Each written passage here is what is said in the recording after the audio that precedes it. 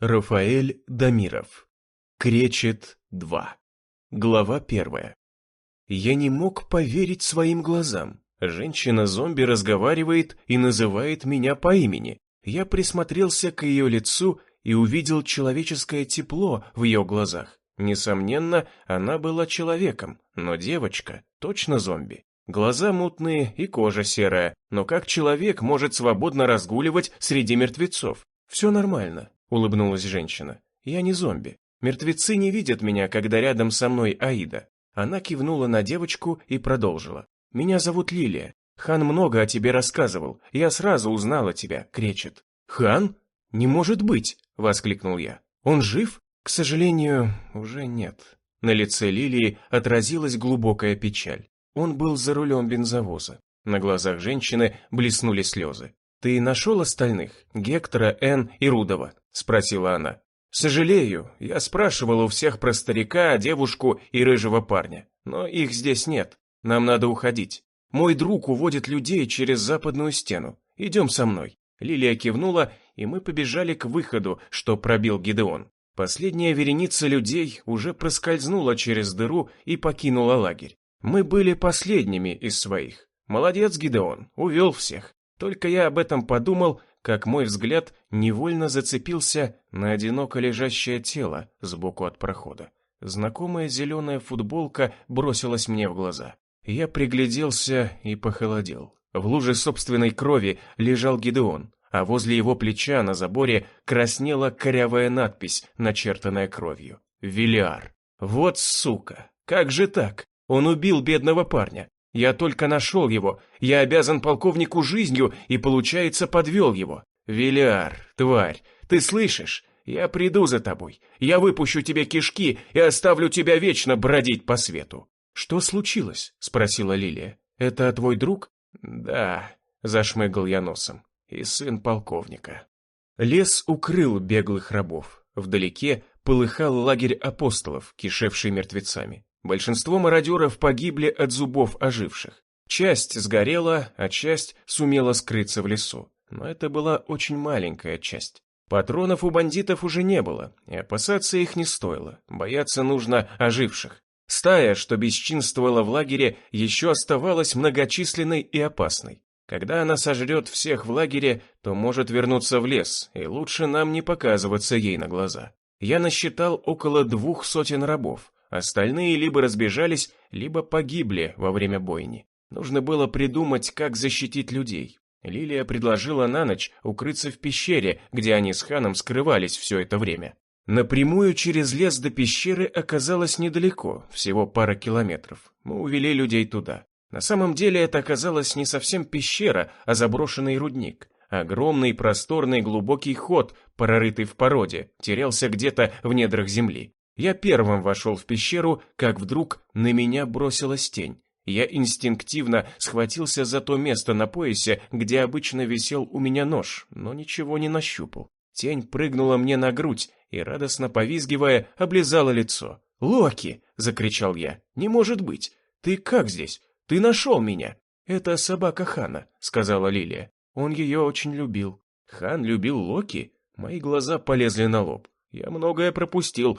Когда-то Локи был моей собакой, но я его потерял. Спасибо Хану, что сохранил его для меня. Когда в пещеру вошли остальные люди, пес по-хозяйски всех облаял, но при этом вилял обрубком хвоста. Сделал это больше для порядка, без злобы. В пещере развели костры. Раненых уложили на подстилки из лапника. До утра перекантуемся, а там видно будет. Расположив людей, я вышел на улицу. Ночной воздух уже пропитался сыростью и прохладой. Шум и крики со стороны лагеря стихли. Победили. Апостолы пали. Но очень дорогой для меня ценой. Полковник, хан, кузнец, Гидеон.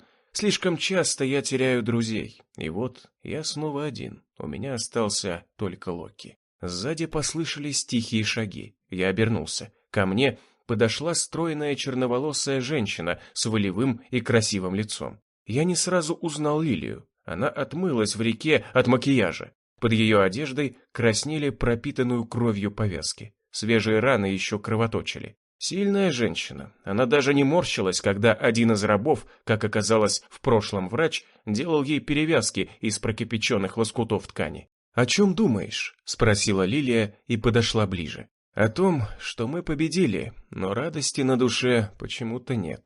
«Ты прав», – кивнула она. «От всей нашей общины остались только мы. Но я поспрашивала у беженцев. Они сказали, что старик по имени Гектор был в лагере апостолов вместе с молодой девушкой, но рыжего парня с ними не было». «Они были в лагере?» – удивился я. «Значит, это было до меня. Куда они делись?» «Им удалось сбежать». «Отлично», – оживился я. «Мы их обязательно найдем. Ты хочешь этого?» Я взглянул Лилии в глаза. Большие и серые, они напоминали ночное небо. «Очень», – кивнула она. «У меня кроме них никого нет. Они хорошие люди. Правда, Рудый немного заносчив и хвастлив. Но просто еще молодой, не понял цену жизни. Если они сбежали, значит, должны где-то прятаться в окрестных поселениях. Далеко пешком не уйдешь». «К сожалению», — грустно улыбнулась Лилия, — «говорят, что они нашли лодку и спустились вниз по реке. Откуда это известно? Один из рабов как раз дежурил в столовой, когда апостолы рассказывали о том, как упустили беглых рабов, потому что те нашли лодку. Плохо дело». Я задумчиво поскреб отросшую щетину на подбородке. Теперь они могут быть где угодно. «Мы правда будем их искать?» Лилия посмотрела на меня взглядом, полным грусти. «Обещай мне». «Я обещал это еще полковнику, и могу пообещать тебе». «Спасибо», — улыбнулась женщина. «А как же быть с остальными?» Она кивнула на пещеру, где разместились беженцы. «Я что-нибудь придумаю». «И еще». Лилия замолчала, не зная, как продолжить. «Я должна сказать тебе, если я погибну, постарайся сохранить мою кровь. Не знаю как, заморозь или еще что-то сделай. Я понимаю, что несу чушь, что сейчас холодильников и в помине нет, но моя кровь очень ценна». «Во-первых, — сказал я, — ты не умрешь, я не допущу этого. Как мы будем искать твоих друзей без тебя?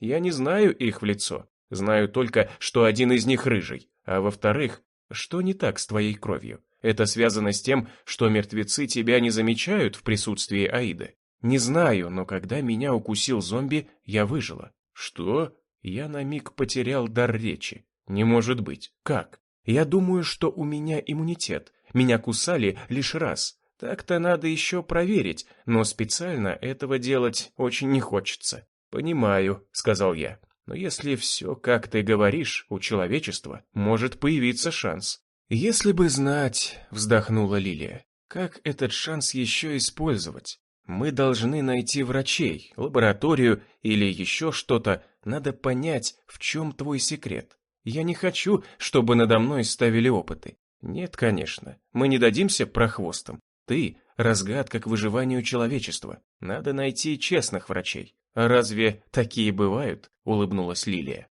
Электромобиль тряхнуло на ухабе так, что Гектор врезался седой черепушкой в потолок. «Тише ты, шумахер электрический!» — зашипел старик. «Не навоз везешь!» «А я что, виноват, что дороги здесь нет?» — оправдывался Юрген. «Сам бы тогда и рулил». «Да не умею я», — сетовал Гектор. «Двух вещей в жизни не умею. Машины водить и баб кадрить, прости господи». Энн отвернулась и хихикнула в плечо. Машину опять тряхнуло. Что-то брякнуло и отвалилось. «Сбавь, говорю, обороты», — ворчал Гектор. «Мы уже на части разваливаемся». «Ничего страшного», — приободрил инженер. «Это отвалилась одна из солнечных батарей. Наверное, я плохо ее закрепил». «А подбирать мы ее не будем», — нахмурился старик. «Если на каждой кочке раскидываться батарейками будем, так мы далеко не уедем. Вертай назад, подберем штуковину». «Чтобы ее поставить на место, — ответил Юрген, — мне нужна мастерская и куча инструментов, поэтому ни к чему она нам теперь. Тьфу ты, поколение безрукое, вот в наше время...» Но Гектор не успел договорить. «Осторожно!» — завизжала Энн. Прямо перед машиной, неизвестно откуда, выскочила небольшая стая оживших. Юрген резко крутанул руль, пытаясь уйти от них, и пикап занесло. Машина успела ударить бочиной одного из мертвецов, а сама перевернулась и встала на крышу. Водитель и пассажиры, охая и постановая, перебрались из кресел на потолок, который теперь оказался полом. Пластины солнечных батарей посыпались, как осенние листья с деревьев. «Мать твою за ногу!» – заухал Гектор. «Ты зачем так руль крутишь? Так зомби же впереди были. И что? Зомби не столбы, их таранить можно. Зачем свернул, дурья твоя башка?» «Не знаю, как-то на автомате вышло. Хотел батареи сохранить». «Мозги бы ты лучше сохранил». «Тише, тише», – затараторила Энн. «Мертвецы близко». «Так, вылазим, все целы». Гектор толкнул дверь, но та не поддалась. «Господи, если ты на свете есть, научи дурака машину водить». «Ты можешь научиться водить и без помощи Бога», — сказал Юрген. «Вообще-то», — язвительно прошипел старик, — «я за тебя слово замолвил. Ты ж у нас дурак». «Что сразу дурак? Я не специально перевернулся». Бух, Гектор ударил ногой дверь. Та жалобно скрипнула, но не сдалась. «Попробуйте другие двери», — сказал Юрген и подергал свою. «Блин, заклинило». «Стекла разбей», — скомандовал Гектор. «Ногой, давай!» «Подождите!» — крикнула Энн. «Не надо! Смотрите!» Девушка показала пальцем на стекла. За ними топтались несколько пар ног в изодранных штанах. Сквозь дыры просматривались гнилые ноги. «Черт!» — выдохнул Гектор. «Они уже здесь! Доставай ружье, остолоп!» «Оно в багажнике, и карабин Булата тоже». «Что? Твою ж налево!» «Да как-то! Лучше бы ты в багажник голову свою положил, а ружье сюда впихнул». «Мой меч со мной», — заявила Энн. «Мой топорик тоже при мне», — сказал Гектор. «Только вот где он? Нащупать его не могу». «Я его тоже убрал в багажник», — пробормотал Юрген. «Что? А его-то зачем?» «Опасно перевозить острые предметы в салоне. Вот мы сейчас перевернулись и могли пораниться». «А меч почему не убрал?» «Так он в ножнах», — оправдывался Юрген. «Энн, дочка, доставай меч. Сейчас я кого-то убивать буду. И это будет не зомби». Бух-бух. Мертвецы почуяли людей и стали ломиться в машину. Пикап закачался. «Судя по количеству ног, их не меньше 7», — испуганно проговорил Юрген. Никогда не видел столько оживших. «А теперь скажи нам, как мы с одним мечом против 7 упырей биться будем?» «Не знаю, можно убежать». «Я старый и бегать не умею», — отрезал Гектор. «Нужно тогда их отвлечь, а потом убежать». «Молодец!» — старик расплылся в саркастической улыбке. «Вот ты этим и займешься». «Я? Но я не умею отвлекать зомби. Я вообще мало их видел. В бункере было безопасно». «А что там уметь? Выходишь из машины и бежишь подальше от нас, только при этом орать не забывай». «Зачем?» — удивился Юрген. «Затем, чтобы зомби наверняка за тобой побежали. Пока они тебя будут жрать, мы потихоньку улизнем». «Хватит гнобить Юргена», — вступилась Энн. «Он же не специально». «Ну да», — закивал Гектор. «Не специально нас убил. Вот перед смертью спасибо ему еще скажем». «Рано ты помирать собрался», — сказала Энн. «Много ворчишь сегодня?» «Я старый, мне положено. Что делать-то будем, други сердечные? Пока зомби не догадаются на колени встать и стекла повыдавливать. У нас еще есть немного времени. Вот только время нам не поможет. Выход один — разбить одно стекло и впускать их в машину по одному, и мечом рубить». «А если они полезут внутрь все разом?» — пробормотал Юрген. «Значит, нам не повезет, и мы сдохнем». «Плохой план», — шмыгнул носом Юрген. «Нужно другой придумать». «Думай», — покачал бородой старик. «Только приготовься на всякий случай к моему плану. Если мертвецы стекло с твоей стороны выдавят, меч тебе передадим». «Но я не умею». «А что там уметь? Тыкай в голову, а лучше в глаз, только не слишком глубоко, не переусердствуй, а то клинок в черепушке застрять может. Тогда труба».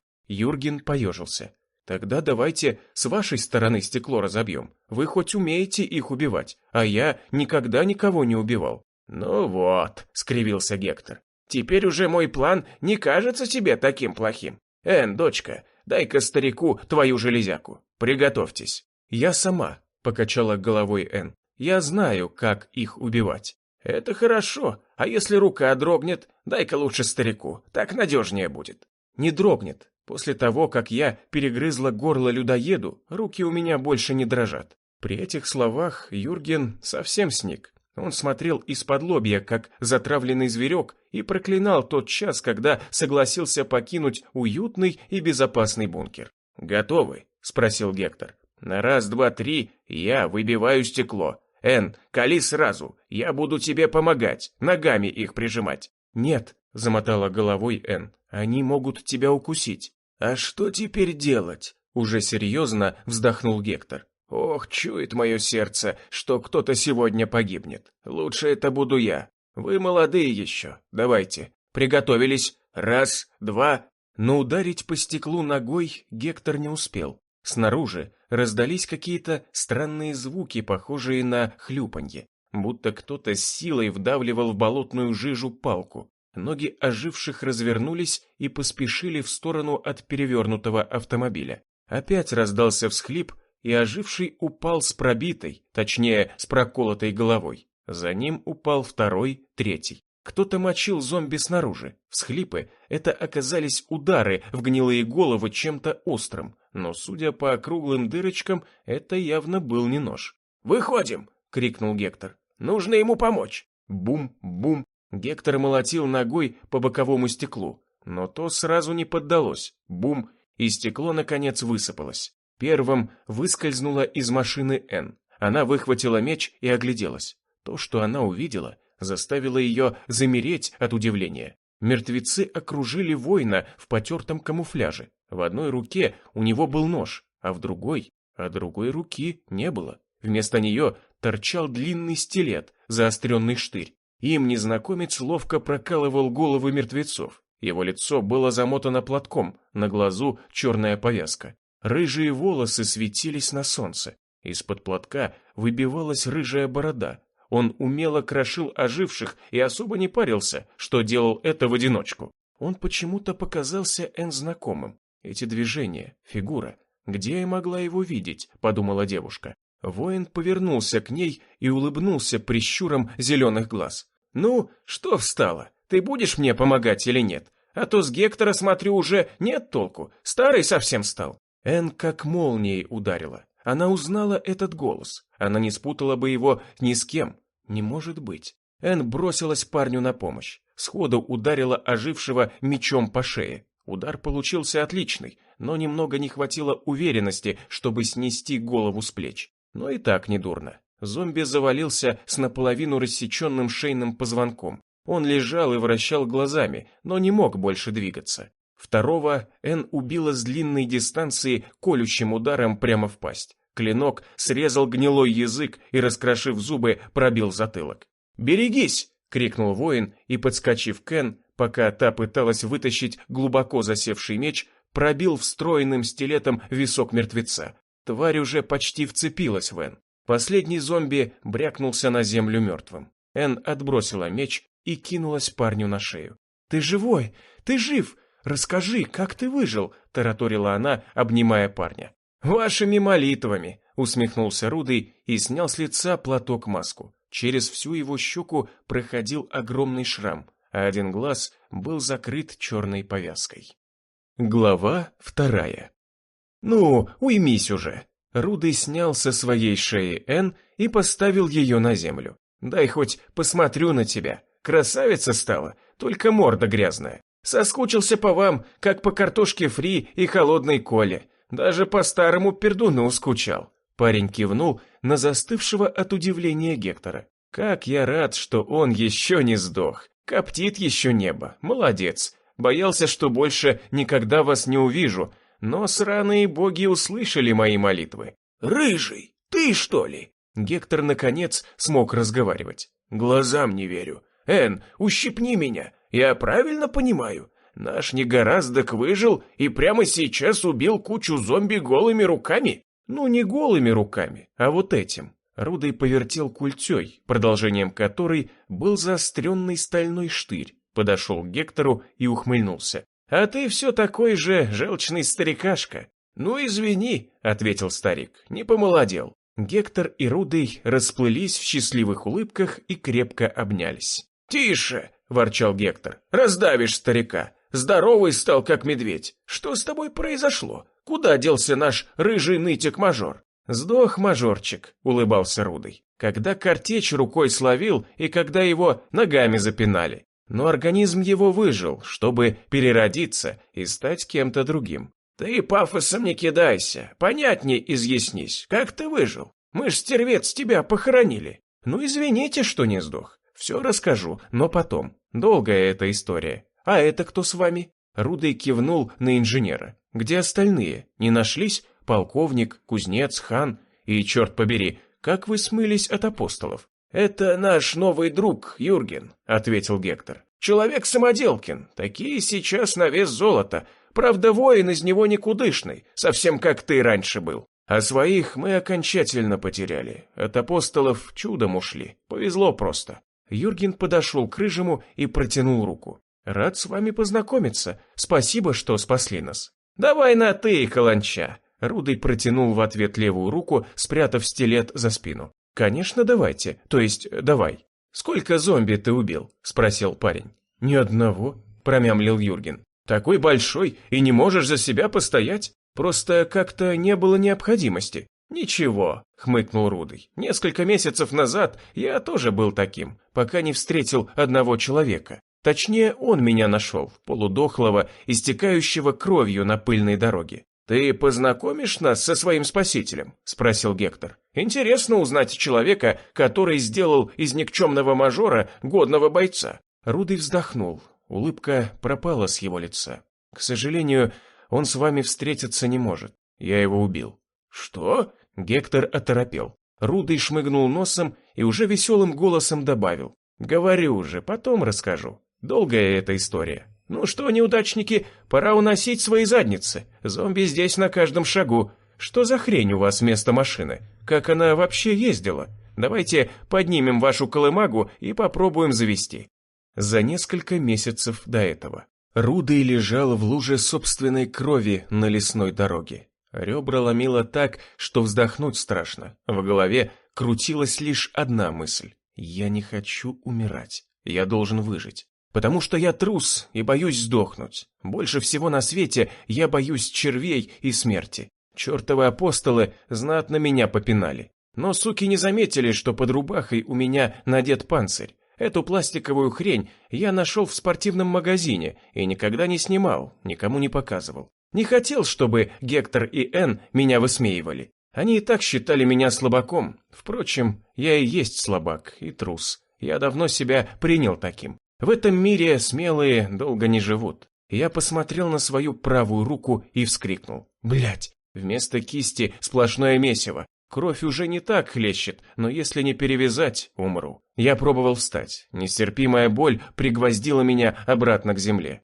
Слабость тяжелым свинцом навалилась на веки. Глаза смыкались. Не хотелось даже шевелиться. Ветерок шептал на ухо. «Не протився. Закрой глаза и отдыхай. Смерть — это покой». «Хрен тебе!» — крикнул я ветру, но вместо крика получился сдавленный хрип. «Я хочу жить, я буду жить». Я сделал усилие и с трудом встал. Голова закружилась, и я грохнулся на землю, теряя сознание. Последнее, что я видел, это чьи-то ноги в рваных ботинках перед моим лицом. Черт, сейчас меня будут жрать. Я закрыл глаза и вырубился. Стая зомби вгрызалась в мое тело, а я не мог даже пошевелиться. Вот уже они отгрызли мне вторую руку, вот впились в шею и рвали на куски живот. Почему я еще живу? Или я уже умер? Хотелось закричать, но звук застрял в глотке. Пересохшие губы даже не пошевелились. Я попробовал открыть глаза, но не смог.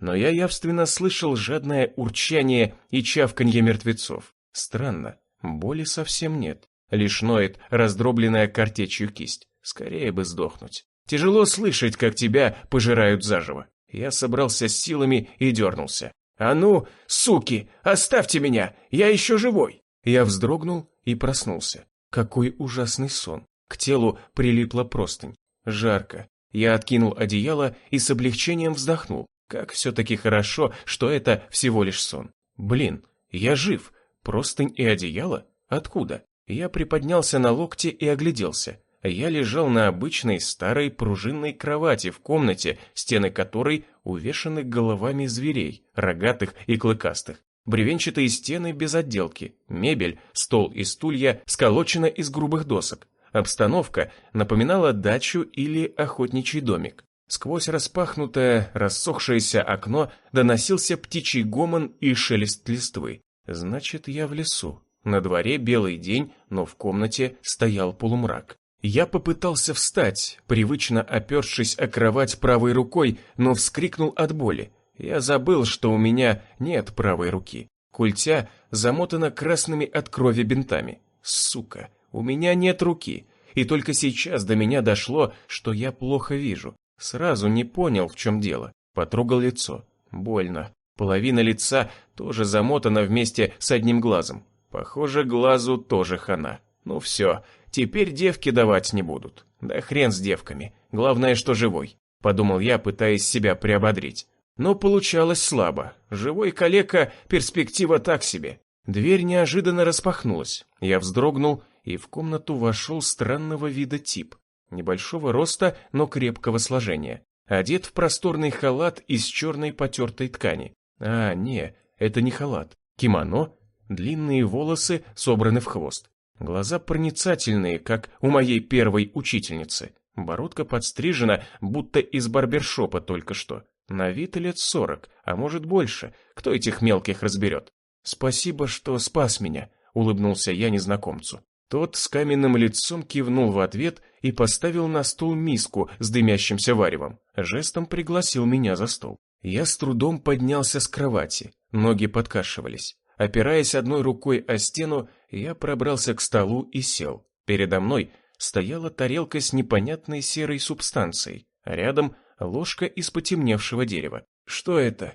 Я кивнул на угощение. «Это можно есть?» Незнакомец ничего не ответил, а молча вышел из комнаты. Вот блин, не мой что ли? Ну и хрен с ним. Главное, что спас меня и сейчас еду принес. Значит, убивать меня не собирается, наверное. Я взял ложку и хлебнул супа. На вкус, как луковая шелуха, такой же горький, но есть можно. Из чего это он? В бульоне всплыла нога кузнечика. Твою мать! Я чуть не вывалил немногочисленное содержимое желудка обратно в тарелку. С отвращением отодвинул похлебку. Посидел, подумал. Ну а что я хотел? Где ж сейчас мясо взять? Вон корейцы и прочие аборигены всегда такую пищу жрали, и ничего. Хотя говорят, что это они только туристам жареных тараканов и гусениц готовили. Сами они такое не едят. Ох, как жрать-то охота. 2 дня ничего не ел. Я посмотрел на электронные часы. Это единственное, что осталось у меня из прошлой жизни.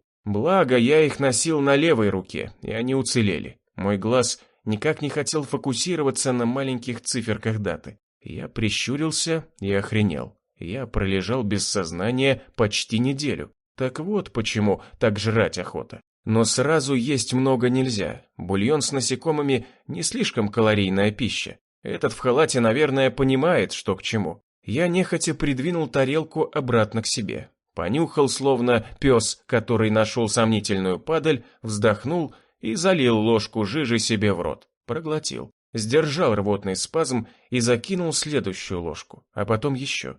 Тарелка опустела быстро. Я облизнулся. Голод до конца не утих. Но для первого раза хватит. Не хочу блевать кузнечиками. Я доплелся до кровати и плюхнулся на удивительно белую простынь. Как я еще не изморал ее своими лохмотьями? А нет, лохмотьев больше нет на мне. Я тоже одет в халат кимоно. Или это пижама такая? Не разбираюсь я в китайских приблудах. Никогда не понимал, как можно драться в халате. Сейчас немного полежу и пойду искать своего спасителя. Раз он не мой, пусть хоть на пальцах объяснит, зачем меня спас и кто он вообще такой. Я закрыл глаза и снова вырубился. Проснулся, когда солнце сбежало за макушки деревьев. В полумраке комнаты чадила свеча. Я встал с кровати и хотел подойти к двери, но увидел в углу, в кресле, силуэт человека. «Блядь!» — вырвалось у меня. «Как ты меня напугал! Фух!» Мой спаситель сидел и молча смотрел на меня. «Где тут у тебя туалет?» — спросил я. «Туалет, понимаешь?» Я жестом единственной руки показал недвусмысленный жест, изображая, как собираюсь отлить. Незнакомец молчал. «Тьфу ты! Послал бог немого! Теперь даже поговорить будет не с кем!» «Почему ты решил, что я должен с тобой разговаривать?» — раздался из темного угла голос. Я аж подпрыгнул на месте. «Блин, опять ты меня напугал! Так ты что, оказывается, не немой? Ты не заслужил пока моего внимания, ответил тот спокойным и ровным голосом, будто хотел меня загипнотизировать. Не думал, что общение надо заслужить, улыбнулся я, пытаясь разрядить обстановку. В твоем случае да. Это почему же? Если хочешь узнать человека, незнакомец сделал многозначительную паузу. Сделай вид, что не понимаешь его, и он сам тебе раскроет свою сущность. И что ты такого обо мне узнал? Ты труслив и эгоистичен. Спасибо за откровенность, но это я и сам знаю, и ни от кого не скрываю. Такие люди мне не нравятся. То, что я тебя спас, ничего не значит. Ты окрепнешь и уйдешь отсюда. Куда я уйду? У меня одна рука и один глаз, а вокруг стаи зомби. Это не моя проблема. Прости, чувак, если как-то тебя обидел, но дай мне шанс, я могу измениться. Еще раз назовешь меня чуваком и уйдешь прямо сейчас. Называй меня мастер. Прости, мастер, меня Рудой зовут. Где мы находимся? Ты здесь живешь один? Это охотничий дом. Я здесь с начала эпидемии, а в лесной глуши почти нет зомби и таких людей, как ты. Я не самый худший вариант человека, просто ты еще не встречался с апостолами. Я слышал про них. Это сделали они? Мастер кивнул на мою забинтованную руку. Да. Как это случилось? Нас схватили охотники за рабами. Мы с друзьями попытались сбежать, но бандит хотел пристрелить Энн, она одна из наших. Я накинулся на него, думал, успею выхватить обрез, но картечь оказалась быстрее. На каменном лице мастера я уловил еле заметное удивление. Он не смог полностью утаить внезапные эмоции. Почему они тебя не убили? Думал, что я сдох. Честно говоря, я сам думал, что сдох. Возможно, я позволю тебе остаться. Неожиданно выдал мастер. Посмотрим, способен ли ты меняться. Почти месяц я жил у отшельника. Рука заживала на удивление быстро. У мастера имелся запас бинтов, антибиотиков и прочей фармы. Он оказался продуманным и вовремя слинял из мира цивилизации в глухомань, запасшись всем необходимым. Его небольшой домик состоял всего из 2 комнат, кухни, совмещенной с гостиной и спальней, которую он отдал мне, пока я был в критическом состоянии. Но сейчас мне стало намного лучше, и я переехал на диван в гостиную. Я постепенно привыкал к жизни с одной рукой, но боялся подходить к зеркалу. Вместо зеркала на стене висела отполированная серебристого цвета металлическая тарелка. Всякий раз, проходя мимо нее, я отворачивался. Не мог смотреть на обезображенную шрамом одноглазую рожу. На глаз отшельник соорудил мне повязку из черной кожи, и вкупе с отросшей рыжей бородой я стал походить на пирата, ну или на другого викинга. Рука все еще болела, но мастер заставлял меня ей шевелить. Говорил, что кровь надо разгонять, и нельзя, чтобы мышцы атрофировались. Хотя нахрена мне на ней мышцы, если кисти нет? Но я покорно выполнял его странные требования и старался не спорить. Спорить с сектантом – это все равно, что окоп чайной ложкой рыть. В том, что он сектант, я не сомневался. В доме на стене висели какие-то азиатского вида мечи, гобелены с иероглифами и прочая шаолиньская муть. Хотя, наверное, это называется не сектант, а как-то по-другому. Не силен я в этом. Как только рана зажила, каждое утро отшельник стал выгонять меня во двор. Заставлял обливаться ледяной водой из ручья, а потом давал в руку деревянный меч и хвастал меня такой же палкой. К занятиям я поначалу относился скептически, всегда пытался отлынить, ссылаясь на боль в руке, но мастер быстро меня выкупил. «Если не хочешь, чтобы я тебя выгнал, — говорил он, — тренируйся, это мой дом, и ты будешь здесь жить по моим правилам. Основное правило бойца — ни дня без тренировки». «Да не боец я!» — пытался я ему доказать очевидное. Раньше им никогда не был, а сейчас, когда калекой стал, тем более. Но отшельник был непреклонен и нес какую-то чушь, что, мол, настоящий боец не тот, кто могуч, а тот, кто умеет обращать свои слабости в сильные стороны. Ему легко говорить, у него 2 руки и 2 глаза, а такие, как я, раньше в церковные праздники возле храмов подаяниями зарабатывали и не лезли в боевые искусства, будь они неладны. После таких тренировок на мне живого места не было. Пропускал я удары деревянным мечом часто и больно. Синяки не успевали сходить. Я выматывался и терпел. Терпел, пока мне все это вконец не надоест, и я наберусь смелости, чтобы уйти. Когда буду готов выживать в одиночку, я слиняю отсюда, не задумываясь. Такими темпами надолго меня не хватит. Либо он меня прибьет, либо я его убью. Хотя я людей никогда не убивал, но все когда-то бывает в первый раз. Особенно меня раздражали наши походы за едой. Мы ловили в лесу все, что шевелится, и использовали в пищу, начиная с каких-то личинок и заканчивая мышами. Я долго привыкал к такому рациону, но вскоре лесные деликатесы стали нравиться. Они оказались вкуснее, чем опостылевшие за многие месяцы консервы. С каждым днем я все меньше и меньше пропускал удары. Синяки уменьшались и сбегали с моей кожи. Вечерами напролет отшельник ковырялся в сарае, что-то там мастерил. Переделывал из арсенала своего холодного оружия какую-то штуковину. Однажды он принес плод своих трудов и с сияющим видом вручил мне. Его обычно сдержанная физиономия излучала удовлетворение. Оказалось, что он смастерил для меня насадку на руку в виде колющего клинка. Он называл его стилет. Заостренный стальной штырь крепился к лангетам, которые он прицепил к моей руке ремнями.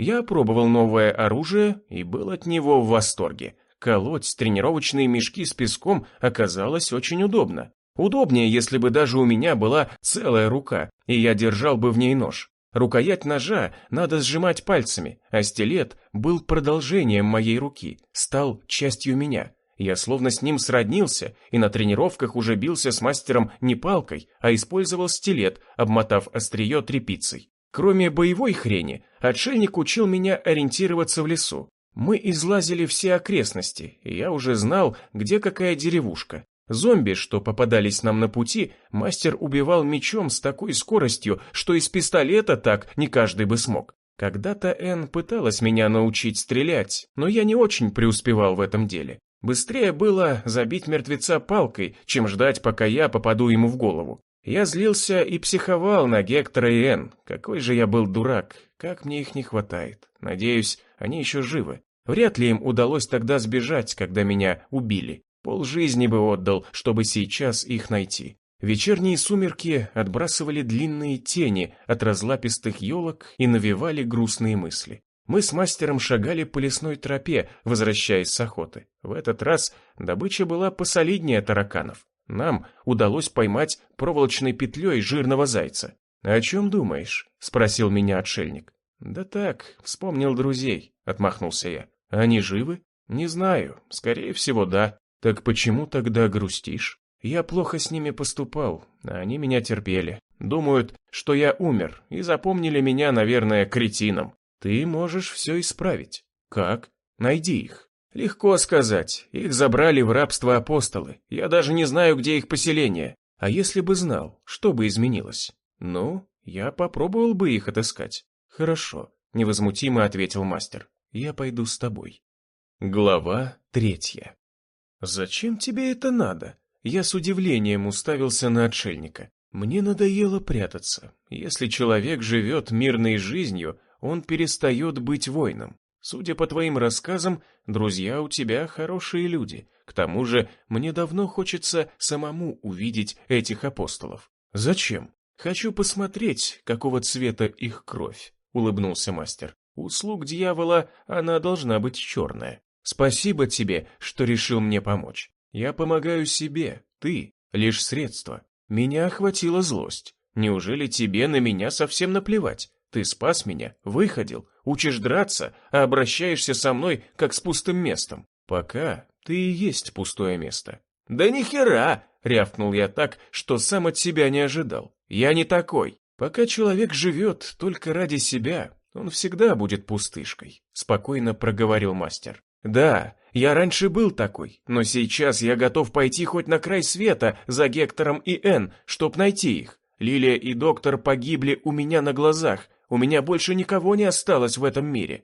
«Ну, так чего же ты ждешь? Иди и спаси их». «Как? Что может калека против целого клана? Я даже не знаю, где их искать». «Если твое намерение твердо, я скажу тебе как». «Конечно, блядь, твердо, иначе бы зачем я распалялся перед тобой?» «Поздравляю, заулыбался мастер. С чем? Теперь ты не пустое место. Возможно, у нас получится с тобой подружиться. Ты обещал рассказать, как найти апостолов, фыркнул я.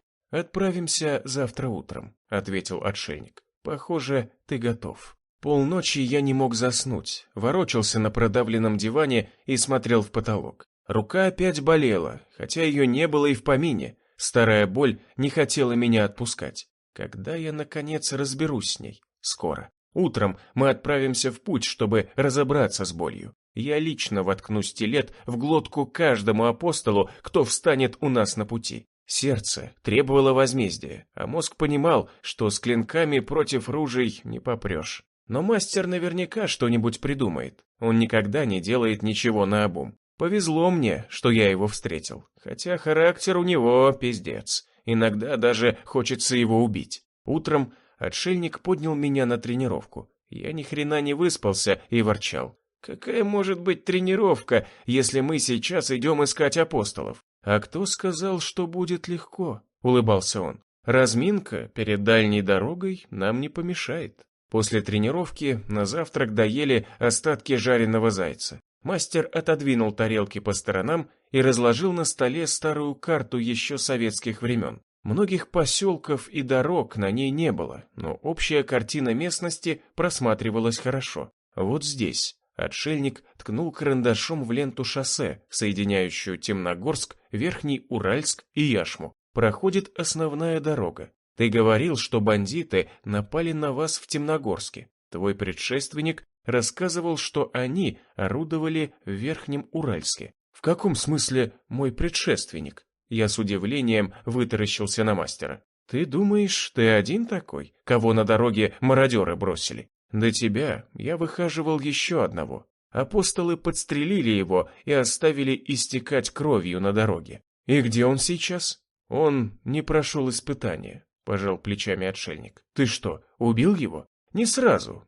Я его выходил и прогнал, но он решил вернуться и забрать мой дом. Люди бывают очень неблагодарны. Да, озадаченно протянул я. Никогда не знаешь, на что способен незнакомый тебе человек. Хотя, признаться, у меня тоже были мысли тебя убить. Я знаю, невозмутимо ответил мастер, продолжая водить по карте пальцем. Вот здесь, на боковом ответвлении от основной дороги, я нашел тебя. Этот лесной проселок ведет к заброшенному пионерскому лагерю. Она хорошо наезжена, думаю, что где-то там их логово. Отлично, немного саркастически воскликнул я. С маршрутом определились, а как мы будем воевать без оружия против апостолов? Твоего меча и моей тыкалки явно недостаточно. На месте разберемся, невозмутимо ответил отшельник. От дома мастера до того места, где он меня нашел, оказалось не так уж и недалеко. Всего с 10 километров напрямик через лес. Мы были там уже к обеду,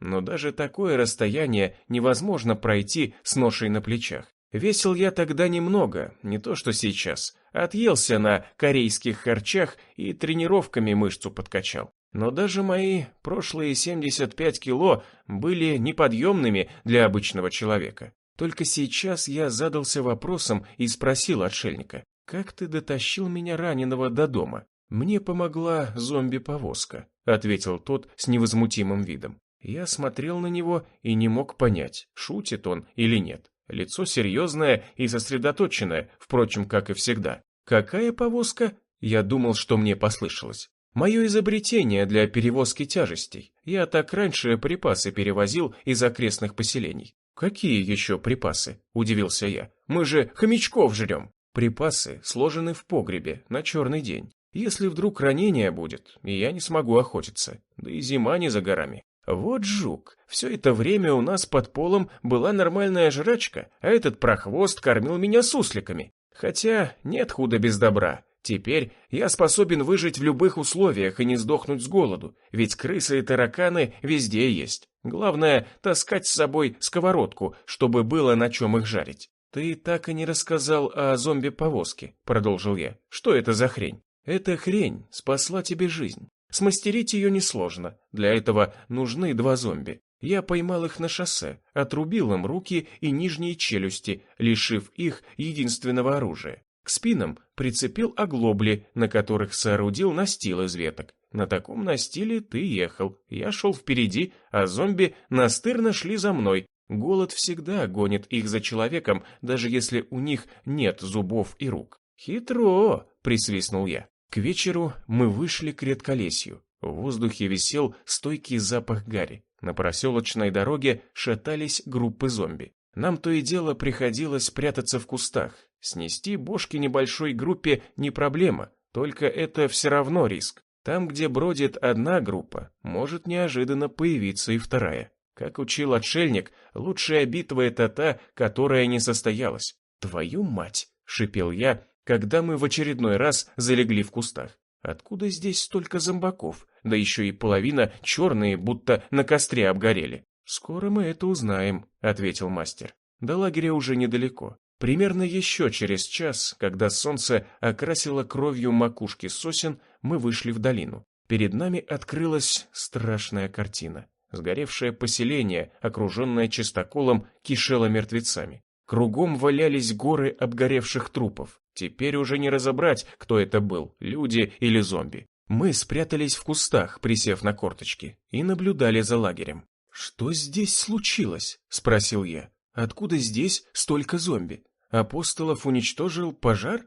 «Нет», – помотал головой мастер. «Видишь, ворота вынесены с корнем, а возле того дома валяются закопченные куски, похожие на цистерну. Кто-то уничтожил поселение, взорвав бензовоз. Возможно, апостолы бы справились с пожаром, но зомби хлынули в брешь и добили их. А как же мои друзья? Неужели все погибли? Не все. Вон там, в дальней стене, тоже есть дыра. Видишь? Очевидно, через нее уходили люди. Трупов там нет, значит, зомби оттуда не прорывались. Надеюсь, что твоим друзьям удалось спастись. Черт, где теперь мне их искать? Пепелище еще дымится. Все произошло недавно, скорее всего, вчера. Они не могли далеко уйти. Сзади послышался хруст. Я обернулся. К нам пробирался человек в обуглившейся кожанке. Длинный хвост черных волос собран в пучок. Солнце слепило глаза, но я сразу его узнал. Эту поджарую фигуру ни с кем не спутаешь. От радости я потерял дар речи, затем вскочил на ноги и бросился навстречу.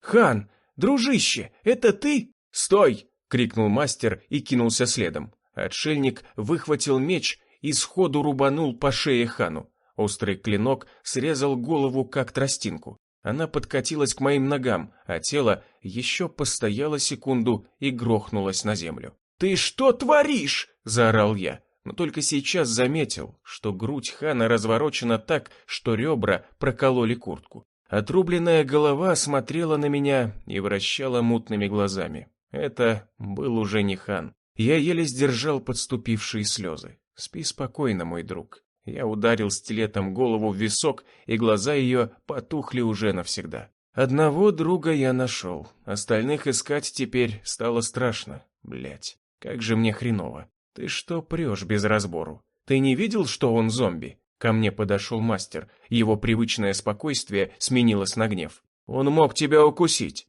Прости. Я вытер навернувшуюся слезу рукавом. Это один из наших. Я так обрадовался, что про все забыл и не заметил его шатающуюся походку. Он был отличным бойцом и защитником нашей общины. Я хочу его похоронить. Нет времени, отрезал мастер. К тому же это опасно. Мертвецов здесь больше, чем деревьев в лесу. Пора уходить. Но уйти по-тихому мы не успели. Послышался треск ломаемых кустов, и на поляну вывалилась стая обгорелых мертвецов. «Бежим!» — крикнул мастер и махнул в сторону леса. Но и там уже мелькали шатающиеся силуэты. «Назад!» — отшельник резко развернулся. «Давай туда!» Мы рванули в поле. На открытой местности зомби, что праздно шатались в округе, вмиг засекли нас. Мы неслись через поля в сторону леса, раскинувшегося с другой стороны лагеря. Если успеем добежать, то сможем там затеряться. Сзади раздавалось злобное урчание и топот десятков ног.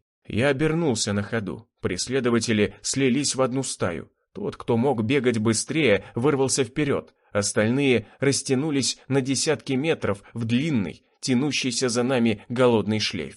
Плохо дело. От мертвецов можно убежать, вот только эти твари никогда не устают. А мы в таком темпе долго не сможем скакать. Хорошо, что отшельник гонял меня на утренние пробежки. Раньше бы я давно уже сдох и свалился от усталости. Сейчас мы неслись, как антилопы, перепрыгивая через ямы и ухабы. Но ускорялись не слишком. Растягивали силы, чтобы держать нужный темп и дотянуть до леса. Вот и первые спасительные деревья. Отшельник вдруг вскрикнул и покатился кубарем. Он лежал на траве и стонал. Я подбежал к нему и схватил за плечи. «Что случилось? Вставай, нужно бежать!» «Все, я не могу. Нога сломана. Камень. Я его не заметил». Я пригляделся и только сейчас увидел, как его правая лодыжка неестественно свернута на бок. «Вставай, я тебя понесу». «Нет, тогда погибнем оба. Смотри, какая огромная стая к нам приближается». «Гребаный пиздец, ты так спокойно об этом говоришь!» «Мы ничего не можем изменить», — мастер улыбнулся. «Я приму смерть достойно. Тебя сожрут заживо чертовы зомби, и ты считаешь это достойной смертью? Вставай, сука!» «Нам не уйти вдвоем. Спасибо, что не бросил меня. Ты хороший человек. Зомби меня не сожрут. Смерть достойная лишь тогда, когда принимаешь ее от руки достойного воина. Ты убьешь меня». «Что? Нет, я не могу». «Ты должен. Я не хочу быть осквернен пожирателями человеческой плоти. Поторопись». Я посмотрел назад. Ближайшие мертвецы уже были в 100 метров от нас. Еще немного, и они вонзят свои гнилые зубы в тело моего друга. Я не могу этого допустить. Я должен освободить его от этого. Спасибо тебе, что не разочаровал меня. Поначалу я не был в тебе уверен. Мастер уселся на траву и сложил на груди руки. Я готов. Вот уже слышно голодное урчание и шипение мертвецов. Топот их ног все ближе и ближе. Слезы душили меня. За сегодня я потерял уже второго друга. «Давай», — кивнул мастер, — «и найди своих друзей. Ты им сейчас нужен». Заорал я и воткнул стилет в висок мастеру. Всю ночь я и Лилия не спали. Вместе с беженцами, способными держать оружие, мы стояли на страже пещеры, на которую то и дело набредали стаи оживших. В лагере апостолов уже не осталось живых людей, и мертвецы постепенно растекались по окрестностям в поисках новой добычи. «Утром надо будет срочно уйти подальше от этих мест», — сказал я.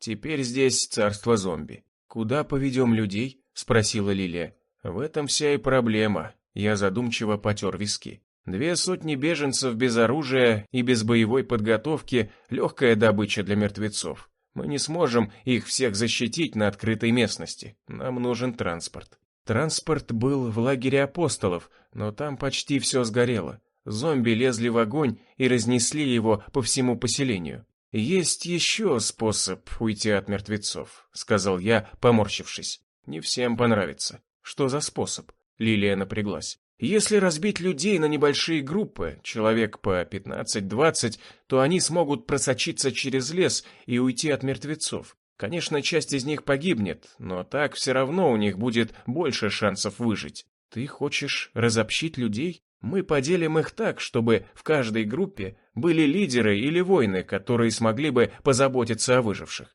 Уходить группы будут поочередно. Уверен, что большинство из них прорвутся.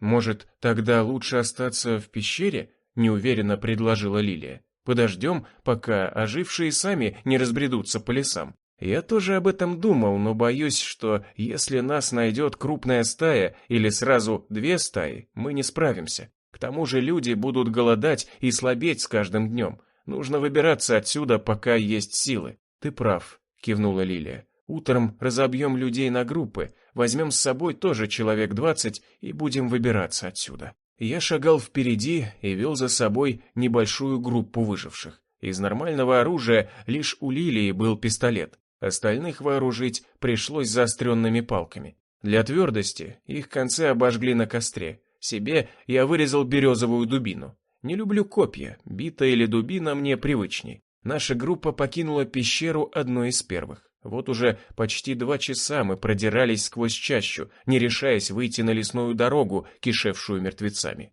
Периодически приходилось останавливаться и прятаться в кустах. Мимо то и дело шныряли зомби. Если стая была небольшая, мы с Лилией расправлялись с ними быстро, но вступать в схватку со стаей больше, чем 5 особей без нормального оружия, пистолет не в счет, звуки выстрелов могли привлечь еще больше мертвецов, уже опасно, и от таких мы предпочитали скрываться. Пока нам это удавалось, лес был довольно густой, а оживших, что ломились сквозь чащу, слышно было издалека. Ближе к обеду устроили привал. Уселись в тени деревьев на небольшой полянке. Зверский голод давал о себе знать, но беженцы стойко переносили невзгоды, привыкли уже к лишениям. Да и я привык к скудному питанию через раз. Спасибо Гидеону, не дал совсем мне загнуться в карцере. Постоянно таскал мне хлеб и нормальные консервы из столовой апостолов. Хороший был парень, жаль его. Где-то неподалеку раздались крики. Я вскочил и схватился за дубину.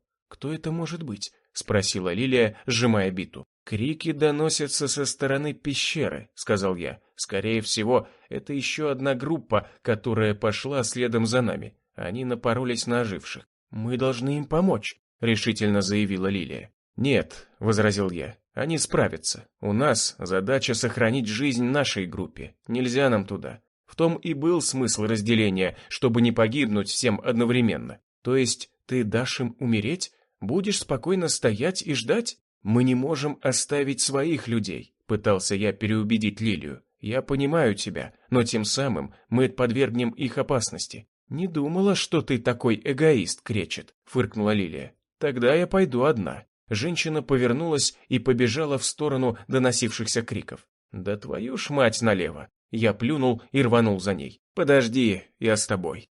Глава 4. Я догнал Лилию. Она на бегу отстегнула кобуру с пистолетом и передала ее мне. «Возьми, мне сбитый привычнее, стрелять я не особо умею». Я взял ПМ и проверил патроны. В основном магазине 4 штуки, в запасном 8. Я поменял магазины местами и загнал патрон в патронник, на предохранитель ставить не стал. Локи убежал чуть вперед, вот уже слышен его лай. Крики усилились, и мы поднажали. Чаща неожиданно расступилась, и мы выскочили на поляну. Перед нами открылось страшное зрелище. Стая зомби сожрала заживо почти 20 человек. В живых осталось лишь 3 беженцев, 2 мужчин и женщина. Они отчаянно отбивались от зомби заостренными палками. Остальные твари отвлеклись и были заняты пожиранием поверженных. Я вклинился в самую гущу битвы и расстрелял весь магазин. 8 патронов улетучились за несколько секунд. После 8 выстрелов 7 мертвецов упали с простреленными бошками. 8-му пуля раскроила лоб, но мозг, наверное, не зацепила, и он настырно лез на меня. Я ударил его дубиной по уху. Он завалился на землю, но тут же вскочил. Живучий гад. Сзади на меня навалились еще 2 оживших. Я еле успел увернуться от их крючковатых пальцев. Локи кусал и дергал их за ноги, отвлекал и не давал напасть на меня разом. Но к ним присоединился еще один упырь, который накинулся на собаку, а те 3 снова атаковали меня. На помощь подоспела Лилия. Она ударила по затылку битой живучего и смогла проломить череп. Тот упал мордой в траву, но вновь вскочил на ноги. Твою мать, да что с ним такое? Как такое может быть? Пока я бился с 2, Лилия вплотную занялась живучим. Она больше не била по голове, а врезала ему по колену. Сустав хрустнул, и одна его нога отстегнулась. Второй удар разбил 2 колено. Ноги у мертвеца вывернулись в обратную сторону, и он беспомощно плюхнулся на землю, но продолжал настырно ползти к Лилии. Та, что есть силы, ударила его сверху так, что проломленная голова чуть не слетела с шейных позвонков, завернулась на бок, и мертвец, уткнувшись мордой в мох, наконец замер. Остальные зомби, завидев движение, оторвались от пожирания трупов и тоже кинулись на нас. 3 беженцев, окровавленные и перепуганные, вырвавшись из кольца зомби, побросали копья и кинулись в рассыпную. Одного из них догнал мертвец, вцепившись зубами прямо в спину. Беглец заорал и покатился вместе с мертвецом по земле. Тот подмял его под себя и вцепился зубами в шею. Еще 3 мертвецов накинулись на поверженного человека и рвали его на куски. 2 беженцев скрылись в лесу, но я отчетливо видел укусы на их руках. Жить им осталось не больше часа. Твою мать, все зря. Мы никого не спасли, не успели. «Уходим!» — крикнул я Лилии, но та будто меня не слышала. Она со стервенением врезалась в гущу зомби и махала битой со скоростью пропеллера. Я невольно залюбовался. Где она так научилась ей владеть? В бейсбол, наверное, играла раньше. Лилия не собиралась отступать. То ли злость не давала ей, то ли наоборот, холодный расчет. Хотела их добить, чтобы не приводить стаю к нашей группе, но она явно решила всех уничтожить. Я спешно воткнул в рукоять запасной магазин и расстрелял еще 4 мертвецов. В этот раз 4 выстрела, 4 трупа. Отшвырнул бесполезный пистолет и вновь схватился за дубину. Махал я ей не так быстро, как Лилия, но и этого хватило, чтобы завалить еще парочку зомби. Не всегда получалось свалить их с первого удара по башке. Самому постоянно приходилось крутиться и уворачиваться, поэтому иногда удары получались смазанными и не столь сокрушительными, как хотелось. Но вскоре я приноровился. Тупых зомби легко обмануть. Я отступал назад, вынуждая их переходить на бег, резко останавливался и делал шаг в сторону. Мертвецы не успевали остановиться и проносились мимо меня. Я в это время, что есть мочи, бил их по голове сбоку. Никто из них и не думал уворачиваться или защищаться. Дубина всегда попадала в цель. Если не получалось свалить первым ударом, следом сыпал второй и третий. Затем опять отход по кругу, мнимое бегство и снова удар. Пока я так плясал на поляне, Лилия завалила еще 3. Наконец, остался последний мертвец. Я ударил его дубиной. Березовая палка подскользнулась на его гнилом ухе и срикошетила вниз, раздробив ключицу. Для второго замаха у меня уже не было времени и места. Зомби слишком близко подобрался. Я ткнул его палкой, но это не остановило мертвеца. Его грузный вес, далеко за 100 кило, этого даже не почувствовал. Локи вцепился ему в ногу и рванул ее назад. Зомби отвлекся на пса, и я смог отскочить назад и сделать хороший замах дубиной. Хрясь!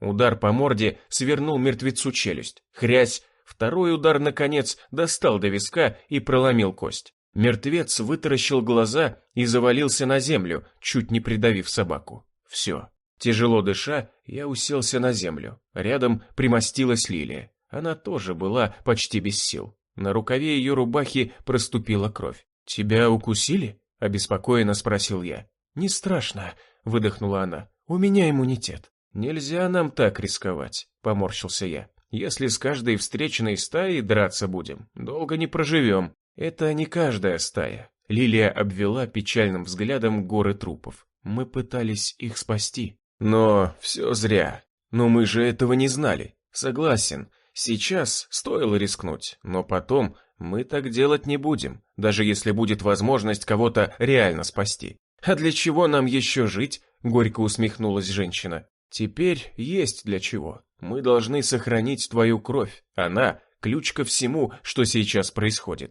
«Возможно, я не одна такая», – пожала плечами Лилия. «Возможно. Только никто об иммунах не слышал. Скорее всего, ты одна на миллион, а может и на миллиард. А учитывая, что людей осталось на Земле не больше 1%, можно сказать, что ты единственная с иммунитетом. Шанс найти в гибнущем мире еще таких равен 0. Впрочем, нам незачем их искать. У нас есть ты. Осталось найти лабораторию и ученого или доктора, или не знаю, как они там называются, который сможет понять твой секрет и создать вакцину. Боюсь, что пока мы его найдем, грустно улыбнулась Лилия, человечество уже погибнет. Не говори так. Люди должны выжить. Зачем? Мы такие же хищники. Просто сейчас более сильные хищники потеснили нас, скинули с верхушки пищевой цепочки. Ты что такое говоришь? Мы должны спасти людей. Им надо дать второй шанс. Я верю в них.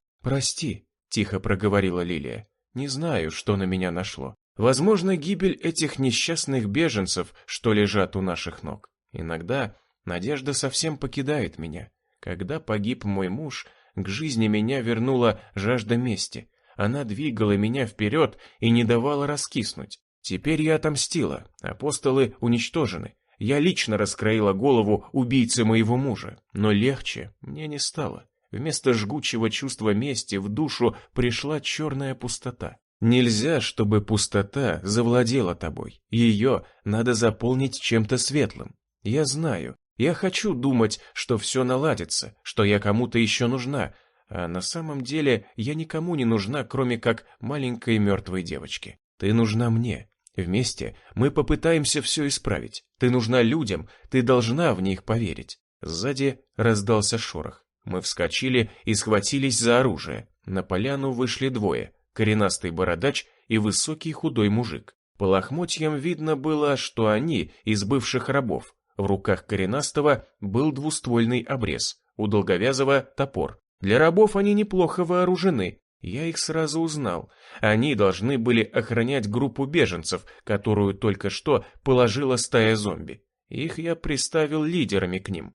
«А здорово вы их расхреначили!» — восторженно проговорил коренастый, обнажив желтые зубы. «Где вы были?» — гневно воскликнул я. «Вы должны были охранять их. Прости, кречет, или как там тебя. Но мертвецы навалились неожиданно и сразу со всех сторон. Мы еле успели свалить, а потом услышали выстрелы и решили вернуться, глянуть, что к чему». «Какого хера вы сбежали?» — процедил я. «Из-за вас вся группа погибла». «Ты, конечно, парень боевой, кречет, но что-то я не припомню. Кто назначил тебя главным?» Долговязый одобрительно закивал. «Я сам знаю, как мне поступать», — продолжал коренастый. «Я просто хочу выжить. Ты бросил своих людей, и они погибли. Я сам хочу выжить, а на остальных мне наплевать. Они не мои люди. Мы просто шли вместе, но им не повезло. Я назначил вас старшими в этой группе не просто так. Вы должны были защищать их. Кроме вас, здесь не было сносных бойцов».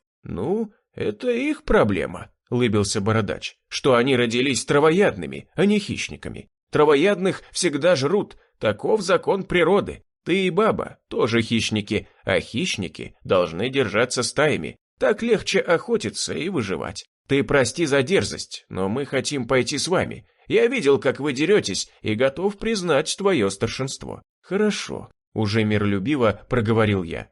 «Правда?» — воскликнул коренастый, не веря своим ушам. «Ты возьмешь нас с собой?» «Да», — кивнул я, ловя на себе неодобрительный взгляд Лилии. «Но только при одном условии». «Каком?» «Ты должен доказать, что ты хищник». «Доказать? Как?» Бородач, непонимающе на меня вытаращился. «Убей его!» Я ткнул на долговязого. Тот от неожиданности съежился. «Он не похож на хищника. Он будет для нашей группы в тягость». «Что?» Глаза коренастого расширились так, что он стал похож на филина. «Что слышал? Я возьму только тебя в свой отряд, а этот никчемный должен умереть». «Но почему?» — воскликнул бородач. «Ты сам говорил, что каждый сам за себя. Докажи, что ради выживания ты способен на большее, чем просто прятаться по кустам». «Ну, хорошо», — промямлил бородач и навел обрез на застывшего от ужаса долговязого. «Прости, каланча, ты сам слышал, я должен тебя пристрелить». «Не надо, Хэнк!» — воскликнул долговязый и замахал руками. «Я же твой друг! Кто тебе дороже, эти уроды или лучший друг?» «Ты пойми, каланча, мне дороже, я сам, и чуйка подсказывает, что выжить с кречетом у меня больше шансов, чем с тобой. Прости, он требует твоей крови, ты и правда бесполезен». «Нет, я могу тоже драться и убивать зомби». «Как сегодня?» Хэнк обвел взглядом обглоданные трупы. «Когда на нас напали мертвяки, ты сам первый заорал, что надо бежать. Я, может быть, и остался бы, но после того, как ты рванул в кусты, понял, что одному мне в любом случае не справиться. Кречет прав, ты не хищник, ты никчемный. Прости, что так вышло, но я должен тебя убить». «Нет!» — заорал долговязый и бросился на Хэнка, размахивая топором.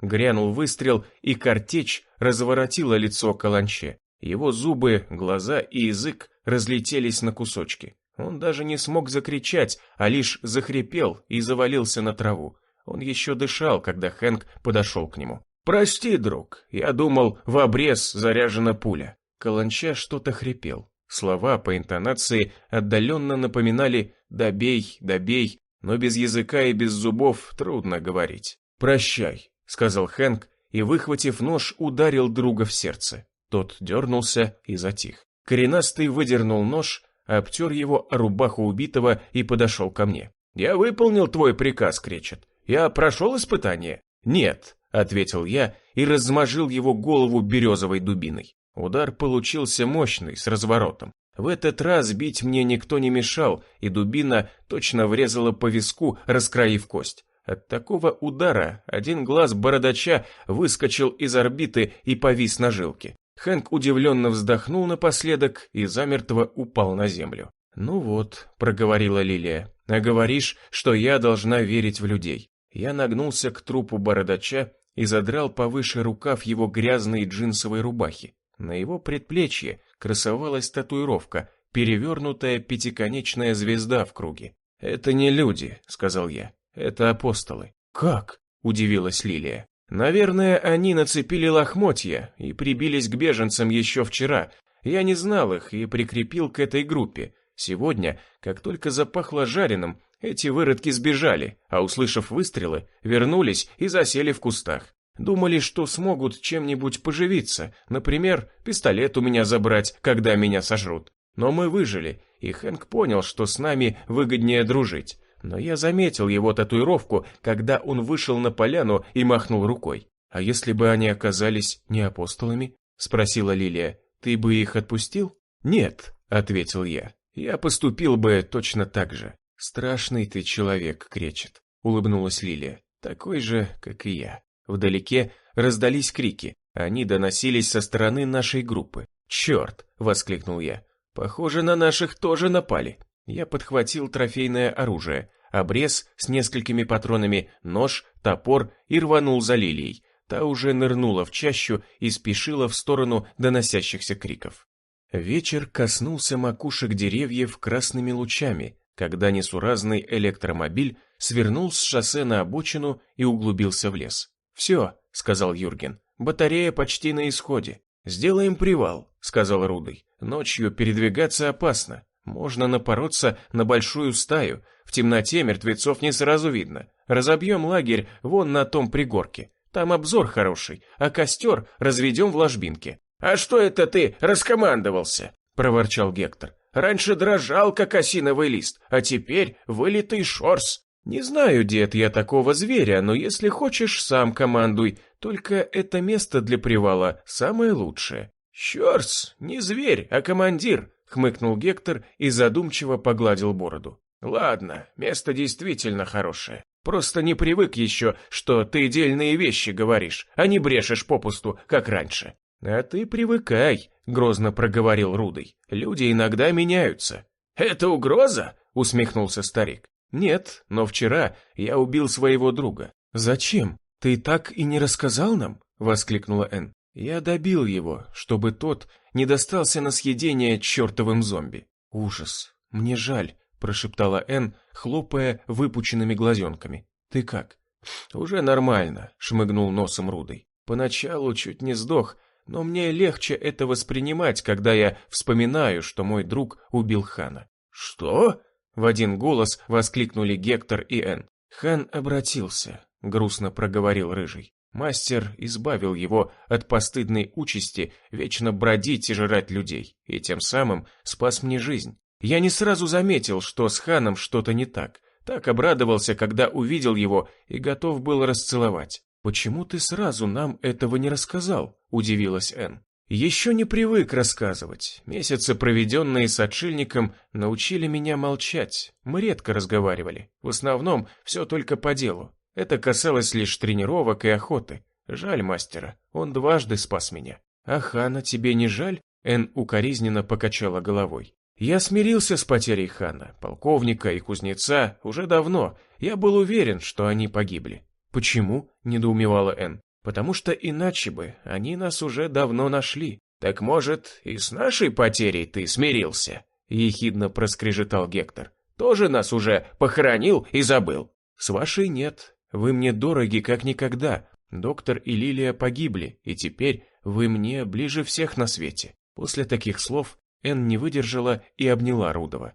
«Как же хорошо, что ты вернулся». Парень обнял девушку и, уткнувшись в ее волосы, с наслаждением вдохнул ее запах. «Я тоже по вам скучал, а по тебе больше, чем по старому хрену. «Я все слышу», — проворчал Гектор. «Ой, прости», — улыбнулся Рудый. «Все время забываю, что ты еще пока не оглох от старости». «Не дождешься», — сказал Гектор. «Скорее у тебя вторая рука отрастет, чем я оглохну». «Дом, милый дом», — улыбнулся Рудый. Глухая ночь была настолько темна, что, казалось, лес провалился под землю. Не видно ни луны, ни единой звездочки. Густые фиолетовые облака сковали небосвод. Рудый проснулся от неясного шума. Он вглядывался в темноту и не мог понять, где Юрген. Сейчас его очередь была дежурить. Энн и Гектор сопели рядом, лежа на подстилке из елового лапника. Костер на ночь затушили, чтобы не привлекать внимания, и теперь не видно низги. Но в темноте явно кто-то шебуршился. Рудый приподнял руку со стилетом. Он не стал его на ночь отстегивать. Хоть с клинком и неудобно было спать, он то и дело цеплялся за тело, и Рудый постоянно царапался о его острие. Стараясь не шуметь, парень потихоньку встал и даже задержал дыхание. На фоне машины он увидел промелькнувшую тень. «Черт! Вставайте!» – закричал он и растолкал Гектора и Энн. «У нас гости!» Глава 5. Энн подскочила, как ужаленная, и схватилась за лежащий рядом меч. Гектор проснулся не так резво, открыл глаза на секунду позже и непонимающе завертел головой. «Ты что орешь?» – уставился он на Рудова, шаря руками по земле в поисках топора. «Там кто-то есть». Парень махнул на электромобиль, что стоял в 20 шагах от лагеря в ложбине. «А где Юрген?» – обеспокоенно спросила Энн. «Пропал», – ответил Рыжий и, выставив вперед стилет, шагнул к машине. «Пойду проверю». «Не ходи один», – взвизгнула Энн и вцепилась ему в руку. «Пойдем все вместе», – кивнул Гектор. Адреналин, наконец, прочистил его мозги от остатков сна. Иногда старик сам удивлялся тому, как мог крепко спать в преклонном возрасте. Его сверстники давно уже страдали бессонницей, а если и спали, то вечным сном. Старик, наконец, нашел топор и встал рядом с Рыжим. В этот момент он смотрел на него с уважением. Мажор больше не походил на раздолбая и пустобреха, который был трусливее самой маленькой мышки. Перед ним теперь стоял статный плечистый парень с рыжей бородой и с клинком вместо правой руки. Вооруженная троица осторожно шагнула по направлению к машине. Вдруг автомобиль загудел и рванул с места. Колеса выбросили куски дерна и понесли его прочь в сторону шоссе. «Твою мать!» – закричал Рудый. «Ваш убогий сбежал!» «Кто сбежал?» Энн удивленно хлопала глазами вслед скрывшемуся за поворотом автомобилю. Слышно было, что он выехал на шоссе и рванул по асфальту прочь. «Откуда я знаю?» – раздраженно ответил Рыжий. «Это ваш друг, я его знаю второй день». «Да какой он нам друг?» Гектор сокрушенно покачал головой. «Сами с ним знакомы всего 3 дня.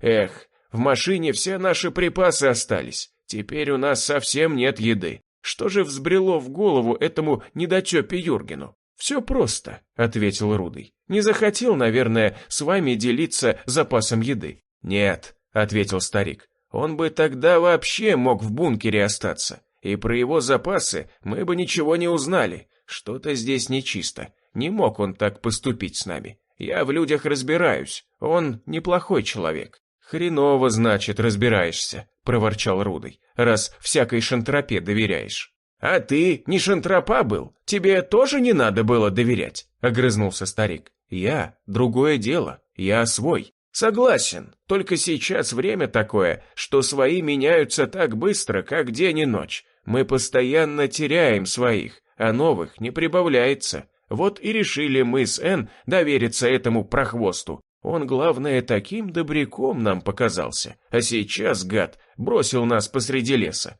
Но все-таки чует мое сердце. Нечисто здесь дело. Может, он меня испугался?» – предположил Рудый. Увидел одноглазого, однорукого, который зомби крошит, как лебеду тяпкой. Вот и слинял. Нет, Юрген хоть и блаженный, но с логикой у него все в порядке. Он понимал, что такой боец, как ты, повышает его шансы на выживание. Сам-то он ни одного мертвеца за всю жизнь не укокошил, а теперь сбежал. Ничего не понимаю. Почему? Мне сразу он показался каким-то мутным, сказал Рудый. Вроде здоровый, а сам мягкий, как теленок. но в глазах есть что-то странное, будто он притворяется. Хорошо, хоть во сне нас не прирезал. Он заранее это задумал. Помните, говорил, что батарея на машине дохлая, а сам вон как дёру дал. Юрген не такой, вступилась за него Энн. Он бы нас никогда не убил и не бросил. Наверное, у него была очень веская причина. «Так что ж ты с ним не сбежала?» — усмехнулся Рудый. «Если он такой хороший». «Придурок», — фыркнула Энн и отвернулась. «Прости», — уже миролюбиво проговорил Рудый. «Просто не пойму, почему ты его защищаешь? А ты что, ревнуешь?» «Нет, конечно», — фыркнул парень. «Молчи, сука, и не скули!» — крикнул человек, сидящий на заднем сиденье несущегося вперед электромобиля. Юрген судорожно вцепился в руль и напряженно вглядывался в темноту. Он еле мог рассмотреть тусклую ленту асфальта. Фары включать боялся, чтобы не привлечь внимание зомби. По пухлым щекам Юргена текли слезы. Затылком он чувствовал холодное дуло оружия, которое приставил к нему сидящий сзади человек. «Прошу!» — ныл Юрген. «Отпусти меня! Я только нашел друзей! Зачем ты меня заставил уехать?» «А на родного брата тебе насрать?» Незнакомец приблизился ближе к Юргену. Луна вылезла из-за тучи и осветила его лицо. Оно было один в один, как у Юргена. Только огромный красный шрам через правую щеку говорил, что это совсем другой человек. «Калеб, мы уже давно не братья», — плакал Юрген. «Ты ушел из семьи очень давно, у меня даже доказательства есть. Вот, сейчас». Юрген засунул руку в нагрудный карман и вытащил какую-то свернутую бумажку. «Вот документ, посмотри». «Убери эту хрень!» Брат-близнец ударил Юргена по руке рукояткой револьвера. Инженер взвизгнул. Бумажка упала и завалилась под водительское сиденье. «Смотри на дорогу, придурок!» «Зачем ты так со мной?» – пролепетал Юрген. «Я тебя любил». «А сейчас что?» – злобно прошипел Калеб. «А сейчас тебя не должно здесь быть. Ты ушел. Как видишь, я снова здесь и больше никогда не оставлю своего любимого братца. Мне нужно выпить свои таблетки. Мне нехорошо», – пробормотал Юрген и снова полез в нагрудный карман. «Доктор сказал принимать их каждый день, но я иногда забываю». Трясущаяся рука достала из нагрудного кармана оранжевый пластиковый флакон. «Тебе больше не нужны таблетки, брат». Калеб выхватил флакон и вышвырнул в окно. «Нет!» Юрген резко нажал на тормоза, и машину чуть не занесло. «Мне без них будет плохо, а если я буду страдать, плохо будет и тебе, ведь мы близнецы». «Езжай вперед, брат!» Калеб вновь приставил дуло к затылку инженера. «Теперь тебе не будет плохо, ведь я с тобой». Юрген повиновался, выровнял машину и нажал на газ. «Куда мы едем?» «Возвращаемся в бункер». «А как же Энн, Гектор и тот рыжий парень, я забыл его имя, мы бросили их в лесу?» «Твою мать, братец, когда же наконец до тебя дойдет, что семья превыше всего? В твоем бункере мы сможем жить долго, если никто нам не помешает». «Откуда ты знаешь про бункер?» – удивился Юрген. «И вообще, как ты меня нашел?» «Я много чего знаю», – многозначительно хмыкнул Калеб. «А это ты не помнишь?» Он протянул свою руку вперед перед лицом Юргена. «Этот браслет ты специально сделал для меня, и у тебя, я смотрю, такой же на руке.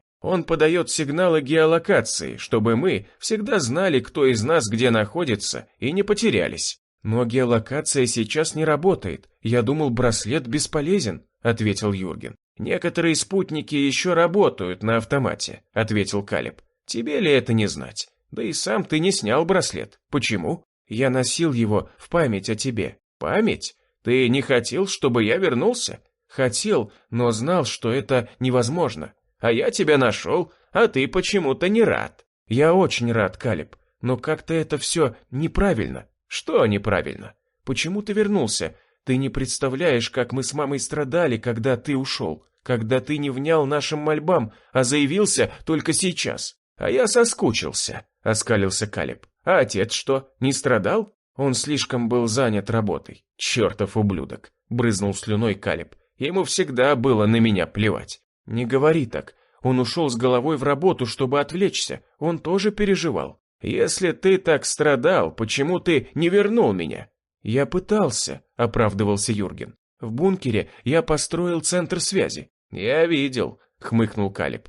Ты следил за мной? Неважно. Ты думаешь, я искал людей по всему миру? Голос Юргена перешел на визг. Я все это сделал ради тебя, придурок. Я надеялся тебя найти, а потом потерял надежду. Интересно получается, саркастично проговорил Калиб. Ты искал меня, но не нашел. Когда я нашел тебя, ты почему-то совсем не рад этому. Почему? Я же говорю, всхлипнул инженер. Неправильно это. Ты должен уйти. Никогда. Смотри на дорогу и рули. Теперь мы будем вместе, как говорится, пока смерть не разлучит нас. А будешь артачиться, я вернусь и убью твоих друзей. Нет, заскулил Юрген. Это наши с тобой дела, они ни при чем. Что тебе от меня нужно? Почему ты так со мной? А ты не догадываешься. Нет, это из-за тебя мне пришлось уйти, злобно процедил Калиб.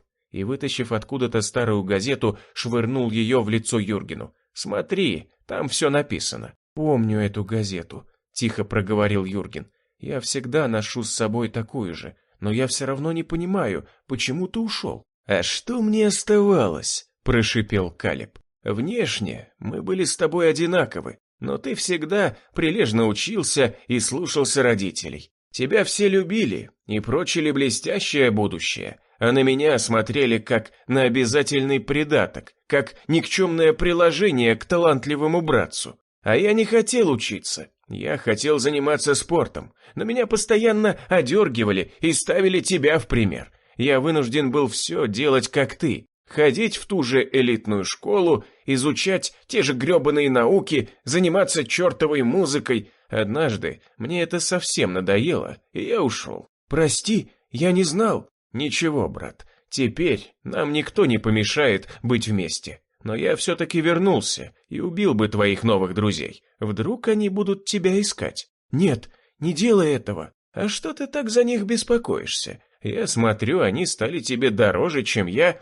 Разворачивай машину, разделаемся с твоими попутчиками и поедем в бункер. Нет, ты сумасшедший. Заряда батареи не хватит, чтобы вернуться потом в бункер. Неважно. Ледяным голосом проговорил близнец. «Разворачивай тачку. У меня в револьвере как раз 3 патрона». «Так это мой револьвер?» – воскликнул Юрген и откинул крышку бардачка. «Я припрятал его на черный день. Как ты нашел его?» «Мы же близнецы!» – довольно хмыкнул Калиб. «А близнецы мыслят одинаково. Неужели ты думал, я не догадаюсь, где ты прячешь оружие? Разворачивай тачку, сука!» Калиб снова приставил дуло к затылку брата. Обливаясь слезами, Юрген развернул машину и бормотал. «Прости, Гектор, прости, Энн, прости, рыжий парень. Я не хочу вашей смерти, но мне очень страшно. Я ничего не могу поделать. Мой брат всегда был сильнее меня». «Что ты там бормочешь?» «Ничего, я просто молюсь». «Бога нет, недоносок». «Но мы же все детство ходили в церковь», – удивился Юрген. «Ты разве не помнишь? Я это ненавидел больше всего. Притворяться и поклоняться несуществующему духу. Не говори так. Бог вернул тебя. Я сам пришел, а твой Бог может идти в задницу вместе с твоими друзьями. А вот, кстати, и они». Машина мчалась по шоссе на последнем издыхании батареи. Юрген увидел впереди бредущую по асфальту знакомую троицу. Энн, Гектор и Рыжий шли плечом к плечу, словно хотели остановить автомобиль. Юрген высунулся из окна и заорал. «Бегите! У него револьвер!» Он резко нажал на тормоз. Машину занесло на обочину. Она чуть не перевернулась, но, привалившись боком к толстенной березе, заглохла. Последнее, что видел Юрген, это перекошенная от злости рожа его брата. «Ах ты, сука!» – заорал он. «Ты сдохнешь вместе с ними, неблагодарная тварь!» Хрясь! Мелькнула рукоятка пистолета, ударившая Юргена по голове. В глазах потемнело, и Юрген погрузился во тьму. Ну и жара! Рудый вытер со лба пот, снял футболку и заткнул ее за пояс. Еще только утро, а уже так парит. Энн невольно залюбовалась на жилистый торс парня. Вот уже почти 2 часа они брели по шоссе, не зная куда. Рудый рассказал им про гибель поселения апостолов. Теперь туда идти не имело смысла. Если полковник и кузнец их ищут, то их явно уже там нет. Теперь там вообще никого нет, только головешки и зомби. «Ну что, молодежь?» – вздохнул Гектор. «Какие планы на ближайшее будущее? Так и будем по дороге шататься». «Где-то должны быть придорожные деревушки», – ответила Энн. «Поищем там хоть какую-нибудь еду». «Должны быть», – скептически кивнул старик. «Но пока никаких указателей не видать. Мертвяки их, что ли, сожрали?» «Черт!» – ворчал Рудый. «Как вы могли оставить ключи от машины этому полоумному?» «А на кой нам были ключи?» – пожал плечами Гектор. «Мы водить не умеем». «Так я умею». «Ну вот сам бы и забрал», – поморщился Гектор. «А нас за что коришь?» Рудый раскрыл рот, чтобы отвесить старику очередную колкость, но Энн его прервала. «Смотрите!» – закричала она, вглядываясь вперед и прикрывая ладонью глаза от первых лучей солнца. «Впереди машина!» «Мотора не слышно», – проговорил Рудый. «Едет почти бесшумно». «Так это наш электромобиль». «Я же говорил, что нечисто дело», – заулыбался старик. «Одумался шельмец и возвращается за нами. Сейчас я у него все спрошу. Заставил нас поволноваться, Ирод». Но машина набирала скорость и не думала останавливаться. Из окна высунулась голова Юргена, и он прокричал: «Бегите! У него револьвер!» Троица бросилась в рассыпную, спасаясь от несущегося авто. Но электромобиль вдруг резко затормозил. Раздалось пронзительное визжание шин. Машину закрутило по дороге, и она слетела в кювет, бухнулась о дерево и замерла. Дверь автомобиля распахнулась, и из нее вывалился человек. Он был похож на Юргена, но лицо было до неузнаваемости перекошено злобой. В его руке блеснул пистолет. Пули прожужжали над головой и ушли в лесок, срезав несколько веточек. «Берегись!» — крикнул Рудый и упал сверху на Энн, прикрыв ее собой. Третья пуля взрыла землю рядом с головой Рудова. Человек отшвырнул револьвер и вытащил нож. С диким криком он бросился на Гектора. Тот оказался ближе всех к нему. Старик замахнулся на него топором, но здоровяк без труда увернулся и выбил оружие. Он приставил нож к горлу старика и прошипел: «Сейчас ты сдохнешь, тварь. Зря вы прицепились к моему брату. Он мой!» Бум! Раздался глухой стук, и человек повалился на землю. Сзади него стоял Рудый и потирал металлическое основание стилета, которым он огрел по голове нападавшего. Испуганный Гектор таращился то на лежащее тело, то на Рудова. «Почему ты не убил его?» – спросил старик. «У меня есть к нему вопросы», – ответил Рудый. «Я хочу знать, что на него нашло и почему он на нас напал». Парень подтащил бездыханное тело к дереву, привалил его спиной к стволу и связал за деревом руки его же собственным ремнем. Снял с пояса фляжку и вылил ее на голову пленнику. Тот несколько раз фыркнул, отплевываясь от воды, и открыл глаза. Из его рассеченной кожи на макушке струился красный ручеек. Он застонал, посмотрел на всех и спросил: «Где мой брат?» «Какого черта, Юрген, ты творишь?» Гектор сотрясал морщинистым кулаком перед мордой пленника. «Ты хотел нас убить? Отвечай, бесово отродье!» «Меня зовут не Юрген, я Калеб. Где Юрген? Помогите ему!» «Ты что несешь, блаженный?» Старик с удивлением вытаращился на него. «Получил по чайнику и крыша поехала?» «Я же говорю, я Калеб. Юрген в машине. Я вырубил его. Сами посмотрите. Мы с ним близнецы и очень похожи. Но у меня шрам на щеке. Разве вы не видите?» «Нет у тебя никакого шрама, и в машине никого нет», — ответила Энн. «Есть только вот эта бумажка. Она лежала возле водительского сиденья». «Что это?» — спросил пленник. Энн развернула измусоленный листок и сказала: «Это свидетельство о смерти, выданное 20 лет назад. Имя умершего странное, совсем как ты говоришь». «Какое имя?» — насторожился пленник. «В документе засвидетельствована смерть мальчика по имени Калеб». «Что? Он был твоим братом, Юрген?»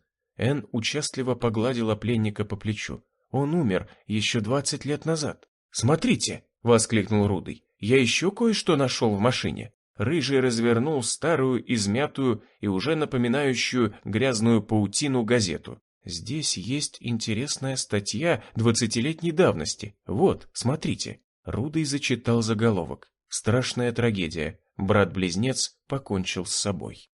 Глава 6. «Нет, я не верю», — ревел Юрген. «Это опять со мной случилось». «Что происходит?» — недоумевал Рудый. «Этот придурок выдумал себе брата, который погиб 20 лет назад. Так получается?» «Похоже на то», — покачал головой Гектор. «У него кукушка поехала. Эх, Юрген, ты нас чуть не угробил. Что же нам с тобой делать? Вот задал ты нам задачку». «Простите, я не хотел, это все Калеб». «Какой нахер Калеб?» — вспылил Рудый. «Это был ты, урод. Никакого Калеба не существует». Парень подскочил к Юргену и, что есть силы, ударил стилетом. Тот вонзился рядом с его головой в ствол березы. «Зачем ты нас хотел убить? Говори!» Инженер зажмурился и завыл. «У меня болезнь, иногда я превращаюсь в него. Мне нужно пить таблетки, чтобы не было приступов, но Калеб их выбросил». «Какие таблетки?» – участливо спросила Энн. «Галоперидол», – всхлипнул Юрген. «Но я после них вялый, поэтому я постоянно прятался в бункере. Но когда вы пришли, я подумал, что смогу с вами покинуть опостылевшее место. Думал, буду с вами в безопасности, но ошибся. Вы со мной не будете никогда в безопасности. Простите, я не хочу жить. Зачем мне все это? Прошу, убейте меня». «Ты что несешь?» — гневно воскликнула Энн. «Мы что-нибудь придумаем. Хочешь, мы отвезем тебя обратно в бункер?» «Нет, вы должны меня убить», — причитал инженер. «Иначе Калеб вернется и отомстит вам. Я его знаю, ведь я — это он». «Твою ж маковку!» — Гектор плюнул. «Не было печали, да черти накачали. Свалился ж на нашу голову. И что нам с тобой делать?» «Нужно его отпустить», — заявила Энн. «Мы его просто прогоним, и все». «Нет», — мотал головой здоровяк, пуская ручьи слез по пухлым щекам. «Вы хорошие люди. Я не хочу, чтобы с вами что-то случилось. Прошу, убейте меня. Мой брат нехороший человек, я его сам боюсь. Раньше я мог его сдерживать, но сейчас таблеток больше нет. Теперь Калеб может прийти в любой момент. Он злопамятный, он сильный, не то что я». «Почему ты превращаешься в него?» — спросила Энн и погладила Юргена по плечу. «Да ясно почему», — хмыкнул Рудый. «Он шизофреник. В нем уживаются две личности. Первая безобидная, он сам, а вторую, честно говоря, я бы убил, не задумываясь». «Ты что несешь?» — сверкнула глазами Энн. «Он просто болен, ему нужна помощь». «Ага», — усмехнулся Рыжий. «Сейчас позвоню в психушку, и за ним приедут. И нас заодно заберут, за то, что звоним в разгар апокалипсиса в клинику». «Что же нам делать?» — вздохнула Энн. «Ясно что», — прокряхтел Гектор. «Отпускать его никак нельзя. Он может обернуться и отомстить нам». «Ты хочешь его убить?» Щеки Энн раскраснелись от негодования. «Нет, мы его отпустим, а сами уедем подальше. Он нас не найдет». «На чем уедем?» Гектор показал пальцем на уткнувшийся в дерево автомобиль. «На этом корыте? Теперь мы его явно не заведем, и батарея у него сдохла, наверное». «Должен же быть какой-то выход», — причитала Энн. «На выход один», — грустно проговорил старик. «Юрген хоть и блаженный, но дельную вещь говорит. Мы должны выполнить его просьбу. Избавим человека от страданий». «Нет!» «Энн, дочка, пойми, сейчас весь мир такой. Либо мы их, либо они нас. Жалости нет места. Жалость ведет к нашей смерти. Если мы его убьем, чем мы будем лучше апостолов? А если он нас убьет, не для того мы через столько прошли, чтобы погибнуть от рук сумасшедшего. Мы всех потеряли. Нас осталось только 3. Ты пойми, нам никак нельзя рисковать. Он сам мучается и боится этого второго я». «И кто из вас это сделает? Ты? Или, быть может, прикажете это сделать мне?» По лицу Энн струились слезы. «Все нормально, Энн». Рудый попытался ее обнять, но девушка дернула плечом. «Это сделаю я». «Да пошли вы!» Энн развернулась и побрела прочь. «Иди за ней», — кивнул Рудый на удаляющуюся фигуру. «Я сделаю все как надо». «Ты уверен?» Гектор обеспокоенно посмотрел на парня. «Ты сможешь? Может, лучше я возьму грех на душу? Меня уже в раю и так не ждут». «Все нормально, иди уже, не оставляй ее одну». Гектор протянул руку Рыжему. «Спасибо тебе». «За убийство спасибо не говорят», — скривился тот. За то, что возьмешь этот груз на себя. Я все-таки, наверное, бы не смог, а ты другим стал. Я тебя не узнаю». «Я сам себя не узнаю», — пожал плечами Рудый. «И иногда даже себя боюсь. Ладно, иди». Гектор засеменил вслед за Энн. Рудый повернулся к Юргену. Тот отрешенно смотрел в пустоту, привалившись к березе, и, казалось, ничего вокруг не замечал. «Ты готов?» — спросил парень. «Да», — тихо ответил Юрген. «Только у меня одна просьба». «Какая?» «Сделай это быстро и не больно». Впереди раздался лай Локи. Мы выскочили за ним следом на поляну, где оставили свою группу. В одной руке я держал трофейный обрез, в другой — топор. Нож я повесил на пояс. Лилия вцепилась обеими руками в биту, готовая в любой момент обрушить ее на голову врага. Но было поздно. На поляне уже никого не было, кроме троицы зомби, что обгладывали двоих убитых из нашей группы, которую мы так непредусмотрительно оставили. Люди разбежались по лесу. Увидев нас, из кустов вышла перепуганная Аида. Мы прикончили мертвецов. Те даже не видели, как мы приблизились к ним со спины, настолько они были заняты пиром. Я покричал людей, но никто не откликнулся. Либо они уже далеко, в чаще, либо мертвы. Вот чем оборачивается помощь. В итоге мы и тем не помогли, и своих потеряли. Я плюнул с досады, но вслух ничего не сказал. Видел, что Лилии и так тошно. Она ходила по поляне взад и вперед и всматривалась в каждый куст, будто надеялась найти там кого-то из наших. «Все хорошо», — я попытался ее успокоить. «Мы не могли знать, что так получится. Мы хотели как лучше». «Ты был прав», — отрешенно пробормотала Лилия. «Лучше бы мы не совались куда не надо». «Не переживай, погибших всего 2. Наверняка остальным удалось убежать. Может, они повернули назад к пещере, прибьются к другим группам и выживут». «Ты же знаешь, что это не так», — покачала головой Лилия. «Они разбежались кто куда, а большинство из них понятия не имеют, куда идти. Они просто шли за нами, потому что доверяли нам, а я их убила. Ты не виновата. Невозможно всех спасти. Каждый день гибнут люди. У нас другая задача, помнишь? Я должен тебя беречь». «Зачем?» — Лилия дернулась. «Кому нужна будет эта вакцина, если людей скоро совсем не останется?» Женщина больше не могла сдерживаться и зарыдала. Я подошел и обнял ее. Она прижалась к моей груди. Сквозь ткань рубахи я почувствовал теплые капли. «Куда мы теперь?» — всхлипывала Лилия. «Нужно найти транспорт и ехать в крупный город. Может, там нам удастся найти ученых-медиков и лабораторию. Вряд ли сейчас где-то есть уцелевшие лаборатории. Главное — найти медиков. Лабораторию можно и восстановить». Рудый догнал Гектора и Энн, когда они уже вышли на шоссе. «Все нормально?» — спросил Гектор парня. «Да», — ответил тот, вытирая стилет листьями лопуха. «Юрген нас больше не побеспокоит». «Убийца», — прошипела на него Энн. «Он ни в чем не виноват». «Я знаю», — ответил Рудый. «Не всегда погибают только виновные, особенно сейчас». «Ты сам как?» Гектор обеспокоенно смотрел на Рыжего. «Терпимо», — криво улыбнулся тот. На обочине за поворотом неожиданно вырос указатель. Орловка, 6 километров. «Ну, наконец-то, поселение!» — всплеснул руками старик. «Давайте свернем и пошукаем в деревеньке. Может, съестного чего сыщем». «Хотелось бы», — вздохнул Рудый. «Оружие тоже не помешало бы нормальное раздобыть. Стилет, топор и меч, конечно, хорошо, но против большой стаи бесполезны». «Да какое в деревне оружие?» — поморщился Гектор. «Ну, мало ли», — пожал плечами Рудый. «Охотников везде хватает». За указателем уходила вбок наезженная грунтовка. Она петляла по полю и терялась где-то в редколесье. «Странно», — пробормотал Гектор, разглядывая дорогу. «Будто недавно кто-то здесь проезжал, только следы не машины». «Это телега», — сказала Энн. «И отпечатки копыт. Вот, видите?»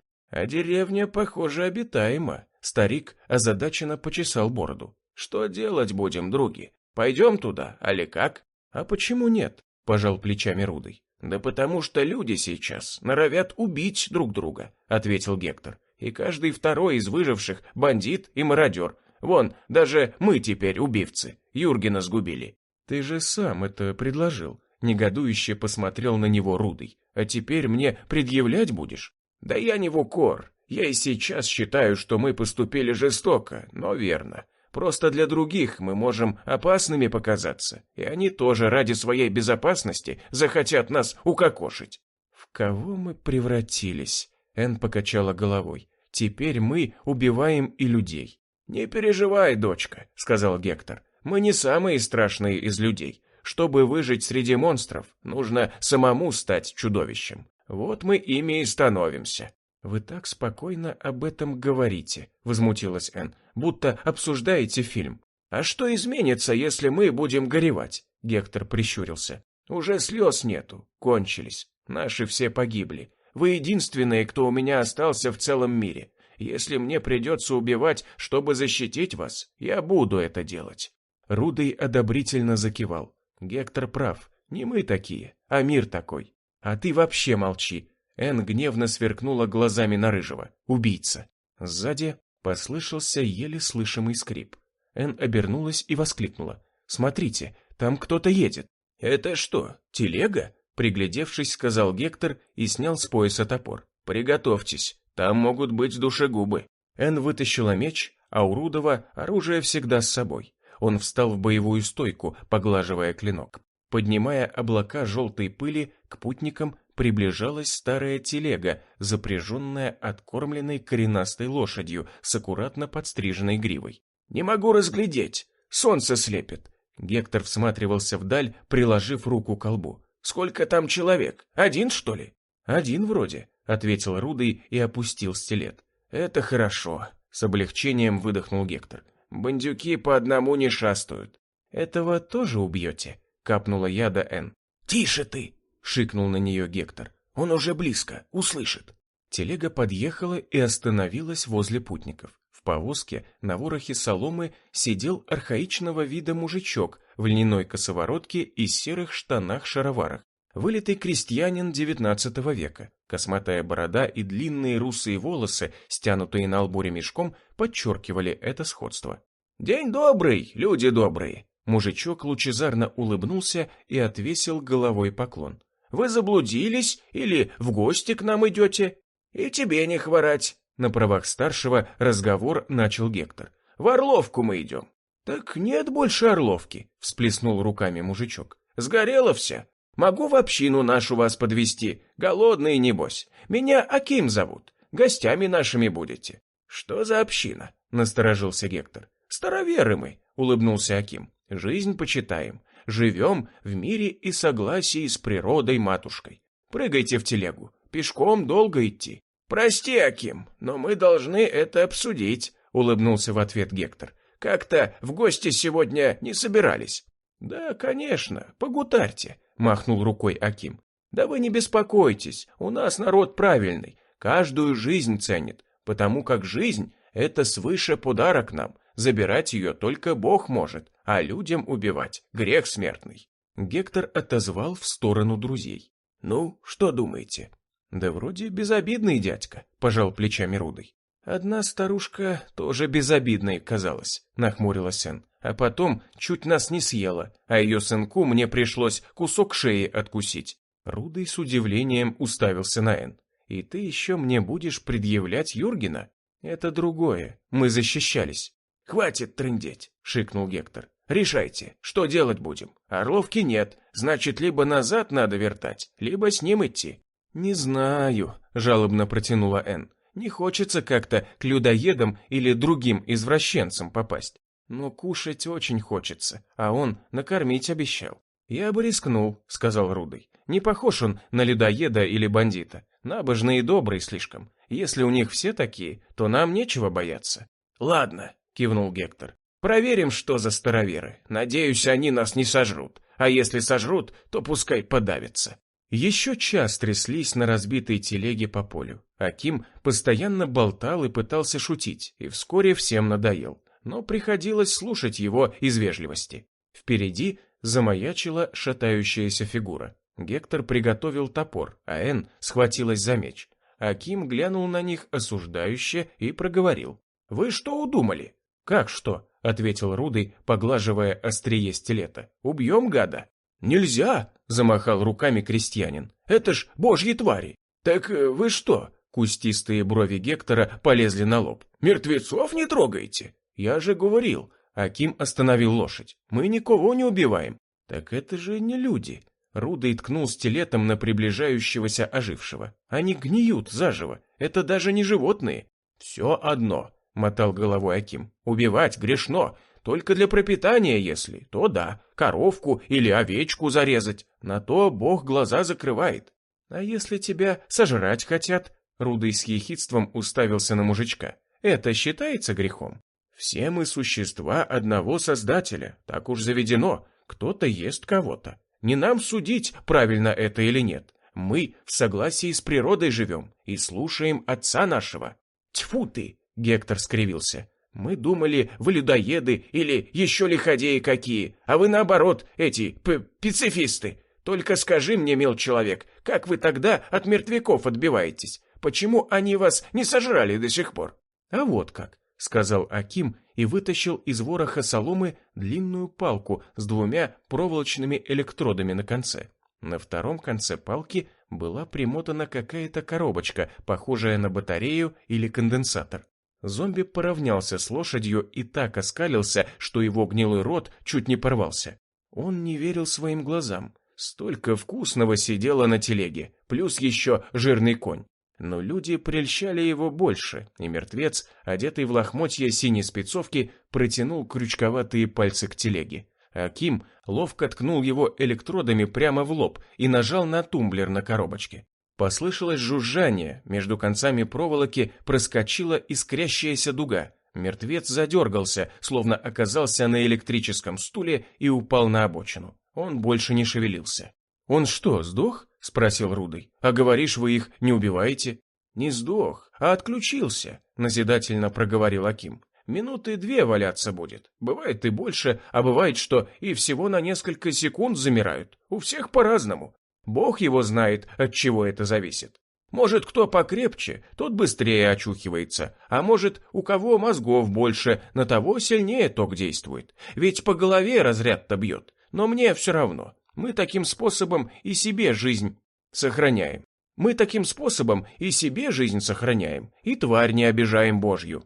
Энн оглянулась назад, когда повозка отъехала уже метров на 200 и свернула в лес.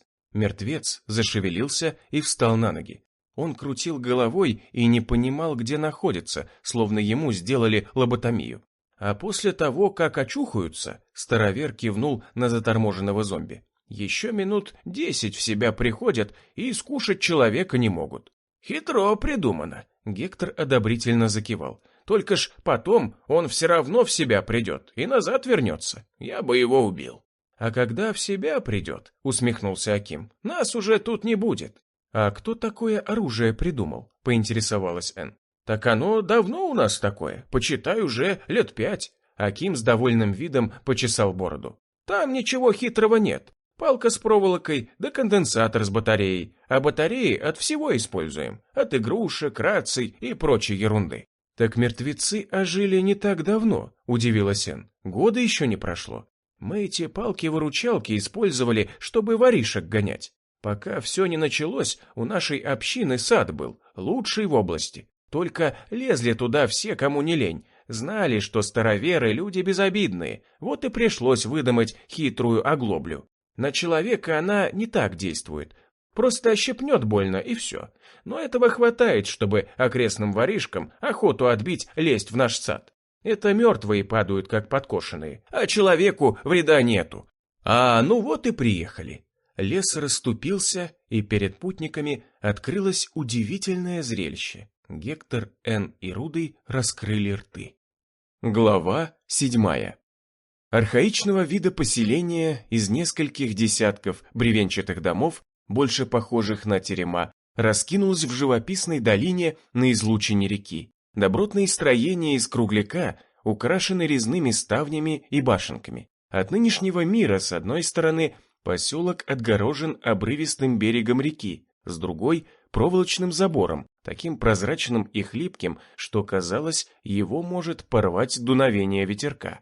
«Ну что?» – воскликнул Аким, остановив телегу возле таких же полупрозрачных и с виду ненадежных ворот, сваренных из металлических труб из сетки. Милости просим. А как же вы от мертвяков обороняетесь? Гектор с удивлением рассматривал сомнительное ограждение. Заборчик-то хлипковат, соплей перешибить можно. А ты не смотри, что тонкий, как паутина. Хитро прищурился Аким. В паутинке тоже запутаться можно, особенно если по ней ток запущен. Так забор что, под напряжением? Старик одобрительно закивал. И где же вы столько электричества берете? А где и всегда, хмыкнул старовер. Поселение наше в свое время незаконным признали. Мы его ставили, как Бог на душу положит. Люди квартиры в городах продали и к нам от суеты мирской укрыться пришли. А властям не нравилось, что под боком у них община разрастается, которая не признает эту самую власть и живет по своим заветам.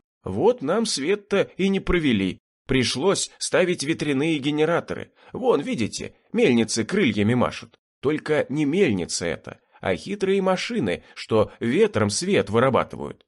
А ветров здесь хватает, от реки всегда несет. К тому же накопители стоят, они в себе заряд держат. «Да», — ухмыльнулся Рудый, — «технические новинки вам не в тягость, так и не скажешь, что вы староверы. Может, и сотовые телефоны у вас работают, вышки есть свои. А ты не путай бесовские штуковины с вещами, нужными для выживания. Слава богу, все то, что живое общение между людьми убивало, интернет ваш, сотики и прочая тиктоковская дрянь, все это сгинуло. Теперь человек один на один с природой и самим собой. И Бога должен слушать, и род свой, а не пялиться сутками в экран. «Эх, не прав ты, Аким», — вздохнул Гектор. «Каждый сам выбирает, во что пялиться, а навязывать веру тоже грешно. А никто не навязывает, люди к нам сами приходят. Устали они от благостей и пакостей цивилизации».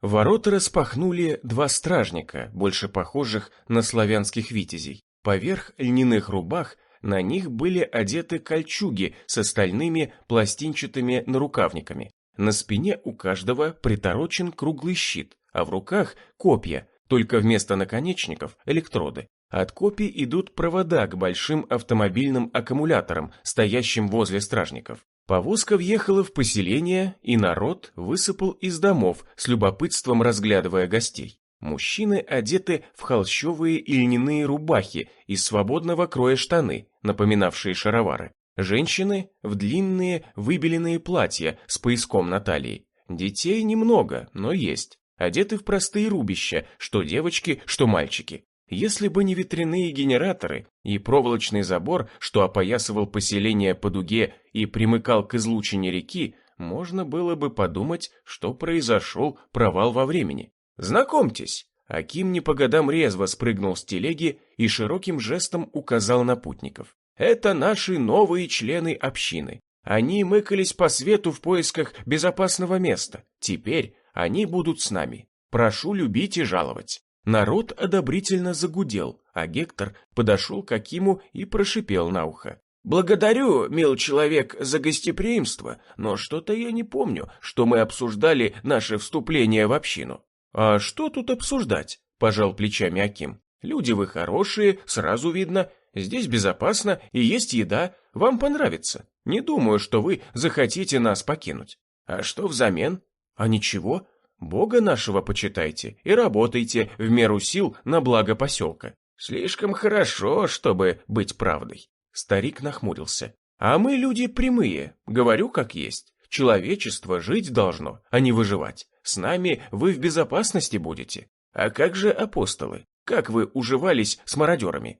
Так ведь нет сейчас апостолов. Пожгли их, хотя и раньше они нам особо не мешали. Мы им свинок мясных и зерна давали, а они нас не трогали, и если надо, защищали даже от других бандюков. А теперь какие-то ироды пожгли апостолов и мертвяков на них напустили. Видать, кому-то сильно насолили. Среди тех, кто напал на них, бессмертный был, слуга дьявола, значит. Он грузовик с цистерной опрокинул на поселение и взорвал, а сам не умер, ходил и бился с бандитами, а у самого ребра через куртку наружу торчали. Вот такая история. Не знаю, насколько это правда. Только наши, когда повезли оброк апостолам, сами все это своими глазами видели. И баба там была мертвая с дубиной, так ее пули вообще не брали. Она это стадо мертвяков и привела. Бесовы слуги они, я думаю. Апостолы не богоугодными делами занимались. Вот и не защитил их Отец наш. А то, что они сатане поклонялись, это их никак не спасло. Сатана ведь своих подданных не жалует. Он их еще быстрее к себе приберет.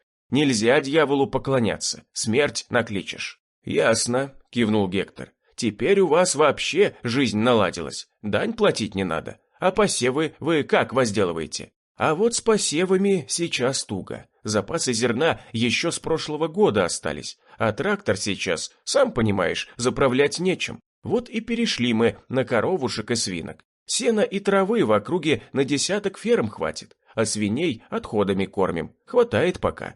Какими отходами? Удивился Гектор.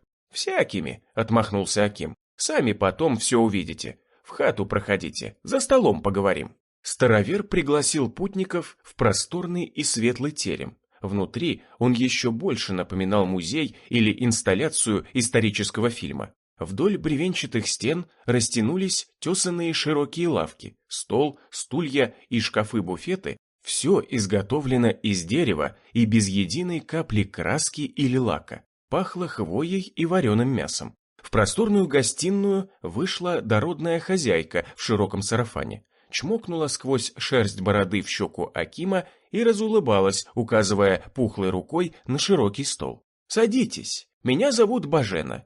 Сейчас я борща вам налью. Голодные, наверное». «Борща?»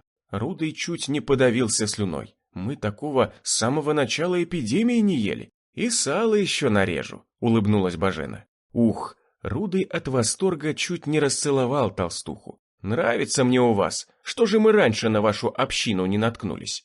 «На то воля отца нашего». Хозяйка многозначительно подняла глаза вверх. «Вы прошли испытание, и теперь вы здесь. Познакомьтесь, это Агнеша, дочь наша». Кивнула женщина на огненно-рыжую девицу, выпорхнувшую откуда-то из соседней комнаты. Балахонное платье не могло скрыть ее статной фигуры и сильно выпирающие холмики груди. Волосы заплетены в толстенную косу, зеленые глаза украдкой из-под лобья стрельнули по сторонам и на секунду задержались на Рудом. Тот раскрыл рот, но сразу не нашелся, что сказать, лишь пробормотал дежурную фразу. Очень приятно, Рудый». Гектор протянул морщинистую руку девушке и тоже представился. Лишь только Энн скривилась и сделала вид, что не замечает Агнешу. «А я смотрю, у вас нам понравилось», — хитро прищурился Аким. «Ну так что, надумали остаться? У нас есть свободный дом.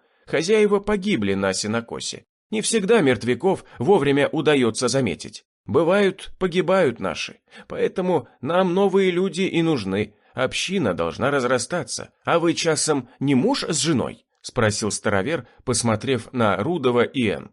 «Нет, конечно», — фыркнула Энн. «Это хорошо», — одобрительно закивал Аким. «Почему?» — недоуменно посмотрел на него Рыжий. «Вечером праздник у нас, конец рабочей недели. Приходите на площадь, что перед моим домом. Веселье будет», — сказал Аким, проигнорировав вопрос Рудова. «Конец недели?» — переспросил Гектор. «Пятница сегодня. Бог велит откушать вечером вина». «Я уже забыл», — вздохнул Рудый, — «что такое пятница?» Второй день Велиар брел по лесу. Он знал здесь каждую тропку. Когда основал поселение апостолов, первое время все вылазки возглавлял сам. Беглые рабы могли его опознать, поэтому пришлось улизнуть из потока беженцев и скрыться в лесу. Ну, хрен с ними. Ему не привыкать выживать одному. Он боевой офицер и способен выжить даже в преисподней. Только бы протез не подвел. Бегать, конечно, на нем трудновато, но быстрым шагом можно вполне ковылять. Даже хромоты почти не видно. За годы тренировок сроднился уже с железякой. Вот с оружием, правда, не густо. Раритетный любимый пистолет ТТ с 2 магазинами и добротный охотничий нож. Остальное незаметно не удалось бы спрятать под балахоном одежды. Кстати, сменить бы рясу не мешало. Что-нибудь более практичное найти надо. Полы постоянно цепляются за ветки и собирают на себя ворох колючек.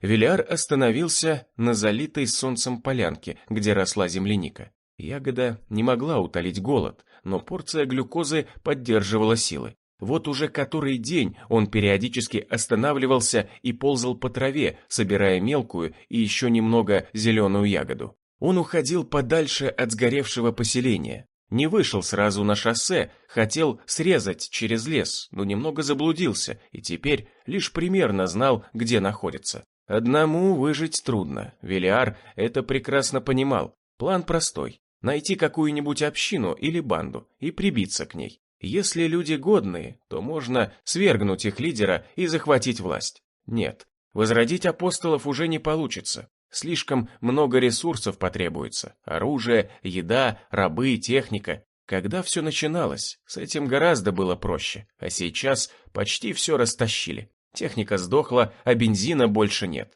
Придется довольствоваться небольшой бандой, но тоже неплохо. Потом можно будет увезти людей куда-нибудь, где ресурсы еще остались. Например, на юг. Там, говорят, выживших почти нет, и запасы бензина и консервов не тронуты. Но там очень много мертвецов. Чтобы туда сунуться, нужна боеспособная команда. А такие команды он создавать умел. Но больше никакого сатанизма. Не оправдал он себя. Какие-то отморозки смогли уничтожить его клан за считанные часы. Как они смогли привести орду мертвецов? Зачем смертник протаранил бензовозом ворота? Наверное, они очень обиделись на апостолов, что пошли на такие меры. Больше таких ошибок Велиар не повторит. Если грабить, то после себя в живых никого не стоит оставлять. И никаких рабов. За ними могут прийти их друзья и родственники, и все повторится. Наверное, это и произошло, когда на его поселение напали. Возможно, в этом замешан Кречет. Зря его не убил. Сам не знаю, почему так поступил. Может, надеялся переманить на свою сторону. Хотя кого обманываю? Кречет бы никогда не предал свои мнимые принципы. Или думал, что держать его в заложниках выгоднее, чем казнить. Но нет. В глубине души прекрасно понимал, почему так поступил. Но никак не хотел в этом себе признаться. Просто не мог вот так убить боевого товарища, с которым пролил немало крови. А зря не убил. Теперь Кречет найдет и убьет его. Велиар стиснул зубы. Ну, мы это еще посмотрим, кто кого. У Кречета сейчас других забот хватает. На его голову свалилось столько беженцев, что ему сейчас не до мести. Не бросит же он беззащитных людей на произвол судьбы. Или бросит?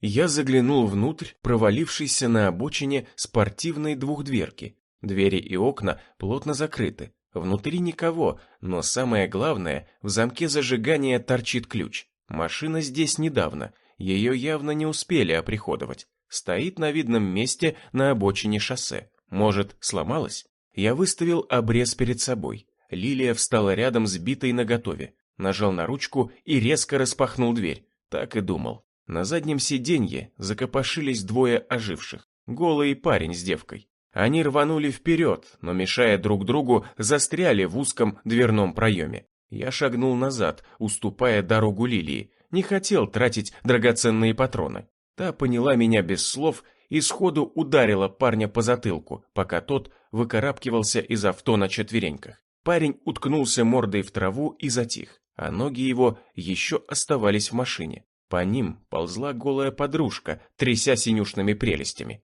Лилия била четко. Один удар, один поверженный. Хрясь! Бита вмяла локон черных волос в макушку зомби, деформировав череп. Подружка слегла прямо на парня. «Не повезло им», — поморщился я, вытаскивая за руки трупы из машины. Гормоны заиграли, остановились на обочине потребности удовлетворить. Но что-то пошло не так. Кто-то из них обратился. Но обращение происходит только после укусов и глубоких царапин. Лилия недоуменно пожала плечами. Ран на теле вроде не видно. «Раньше всегда так было», — кивнул я. «А сейчас, может, уже вирус мутировал, и заражение по-другому происходит. Может, надышался трупными ядами или сглотнул чего. Даже мертвецы становятся другими. Вон, на поляне зомби, которому я голову прострелил. Помнишь? Живучий гад. Ты его битой 2 раза по башке огрела, и я до этого 1 раз березовой дубиной. Так он все равно на нас лез, пока ты ему башку с шейных позвонков не сорвала. Раньше такого никогда не было. Если голову проломишь, зомби всегда сдыхал. Ты хочешь сказать, что это какой-то иной зомби? «Не знаю», – развел я руками. «Может, они мутируют, может, это вирус другой, что его обратил, а может, просто при жизни был суперживучий человек. Кто его знает? Хотелось бы думать, что причина в последнем. Если все мертвецы станут такими, их только на танке переехать можно будет. А так как танка у нас нет, труба дело». «Я тоже таких живучих не встречала», – проговорила Лилия. «Надеюсь, что больше не встречу». Я сел за руль вызывающей красной машины и повернул ключ в зажигании. Стартер крутнул пару раз, и движок бодро загудел. «Есть!» – крикнул я, всматриваясь на панель приборов. «И бензина вроде хватает. Стрелка на нижней трети, но еще поднимется. Датчик еще не сработал». Лилия села на переднее сиденье. Я поспешил открыть окна. В машине стоял стойкий смрад мертвечины. «Ничего», — сказал я, видя, как Лилия закрывает рукавом нос. «Сейчас на скорости продувать будет». Аиду и Локи усадили назад. Я хрустнул рычагом передачи, и авто резво вывалилось на асфальт. Эх, давно за рулем не ездил. Надавил на газ, и машина рванула с места, как гоночный болид. Лилия вжалась в сиденье. Я сам не ожидал такой прыти от маленькой машинешки. Но, судя по ощущениям, движок у нее, наверное, литра 3, не меньше. Приятно ощущать такую мощь, но бензин быстро сожрет. До Верхнего Уральска вряд ли хватит. Придется по дороге бензин искать или брошенный транспорт. Я немного отпустил газ, чтобы совсем не взлететь. Машина пошла ровно и уверенно. Стрелка спидометра застыла на 120. Лилия с облегчением выдохнула. «Больше не буду так гнать», — успокоил я ее. «Не рассчитал малость, давно не ездил». «Странно», — проговорила Лилия. «Смерти я уже не боюсь, а быстрая езда меня напрягает. Это всегда было». «Фишка в том», — сказал я, «что страхи, оставшиеся с прошлой жизни, тяжело искоренить, к тому же к ним прибавляются еще и новые». Теплый ветер развевал черные волосы Лилии, она часто щурилась. Только сейчас я заметил, какие длинные у нее ресницы. Машина бодро катила вперед. Иногда попадались брошенные разбитые тачки. Мы каждый раз останавливались и проверяли, есть ли в них бензин. Шланг Лилии был всегда с собой в трофейном рюкзаке. Она добыла его, убив своего первого зомби.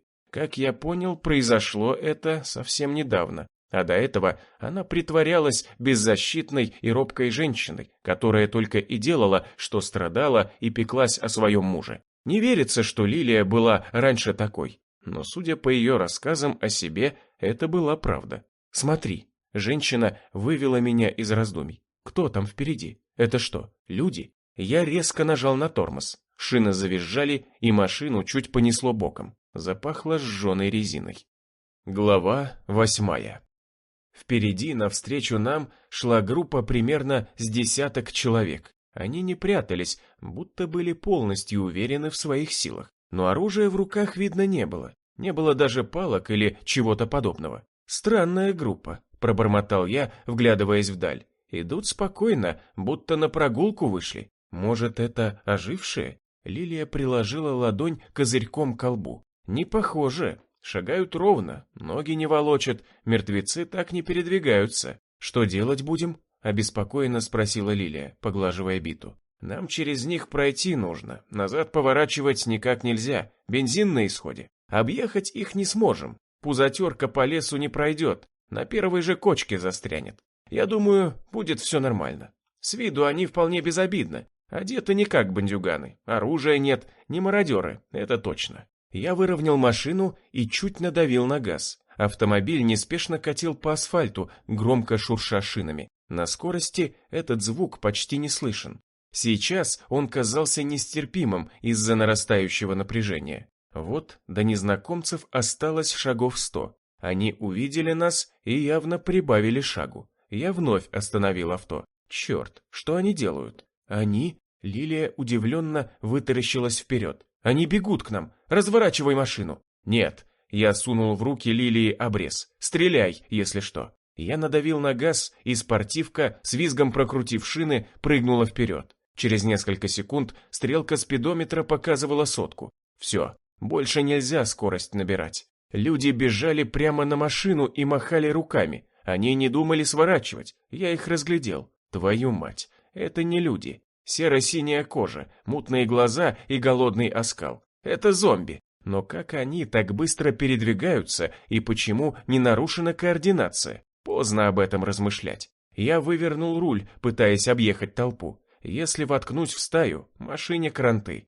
Спортивка вильнула, но полностью от столкновения не смогла уйти и насадила на капот парочку зомби. Те прокатились поверху, раздавив лобовое стекло в мелкую сетку. Черт, не видно ни хера. Лилия быстро сообразила и ударила несколько раз прикладом обреза по стеклу. Триплекс высыпался осколками, и в лицо ударил встречный поток воздуха. Откуда-то, будто из-под земли, вырос еще один оживший. Бампер подбил ему ноги, и он приземлился не на капот, а вмял наш радиатор. Впереди капота зашипело, и антифриз ядовито-зеленой жижей вырвался наружу. Твою мать, хана машине, теперь терять нечего. Я надавил на газ, выжимая последние соки из авто. Буду гнать, пока движок не перегреется и не клинанет. Машина еще не поняла, что умирает, и рванула с места довольно бодро. Двигатель проглотил сразу огромную порцию топлива. Стрелка ушла далеко за 100, а антифриз забулькал сильнее и стал уже вырываться с клубами дыма. Двигатель ревел, а скорость неумолимо падала. Но мы и так уже успели уйти от стаи примерно на целый километр. Еще через километр движок застучал так сильно, что казалось, опрокинет машину. Я надавил на тормоз. Не хватало еще погибнуть от разорвавшегося движка. Машина встала, обтекая зелеными разводами. «Уходим!» — крикнул я и, выскочив из машины, сложил переднее сиденье. В образовавшийся проем выпрыгнул Локи и выбралась Аида. «Смотри!» — крикнула Лилия. Я обернулся, и неприятный холодок побежал по спине. К нам бежали ожившие. Бежали так быстро, словно были спринтерами. Но не все из них оказались такими быстрыми. Вперед вырвалась наиболее резвая пятерка, остальные остались далеко позади. «Давай в лес!» — крикнул я и потянул за руку Аиду. Девочка не могла так резво бегать, как мы, и сейчас была для нас обузой. Мы свернули на обочину и нырнули в чащу. Благо лес подходил к дороге в этом месте сплошной стеной. Мы петляли среди деревьев, стараясь как можно дальше успеть уйти от шоссе. Впереди показался пригорок, поросший березняком. «Спрячемся за ним». Я махнул рукой на горку. Мы обошли пригорок с обратной стороны и, взобравшись на макушку, притаились в кустах. Отсюда открывался отличный вид на шоссе, где сиротливо скособочилась наша красная машина. Она плакала остатками антифриза, растекавшегося тонкой струйкой на светло-сером асфальте. К машине подбежала стая из 5 мертвецов. Они не были похожи на обычных зомби. Я бы даже сказал, что они больше напоминали людей. Но серая кожа, безумные мутные глаза и оскал говорили, что это давно уже не люди. Зомби кружили вокруг авто. 2 из них нырнули внутрь, но ничего не найдя, тут же выскочили обратно. Остальные, озираясь, с шумом втягивали воздух ноздрями. «Они что, нас чуют?» — с ужасом прошептала Лилия. «Похоже на то», — прошептал я в ответ. «Странные мертвецы. Хан рассказывал мне про подобных, которые быстро двигаются. Он называл их быстроходы. Я с такими не встречалась, но похоже, что их становится все больше». «Тише», — прошептал я. «Похоже, нас учуяли». Луна выползла из-за туч и осветила серебристую ленту асфальта. Где-то впереди раздался гул и засверкали огни фар. Велиар свернул на обочину и пошел навстречу. Если это мирные люди, ему нечего бояться. Если бандиты, он найдет с ними общий язык. Возможно, это кто-то из его бывших подданных. Когда огни приблизились метров на 50, Велиар остановился и замахал руками. Машина сбавила ход, но остановиться не успела. Пронеслась мимо и затормозила уже чуть поодаль. Это оказался потрепанный внедорожник неопределенного болотного цвета с поцарапанными, тронутыми ржавчиной боками. Машина встала, фыркая прогоревшим глушителем. Двери ее распахнулись, и оттуда вывалились трое. Они наставили на Велиара стволы. В полумраке не видно, что за оружие, но похоже на охотничьи карабины. «Дьявол», — подумал Велиар. «Зря я, наверное, так вылез на первых встречных. На бандитов они не похожи. Одеты неброско в потертые туристические костюмы из камуфляжной ткани, но на мирных тоже не тянут. Оружие и выправка говорят о том, что ребята опасные. Если они узнают меня, а слава о сатанистах долго гремела на всю округу, то непременно прикончат, или того хуже, обезоружат, переломают пальцы на руках, чтобы не мог держать даже палку, и оставят умирать одного. Так часто делали его люди с непокорными во время дальних вылазок. Мясник любил забавляться. Он считал, что страшнее смерти может быть ее ожидание, особенно когда смерть ждешь от зубов мертвецов и ничего с этим не можешь поделать, только бежать, но без припасов и машины от стаи далеко не убежишь. «Подними руки!» — крикнул командный голос. Желтый луч фонаря резанул темноту. «Черт, что ж ты так светишь прямо в морду? Я будто ослеп». Хотя ребятки делают все правильно. Окружили по дуге, на мушке держат, свет в глаза направили. Я поднял руки.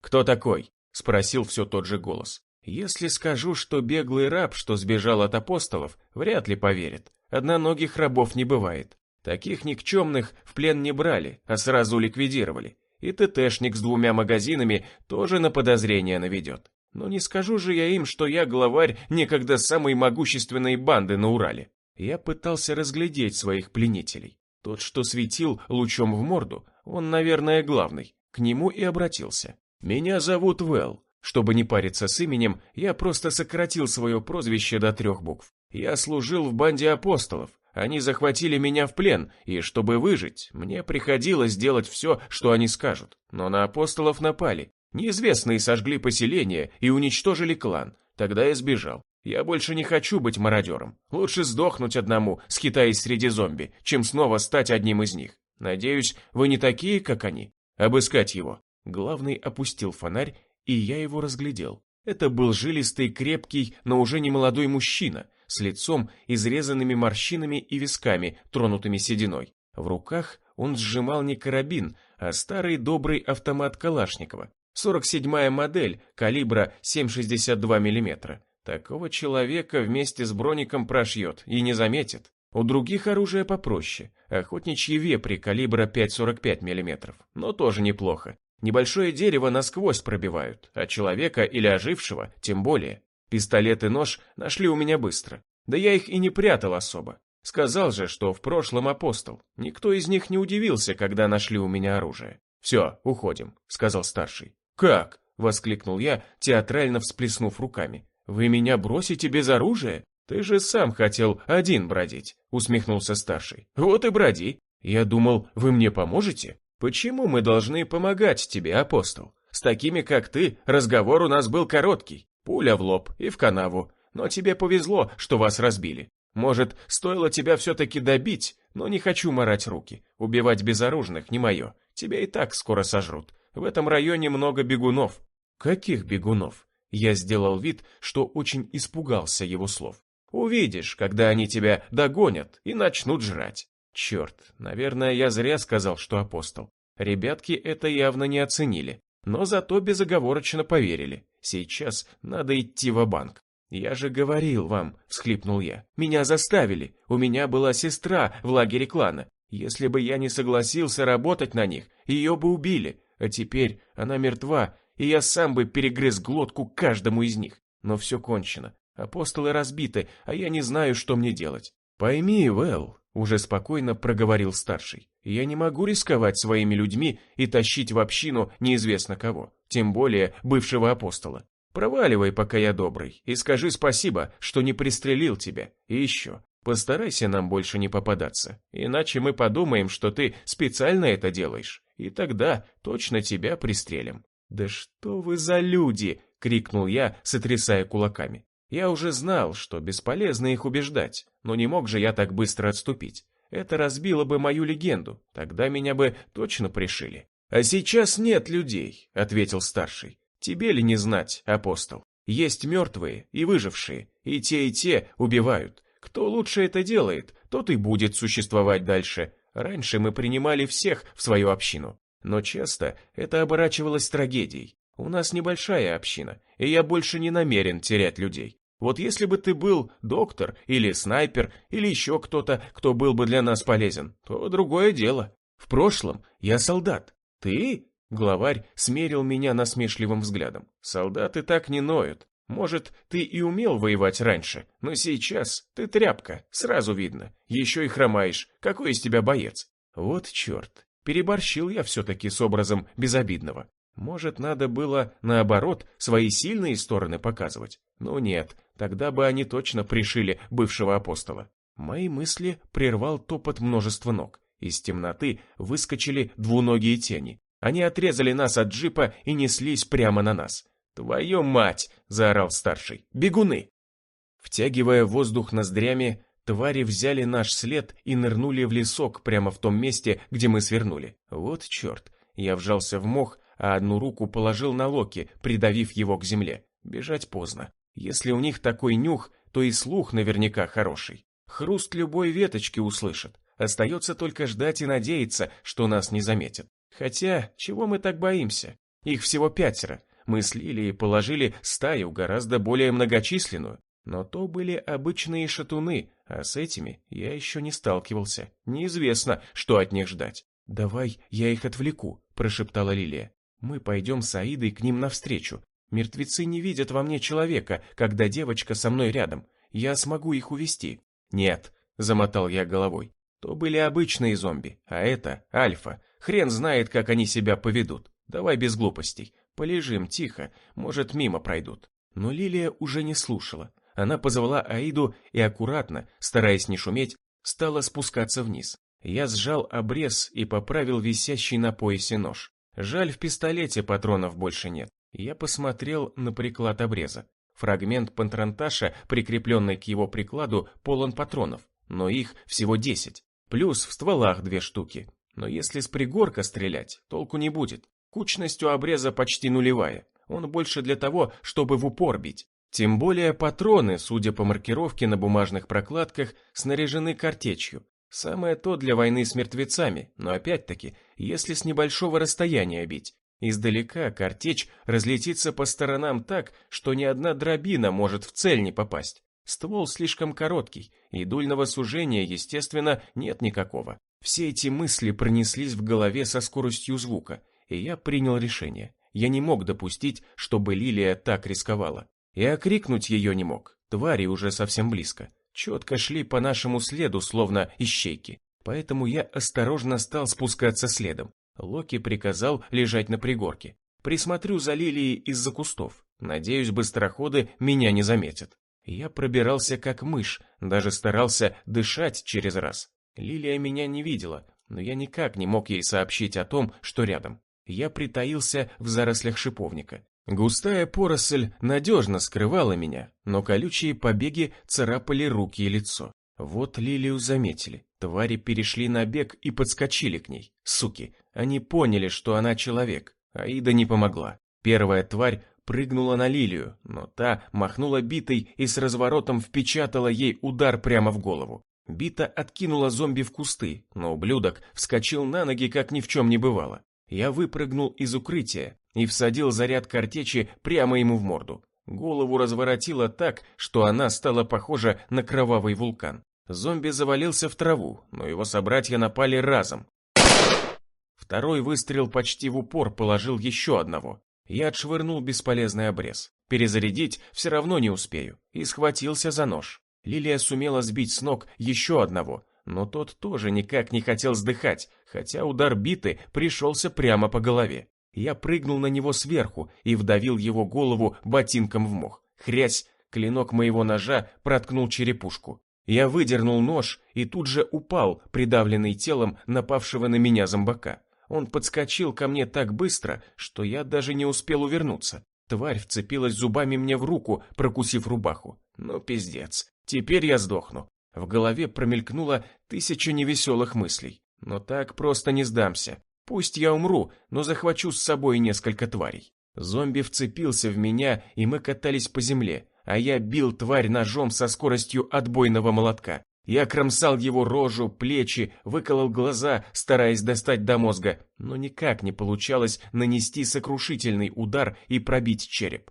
Зомби навалился на меня сверху и тянулся зубами к шее. Я выпустил из рук нож и схватил его за голову обеими руками, пытаясь оторвать от себя. Но силище у него оказалось непомерное. Его пасть неумолимо приближалась к моему лицу. Безглазая тварь, истекая кровью, уже почти впилась зубами в мою плоть, когда сверху показался силуэт Лилии. Бух! Раздался глухой стук. Через руки я почувствовал, как что-то врезалось в затылок мертвеца. Бух! После второго удара битой мертвец обмяк и завалился на меня. Я брезгливо оттолкнул его в сторону и, тяжело дыша, поднялся. На моем предплечье красовался свежий укус. Рана уже начинала чернеть. Заражение распространялось очень быстро. Лилия сумела убить пятого ожившего. Он валялся рядом, и, судя по его измочаленной голове, тоже не хотел умирать сразу. «Тебя укусили!» — вскрикнула Лилия. Я хотел натянуть улыбку, мол, до свадьбы заживет, но голова закружилась, и я упал в траву, теряя сознание. Блять,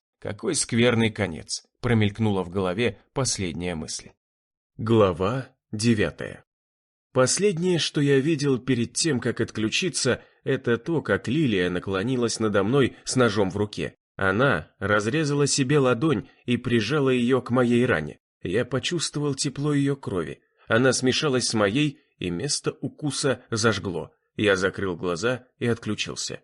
Утренняя свежесть пробирала до костей. Птицы щебетали наперебой, будто соревнуясь, кто первый меня разбудит. Я пошевелился и застонал. В ту же секунду шершавый язык облизал мое лицо. «Твою мать, Локи!» Я разлепил веки и посмотрел на довольного пса. Тот увидел, что я ожил, оторвал морду от моего лица и радостно загавкал. «Тише ты!» — проговорил я. «Всех мертвецов в округе соберешь, дурень!» Я лежал на подстилке из сухой травы в шалаше, сложенном из березовых веток. Надо мной нависла Лилия. Она встала на колени и потрогала мой лоб. «С возвращением!» — улыбнулась она. «Ты чуть не погиб».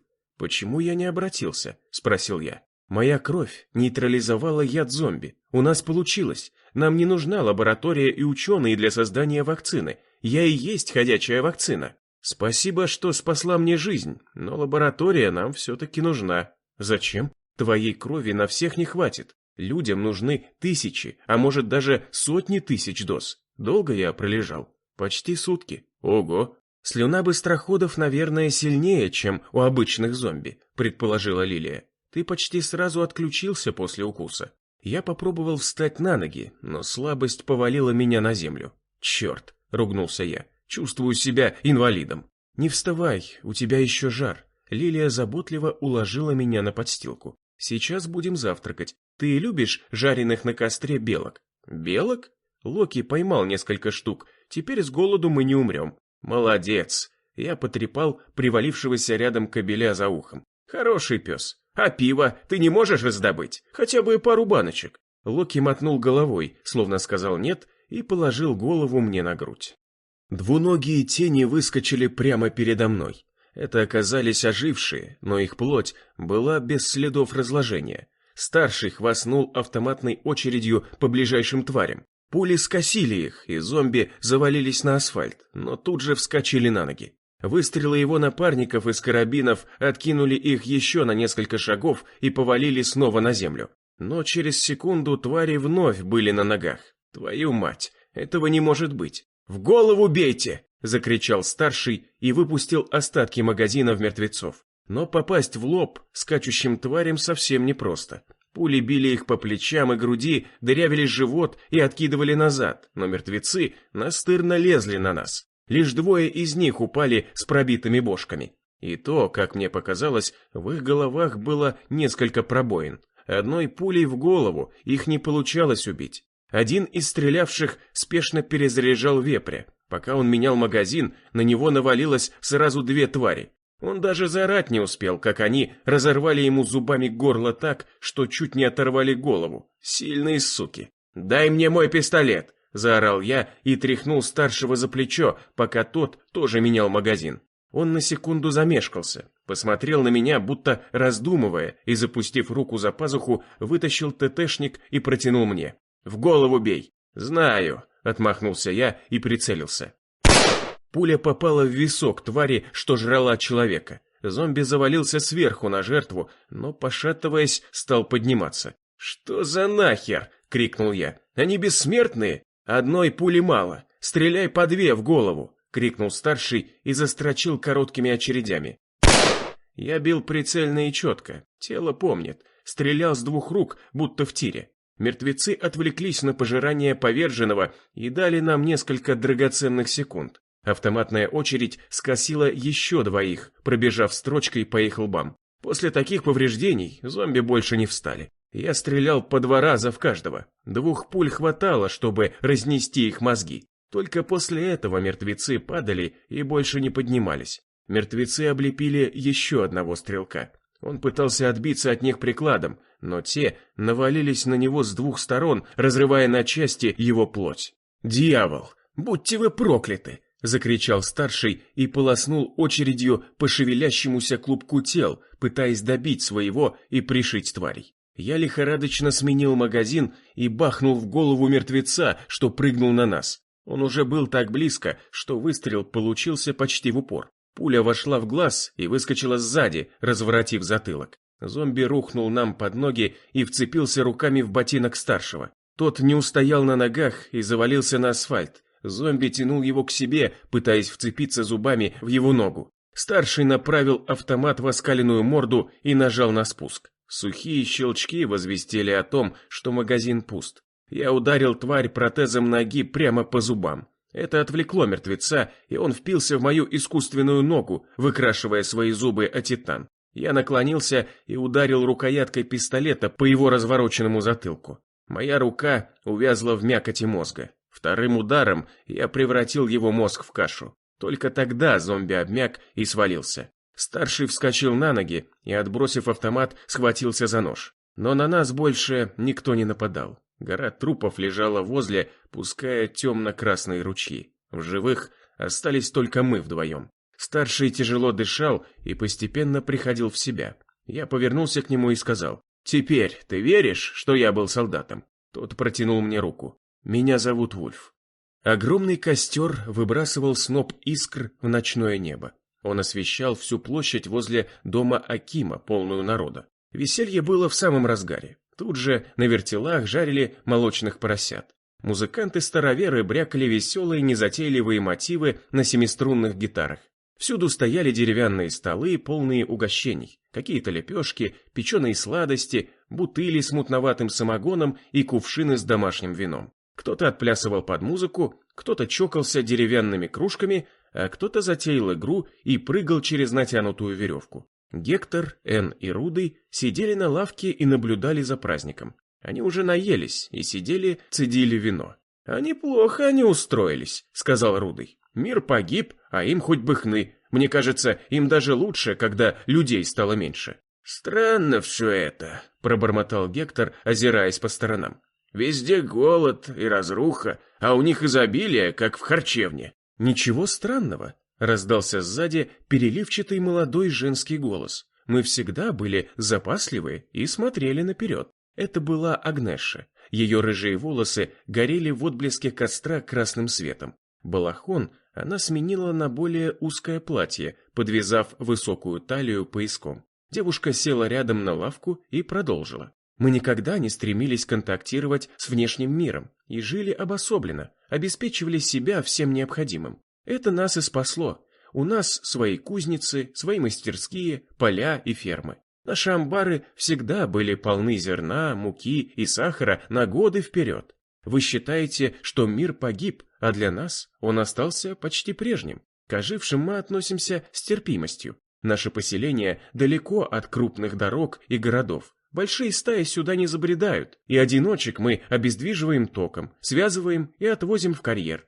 Там есть огромная яма, оттуда они никогда не смогут выбраться. «Почему бы вам просто их не убивать?» — спросил Рудый, с интересом разглядывая девушку. «Только не говори, что это божьи твари и все такое.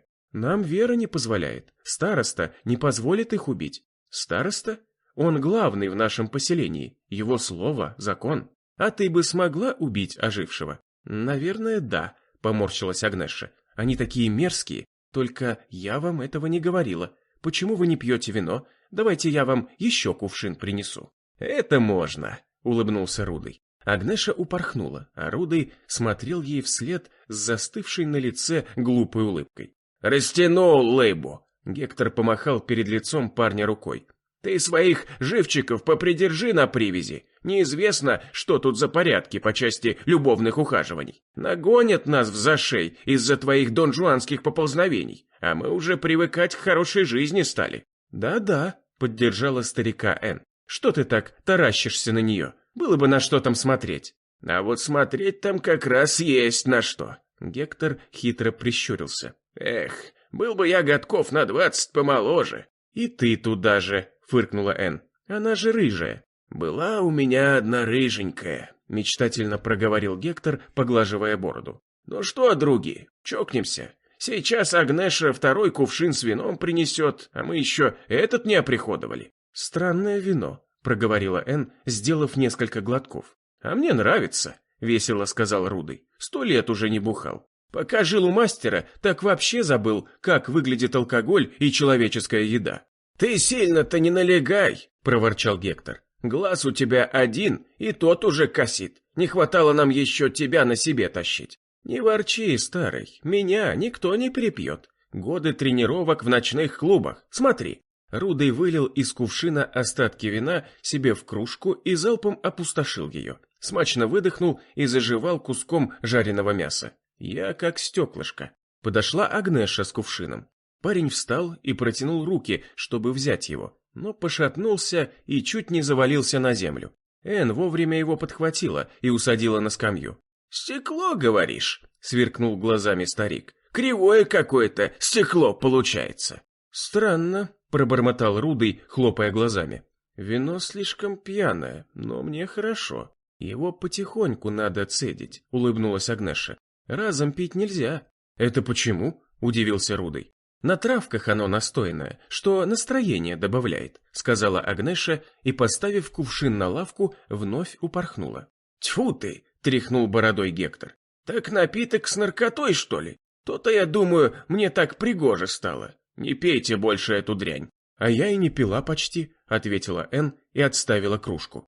«А мне все равно нравится», — проговорил Рудый заплетающимся языком и потянулся к кувшину. Гектор схватил кувшин и вылил его на землю. «Хватит, говорю, уже лыка не вяжешь. Ты что творишь, старый?» Рудый встал, покачнулся и завалился на землю. Энн бросилась к нему, пытаясь поднять, но Рудый закрыл глаза и отрубился. Утренний ор деревенских петухов ударил по мозгам. Рудый поморщился и открыл глаза. Он лежал в одежде на широкой кровати в светлой бревенчатой избе. «Бля, как голова трещит!» — пробормотал парень, приподнявшись на локте. «Кто-нибудь, принесите воды. Может, кофе? Со сливками или без?» — скривился Гектор. Он уже не спал и прохаживался по дому. Энн лежала на соседней кровати. Услышала Рудова, вскочила, накинула на себя длинную рубаху из выбеленного льна и принесла из стоящей в углу катки ковш воды. «Спасибо». Рудый посмотрел на нее благодарным щенячьим взглядом и выхлебал половину ковша разом. «Где это мы?» — спросил он, оглядевшись. «Ты что, не помнишь?» Энн удивленно на него уставилась. «Это наш новый дом, который выделил Аким». «Так откуда ж ему помнить?» — затряс бородой старик. «Нахрюкался вчера, как кочегар после смены». «Да не пил я много», — мотал головой парень. «Говорю же, вино странное». «Агнеша говорила», — кивнула Энн, «что туда травы мешают какие-то. Я вроде и выпила немного, но тоже ничего не помню, что потом было. Даже не знаю, как мы до дома добрались». «Как?» — ехидно передразнил старик. «Ясно как. Я вас довел, наверное». Гектор задумался. «Ох, мать моя японская, а я ведь тоже не особо-то все помню. Помню, как негораздок срубился, и мы его на лавку посадили. А потом все как в тумане. Чем таким они нас напоили, что целый вечер из памяти сгинул?» «Вообще-то, — сказал Рудый, — мы здесь уже неделю». «Чего?» — в один голос воскликнули Энн и Гектор. «У меня часы электронные». Рудый помахал рукой с черным ремешком на запястье. «Там дата точно. Судя по дате, мы здесь неделю уже». «Не может быть!» — воскликнула Энн. «Мы же вчера только пришли». «Я думал, только на меня так пойло действует», — ухмыльнулся Рудый. «А вы тоже, оказывается, те еще алкаши. Тоже ни хрена не помните». В дверь постучали. «Открыто!» — крикнул Гектор. Заскрипели петли, и в дом вошел Аким. «Ну, как вам вчерашний праздник?» — Старовер широко улыбнулся. «Праздник хорош», — закивал Гектор. «Время пролетело, что не заметили. Мы что же, оказывается, уже неделю у вас гостим?» «Вы не в гостях», — уклончиво ответил Аким. «Теперь это и ваш дом». «Ты не ответил на вопрос, мил человек». Гектор прищурился. «Сколько мы у вас уже?»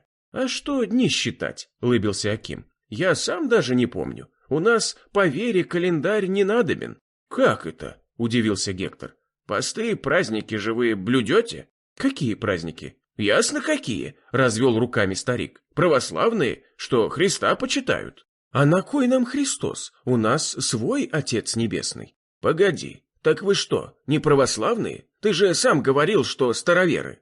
«Ну, староверы», — закивал Аким, — «это значит, веры мы старой, той самой, что в начале мира всего была, еще когда и Христос не родился. Сворожичи мы, стало быть, Сварог Отец наш». «Ха!» — воскликнул Рудый, — «так вы язычники». «Раньше нас так называли», — кивнул Аким. «Кто-то смеялся даже, а теперь где они все? Бродят гнилушками по свету, а мы, как жили в миру, так и дальше себе поживаем».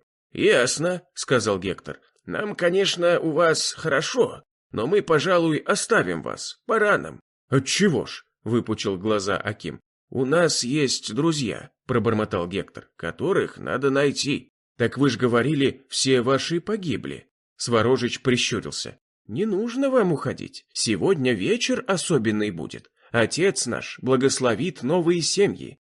«Спасибо за приглашение», — проговорил Гектор, — «но мы, пожалуй, откажемся. Пойдем мы». «Да куда ж вы пойдете?» — всплеснул руками Аким. «Вы ж в обряде участвуете сегодня». «В каком еще обряде?» — нахмурился Гектор. «Вы что, забыли?» — улыбился старовер.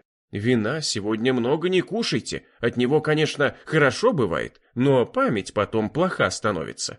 Аким поклонился и вышел. «Вот чуяло мое сердце!» Гектор зашагал по комнате взад-вперед. «Непростые это крестьяне!» «Да ладно!» — махнул рукой Рудый. «Ну, побудем еще денек, а завтра свалим, а я бы вообще остался здесь».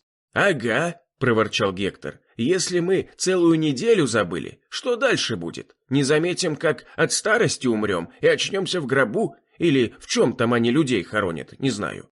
«Ну, в отличие от некоторых», — улыбнулся Рудый, — «до старости нам, Сен, еще далеко». «А ну как загнешься от пойла ихнего? Смотри, как голову оно дурит». «По-любому наркота же», — пожал плечами Рудый. «Не пей вина, и все окей будет». «Я согласна с Гектором», — сказала Энн. «Уходить надо сейчас, мутные они какие-то». «Дайте хоть с Агнешей попрощаться», — сказал Рудый. «Нет», — затряс бородой старик, — «пусть лучше не знают, что мы уходим».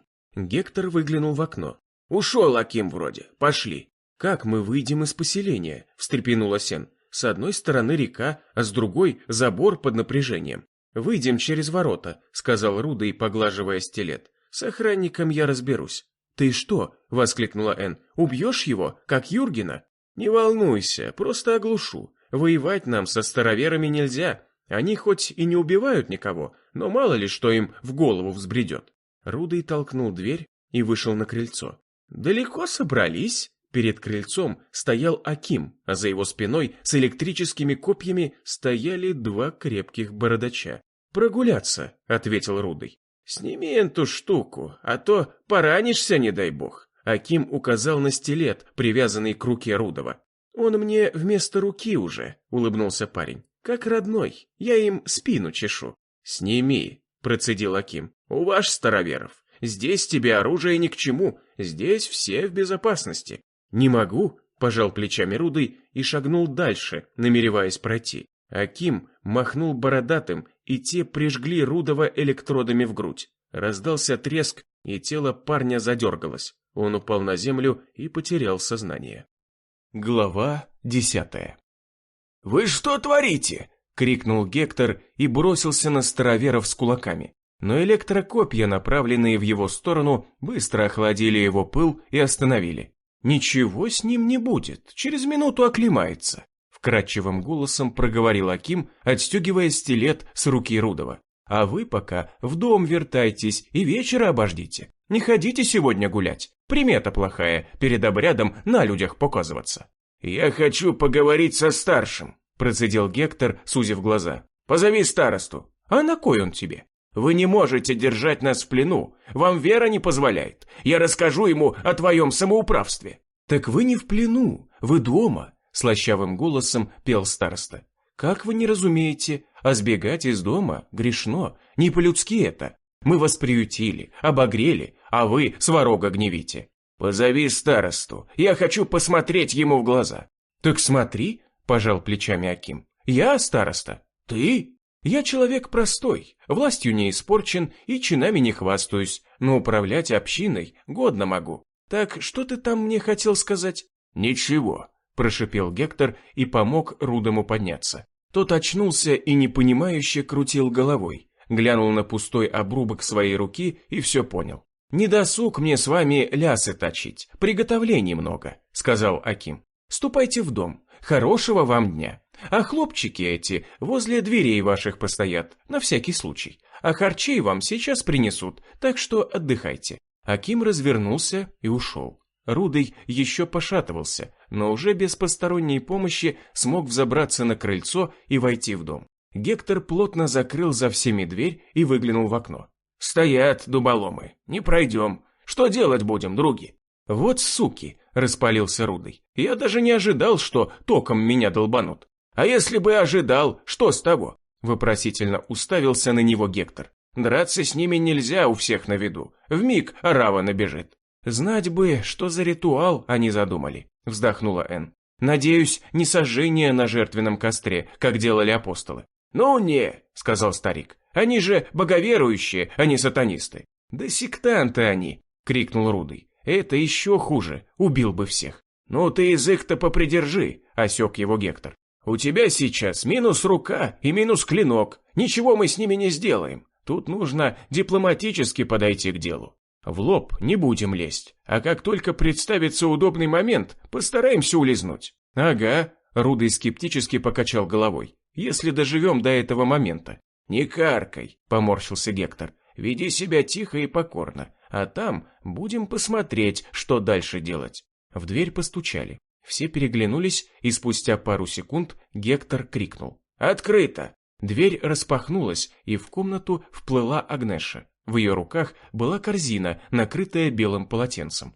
«Я вам поесть принесла», — улыбнулась она и поставила корзину на стол. «Агнеша», — сказал Рудый, — «что за обряд нам готовят?» «Ничего плохого», — девушка почему-то покраснела. «Но говорить не велено, сами все увидите». «Постой, почему ты не сказала, что твой отец староста?» «Я думала, вы сами поняли», — пожала плечами Агнеша. «Мы люди простые, не привыкли бахвалиться». «А если мы хотим уйти?» – спросил Гектор. «Почему нас не выпускают?» «Да куда ж вам идти? Чем вам у нас плохо?» «Мутные вы какие-то», – прямо сказала Энн. «Ничего», – улыбнулась рыжая. «Вечером сами все увидите, еще спасибо нам скажете». Девушка стрельнула напоследок глазками в сторону Рудова и вышла на улицу. «Может, ее надо было в заложники взять?» – задумчиво проговорила Энн. «Если она дочь старосты, мы могли бы ей прикрываться». «Да погоди ты», – поморщился Гектор. «У нас даже ножика нет. Обождем вечера. Может и правда ничего страшного не произойдет.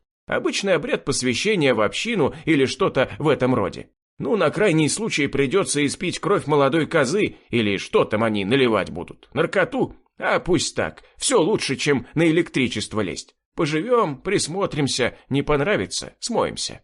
«Гектор прав», – кивнул Рудый. «Без своей пики я снова калека. Напролом нам не прорваться. Боевики из нас те еще. Девчонка, старый хрыч и калека». «Обидно ты шутишь». Гектор посмотрел на Рыжего, еле сдерживая улыбку. «Но смешно». «Так это не шутка», – рассмеялся Рудый, – «а правда».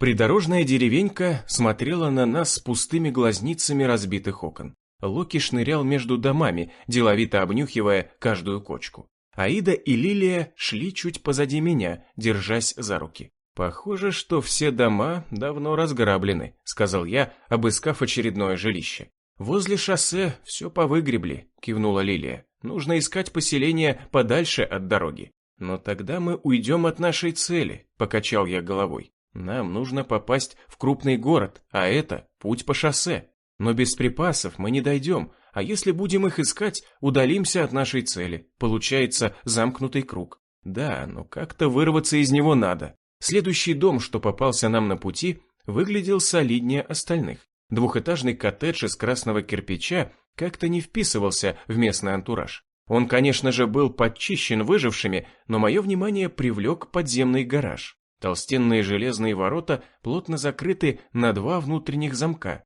Я обошел все вокруг и другого входа в гараж не нашел. «У нас 2 новости», — улыбнулся я. «Хорошая, гараж не тронут, и наверняка там есть транспорт. Плохая, он не тронут, потому что ворота неприступные, и нам его надо как-то вскрыть». Я обыскал подворье и нашел лом. Попытался просунуть его между железными створками, но ничего не вышло. Ударил несколько раз по месту, где крепится замок, но и это не помогло. На гулкий стук сбежались несколько зомби. Они стекались со всей округи по одному, и Лилия методично обезвреживала их ударами по голове, пока я возился с воротами. Гараж находился в углублении, и к воротам вел пологий, но длинный спуск. Я нашел во дворе двухосный прицеп, и мне в голову пришла одна неплохая идея.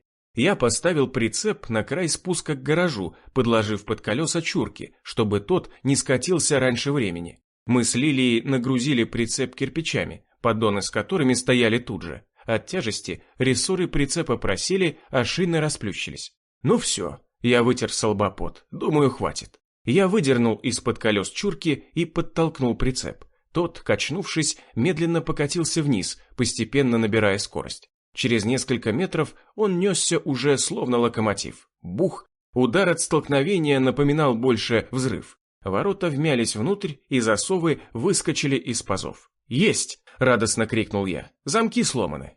Но у нас ушло еще больше 2 часов тяжелой работы, чтобы разгрести завал. Наконец, путь был свободен. Я подцепил ломом искореженные воротины и нажал. Металл натужно заскрипел и поддался. Створки разъехались. Я проскользнул внутрь в образовавшуюся щель и уже орудовал ломом изнутри. Ворота нехотя раздвинулись, и солнечный свет залил помещение. Огромный гараж на несколько машин оказался почти пустым. Лишь в дальнем углу стояла неказистая малолитражка женско-розового цвета. «Вот блин», — выдохнул я. «Я здесь минимум джип ожидал увидеть, а максимум танк, а тут это букаха с полмашины». «Но это лучше, чем ничего», — улыбнулась Лилия. «Наверное, хозяева уехали на машинах понадежнее, а эту бросили». Я сел за руль малолитражки, ключ с брелоком в виде красного сердечка торчал из замка зажигания. «С Богом», — сказал я и повернул его. Подсевший аккумулятор нехотя крутнул стартер, машина вздрогнула и завелась. Я несколько раз газанул, придав движку уверенности. «Смотри», — сказала Лилия, отвинчивая пробку огромной пластиковой канистры, стоявшей в углу. «Это, похоже, бензин». «Отлично», — сказал я и перетащил канистру в приплюснутый багажник. «Тут еще есть». Лилия вновь вытащила из темного угла еще одну канистру. «Почему они не забрали весь бензин?» «Наверное, торопились», — предположил я. «Или его здесь было очень много. Везет нам сегодня». Мы погрузились в машину и выехали из гаража. Слабый движок тянул не бог весть как, но, выйдя на асфальт, мы смогли разогнаться до 100. Потом я немного сбавил. Так получалось не в напряг для движка, и топливо экономилось больше. Лилия сидела на переднем сиденье, а Локи и Аида расположились на заднем. Девочка с любопытством таращилась по сторонам, а собака дремала. «Смотри!» — Лилия ткнула пальцем в горизонт. «Там кто-то есть». Я пригляделся. Похоже на встречную машину. «Может, свернем?» — обеспокоенно проговорила Лилия. «Поздно уже. Нас всяко заметили». Я прибавил газу. «Возьми обрез на всякий случай. Он заряжен. Мы постараемся просто проехать мимо». Встречка приближалась. Вот уже было видно, что это грязно-зеленый джип. Он тоже не думал прятаться, но шел как-то по правилам по своей полосе. Машины поравнялись и пронеслись мимо друг друга. «Черт!» — крикнул я, оглядываясь назад. «Что случилось?» — спросила Лилия. Мне показалось, что впереди сидел Велиар. Я пожал руку Вульфу. В его глазах читалась признательность. «Спасибо, Вэл, что спас мне жизнь», — сказал он и кивнул на мою ногу. «Тебя укусили?» «Это протез». Я задрал брючину и оголил титан. «Издержки прошлой профессии. Ты еще хочешь к нам присоединиться? А как ты думаешь? Тогда помоги мне погрузить тела моих друзей. Потом похороним их как положено. Мы закинули трупы в багажник. Вульф уселся за руль, а я расположился на потертом переднем сиденье. «Где ваша община?» – спросил я. «Далеко ехать?» «Далеко», – уклончиво махнул рукой Вульф. «Переночуем в лесу. Ночью ехать опасно. Можно врезаться в большую стаю или налететь на брошенное поперек дороги бревно. Мародеры так частенько делали. Завтра к обеду будем на месте». Мы отъехали подальше от места стычки с бегунами, съехали с дороги и углубились в лес. Переночевали в машине, разложив передние сиденья. Утром с первыми лучами рассвета отправились в путь. Вульф оказался не очень разговорчив и предпочитал молчать. На мои вопросы отвечал односложно и уклончиво. Я пытался как можно больше выудить у него информации о его общине, но он каждый раз отмахивался и говорил, что сам скоро все увижу. Он, конечно, прав, но хотелось бы подготовиться заранее к встрече. Какую теперь мне играть роль? Жертвы? Охотника? Бродяги-одиночки? Или раскаявшегося душегуба-апостола? Ладно, на месте сориентируюсь. Этот Вульф – тертый калач. Скорее всего, кто-то из наших бывших. С оружием явно на «ты». Полуденное солнце нагрело кабину, и я опустил стекло. Впереди на шоссе показалась маленькая розовая машиненка. Она бесстрашно неслась вперед прямо на нас. «Смотри-ка!» – удивленно проговорил Вульф. «Выжившие! Остановим ее?» – спросил я. «Зачем? Пусть едут своей дорогой, но ты автомат на всякий случай возьми, на заднем сиденье лежит». Машины поравнялись и пронеслись мимо друг друга. «Дьявол!» – крикнул я, оборачиваясь назад и провожая малолитражку стволом автомата. «Что такое?» «Там кречет! Поворачивай!» «Кто?» «Кречет! Он был одним из главарей апостолов. Тот еще урод. Мы должны убить его». «Нет», — отрезал Вульф, — «апостолов больше нет, и это не наша война. Основное правило нашей общины — не ввязываться в ненужные битвы. Лишь так мы можем выжить. Но он убил много невинных людей. Мы должны его догнать». «Ты не понял?» — нахмурился Вульф. «Мы не убиваем, мы выживаем. Это разные вещи. Стреляем только в тех, кто нам мешает это делать. И убери автомат, на кочке тряхнет, поранишься». Я швырнул автомат на заднее сиденье, сдерживая злость. Такой был момент рассчитаться со своим злейшим врагом, уничтожившим дело моей жизни, мой клан. Можно было, конечно, пристрелить Вульфа, догнать Кречета и изрешетить его из автомата. Но стрелять из АК и одновременно гнать на машине совсем неудобно. К тому же Кречет не так прост. У него за рулем свой водитель, баба какая-то. И оружие у него, скорее всего, тоже есть. Если бы Вульф мне помогал, то шансов у них против АК 0. А так 50 на 50. Так себе перспектива. Даже если я его убью, то потом что? Опять одному скитаться? Общину Вульфа я не найду. Этот сукин сын так и не сказал, что за место они облюбовали. Ладно, Кречет, мы еще с тобой встретимся. Надеюсь, к тому времени тебя не успеют сожрать мертвецы. Вечер опустился на поселение староверов, касаясь красными лучами крыш домов. На улице шла подготовка к празднику. Гектор выглянул в окно. Ироды! Опять столы и лавки повытаскивали. Опять будут людей травить пойлом красным. Так, сегодня ничего не пьем и не едим. Всем понятно? Голова нужна ясная. Неизвестно, что эти черти задумали. Я маленько только выпью, пошутил Рудый, так сказать, для куража. Я тебе выпью. Сказал, не глотка. Не поняв шутку, Гектор потряс морщинистым кулаком. Нарколыга однорукая. Да шучу я. Старый, ты лучше придумай, как мне стилет обратно вернуть. Я без него как без рук, вернее, без руки. Чувствую себя таким немощным и беспомощным, совсем как ты. Шутишь? Это хорошо. Шути, шути, пока тебя на костре не зажарили. Вон сколько дров язычники понатаскали. Явно не барашка печь. Энн испуганно взглянула в окно. Смотрите, а это что за штуковина? Она показала пальцем на огромную арку, свитую из ивовых прутьев и украшенную разноцветными лентами. Мужики выкапывали арку прямо посреди площади, а женщины украшали ее цветами и какими-то красными веточками. «Для обряда хрень какая-то», — задумчиво проговорил Гектор. «Уж больно красивая для сожжения. Больше похоже, что коронуют сегодня кого-то». «Не боись, дед», — усмехнулся Рудый. «Тебе точно престол не светит. Стар ты уже для принца». Гектор раскрыл рот, чтобы выплеснуть Рудому в ответ очередную дружескую гадость, но дверь без стука отворилась, и в дом вошел Аким в сопровождении 2 стражников. «Пора», — сказал он с сияющим видом. «Оденьте вот это». Староста протянул Рудому и Энн свертки. «Что это?» — нахмурился Рудый, взяв сверток и пытаясь его развернуть одной рукой. «Ваше праздничное одеяние. Примерьте». Энн расстелила свой сверток на столе. Это оказалось белое платье из тонкой льняной ткани, украшенное вышивкой в виде цветов и алыми ленточками. Она помогла Рудому разложить его вещи. Там была белоснежная косоворотка с красной тесьмой на рукавах и груди, и подобного вида штаны, украшенные такой же тесемкой.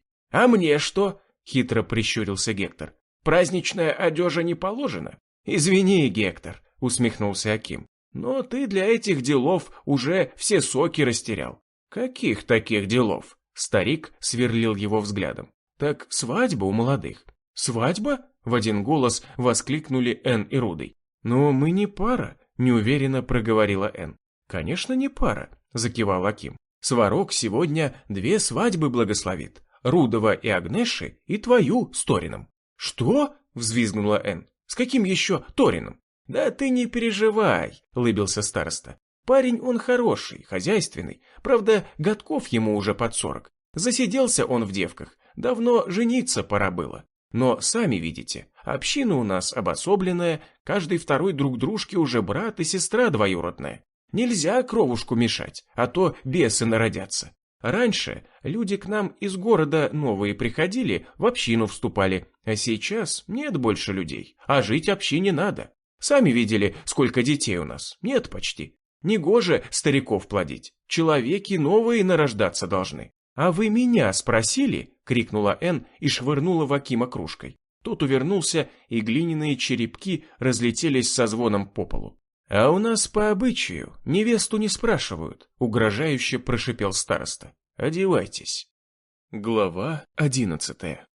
Площадь, полная народа, гудела. В центре полыхал огромный костер. Сектанты с безумными лицами покачивались в такт боя барабанов и бубнов. Где-то заунывно тянула нудную ноту флейта. Гектора, Энн и Рудова вывели из дома. Энн прижалась к парню. Возле костра возвышалась ритуальная арка. Под ней стоял размалеванный старовер в балахоне, увешанном всякими побрякушками и амулетами. Вечно хитрая улыбка с его лица исчезла. Вместо нее на бородатой морде застыло выражение торжества и таинственности. «Это всего лишь языческий жрец», — шепнул Рудый на ухо Энн. «Не бойся, здесь все не по-настоящему, их обряды для нас пустой звук». «Тебе легко говорить», — прошептала дрожащим голосом Энн. «Ты с Агнешей венчаешься, сам поди не против, а меня какому-то уроду отдать хотят. Я лучше себя убью, чем ему дамся». «Погоди ты», — успокаивал Рудый. «Подождем, когда все напьются красного вина с травками. Тогда смыться попробуем.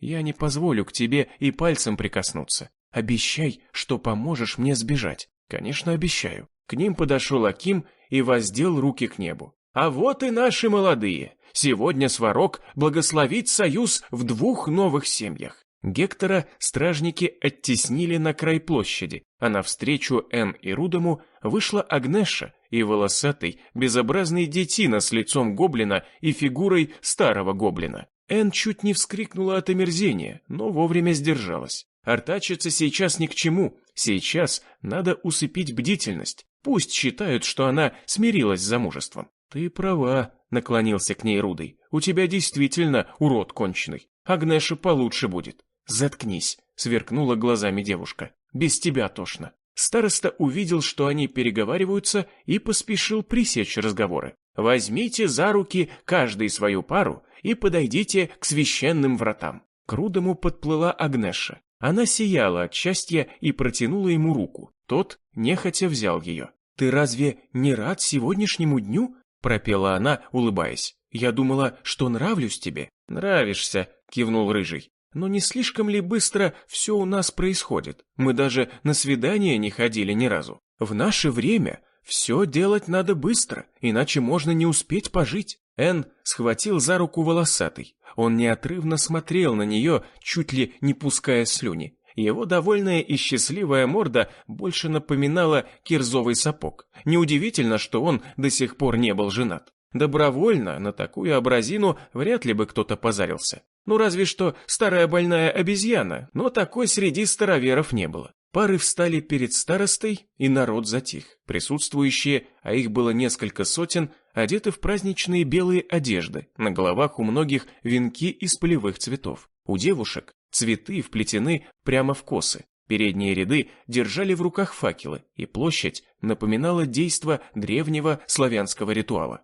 «Дети мои!» – пафосно всплеснул руками Аким. «Сегодня великий день для вас. Отец наш благословляет ваши союзы и дает мне право наложить на узы брака печать сварога. Теперь вы одно целое. Вы – жизнь и смерть, день и ночь. Ваша пара неделима. Перед ликом Бога нашего клянитесь блюсти завет семей староверов, и будет вам его благословение и радость земная длинною в жизнь». «Клянусь», — сказали в один голос Агнеша и жених Н. Аким вопросительно посмотрел на Н. Ирудова. «Клянусь», — выдавил Рыжий и посмотрел на Н. Та смотрела из-под лобья, нахмурив брови. «Мы ждем от тебя согласия», — улыбнулся Аким, но в глазах его промелькнула ледяная искра. «А если я не хочу замуж за этого урода?» Стараясь как можно спокойнее, проговорила Н. «Что тогда? Вы меня убьете? Вам же нельзя убивать».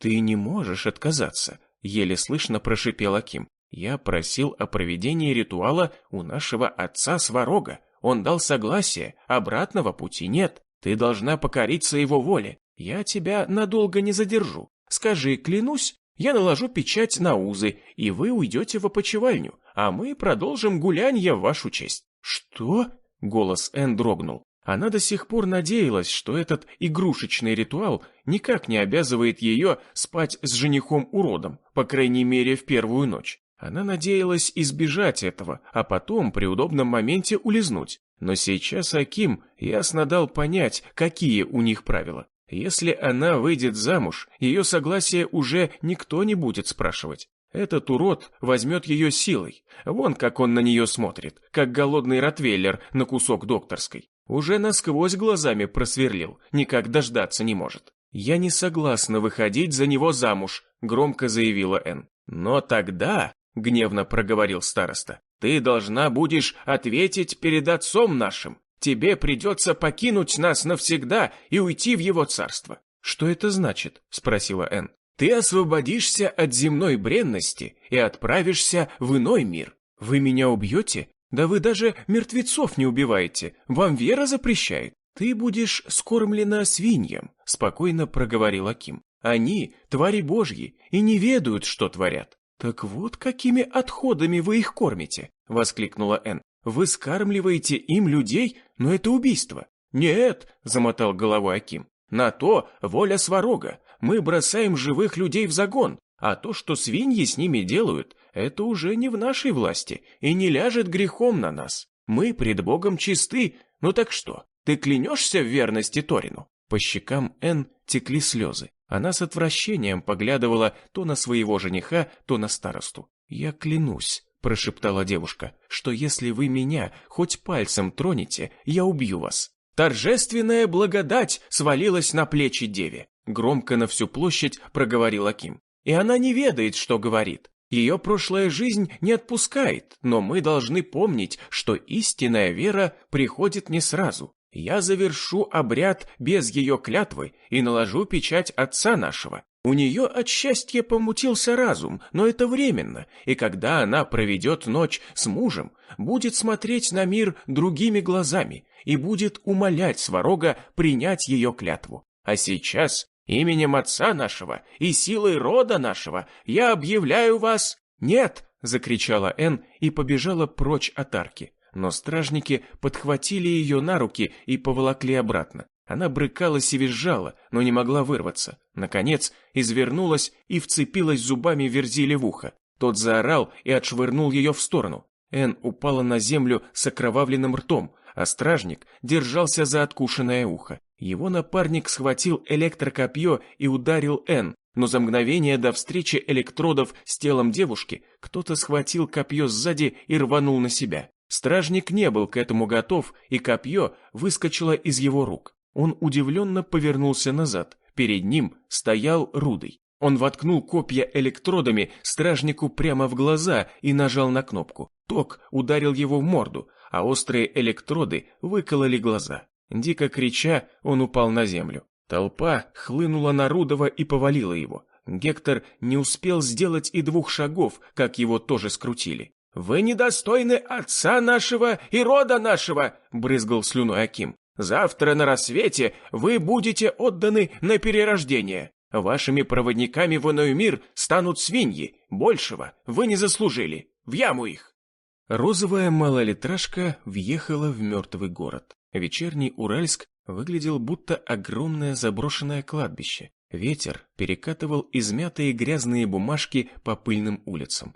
Всюду валялись высохшие мумии. В хаотичном порядке застыли разбитые авто, напрочь перегородившие дороги и тротуары. Солнце пряталось за макушки безжизненных 9-этажек, торчащих на фоне серого неба, будто гробы в ритуальной лавке. Где-то проглядывались столбы дыма. Пожары здесь не прекращались еще с начала эпидемии. Я помню, как в Темногорске люди часто поджигали дома, пытаясь уничтожить засевших там зомби. Наверное, здесь поступали так же. Смог висел в воздухе сизой пеленой. На стеклах витрин опустевших магазинов лежал толстый слой сажи, будто город накрыла волна вулканического пепла. Малолитражка пробиралась между раскиданными машинами, пока совсем не увязла в них. «Все», — сказал я с досадой, — «приехали, дальше придется пешком». «Куда пойдем?» — спросила Лилия, выбравшись из машины. «Нужно найти еду», — ответил я. «Когда-то здесь было больше 500 000 человек, а сейчас совсем пусто, даже мертвецов не видно. Странно. Мы раньше боялись сюда соваться», — сказала Лилия. «Здесь было столько мародеров и зомби, что полковник даже мысли не допускал о том, чтобы соваться в Верхний Уральск для поиска ресурсов. А сейчас здесь пустынно. Может, все люди погибли, а мертвецы разбрелись? Может и так, а может, ресурсы истощились, и люди сами ушли. А за ними ушли и мертвецы, им тоже стало нечего жрать. Надеюсь, что людей здесь мало», — поежилась Лилия. «Против мародеров сбитой не особо повоюешь». «Нужно найти нормальное оружие», — кивнул я. «Мой обрез тоже так себе вооружение. 2 выстрела и все, а потом время на извлечение гильз и перезарядку. А в Макарове, патронов больше нет». Мы пошли по центральной улице, держась в тени домов и стараясь не выходить на открытое пространство. По пути попались несколько одиночных зомби, но они нас не замечали, так как Аида была рядом. Я еле сдерживался, чтобы не прикончить мертвецов, но ради эксперимента этого не сделал. Услугами Аиды мне еще не приходилось пользоваться, и я хотел попробовать маскировку. Зомби действительно прошли мимо. Лишь Локи пытался их куснуть и всякий раз уворачивался от их неуклюжих попыток схватить его. Он крутился вокруг них волчком и клацал зубами. Ему очень хотелось их облаять, но я запретил подавать голос. Пес это понимал и молча дергал за ноги оживших. Те пытались его поймать, бегали за ним, но всякий раз теряли его в лабиринте брошенных автомобилей. Мы брели по городу около часа. По пути заглядывали в продуктовые лавки и магазинчики, но ничего съестного так и не нашли. Лишь Аиде удалось поймать и съесть худого голубя, который по своей наивности приблизился к ней, выпрашивая по старой привычке семечки. Уже совсем стемнело, когда нам попалось здание торгового центра. Мы зашли внутрь. Шаги отдавали гулким эхом по глянцу гранита и терялись в пустоте. Разграбленными оказались даже отделы с одеждой. Но нам все же кое-что удалось найти по своим размерам. Сменили свое рванье на джинсовую одежду, штаны, рубахи и куртки. В куртках сейчас жарковато, но ночи бывают не по-летнему холодные. На 3-м этаже оказалось много кафешек. В одной из них удалось раздобыть засохший батончик и пачку чипсов. Не густо, придется сегодня ложиться спать голодными. Ночевать в огромном торговом центре неуютно и страшновато. Слишком много мест, откуда могут появиться зомби. Я предпочитал более замкнутые пространства. Мы спустились вниз по широкой лестнице на 1-й этаж и хотели уже выйти на улицу,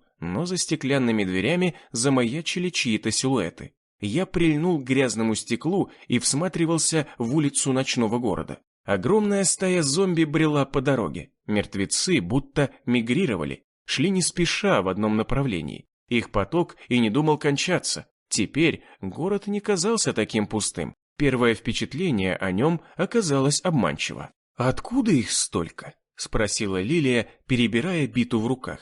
«Наверное, в городе они сбиваются в большие стаи и вместе шатаются по улицам. Постепенно к ним прибиваются одиночки». «Нам нельзя сейчас выходить», – сказала Лилия. «Придется заночевать здесь». Я кивнул. «Давай поищем подходящее место для ночлега. И лучше отойдем от стекла. Если нас заметят, стая хлынет сюда, и тогда нам конец». Мы потихоньку отошли вглубь торгового центра. Где-то на верхних этажах послышался шум, похожий на чьи-то вкрадчивые шаги. «Ты слышала?» – спросил я Лилию, задрав голову и всматриваясь в темноту верхних ярусов. «Нет», – помотала она головой. «А что случилось?» «Ничего. Показалось, что там кто-то есть. Может, зомби-одиночка забрел?» «Вряд ли», – помотал я головой. «Они не прячутся, а лезут напролом. Ветер, наверное, сдул через разбитые окна манекен, тот покатился, а мне показалось, что шаги». Мы обшарили первый этаж, на втором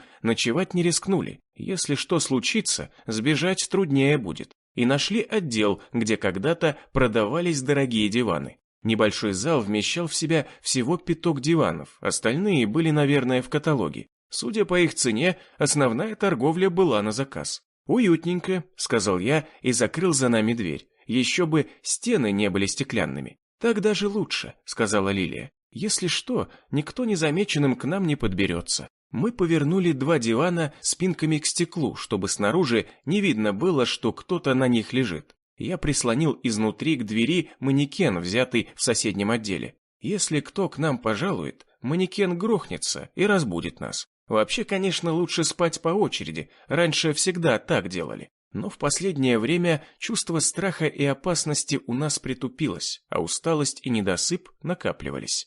К тому же у нас есть Локи и Аида. Локи дремлет чутко, а девочка вообще никогда не спит. Прикончив пачку чипсов на 2 с Лилией и угостившись по четвертинке шоколадного батончика, половину шоколадки отдали Локи, мы завалились на диваны. Пружинные блоки вмиг подстроились под наши тела, и после долгих ночевок на земле и прочих малопригодных для сна поверхностей новые лежанки показались чем-то волшебным. Я уснул почти сразу в обнимку с обрезом. Лилия положила рядом с собой биту, а с пояса не стала снимать нож. Спать приходилось в одежде и обуви. Наши новые трекинговые ботинки, нашли их в обувном отделе сегодня, еще не впитали дорожной пыли и грязи и не слишком морали постель. Проснулся я среди ночи от шороха. Я приподнялся на локте. Свет луны почти не добивал до нашего места ночлега. Лишь на фоне стеклянных стен торгового центра я еле различал стеклянную дверь с привалившимся к ней манекеном. Стоп. Я пригляделся и похолодел. Манекена нет. Как так? Я покрутил головой, всматриваясь в темноту. Локи сопит. Аида тоже лежит на маленьком диванчике и будто бы спит. Раньше она так не делала. Она все больше и больше напоминает мне живого ребенка. Постепенно перенимает привычки людей и, кажется, уже понимает большинство наших слов. Я потихоньку сел на диване. Пружины даже не скрипнули. Вот что значит качество. Где-то в углу я увидел тень. Тень, пригнувшись, кралась к выходу. Теперь я ясно видел, что это силуэт человекоподобного существа. На спине у него был наш рюкзак. Твою мать, нас обокрали! Стоять! — крикнул я и вскочил с дивана, направив обрез на незнакомца. Тень метнулась к двери и выскочила в общий зал. Я не стал стрелять, неизвестно, кто это вообще, да и шуму будет много. Если снаружи еще бродит большая стая, палить из обреза никак нельзя. Локи проснулся и бросился за тенью. Я рванул следом. Собака в несколько прыжков нагнала ворюгу и прыгнула ему на спину. Ударами передних лап Локи повалил беглеца на пол. Тот прокатился по граниту и, лежа на спине, поднял руки вверх. «Не убивайте меня, прошу, я человек!» Локи стоял рядом и злобно рычал. Я подошел ближе и успокоил пса. «Все, дальше я сам. Как же ты его не заметил? Крепко спишь». Пес будто понял укор, виновато опустил голову и, вильнув хвостом, отошел в сторону. На полу лежал трясущийся худощавый парень неопределенного возраста. Вроде не слишком взрослый, но впалые щеки, нездоровый цвет лица и синие разводы под глазами старили его лет на 10 сразу. «Кто такой?» — грозно спросил я, наставив на него обрез. Сзади послышались шаги. К нам подошла ничего не понимающая Лилия и Аида. Девочка с любопытством уставилась на вора. Глава 12. «Я из общины барона, я кислотник. Вы должны меня отпустить. Вот, заберите ваш рюкзак. Я больше ничего у вас не взял. Вам нельзя меня убивать. Барон не любит, когда убивают его кислотников». «Мы не собирались тебя убивать», — попытался успокоить его я. «Зачем ты взял наш рюкзак? Ты мародер? Кто такой барон?» Парень постоянно дергался, и тремор мешал ему говорить. Он то заикался, то просто проглатывал слова. Но после моего вопроса вдруг успокоился и уже с ухмылкой проговорил. «Так вы не местные? Вы не знаете барона? Он главный в этом городе. На него работают почти все выжившие». «Он захватил их в рабство?» — нахмурился я. «Вот бляха, еще нам одного Велиара не хватало». Но парень поспешил меня переубедить. «Нет, на него работают за награду, в основном кислотники, как я. Мы собираем продукты, алкоголь, всякие нужные вещи, сигареты и прочий дефицит». «А что получаете взамен?» — удивленно спросила Лилия. «Вы могли бы все это оставлять себе?» «Могли бы, но награда слишком уж очень нам нужна. Нужнее, чем еда и выпивка. Он дает нам кислоту». «Кислоту?» — Лилия непонимающе хлопала глазами. Только сейчас до меня дошло, о чем идет речь. Этот бегающий взгляд кислотника, тремор, ужимки, тревожность и желание что-нибудь спереть. «Он чертов нарик», — сказал я. «Кислота — это синтетика, наркотик, а барон, судя по всему, наркодиллер». «Он не дилер», — замотал головой парень. «Он ничего не продает, а только дает в качестве награды за труд». «И много вас таких кислотников?» — спросил я. «Не знаю», — пожал плечами наркоман. «Я видел несколько сотен, но их гораздо больше. Мы работаем поодиночке. Таких, как мы, часто убивают ожившие, но на место погибших приходят новые». «Какой смысл рисковать жизнью за дозу?» — удивилась Лилия. «А какой смысл влачить никчемное существование, прячась, как крыса?» — оживился Нарик. «Барон дает нам другой мир. Его товар очень качественный. Он уносит от реальности так, что ты потом уже не можешь без него. В жизни появляются яркие моменты, ради которых мы и рискуем». «Откуда у барона столько наркоты?» — спросил я. «Он что, запасся ею на несколько лет вперед?» «У него своя лаборатория. Там работает много людей, и производство не останавливается ни днем, ни ночью». «Они тоже работают за дозу?» «Нет, химики работают за еду и кров. Барон не позволяет пробовать им товар. Он ими очень дорожит. Сейчас трудно найти хорошего химика. Говорят, некоторых он заставил работать силой, удерживает их взаперти. Но я точно не знаю, так лишь говорят». «Почему ты нам все это рассказываешь?» — спросила Лилия. «Ты не боишься, что барон тебе за это отомстит?» «А ему наплевать на свою репутацию. Он бизнесмен и ведет свои дела открыто, через наркоту, не прячась и не скрываясь. В наше время он дает людям то, чего мы все лишились. Частицу счастья, эйфорию, беззаботность. Но забирает здоровье и жизнь», — продолжила Лилия. «А жизнь сейчас почти ничего не стоит», — покачал головой наркоша. «Мне жизнь не нужна, без кислоты. Ну так что, вы меня отпустите?» «Отпустим», — кивнул я. «Если скажешь, как нам найти барона». «Найти его легко. Он живет в городском бомбоубежище, что находится под зданием бывшей мэрии. Это в самом центре города, там, где площадь была с фонтанами». «Знаю это место», — кивнул я. «Ты можешь идти. Но не вздумай вернуться. Тогда мы тебя точно убьем». «Мне незачем сюда возвращаться», — улыбнулся кислотник. «Торговый центр пуст, и здесь больше нечем поживиться».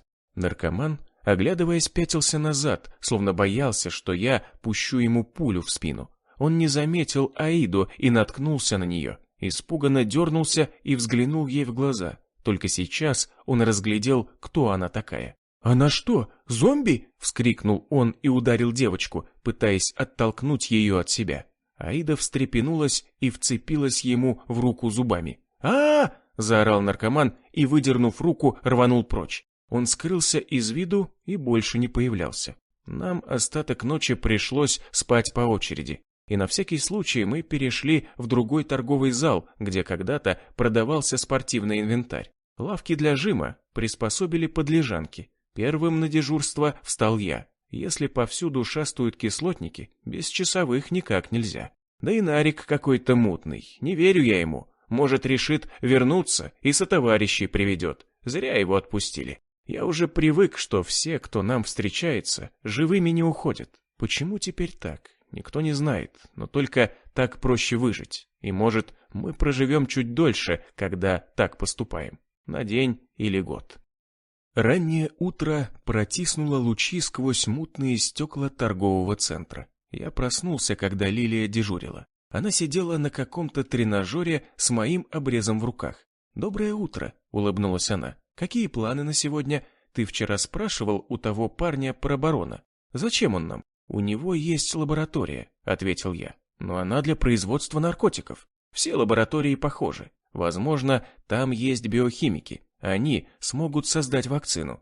Но как объяснить это барону?» Лилия обеспокоенно поморщилась. «Не нравится мне это. Таким людям нельзя доверять. Он бизнесмен и использует наркоту как ходовую валюту. Если мы предложим ему вакцину, он ей непременно заинтересуется.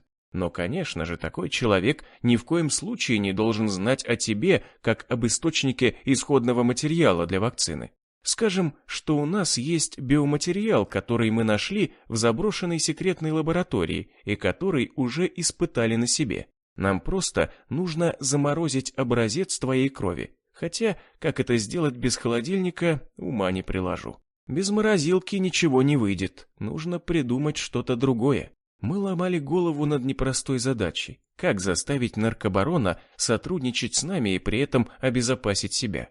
Ничего дельного в голову не лезло. Наконец, на ум мне пришла одна мысль. Я рассказал свои соображения Лилии. Она нахмурилась, но потом кивнула. План, конечно, опасный, но другого у нас нет. «Тогда попробуем его», — ответил я. «Надеюсь, у нас получится не умереть в ближайшее время». Мы вышли из торгового центра навстречу новому утру. На его крыльце шатался одиночка оживший. Завидев нас, он поспешил навстречу. «Странно», — сказал я, — «почему он реагирует на людей? Ведь с нами Аида». «Это наш старый знакомый», — ткнула в его сторону битая Лилия. «Наркоман погиб от укуса Аиды и обернулся».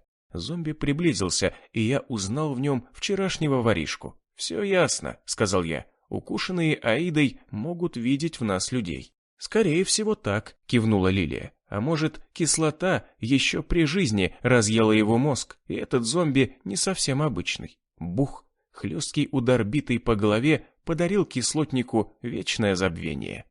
От сырой земли тянуло холодом и запахом плесени. Огромная яма сверху накрыта металлической решеткой, сваренной из толстенных ржавых прутьев. «Вставай мне на плечи», — сказал Рудый, обращаясь к Энн. «Попробуй дотянуться до верха». «Тише вы!» — прошипел Гектор. «Наверху наверняка часовой. Давайте без лишнего шума». Рудый пригнулся, и Энн ловко вскарабкалась на него, словно кошка на дерево. Рудый распрямился, а девушка, балансируя на его плечах, стала приподниматься на носках, вытянув вверх руки. Она цеплялась за землю, пытаясь подтянуться повыше, но до верха еще было больше метра. Энн покачнулась и сорвалась вниз. Рудый успел ее подхватить единственной рукой и смягчить падение. Они вместе завалились на рыхлую землю. «Ты как?» — спросил парень, вставая на ноги и подав руку Энн. «Спасибо, нормально». В глазах девушки читалась благодарность. Даже не ударилась. «Было бы у меня 2 руки», — улыбнулся парень, — «ты бы вовсе не упала». «Эх», — вздохнул Гектор, — «акробаты, ну вы еще обнимитесь. Нам выбираться из ямы надо, а они любезностями бросаются. Думайте, как на поверхность попасть, иначе утром умрем. Всегда считал, что сгину от укуса оживших, но никак не от того, что порося сожрут». «Разве они едят людей?» — испуганно спросила Энн. Ее плечи передернулись. «Свиньи как люди», — вздохнул Гектор. «Все едят, смотря к чему их приучили. Я думаю, Аким не врет. Они свинок своих человеченкой балуют. Иначе как их еще прокормить в нынешнее время? Помолчи, старый, шикнул на него Рудый. Видишь, Энн и так плохо. Ты еще свою больную фантазию включаешь. А ты мне рот не затыкай, ерепенился Гектор. Лучше знать, к чему готовиться, чем сгинуть в пустых надеждах. Может, хоть в голову что дельное придет. Человек, когда в стрессе, все может, тем более Энн. Я помню, как она людоеду горло перекусила. И сегодня ухо сворожичу. Она девочка смелая, ее хрюшками не напугаешь. Смелая, всхлипнула Энн. Только сейчас почему-то мне очень страшно, потому что выхода нет. Наверху раздались шаги. «Тише!» – прошептал Гектор. «Кто-то идет!» На фоне ночного неба над ямой нависла тень. Тень просунула руку между прутьями решетки и что-то аккуратно скинула вниз. Предмет упал рядом с Рудом. Он поднял его. Это оказался стилет с креплениями. «Моя рука!» – воскликнул парень, прилаживая стилет. «Помогите пристегнуть!»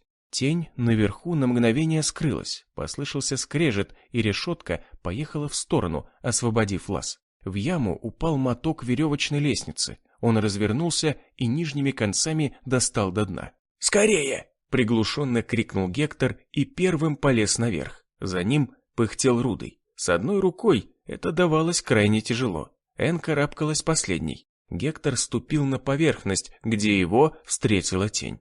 «Ты?» – удивленно уставился старик на спасителя. «Почему ты нам помогаешь?» Рудый и Энн тоже уже выбрались из ямы и ошарашенно уставились на человека в дорожном плаще с капюшоном, наполовину скрывавшим его лицо. Но даже в таком наряде трудно было не узнать их спасителя. «Возьмите меня с собой», — сказала Агнеша, скинув капюшон и не сводя глаз с Рудова. «Я задыхаюсь в общине. Мы вместе сбежим. Я хочу быть с вами». Рудый радостно закивал, а Энн сверкнула недовольным взглядом на Агнешу, поморщилась, но промолчала. «Скорее!» Агнеша вновь накинула капюшон. «Часовой, что обходит территорию, может в любой момент здесь появиться. Он непременно заглянет в яму». Агнеша нырнула в темноту. Остальные последовали за ней и перешли на бег. «Куда ты нас ведешь?» – спросил на ходу Рудый. «Там же везде забор под напряжением». «Есть лазейка», – ответила девушка. «Я с подругами часто убегала из общины. Мы гуляли в лесу и убивали оживших». «Ты убивала мертвецов?» – удивился Рыжий. «Они и так мертвы», – как неразумному ребенку ответила Агнеша. «Да знаю я», – фыркнул Рудый. «Просто я думал, что вам нельзя». «По вере нельзя, только я неверующая. Религия помогает нам выжить, но душит меня. Мы слепо верим в то, что не является реальностью. Так людьми легче управлять. Пока верим, наша община существует. Империи всегда терпели крах, когда люди утрачивали веру. А ты не такая простушка, как казалось». Рудый удивленно смотрел на Агнешу новым взглядом. «Здраво рассуждаешь. Вообще-то я универ закончила, не совсем дикая. Было время, на истфаке 5 отучилась. Перед беглецами вырос забор из смеси колючей проволоки и сетки рабицы. «Пришли», – выдохнула запыхавшаяся Агнеша. Она подошла к ограждению и осторожно потянула за какую-то веревку, спрятанную под забором в ворохе листьев и травы. За веревкой пополз замаскированный дерном люк. Он отъехал в сторону и открыл тайный лаз, который вел в подкоп под ограждением. «За мной!» Агнеша юркнула внутрь первой. Подкоп оказался довольно широким и нахоженным. Видно было, что сделан уже давно и использовался часто. Неожиданно со стороны поселения раздался звон. Он разорвал тишину и перекатами разнесся по округе. Кто-то молотил железной палкой по подвешенной рельсе. «Часовой увидел, что вас нет», – пробормотала Агнеша. «Быстро он это обнаружил. Плохо дело. Скорее в лес». Беглецы побежали в постепенно сгущавшееся редколесье. Через пару сотен метров вышли на небольшую полянку. Агнеша вскрикнула, зажав в последний момент себе рот рукой. На поляне копошились трое оживших. Они ползали по окровавленному трупу лошади и рвали ее плоть зубами, жадно урча. Рядом стояла небольшая телега. «Они убили ее!» – пролепетала Агнеша. «Мою лошадь! Как теперь мы отсюда выберемся?» Ожившие настолько увлеклись трапезой, что даже не заметили, как к ним сзади подошел Рудый и методично одного за другим порешил их ударами стилета в затылок. Мертвецы завалились на труп лошади и затихли. Со стороны поселения уже слышался шум, крики, ржание лошадей, скрип телег. Небо прорезали лучи охотничьих фонарей. «За нами погоня!» Агнеша чуть не плакала. «Все нормально, успокойся». Рудый приобнял девушку. «Как нам лучше спрятаться? Если побежим в лес, наверняка они там и будут нас искать». «Да», кивнула, всхлипывая Агнеша. «Но телеги туда не пройдут, а верховых стражников у нас мало, от пеших проще скрыться в лесу». «Вперед!» – скомандовал Рудый и потянул девушку дальше, в темноту леса. Остальные побежали за ними. Через несколько минут выматывающего бега чаще вдруг оборвалась, и перед беглецами неожиданно раскинулось голое поле. «Черт!» – приглушенно крикнул Рудый. «Пригнитесь, они рядом». Впереди, по проселку, пронеслась телега с 3 седоками. У всех в руках факелы и электрокопья. «Почему мы вышли в поле?» – недовольно прошипел на Агнешу Гектор. «Я не знаю». Та беспомощно хлопала мокрыми от слез глазами. «В темноте, наверное, не туда свернули. Простите». Мимо катила вторая телега. Она остановилась прямо напротив спрятавшихся людей. Из нее выскочили 2. В темноте видно было только их силуэты, но голоса хорошо слышно. «Нужно проверить этот лесок», — сказал один из них молодым голосом. «В округе их нигде нет, значит, где-то здесь прячутся». Второй вытащил из вороха соломы 2 охотничьих ружья. Одно он протянул напарнику и сказал: «Ты знаешь, что делать, когда мы их найдем. Никто не должен остаться в живых». «Ты что, убить их хочешь?» В голосе молодого послышался ужас. «Это против веры. Ты тоже это сделаешь. Считай, что сегодня у нас индульгенция на убийство беглецов. Это приказ Акима, только об этом никто не должен знать». Аким приказал их убить, но он же чтит заветы Сварога. «Сварог у тебя в башке», — отрезал второй, «а больше его нигде нет, это всего лишь бутафория, понимаешь?» «Нет», — замотал головой первый, «Сварог — спаситель наш, мы живы только благодаря ему». «Тьфу ты, пусть так, только сегодня мы должны согрешить ради укрепления веры. Если отступники сбегут, это пошатнет веру общины в Бога. Ведь он избрал их души для переселения, а они сбежали. Значит, мы должны маленько помочь отцу нашему с ними разделаться. Ну и Акиму, конечно. Если люди потеряют веру, ему тоже никто подчиняться не будет. И тогда общине конец». «Убийство ради спасения», — пробормотал молодой. «Точно», — радостно подтвердил напарник, обрадовавшись, что наконец нащупал нужную струну в душе молодого. «Только у нас в ружьях по 1 патрону. И что? Они же одноствольные. Так и должно быть». «Так, а беглецов-то 3? Как их убить 2 выстрелами?» «Ну, значит, кому-то из них не повезет. Забьем его прикладами, а потом перезарядимся, и если будет еще живой, пристрелим». «Жестоко», — пробормотал молодой, — «но справедливо. Никто не может нарушать волю отца нашего и ставить под сомнение веру. Я готов. Пошли». «Ну, наконец-то!» — с облегчением выдохнул подстрекатель. «Созрела ягодка, когда снег чуть не выпал. Вон, видишь, кусты шевелятся. Иди проверь, там кто-то есть. А ты? А я прикрою тебя, на мушку куст возьму». Глава 13. Сварожичи выставили вперед стволы и двинулись прямо на притаившихся в кустах беглецов. Еще 20 шагов, и они их обнаружат. Рудый сидел, притаившись, словно сжатая пружина. Стилет на его руке в нетерпении подрагивал. «Не дури!» – прошептал Гектор ему на ухо. «Не успеешь положить их, в упор тебя расстреляют!» «У нас нет выхода», – ответил шепотом Рудый. «Сдаться попробуем, а там посмотрим». «Ты сам слышал, в плен они не берут». Их спор прервала Агнеша. Она вышла из-за кустов и неожиданно возникла перед староверами, будто призрак. Они вздрогнули и чуть не выстрелили по фигуре в дорожном плаще, но в последний момент сдержались. «Кто такой?» — крикнул старший. «Ты что, Арсений?» — девушка скинула капюшон. «Не узнал меня?» «Агнеша, ты! Я ж в тебя чуть не пальнул. Чуть беду не совершил великую. Ох, удержал мою руку Сварог. Ты что здесь делаешь?» «То же, что и ты. Ищу беглецов. Одна, без оружия». «А зачем мне оружие? Я жениха убивать не хочу. Вернуть его хотела по-доброму». Девушка сделала страдальческое лицо и пустила слезу. Ну, это вряд ли получится. Отец твой велел, Что велел? Глаза Агнеши сверкнули. Говори. Изгнать их велел, подальше, подсказал напарнику молодой. Нельзя, сказал, их возвращать в святое место. Осквернили они его. Не место им там более. Тогда зачем вы их ищете? Агнеша прищурилась. Говорите правду. Вас послали убить их, да?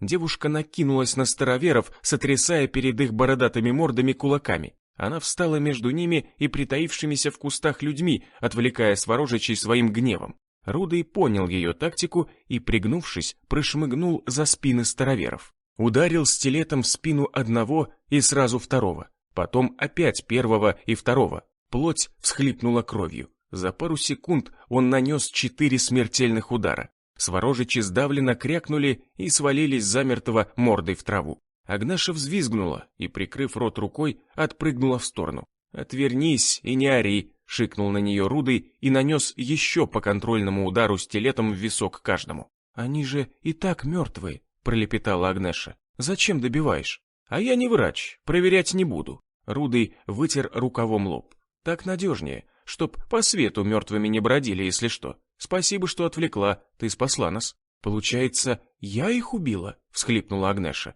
«Не получается», — замотал головой Рудый. «Убил их я, а ты отвлекла. Хорош причитать. Быстро в телегу, надо уходить. Я вожжи возьму». Агнеша вытерла слезы и забралась на повозку. «Я дорогу знаю». «Только давай не как в лесу», — проворчал Гектор. «Вывези нас в нужное место, подальше от ваших богомольцев и Сварога, будь он неладен». Когда все забрались в телегу, Агнеша хвастнула вожжами 2 раза по крупу лошади, и та понеслась, громыхая телегой. Девушка направила ее по заросшей дороге, подальше от наезженных проселков. Через минуту темнота проглотила беглецов, скрыв их от погони.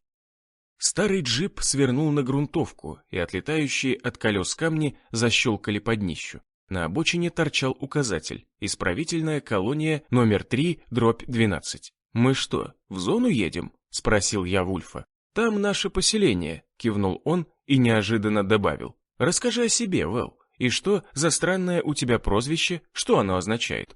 «Вот бляха», — подумал я про себя, к прозвищу прицепился. Что пришло в голову первое, то и придумал. От слова «велиар» производных не так много, а к нему привык уже. Жрец меня еще называли, но для мирной общины представляться таким именем нельзя. Для них я должен быть обычным путником, попавшим в беду. Поразмыслив несколько секунд над легендой, я сказал вслух. Обычное прозвище. Так звали моего пса в прошлой жизни. Любил я его очень. А что ты всю дорогу молчал? А тут вдруг биографией моей заинтересовался. Я должен понять, кого в общину свою веду. Ты меня спас, но люди должны знать, с кем имеют дело.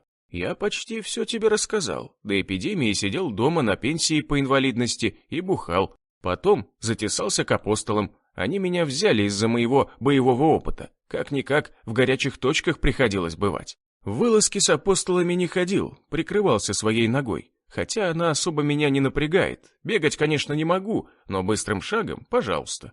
Поэтому на мирные общины не нападал и людей не убивал. Службу нес на стене. Как вертухай приглядывал за всем, что творится снаружи. Каюсь, один раз пристрелил беглого раба, но это пришлось сделать. Он мимо моего поста пробегал. Если бы не выстрелил, меня бы сожгли. Эту драматическую подробность своей истории я придумал для правдоподобности легенды.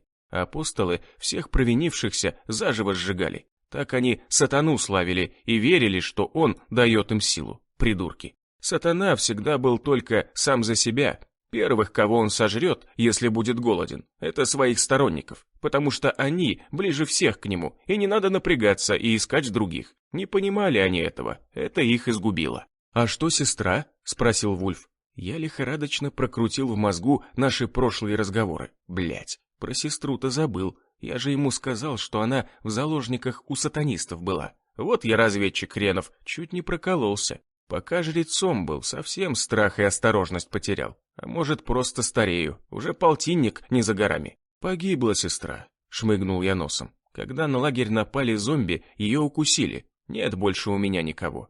Сдай пистолет. Что? ТТшник свой отдай мне пока. Зачем?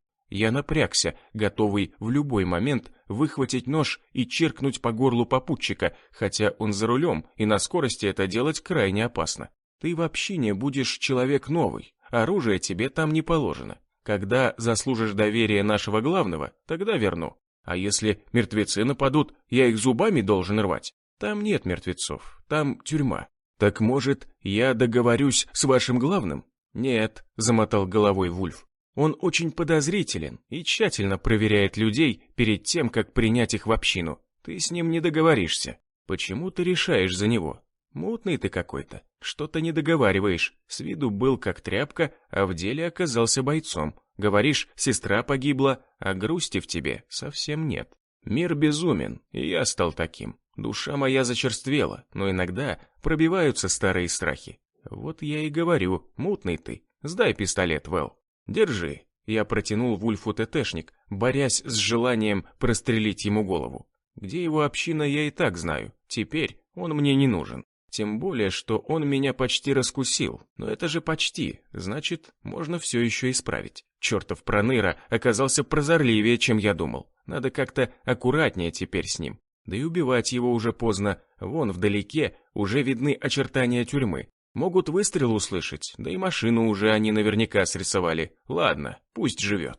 Все эти мысли пронеслись в моей голове за пару секунд, но Вульф увидел замешательство в моих глазах и поспешил забрать из руки пистолет. Он засунул его в карман разгрузки. Машина, переваливаясь на ухабах, подкатила к высоченному бетонному забору, в центре которого были встроены откатные железные ворота, опутанные витками колючей проволоки. Вульф высунулся из машины и помахал рукой. Только после этого часовые бросились открывать ворота. Осторожные ребята, явно не гражданские, те бы уже сразу распахнули ворота лишь при виде знакомой машины. А эти бдят. Не просто мне будет втереться к ним в доверие. Джип въехал во внутренний двор, и ворота за ним сомкнулись. Территория тюрьмы оказалась небольшой. Раньше это была спецколония для красного контингента, рассчитанная узников на 300 или около того. Внутри двора вросло в землю массивное одноэтажное пепельно-серое здание с маленькими зарешетченными оконцами. Оно выглядело как гигантский дот, неприступное и повидавшее многое на своем веку. Из здания высыпали люди, среди них были обычного вида женщины и даже дети. Мужчин не так много, но все неплохо вооружены. Почти у каждого за спиной висит либо помповое ружье, либо карабин. У некоторых на поясе болтаются пистолеты в кобурах закрытого типа, в том числе у многих женщин. Автоматы и пистолеты-пулеметы только у некоторых боевиков, одетых в камуфляж. Они явно из наших бывших. На вышках, как и положено в тюрьмах, маячат вертухаи. У каждого снайперка и калашников плюсом. «А вы хорошо устроились», — сказал я своему спутнику. Такого оружия даже у апостолов не было. У них все больше обрезы были и прочая гладкоствольная хрень. Максимум карабины охотничьи и калаши всего несколько штук. А у вас боевые стволы, даже СВДшки с оптикой. С таких на 2 километра можно бить, если умеючи. «Нам повезло», — ответил Вульф. «Многие из нас здесь работали, и когда мир погиб, мы просто перевезли сюда свои семьи, а оружие здесь уже было». Наш разговор прервали подошедшие люди. «Что случилось?» — спросил с жиденькой бородкой толстяк в камуфляже и в разгрузке, забитый до отказа оружием и запасными магазинами. «Где остальные?» На плече у него висел укороченный автомат со складным прикладом. Может, он и есть главный? Я пока на всякий случай ничего не говорил. На нас напали бегуны, когда мы подбирали этого. Вульф кивнул на меня. Все погибли. «Дьявол!» — воскликнул толстяк. «Ты же стрелянный воробей. Как ты мог такое допустить? Они появились из ниоткуда. Сам знаешь, Шон, что эти мутанты быстрее ветра. Я ничего не успел сделать. Может, это была засада?» Толстяк Шон с подозрением уставился на меня. «Может, он навел их?» «Исключено», — замотал головой Вульф. «Его самого чуть не сожрали, и он спас мне жизнь». Шон уставился на меня въедливыми поросячьими глазками, еле видимыми из-за выпирающих щек. «Ты кто такой?» «Это апостол», — ответил за меня Вульф. «Но он вроде как все осознал, готов вступить в наши ряды». Толстяк плюнул мне под ноги, явно испытывая мое терпение. Он повернулся к Вульфу и сказал: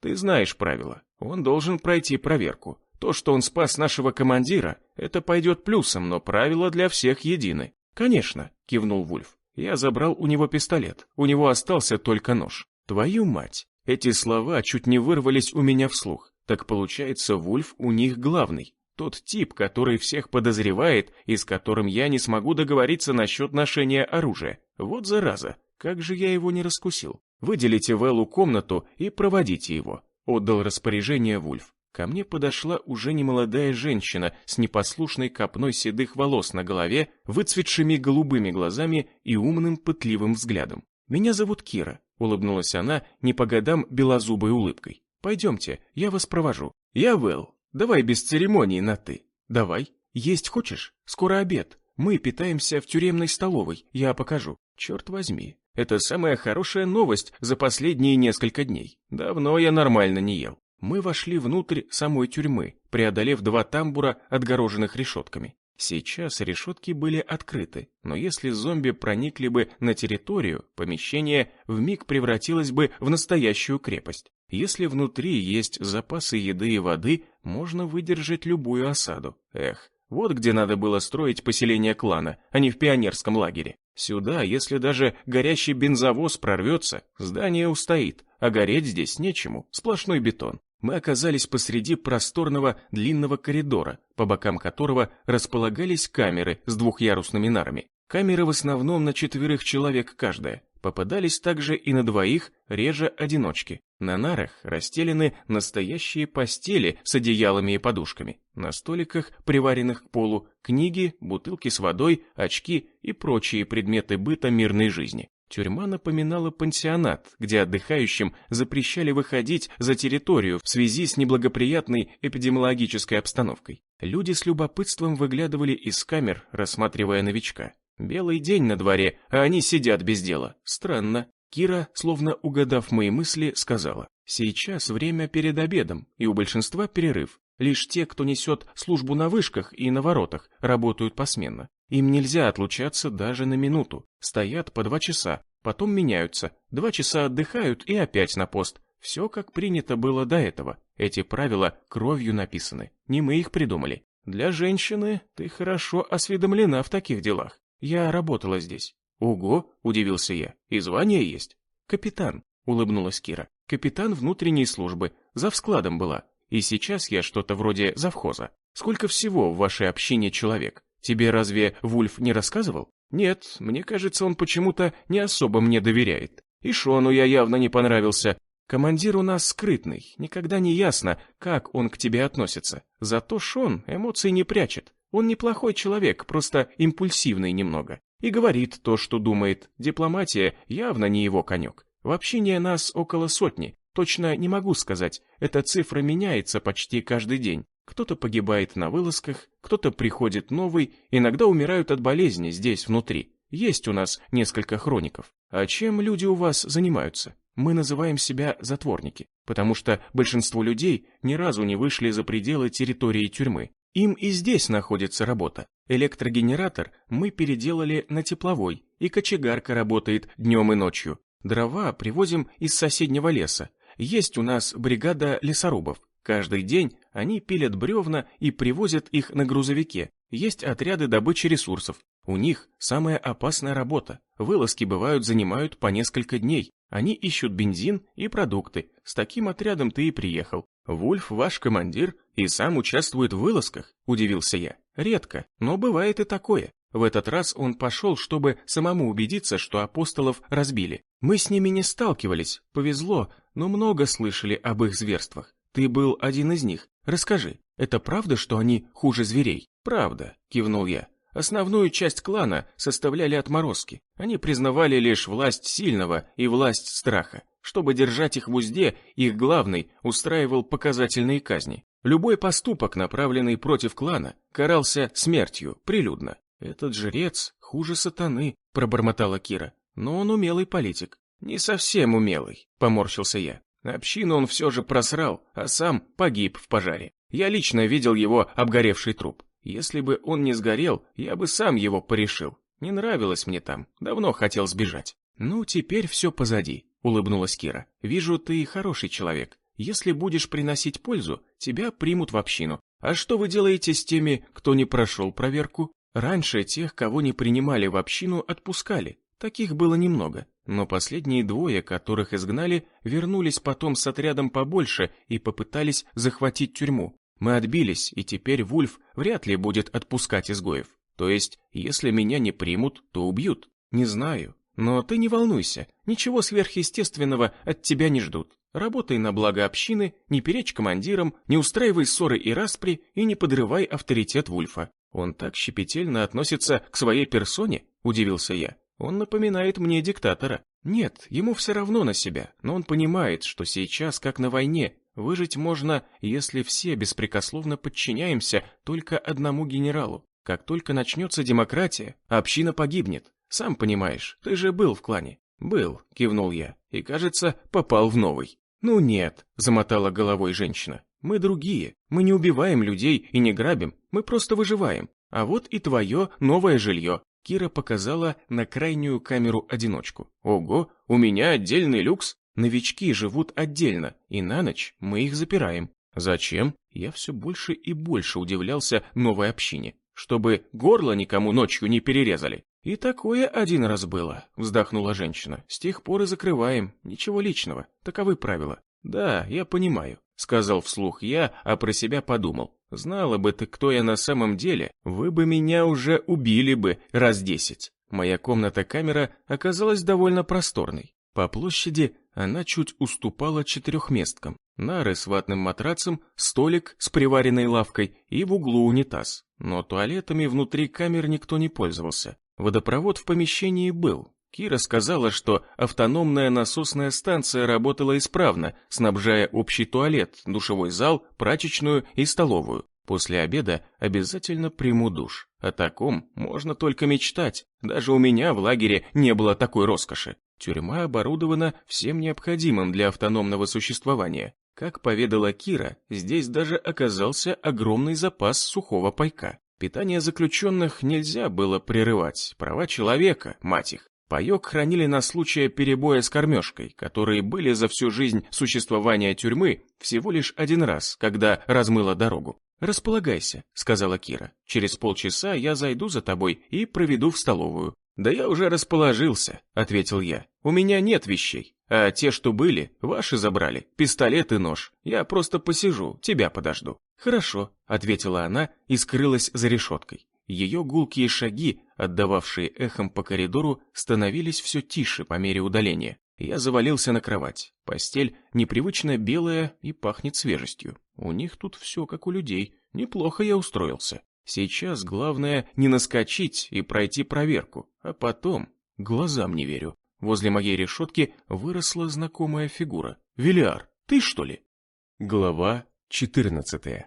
Я вскочил с кровати как ошпаренный. Перед моей камерой стоял неказистый человечек в потасканной робе и с лицом, изрытым глубокими оспинами. Он криво улыбался и смотрел на меня, как будто поймал с поличным. Хотя в его взгляде просматривался скрытый страх. Ублюдок меня опасался. Я вспомнил его. Такую рожу трудно не запомнить. «Велиар», — повторил Рябой, хитро прищурившись. «Ты что здесь делаешь?» Я пошел на новенького глянуть. Затворники сказали, что он из наших бывших, апостолов. Прихожу, а тут не апостол, а целый глава клана собственной персоной. Затворники знают, кто ты на самом деле. «Тише ты», — прошептал я. «Зайди внутрь. А вдруг ты меня убьешь? Я лучше в коридоре постою». «Я, конечно же, убийца, но не дебил. Как я тебя убью в собственной камере? А труп куда дену? Сожру, что ли?» «Ну да». Рябой опасливо покосился на меня и несмело шагнул внутрь. «Смотри мне, ваше демоническое высочество, если что, я сразу заору». Рука Рябова нащупала под робой что-то твердое и длинное. «Не надо хвататься за нож», — успокоил я его. «Он тебе не понадобится. Давай спокойно все обсудим. Я здесь, сам понимаешь, не как жрец. Если они узнают, кто я, то убьют. Ты не должен раскрывать меня. А мне что с того?» Оскалился желтозубой улыбкой Рябой. «Пускай тебя убивают. Много месяцев я на тебя пахал верой и правдой, а когда меня ранили во время вылазки, мясник меня бросил, чтобы не возиться. Добить меня еще велел апостолом, но мне повезло, добивал меня салага. Он недавно апостолом стал. Пальнул с закрытыми глазами. Пуля рассекла скальп, и кровищи было столько, будто корову зарезали. Я притворился мертвым, и меня бросили на дороге, а затворники меня подобрали, выходили, но теперь я смогу за все отыграться, на тебе. Ты мне за все ответишь. Я ни при чем, я этого не знал. Ты сам сказал, что это мясник тебя бросил. Так он твоей правой рукой вообще-то был. Все делал по твоей указке. Это же твое правило было, раненых не лечить, а добивать, чтобы заразу в дом не тащить, и не ослаблять клан калеками и немощными. Это уже не имеет значения. Еще как имеет, я чуть не сдох из-за тебя. Тише, тише, я тебе смогу помочь. Ты сейчас кто здесь, разнорабочий? Подмастерье на побегушках? А будешь одним из главных. Чем ты здесь занимаешься? Судя по твоей замызганной робе, ты пашешь на черной работе. Я пилю дрова и хожу в ночную смену кочегаром. Иногда, когда не хватает народу, помогаю копать ловчие ямы на мертвецов. Они всюду раскиданы на подступах к тюрьме. Вот видишь, у меня ты был бойцом, а здесь тебе доверяют только лопату. Я просился на ворота или на вышку, но меня не взяли. Сокрушенно развел руками Рябой. Потому что ты бывший мародер. Ты всегда будешь для них вторым сортом. Но мы не должны прогибаться под других. Ты помнишь, что говорил нам сатана? Главное то, что вы хотите здесь и сейчас, а на остальное насрать. Люди – это букашки. Они ползают у наших ног и умоляют нас ими повелевать. Рябой задумался. Я зацепил его тщеславие и другие темные стороны души. Старые мои методы работали даже после гибели клана. Конечно, этот внушаемый и никчемный человечишка не показатель, но все же. По крайней мере, теперь он меня не сдаст, наверное. А вообще, в ближайшее время лучше от него избавиться. Но как это сделать в условиях закрытой территории, где все и вся на виду, ума не приложу. «Как ты сможешь мне помочь?» – пробормотал Рябой. «Ты сам здесь никто, ты даже не член общины». «Ну, это дело наживное. Ты меня знаешь, Рябой. Моего рвения на всех хватит. План такой». Лилия ударила битой, как всегда умела. Голова зомби смачно хрустнула и попрощалась с нижней челюстью. Та отлетела в сторону, раскидывая гнилые зубы по асфальту. Зомби кувыркнулся и завалился на спину. Лилия наступила ему на грудь и ткнула в лоб битой. Подгнившая лобная кость лопнула и врезалась в мозг. Еще один мертвец отдал Богу душу. Мы шли к зданию мэрии и по пути убивали одиночек. Сбитый это получалось бесшумно. Я хотел помочь Лилии, кроме обреза у меня был охотничий нож, но та не подпускала меня к ожившим. Говорила, что с ножом все же опасно. На близкой дистанции твари могут поцарапать, а то и укусить. А бита не давала мертвецам приблизиться ближе, чем на 1-1,5 метра. Мы прошли уже несколько кварталов и завалили около десятка зомби. Большой стаи нигде не было видно. Локи и Аиду мы спрятали в одном из домов, заперли на всякий случай и велели ждать нашего возвращения. Пес и ребенок нас поняли и безропотно остались в заброшенной квартире на 1-м этаже одной из высоток. Верхнеуральск – город не маленький, и на площадь мы вышли лишь к полудню, прошагав не 1 километр. «Смотри», – сказала Лилия, удивленно уставившись на основы неработающих фонтанов, что утыкали площадь, словно мачты погибших кораблей на дне высохшего моря. «Почему площадь пустая? Ни машин, ни трупов, будто кто-то почистил все?» «Так и есть», – кивнул я. «Мы пришли. Вон то огромное здание в конце площади – это бывшая администрация города. Где-то под ним подземелье бомбоубежища. Там прячется барон. Наверное, его люди расчистили площадь. Но зачем? Здесь все равно никого нет, даже охраны. Он хочет показать, что даже в апокалипсис он главный, и у него присутствует порядок. А охрана здесь все же есть. На крыше здания залегли снайперы. Не смотри так на них, не поворачивайся. Пусть думают, что мы их не видим. Нужно уходить. Лилия обеспокоенно сжала в руках рукоять биты. Они могут в нас выстрелить. Если бы хотели, они уже бы нас пристрелили. Это цепные псы барона. Мы ему не враги. Мы не штурмуем здание, и снайперы нас не тронут. По крайней мере, пока им не прикажут. Мы подошли к 4-этажному зданию из красного кирпича. Большинство окон разбиты, из пустых проемов чернели застывшие языки копоти. Они переползали на стены вверх и обрывались на кирпичной кладке. Здание пострадало от пожара. Высокое кольцо из полированного мрамора привело нас к двустворчатым дверям, обшитым стальными пластинами. Массивная ручка, сваренная из ржавой арматуры, несуразно торчала на одной из створок. Я потянул за ручку, но, как и следовало ожидать, изнутри оказалось заперто. Я занес кулак над дверью, намереваясь постучать, но сверху из неприметного динамика проскрежетал недовольный голос. «Кто такие? Чего надо?»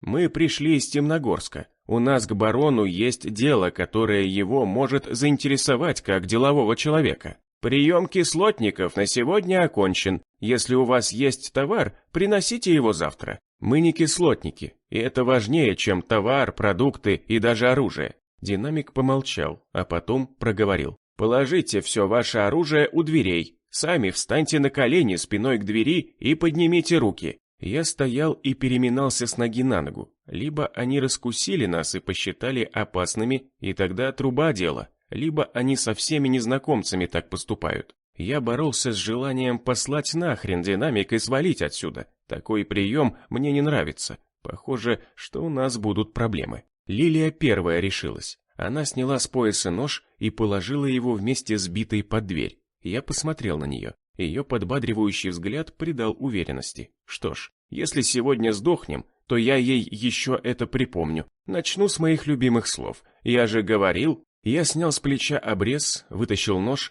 и положил их в кучу нашего оружия. Мы встали на колени и подняли руки. За спиной громыхнул засов и зазвенели цепи. Слышно было, как заскрежетали створки дверей. Оттуда пахнуло прохладой каменного здания и пылью. Сзади послышался топот множества ног, и нас окружили 4 автоматчиков. Еще 2 рассредоточились по разным концам крыльца и взяли на прицел прилегающую территорию. Грамотно суки работают. Этот прием называется «стыковка с прикрытием». Его использует спецназ, когда надо кого-то принять в осажденное здание. У барона не дилетанты работают. Сразу видно, все из наших бывших. Дулами автоматов нас уложили лицами в пол. Руки завернули за спину, и на наших запястьях щелкнули наручники. «Встать!» Над нами раздался голос, похожий на тот из динамика. Мы поднялись на ноги. Перед нами стояли бойцы в военном камуфляже с легкими автоматами в руках.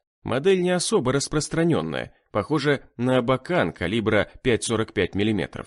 На мордах у всех балаклавы, на головах каски, и только один из них, крепко сбитый, бритоголовый, с пронзительными глазами и массивной челюстью, был без маски. По его голосу я понял, что это он с нами говорил через динамик. Бойцы заволокли нас внутрь полуразрушенного здания и захлопнули двери. Местами полумрак прерывался косыми желтыми лучами, пробивавшимися сквозь заколоченные окна 1-го этажа. В воздухе пахло сыростью и тленом. «Что за дело у вас к барону?» Бритоголовый сверлил меня пытливым взглядом, пытаясь понять, с кем имеет дело. Мой джинсовый прикид не выдал во мне бойца или бандита и играл мне на руку. «Об этом мы будем говорить только с самим бароном», миролюбиво пожал плечами я. «У нас конфиденциальная информация». Удар прикладом в живот сложил меня пополам. Я ожидал такое, но уворачиваться не стал. Нельзя выдавать свои возможности и свою сущность. Лишь в последний момент, перед встречей приклада с моим животом, сделал незаметное движение поясницей назад. Отодвинулся чуть-чуть, чтобы смягчить удар. Этого никто не заметил, а я смог сносно дышать, хотя изображал выброшенную на лед рыбу. «Я повторю вопрос». Лысый презрительно плюнул мне под ноги. «Что ты хочешь предложить барону?» Щелкнул затвор. Бритоголовый приставил пистолет к виску Лилии. «Если не скажешь, твоя баба сдохнет первой». «Я все скажу», изображая покорность и подавленность, пролепетал я. «Мы нашли лекарство от вируса». «Что?» Глаза Лысого полезли на лоб. «Мы знаем, как остановить эпидемию».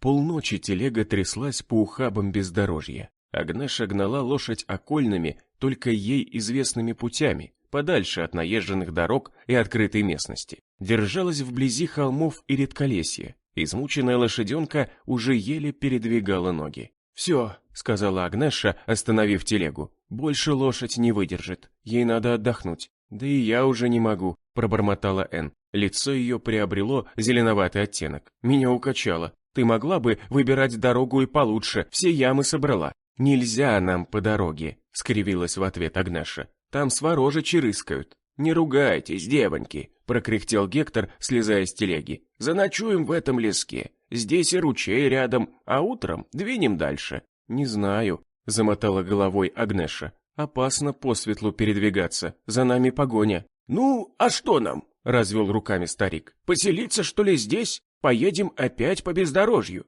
Никто нас не увидит». «Как хотите», — нахмурилась Агнеша. «Я вас предупредила. Я бы лучше здесь переждала денек-другой. Опасно завтра ехать будет». «Так и смерти дождаться можно», — ответил Гектор. «Уж лучше в пути сгинуть, чем прячась как таракан». «Я согласен с Агнешей», — кивнул Рудый. «Давайте переждем». «А что ты ее защищаешь?» — вспылила вдруг Энн. «Она ни дня не скиталась, как мы. Все эти страшные месяцы после катастрофы провела за надежным забором в сытости и безопасности. Откуда ей знать, как надо поступать?» «Успокойся ты». Гектор с удивлением уставился на распалившуюся Энн. «Ты что так разошлась? Ты, наоборот, ее благодарить должна. Агнеша спасла нас». «Ну да», — пробормотала Энн. «Или наоборот, подставила». «Ты что несешь?» — не выдержал Рудый. «Может, со свадьбой это ее идея была?» Выпустила очередную порцию яда Энн. «Если бы не эти обряды, может, нас бы приняли в общину без проблем, а потом мы бы по-тихому сбежали, если бы не прижились. А тут ей замуж не втерпешь стало вдруг». «Это все мой отец!» — вспыхнула Агнеша. «Я ни в чем не виновата. Я не хотела замуж за Рудова».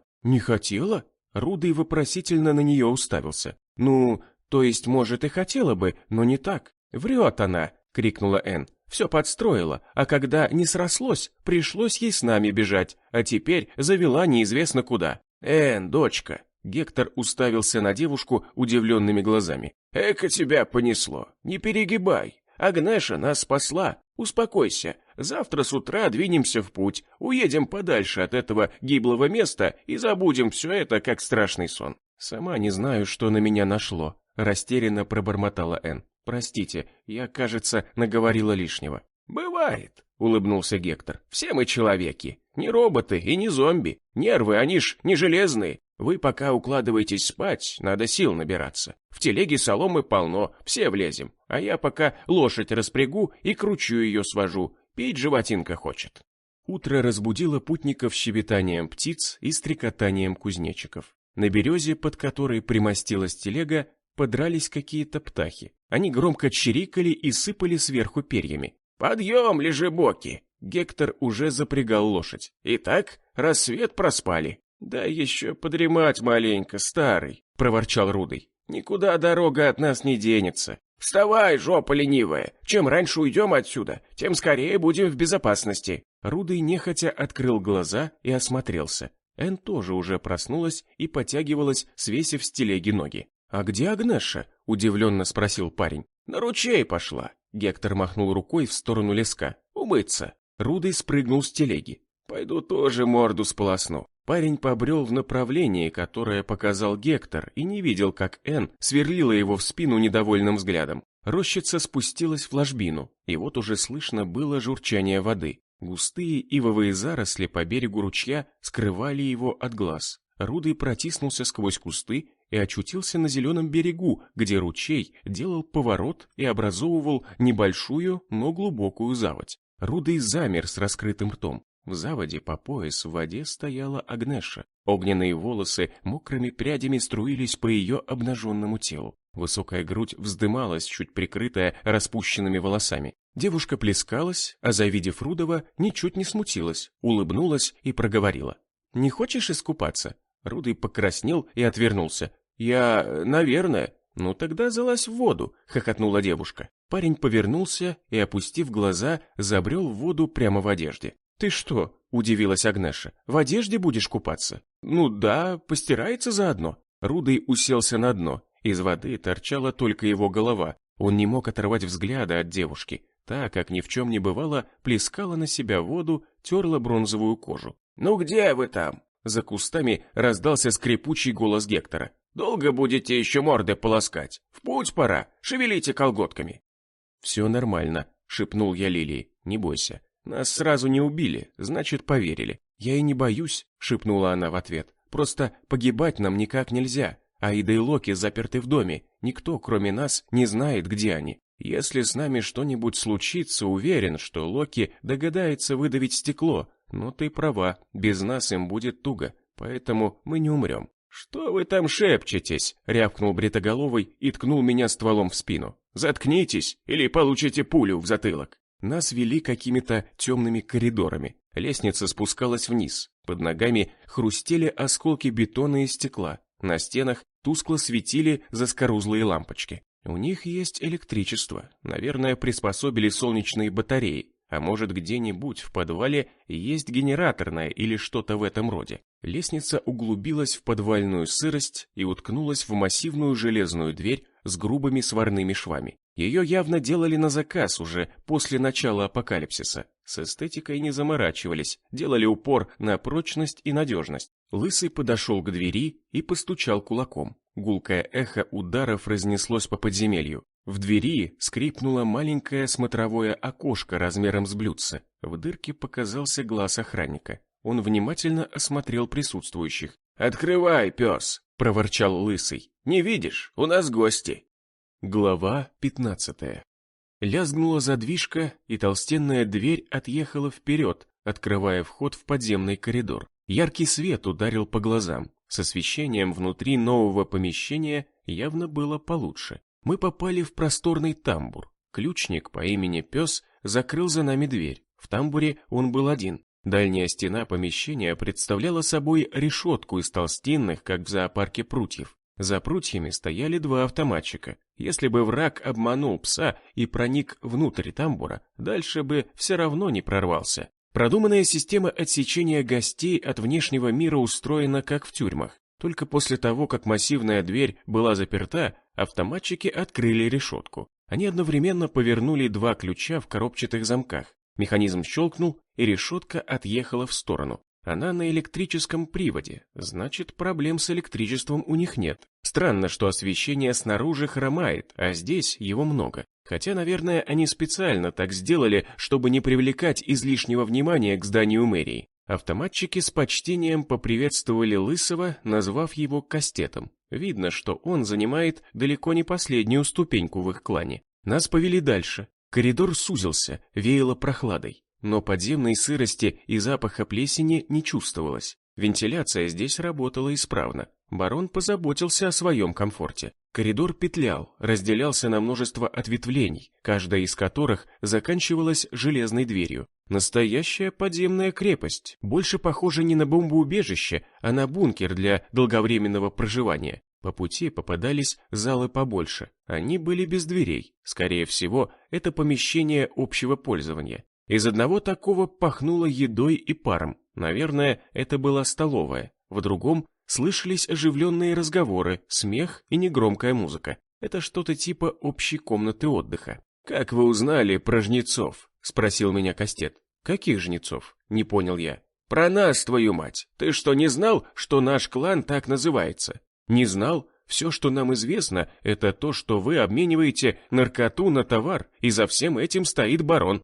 Мы пришли к нему, как к бизнесмену. Кто вам сказал про наркоту?»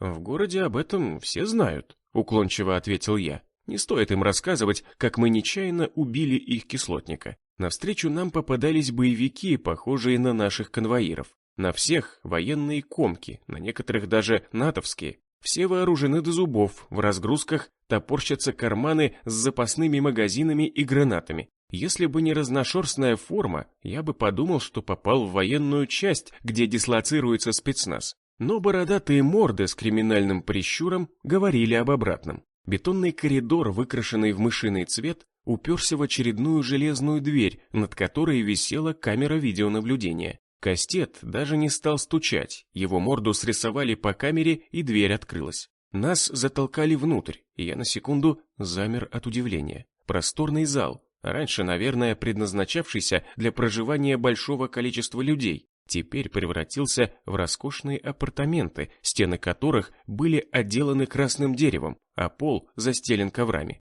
Всюду стоят диваны и столики на изогнутых ножках в виде бронзовых змей. Приглушенный свет скользит по помещению разноцветными лучиками. На одном из диванов вальяжно развалился толстяк с аккуратной полубородкой Джонни Деппа и хитрыми, пронырливыми глазами-маслинами. Рядом на диване сидели полуголые девицы в кожаных нарядах ультрамини, больше напоминавших БДСМ-амуницию. Они с любопытством уставились на нас похотливыми глазками. Толстяк небрежно махнул пухлой рукой с короткими пальцами-дутышами, усеянными перстнями и печатками. Кастет поклонился и кивнул на меня. «Эти попросили с тобой встречи, барон. Говорят, что у них есть вакцина от вируса». Глазки толстяка на мгновение расширились, но он тут же взял себя в руки и напустил скучающее выражение, попытавшись скрыть эмоции. «Кто такие?» Голос барона был высоковат, напоминал прокуренный женский и слабо вязался с его габаритами. «Меня зовут Кречет», — ответил я.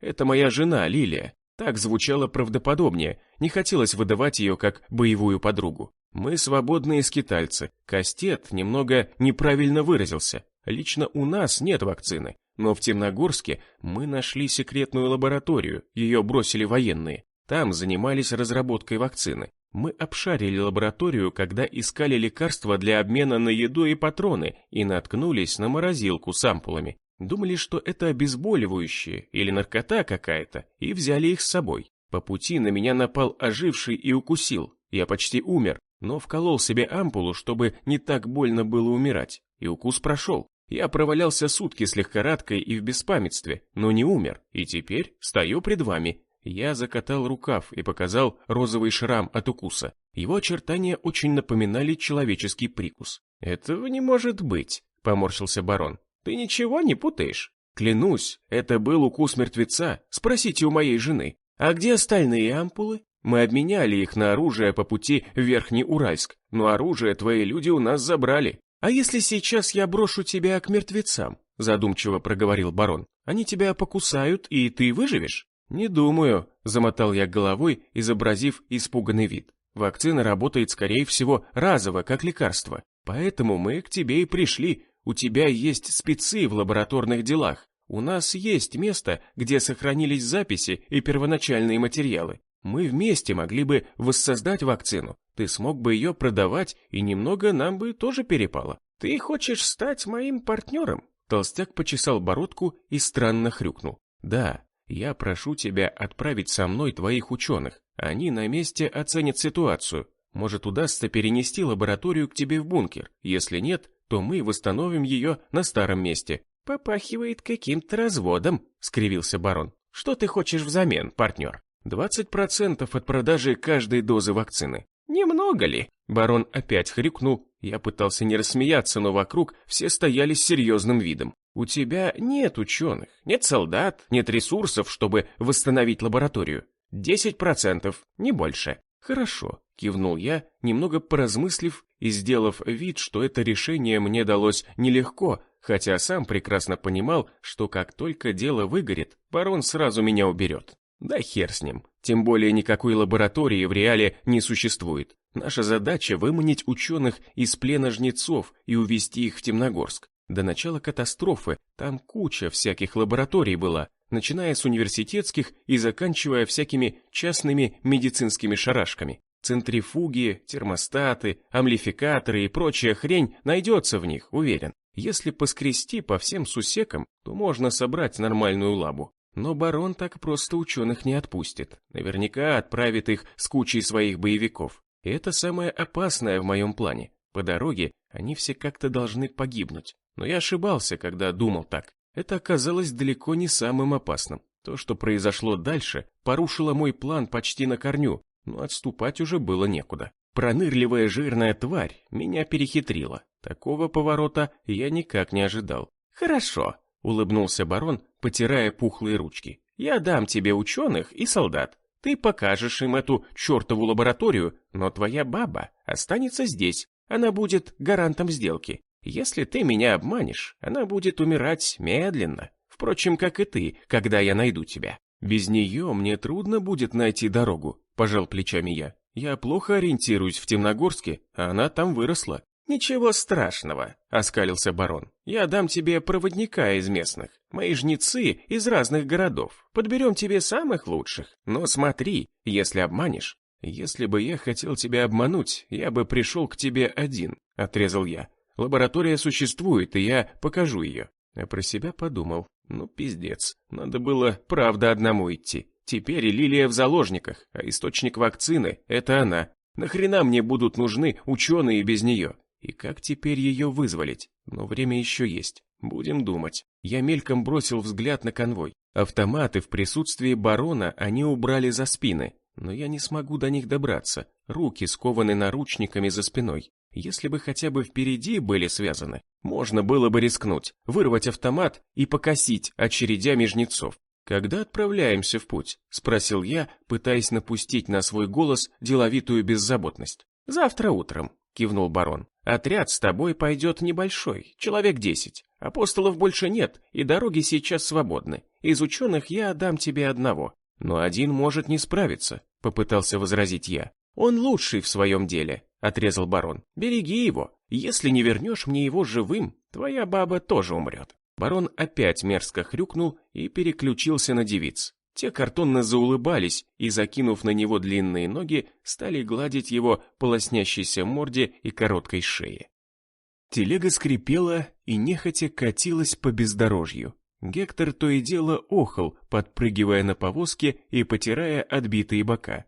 Агнеша сидела на лавке и управляла лошаденкой. Та успела за ночь отдохнуть, но тащить по ухабам телегу все же было ей тяжеловато. «Давай уже на нормальную дорогу выезжай», — проворчал Гектор. «Все кости растрясла». «Рано еще», — мотала головой Агнеша. «Мы не так далеко ушли». «Я тоже уже не могу больше трястись», — простонала Энн. «Меня тошнит». Ее опять укачало. Она сидела, вцепившись в борта, то и дело переваливаясь вниз, борясь со спазмами.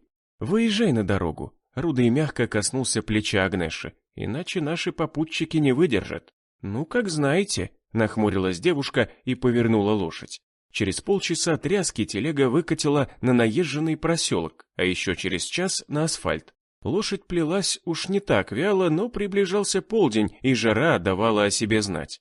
«Вон до того леска дотянем», — старик ткнул пальцем в березовую рощицу, маячившую впереди. «И сделаем привал. Жарит, как на курорте. Дождемся прохлады и вечером дальше двинем». Энн с облегчением вздохнула. Наконец будет возможность отлежаться. Что это там впереди? Рудый встрепенулся и встал в полный рост на телеге. «Стой, не тряси!» Агнеша остановила повозку. «Твою мать!» — крикнул Рудый. «Разворачивай, это сворожичи!» Теперь уже ясно было видно, как впереди покачиваются две телеги, запряженные каждая двойкой лошадей. «Мать моя японская!» — запричитал Гектор. «Принесла их нелегкая! Гони, Агнеша, гони!»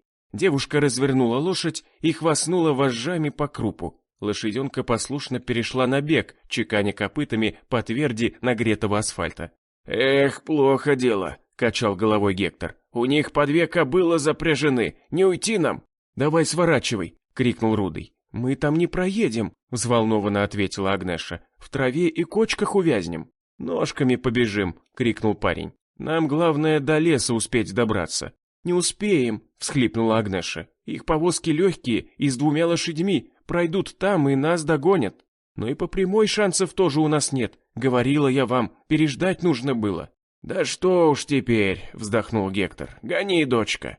Но повозки сзади неумолимо приближались. Они вскоре совсем приблизились, а одна из них пошла на обгон. Агнеша попыталась зажать ее, но лошадь шарахнулась в сторону от неожиданного появления вражеской телеги и пропустила ее вперед. Та выскочила прямо перед мордой лошади и стала притормаживать. Агнеше больше ничего не оставалось, как натянуть поводья и остановить телегу. От резкого торможения ее развернуло, и она чуть не опрокинулась. Из повозок преследователей высыпали сворожичи, но вместо электрокопий в руках у них были старые дедовские ружья. Староверов оказалось 4, и у каждого ствол. Вперед вышла знакомая образина. Это был несостоявшийся жених Энн. Он широко улыбнулся гнилым ртом и проговорил. «Ну что ж вы так торопитесь? Даже дочку нашего старосты увезли. Нехорошо». «Я сама сбежала с ними, Торин», — сверкнула на него гневным взглядом Агнеша. «Отпусти нас, я приказываю тебе, как дочь старосты». «А если не отпущу?» — скривился жених. «У нас приказ твоего тятеньки кончать их на месте, но мы не думали тебя рядом найти. Вот незадача. Отойди от них, а то картечью зацепит. Сама знаешь, как дробины разлетаются. Да и стрелять, видно, придется не один раз. Это ж не пуля, сразу может и не убить, так, морду разворотит». Агнеша прижалась к Рудому, обняв его за шею. «Стреляй, смерть, я все расскажу отцу, как ты мне угрожал». «Если выживешь», — кривился в надменной улыбке Торин. «А может, и тебя прихлопнуть заодно?» Он повернулся к напарникам. «А, мужики, что скажете?» «Не дури, Торин», — сказал один из них. «Аким с нас 3 шкуры спустит». «Так он не узнает ничего». Торин водил стволом в направлении Агнеши. «Прикопаем ее в леске, а старости скажем, что ничего не видели. Мало ли что беглые могли с ее дочкой сотворить. Но беглых мы убьем, и голову ему привезем, и награду получим. А за дочку уговора не было. Он нам не говорил, что она убегла». «Ну так-то да», — пробормотал напарник. «Но неправильно это, вернуть ее надобно». «А как мы ее вернем после таких разговоров?» — воскликнул Торин. «Она же все расскажет, и кирдык нам придет». «А кто тебя за язык тянул, обезьяна бестолковая?» — вмешался в разговор престарелый Сворожич. «Теперь у нас выхода другого нет, как только кончать их всех, прости господи. Что встал? Стреляй уже, одним выстрелом свалишь и Агнешу, и Рыжего». «Стойте!» — вмешался молодой парень с пушком на подбородке. Он единственный молчал, до этого лишь украдкой поглядывал на Агнешу. Он не мог оторвать от нее взгляда, особенно сейчас, когда она была так близка. Раньше он лишь наблюдал ее издали. Дочка старосты не замечала неказистого юнца. А он знал о ней все, знал, когда она с подругами купаться ходит, когда обедает, когда спать ложится. Вот уже месяц он ходил за ней, словно тень, вызывая насмешки односельчан. Но Агнеша об этом даже не знала, а теперь она может умереть. Нет, он этого не допустит. «Я не дам убить Агнешу». Парень направил ружье на Торина. «Ты что, квелый?» Тот вытаращился на него удивленными глазами. «Белины объелся? А ну, убери ружье!» «Не уберу», — процедил парень. «Агнеша вернется вместе с нами в поселение». «Не дури, парень», — уже миролюбиво пробормотал Торин. «Бабы не стоит того, чтобы рисковать. Нельзя теперь нам ее отпускать. Аким нас на ленточке порежет и свиньям скормит». «Меня не скормит», — упрямо проговорил Квелый. «А вас может». За спиной Квелова прогремел выстрел, и тот упал с развороченным затылком. Его голова вобрала порцию картечи сзади почти в упор. Старый Сворожич пристрелил его. «Тьфу ты!» — плюнул он. «Теперь пацана пришлось угробить. А все из-за тебя, Торин. Болтаешь, как баба базарная. Давно бы уже пострелял их, и дело с концом. А теперь придется говорить, что Квелова мертвецы задрали. Жалко парня. Мы с его отцом друзья вообще-то были, пока он дорогу Акиму не перешел. Царствие ему небесное».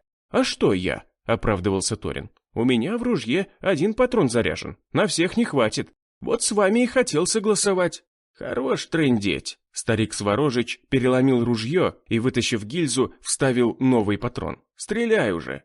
«Прости, Агнеша», — процедил Торин, подняв на нее ствол. «Но за свадебку мою всем придется ответить. А невестушку свою бывшую я не сразу убью. Пусть вначале долг брачный исполнит». Агнеша зажмурилась и прижалась к Рудому. Рыжий попытался закрыть ее собой, но девушка не давала увести себя за спину.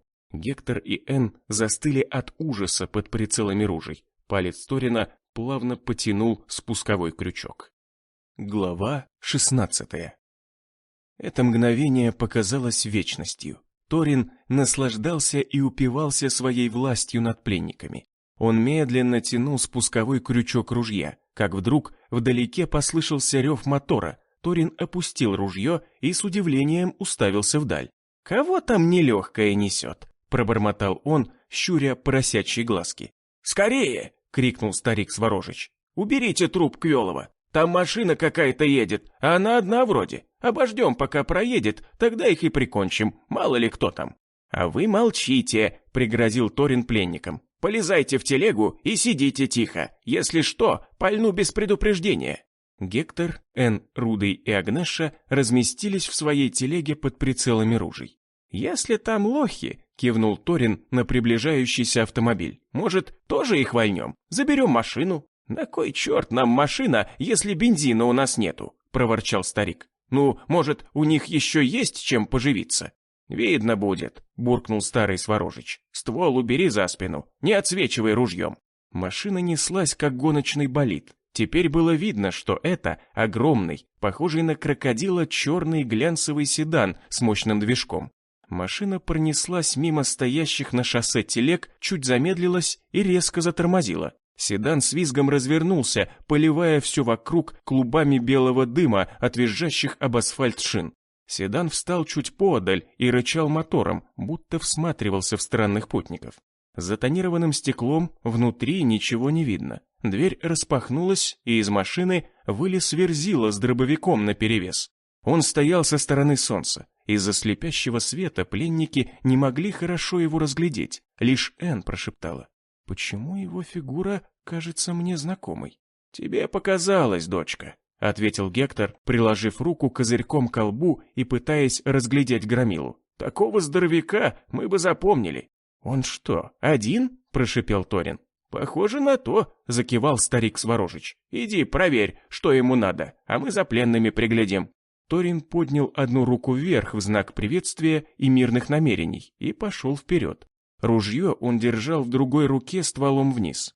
«Нам не нужны неприятности», — лыбился Торин, подходя все ближе и ближе к незнакомцу. Тот стоял как изваяние и спокойно на него смотрел. Руки Торина вспотели, сердце громко стучало. Казалось, его слышат даже окружающие. Шаг, еще шаг. «Ну ничего», — думал Торин. «Подойду ближе и пальну ему в живот. Картечь порвет кишки, и он больше ничего не сможет сделать. А сейчас стрелять рано. Если не попаду или зацеплю только, то в ответку прилететь может. Вон у него какой дробовик добрый, многозарядный, не то что у нас ижевская рухлядь». «Ты меня слышишь?» — повторил Торин. «Эй!» «Слышу», — ответил незнакомец глухим, хриплым голосом. «Отпустите пленников и можете проваливать». «Что?» Торин даже остановился от такой наглости. «Что слышал? Отпусти Гектора, девку и Рудова, а ту рыжую можешь оставить себе». «Постой!» Торин приготовился стрелять, но всем своим видом показывал, что просто намерен вести переговоры. Ближе подходить нельзя, незнакомец явно понял его намерения и держит его как бы невзначай на мушке. «Это наши дела. Прошу, не влезай, иди своей...» Пуля влетела в открытый рот Торина и вышла с обратной стороны, разворотив затылок. «Черт!» — заорал старик Сворожич напарнику, падая на землю и прицеливаясь. «Стреляй в него!» Прогремели два выстрела со стороны староверов. Однозарядные ружья замолчали. Сворожичи спешно их переломили, пытаясь перезарядить. Пуля из дробовика Верзила попала в старика. Тот заверещал и покатился по земле, отбросив ружье. Вторая пуля ударила рядом с лежащим последним Сворожичем и выбила искры из асфальта. Старовер не успел перезарядиться, отбросил ружье и забился под телегу, но там его уже ждал Рудый. Хрясь, и стилет пробил его шею. С всхлипом вышел из плоти и вновь вонзился, но уже более прицельно, в висок. Сворожич уткнулся окровавленной мордой в асфальт и затих. «Ну что, недомерки!» — воскликнул Верзила, приблизившись к беглецам. «Скучали по папочке?» «Юрген?» — вскрикнула Энн. «Это ты?» Девушка бросилась к нему навстречу и повисла на шее. «Ты жив! Ты нас спас! Спасибо! Но как ты выжил?» Верзила поморщился и снял с шеи девушку. «Меня зовут не Юрген, а Калеб. Я брат этого никчемного неудачника Юргена». «Калеб?» — растерянно пробормотала Энн. «Так ты что же, на самом деле существуешь?» «Я все объясню», — вмешался Рудый. «Извини, старина Калеб, но мне с моими друзьями надо кое-что обсудить. Ты не против, если мы отойдем в сторонку?» «Конечно, брат», — радостно кивнул Верзила. «Ты тогда меня спас, за мной был должок». Рудый отвел в сторону ошарашенных Гектора и Энн и прошептал. «Не смог я тогда убить Юргена, отпустил я его». «А зачем нам соврал?» – прошипел Гектор. «Сказал, что убил его». «Я такого не говорил», – замотал головой Рудый. «Я сказал, что он больше нас не побеспокоит. Когда я собирался его пристрелить, Юрген вдруг неожиданно вновь обратился в Калеба. Мы с ним поговорили. Он оказался нормальным мужиком. Он дал мне слово, что не побеспокоит нас, а взамен за это я его отпущу». «Ты договорился с шизофреником?» – удивился Гектор. «Как?» Не с шизофреником, а с одной из его личностей. И, как видишь, не зря Калиб не только нам не отомстил, но и спас нас сегодня. «Я рада, что Юрген жив», – прошептала Энн. В ее глазах мелькнула нескрываемая радость. Она посмотрела на Рудова щенячьими глазками и добавила: «Какая я была дура, что ругала тебя». «Ну, слава богу, что все хорошо», – с облегчением выдохнул Гектор. «Признаю, что был неправ, когда голосовал за смерть Юргена. В этом мире уже не знаешь, что от кого ожидать. Ошибся я». «А теперь он всегда будет считать себя Калибом?» – спросила Энн. «Без таблеток», – пожал плечами Рудый. «Скорее всего, да. Но вы не обращайте внимания, делайте вид, что реально считаете его Калибом. Когда я с ним разговаривал, он вел себя как нормальный человек, просто особенность у него такая, может принимать оболочку разных личностей, ничего с этим не поделаешь». «Да по мне хоть чертом пущай будет», – тряхнул бородой Гектор, – «лишь бы нас не трогал». «Я думаю, он еще нам даже пригодится», — улыбнулся Рудый. «Друзей у него нет, а брата он найти не может. Получается, мы для него теперь самые близкие люди на всем белом свете. Ты точно уверен, что он для нас не опасен?» Гектор задумчиво почесал макушку. «Смотри, как он ловко сворожичей уложил, будто стрелок ворошиловский. Если будет опасен, я лично его ликвидирую». Рудый помахал перед лицом старика стилетом. «Обещаю». «Не надо его ликвидировать», — встрепенулась Энн. «Опять вы за свое? Он нам жизнь спас». «Да не кипишуй ты», — улыбнулся Рудый. «Это я так сказал, чтобы старый успокоился, а ты контору спалила». «А, я, значит, такой кровожадный самый среди вас», — скривился Гектор. «Только и хочу бедного Юргена убить. А вас же, дур, не беспокоюсь. Я не хочу вас пережить. Неправильно это». «Не волнуйся», — подмигнул Рудый, — «не переживешь». «Эй!» — крикнул Верзила. «Скоро вы там? Ехать пора. Чует моя задница, что не одни эти крестьяне были. Где-то еще подобные рыскают». «Мы идем!» — крикнула Энн. «Как ты нас нашел?» «А я вас и не искал. Я брата искал. Потерялся где-то, остолоп. Ехал себе потихоньку, а тут смотрю, вы на дороге стоите, а морды бородатые вам стволами тычут. Ну я и остановился. За мной должок был перед Рудом. Я тогда оказался привязанным к березе. Не помню, как это произошло, но он меня спас. Путы перерезал и показал, в какой стороне город. Эту малышку я там нашел». Калиб ткнул пальцем на 4-литровый седан. «А в багажнике ствол был, помповик с мешочком патронов. Стрелять я умею, нас отец в детстве на полигон с братом постоянно таскал. Мы там по тарелочкам полили, помнят руки еще. Юргену это занятие не особо нравилось, а меня хлебом не корми, дай только пострелять. А что это за дама с вами?» Калиб уставился на Агнешу, расплывшись в учтивой улыбке. «Красивая девка». «Это Агнеша», нахохлившись, ответил Рудый. «Ты на нее слюни-то не пускай, она моя невеста была». «Что значит «была»?» – удивился Калиб. «Разошлись, что ли?» «Да мы и не сходились», – пожал плечами Рудый. «Долгая история. Садись за руль, погнали уже». Рудый и Гектор обшарили трупы, вражескую телегу и собрали трофейное оружие.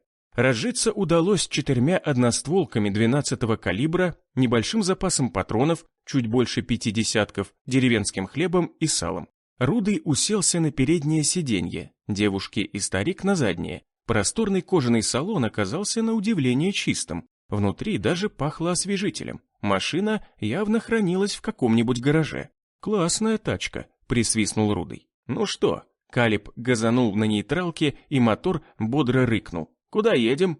«Неважно куда», — махнул рукой Рудый. «Лишь бы подальше от этих мест. За нами погоня, сектанты рыскают где-то рядом». «Что же вы им сделали?» — нахмурился Калиб. «На идола ихнего нагадили, что ли?» «Хуже», — поморщился Гектор. «Мы их главного обидели и ослушались, и 2 свадебных обряда сорвали. Так, может, вернемся и прибьем их главного?» Калиб хлопнул по рулю огромной ладонью. «И не надо будет бегать, надерем уродом задницы».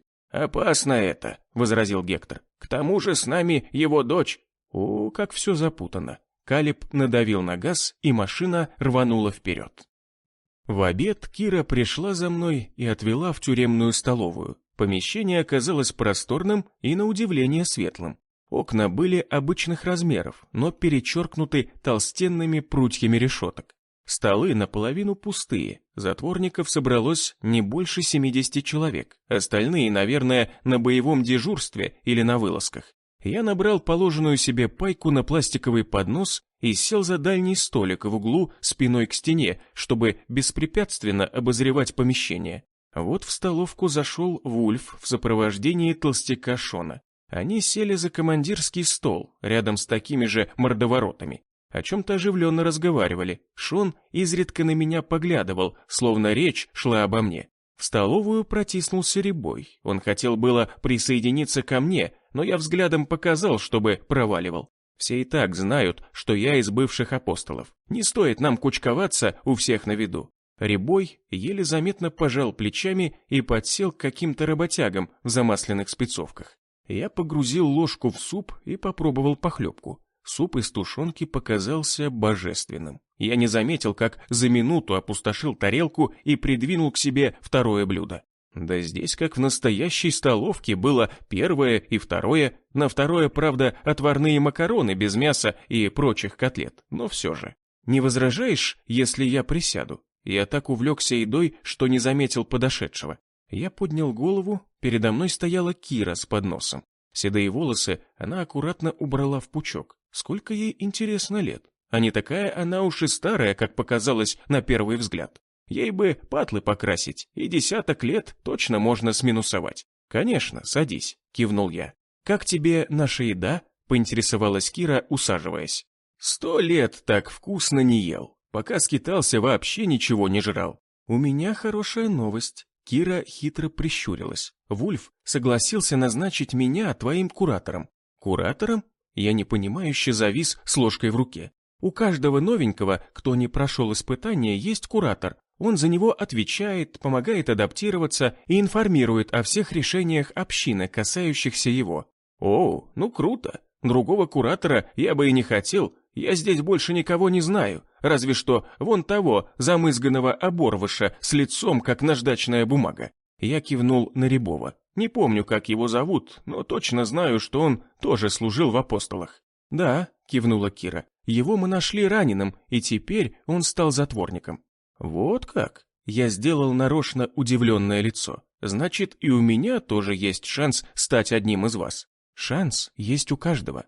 «Будем стараться», — улыбнулся я, а про себя подумал, как же меня коробит от всей этой херни. Я, основатель самого могучего клана на Урале, должен еще заслужить, чтобы меня приняли в общину каких-то недоносков. Эх, бля, все, я спокоен. Глубокий вдох, выдох. После обеда будут распределять новичков на хозяйственные работы, сказала Кира. Ты должен будешь прийти на плац в главном дворике. Там тебе скажут, чем будешь заниматься. Ок, я работы не боюсь, кивнул я, а сам еле сдержался, чтобы не добавить вслух. Особенно если эта работа связана с войной и убийствами. Но фразу вовремя заглушил, отправив в рот очередную порцию дымящихся макарон на алюминиевой вилке.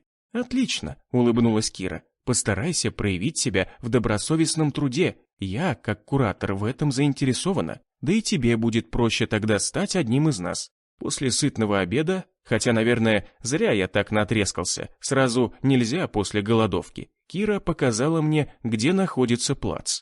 Плац, конечно, громко сказано. Это была площадка размером чуть больше баскетбольной, вымощенная брусчаткой и расчерченная для построения рядов заключенных.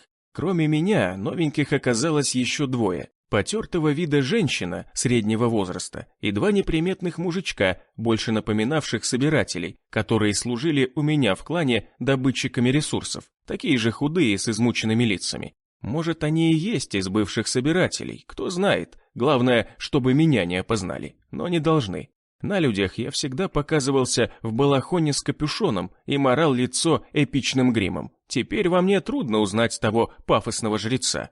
К нам подошел толстяк Шон. Его жиденькая бороденка на широком лице трепыхалась от легкого ветерка. Бог наградил его мощью и силой, а бороды не дал. Наверное, у него предки кто-то из азиатов. Глаза тоже маленько раскосые. Шон отправил троицу, что стояла рядом со мной, на работы в прачечную. Оказывается, тут можно было сдавать рабочую одежду в стирку. Я пока роба не заслужил и был в своем потасканном спортивном костюме, в котором еще сбежал из лагеря апостолов. Плащ с капюшоном, что был еще плюсом на мне сверху, я предусмотрительно потерял. Уж сильно я был похож в нем на злодея Велиара. А так, обычный крепкий мужик с бритой головой. Правда, отрастать волосы уже начали, да и хрен с ними. Бритвы все равно нет и не предвидится в ближайшее время. Ну а ты, толстяк с неприязнью буравил меня въедливыми глазками. Говорят, с оружием умеешь обращаться. Умею, кивнул я. Тогда пойдешь охранять копателей. Они сегодня в лесу будут работать. Каких копателей? Не понял я. Увидишь, скривился Шон и протянул мне топор. Вот твое оружие. Топор? Ты, блядь, серьезно? Если на нас стая нападет? Будь моя воля, апостол, я бы тебе и топора не доверил. Толстяк смачно плюнул. Но Вульф приказал дать тебе работенку в соответствии с твоей прошлой квалификацией. Думал тебя сначала в копатели определить. Но ты ж инвалид у нас, оказывается. Значит, будешь в охране служить. А огнестрел ты пока не заработал. И вряд ли заработаешь. Я сделаю все возможное, чтобы этого не случилось. Такие, как ты, убили моих родителей за мешок муки. Хвала богам, нашлись герои и надрали вам задницы. Я сам сколько раз предлагал Вульфу расхреначить ваше поселение. Но он слишком заботился о своих людях и не хотел никем рисковать. А я теперь всю жизнь буду жалеть, что не убил ни одного из вас. Но, может, удача мне еще улыбнется. Я сжал топор. Так вдруг захотелось раскроить черепушку этому ублюдку. Шон понял мои намерения и процедил, держа руку в кармане. «Ну что, апостол, попробуй, ударь. Здесь никого нет, только ты и я». Глава 17. Я двинулся навстречу толстяку, сжимая в руке топор. Мельком оглядел местность. Вокруг вроде никого, но сюда выходят окна тюрьмы, и вдалеке копошатся рубщики дров. Можно, конечно, прикончить этого урода, но среди затворников наверняка найдутся те, кто свяжет труп с рассеченной башкой с моим появлением. Слишком многие видели меня уже на плацу. Кира и эти трое новеньких как минимум. Обмозговав все за долю секунды, я принял решение, которое совсем было не по душе. «Прости, Шон, что мои бывшие сотоварищи убили твою семью». Я с трудом изобразил на лице миролюбивую мину, борясь с тем, чтобы меня не перекосило от злости. Но я ни при чем. Я не убивал людей, я служил охранником на воротах. Моей задачей было отстреливать оживших. Я не одобрял методов сатанистов, просто хотел выжить. Толстяк фыркнул и вытащил руку из кармана. В его ладони был зажат пистолет ТТ. Вот блин. Как хорошо, что я сдержался. Все это время он держал меня на мушке и мог прострелить через карман. «Узнаешь?» Шон повертел пистолетом перед моим лицом. «Это твой ТТшник. Теперь он мой. Хороший ствол, ухоженный. Думаешь, я тебе поверил? Живи пока. Повезло тебе сегодня. Я топор тебе вручил, а ты трусом оказался. Вот сучонок. Оказывается, он меня специально провоцировал и даже топор вручил, чтобы я кинулся на него. Пришил бы, а потом выдал за самооборону. Мол, апостол кинулся на него с топором. И наверняка еще бы свидетелей нашел. «Я не трус», — сказал я, — «и нам нечего с тобой делить. Эта община теперь мой дом. Я просто хочу выжить». А про себя добавил. «И, конечно же, убить тебя. Но ничего. Обычно мои враги не живут долго. Есть, правда, одно исключение, Кречетом зовется, но он был моим другом, поэтому я его сразу не пришил. А теперь об этом жалею, хотя и не так сильно, как раньше. Сейчас уже все больше становится все равно».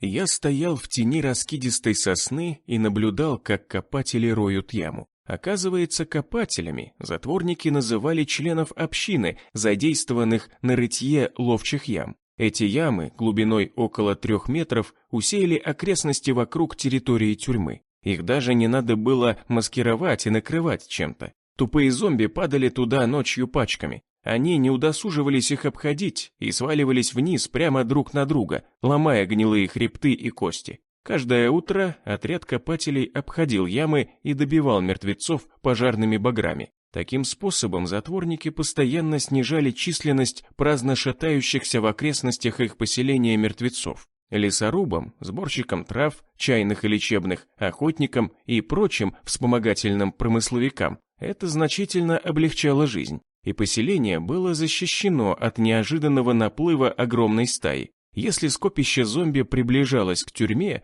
часть из них непременно угождала в ямы. Сеть ям служила своеобразным защитным буфером и сдерживала мертвецов. Под моей охраной оказалось 3 копателя. Сухенькие, верткие мужичонки ловко орудовали лопатами, в случае чего и сами могли раскроить зомбакам бошки своими инструментами. Но на стреме все-таки должен кто-то быть. Так у затворников заведено. И этим кто-то был я с топором. В случае опасности я первым должен был броситься на защиту копателей. Хотя кто еще кого защищать будет? Вон у них какие длинные и острые лопаты. А у меня топор хорош только на ближней дистанции. А если мертвецов несколько будет? Опасно стаю близко к себе подпускать. Может, тоже лопату попросить у бригадира? Но он уже смылся. Наверное, другие артели проверять пошел. Звон лопат о камни слышно в лесу хорошо, и вскоре на шум приковылял мертвец в рваном почерневшем платье. Когда-то это была женщина, сейчас она угадывалась только по лохмотьям и высохшей, чуть выступающей груди.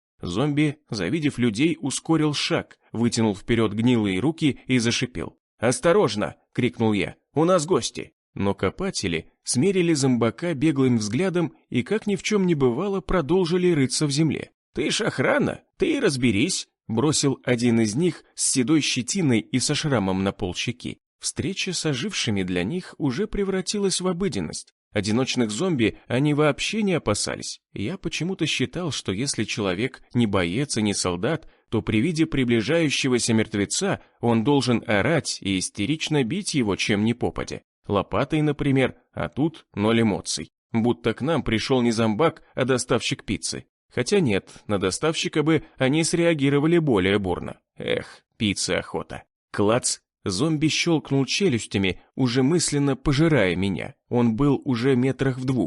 Я широко замахнулся и с шагом вперед заглубил лезвие топора в макушку зомби по самую рукоять. Голова лопнула и развалилась на 2 части, высыпав свое содержимое прямо мне под ноги. Ошметки мозга и гнилая жижа разлетелись по сторонам. «Твою мать!» — выругался я и, сморщившись от брезгливости, отпрыгнул назад. Зомби грохнулся на землю, обдав мои ноги напоследок еще струей зловонной крови, что брызнуло из того места, где когда-то была голова. Я стоял по колено, измазанный в вонючей жиже. Копатели расхохотались, а тот, что со шрамом, сказал: «Ты что так лупишь? Это же топор. Если гниль в ранку или царапину попадет, превратишься в такого же, и придется нам тебя лопатами добить. Не слишком сильно надо. Тюк и все. Главное до мозга достать. А крошить черепушку вдребезги ни к чему. Вирус можно подцепить, да и одежду испортишь». «Первый раз мертвеца топором убиваю», — пожал плечами я.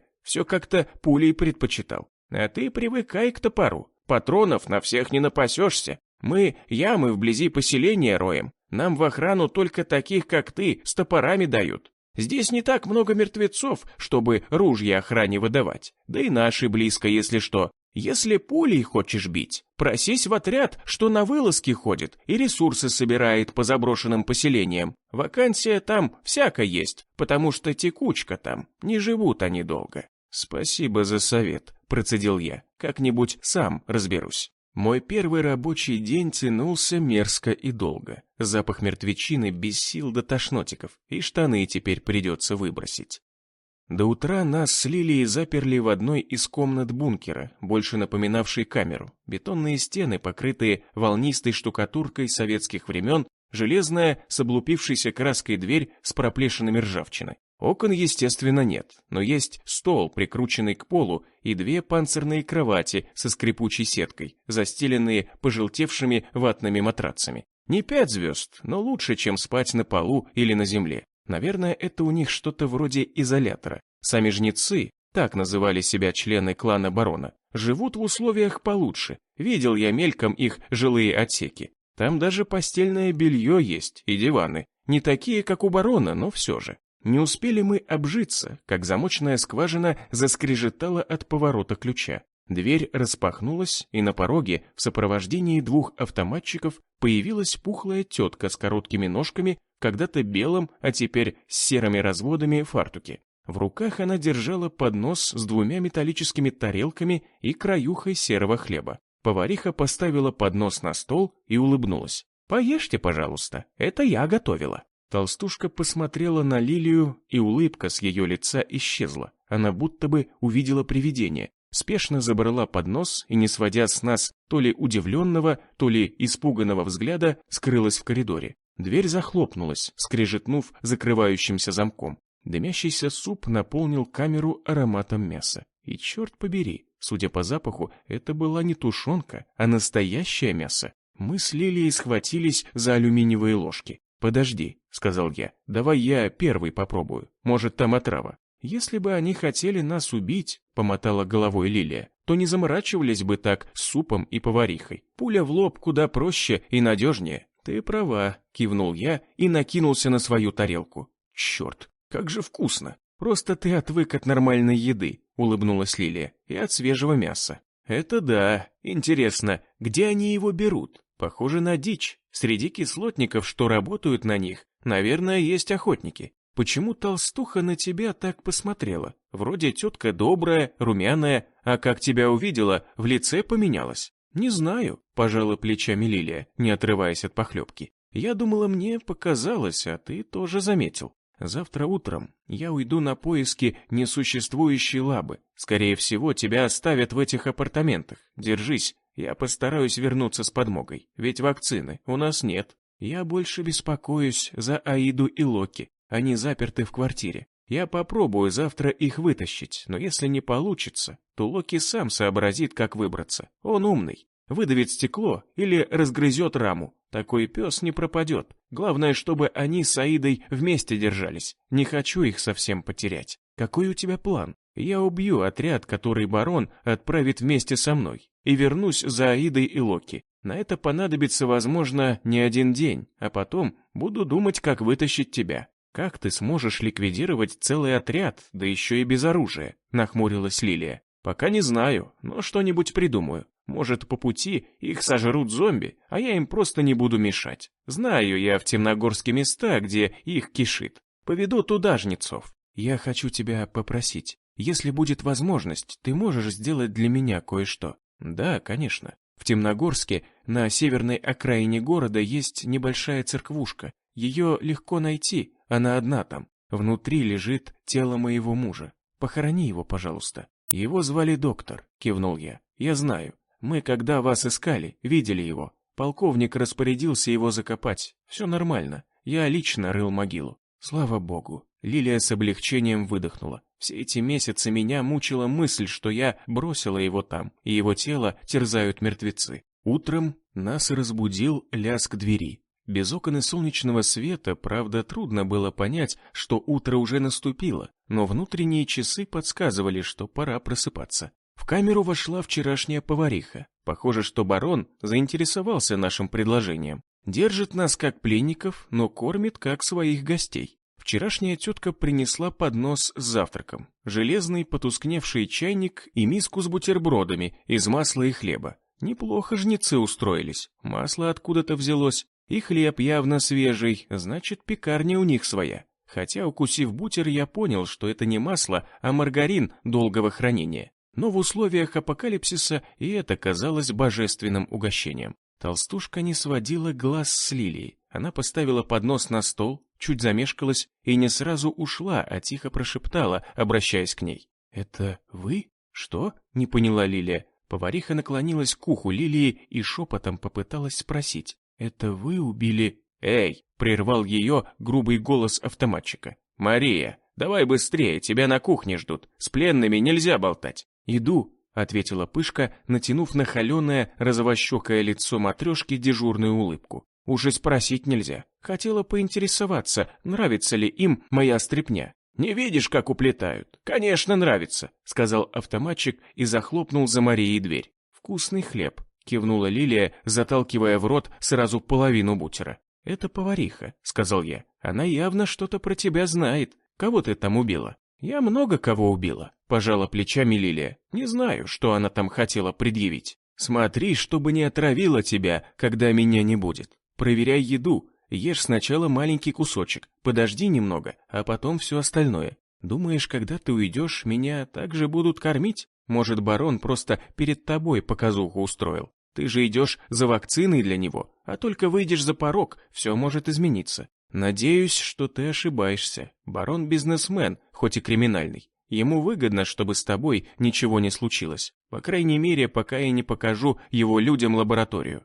Посмотрим, кивнула Лилия. Дверь вновь распахнулась, в пороге стоял Кастет. Его бритая черепушка сверкала в свете коридорных ламп. «Кречет», — сказал он, — «на выход». Я подошел к Лилии и обнял ее. «Я обязательно вернусь за тобой. Я знаю», — улыбнулась она и поцеловала меня в губы. Я закрыл глаза и с наслаждением ответил на поцелуй. По телу пробежали мурашки. Я вдруг почувствовал, насколько она стала мне дорога. Жаль, что осмыслить это не было времени. «Хорош лобызаться», — пробурчал Кастет. «Ничего с твоей женой не будет, если ты, конечно, не кинешь барона. Многие пытались так с ним поступить, но после этого они долго не жили, а сейчас такие вообще не живут. Если будешь беречь мою задницу от мертвецов и мародеров, то я приведу вас к лаборатории», — ответил я, нехотя оторвавшись от Лилии. «Смотри, сам не подведи барона. Пока мы не дошли до лабы, самое ценное, что у тебя есть, это я».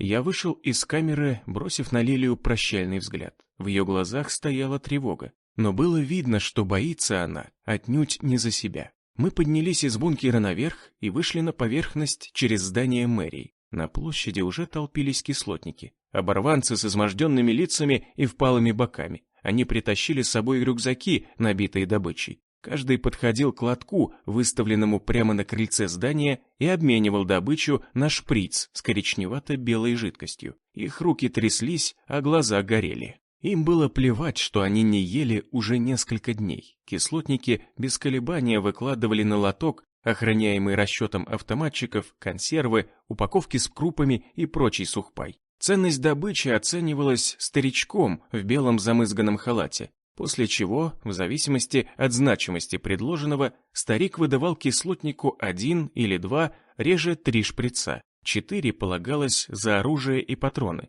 но при мне такого обмена никто не произвел. Один из нариков высыпал на лоток содержимое своего вещмешка, 3 банки консервов и пачка сигарет. Руки его тряслись, а лицо было бледнее мертвеца. Старик-лоточник внимательно повертел в руках консервы и категорично замотал головой. «Они просрочены и идут за полцены». «Они просрочены всего на неделю», — дрожащим голосом пробормотал наркоман. «Это ни на что не влияет». «Правило есть правило», — нахмурился старикан. «Я не могу выдать тебе дозу. Приходи завтра с добавкой, не задерживай очередь». «Нет», — взвизгнул Нарик, — «я прошу, дайте мне шприц. Мне плохо, до завтра я могу не дожить». «Уберите его!» Старик брезгливо кивнул на кислотника, обращаясь к стоявшим за его спиной головорезам. Но наркоман схватил с лотка шприц, сдернул зубами с иглы пластиковый колпачок и рванул прочь.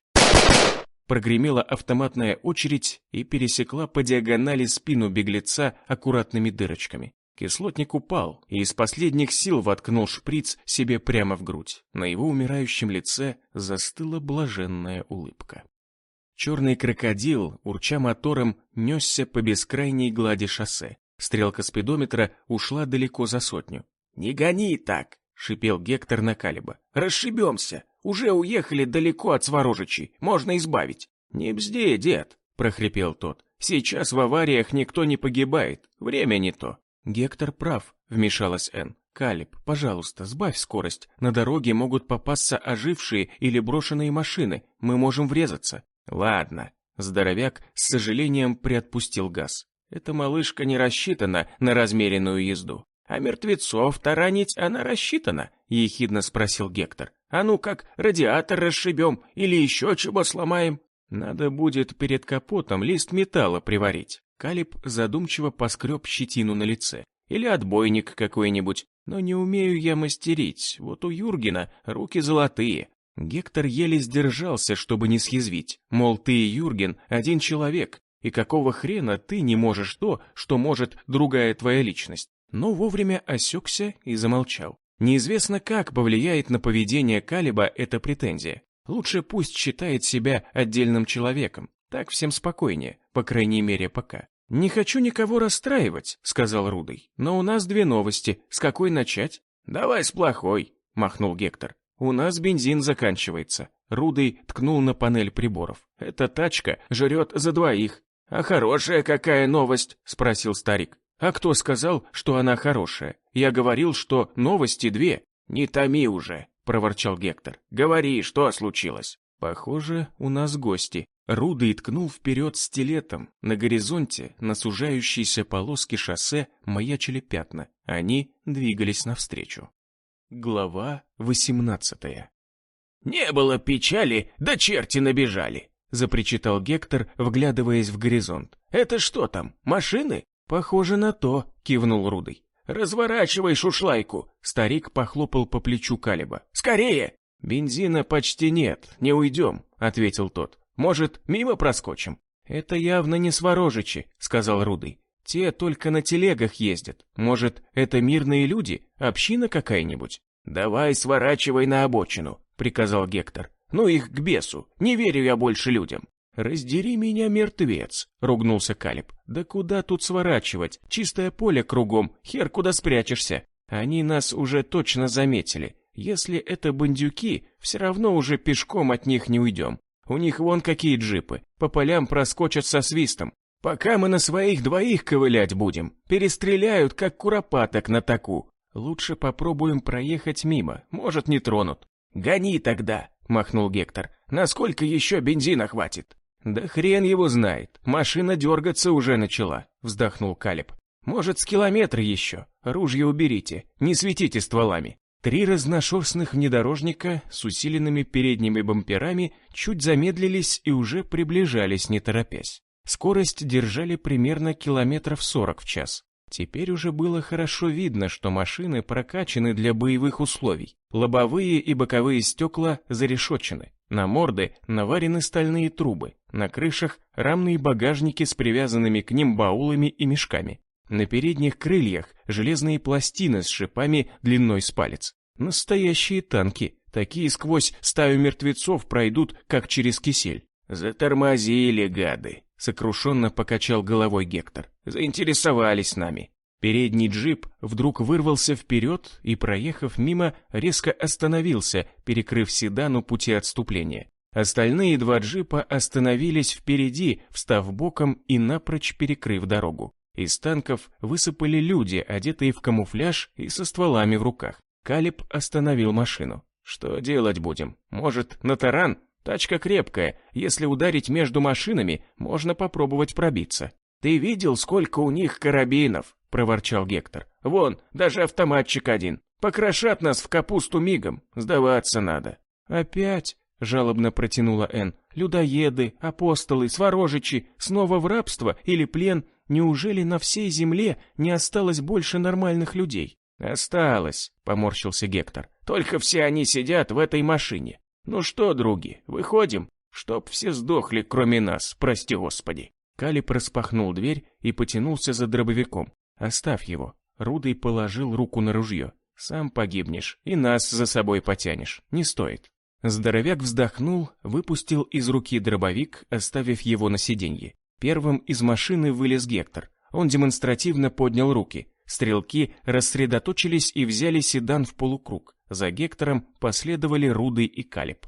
«Подними руки», — прошипел Рудый на Калиба, когда тот, выбравшись наружу, злобно зыркал на стрелков. «Спокойно, друг, не дури, они нас прикончат прежде, чем мы сделаем шаг». «Я не хочу попасть в плен», — в глазах Калиба промелькнула злость. «Как я тогда найду своего брата? А если получишь пулю в лоб, вообще можешь забыть о брате. Подними руки, ну же!» Здоровяк нехотя подчинился. От джипов отделилась фигура с калашом наперевес и вышла вперед. Это был немолодой, жилистый крепыш среднего роста, на вид около 50 лет. Он сделал несколько шагов вперед и остановился, внимательно осмотрел путников и, опустив ствол автомата, спросил: «Кто еще у вас в машине?»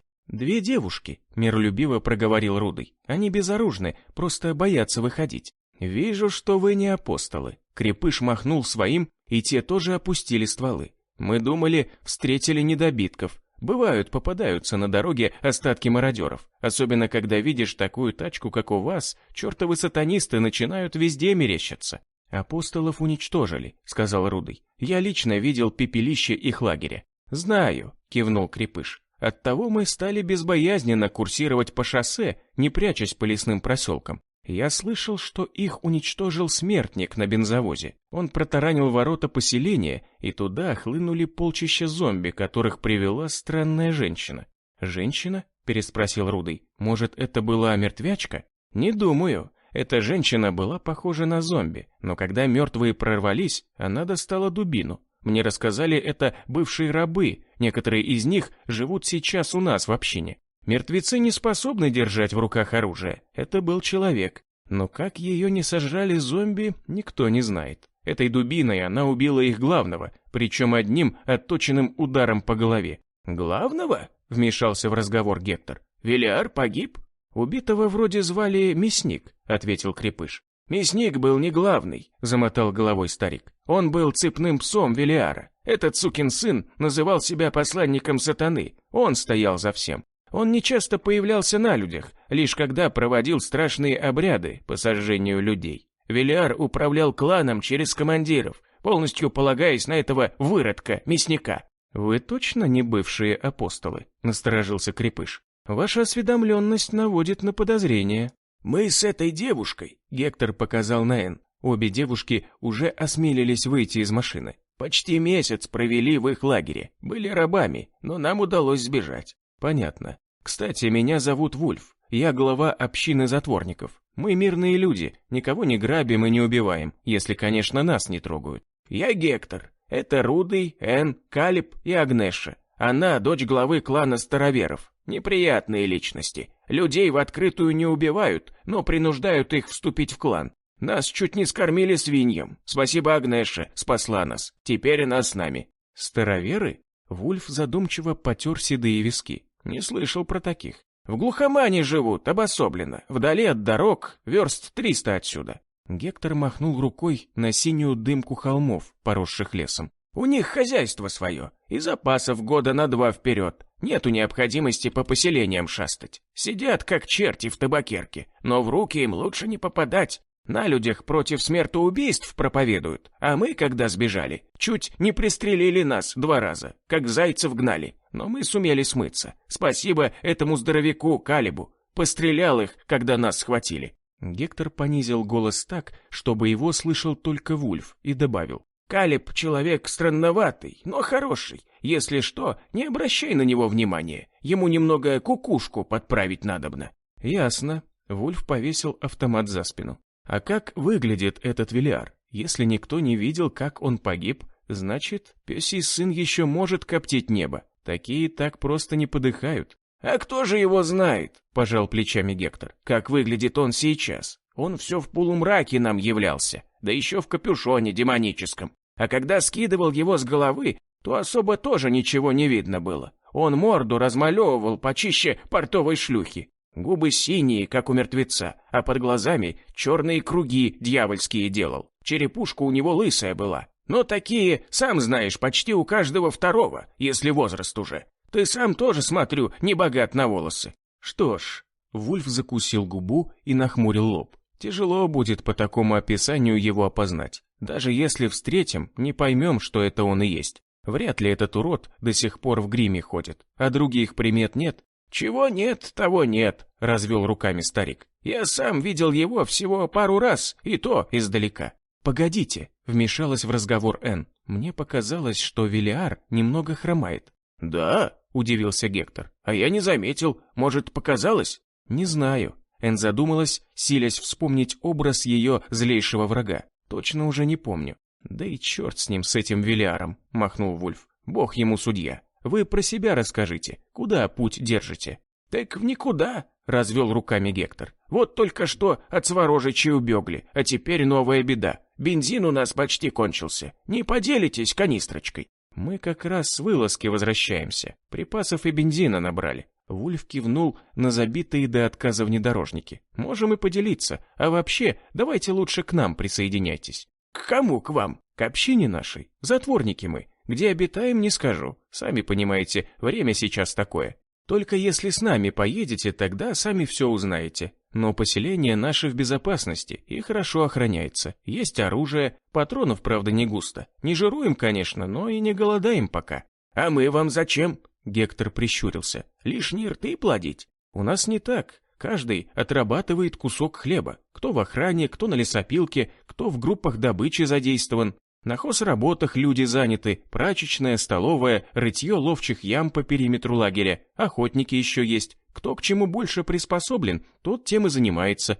Так вам рабы, что ли, нужны? Старик уже смотрел на Вульфа с подозрением. Ну ты, отец, не переворачивай. У рабов согласия не спрашивают. Ну да, задумчиво пробормотал Гектор. Вон вас сколько, и стволы добрые. Хотел бы рабов захватить, не балакали бы с нами. Ну так что? С нами поедете или бензина вам отлить? Плесни-ка, добрый человек, топливо лучше. Уж совсем я веру в людей потерял. Как не встретишь кого, то людоед, то апостол, то сворожич. Обособленно как-то спокойнее нам будет. Боюсь я новых общин. Ну смотри, отец, дело ваше. Интересно получается. Апостолов мы некоторых бывших приютили, а нормальные люди не хотят к нам.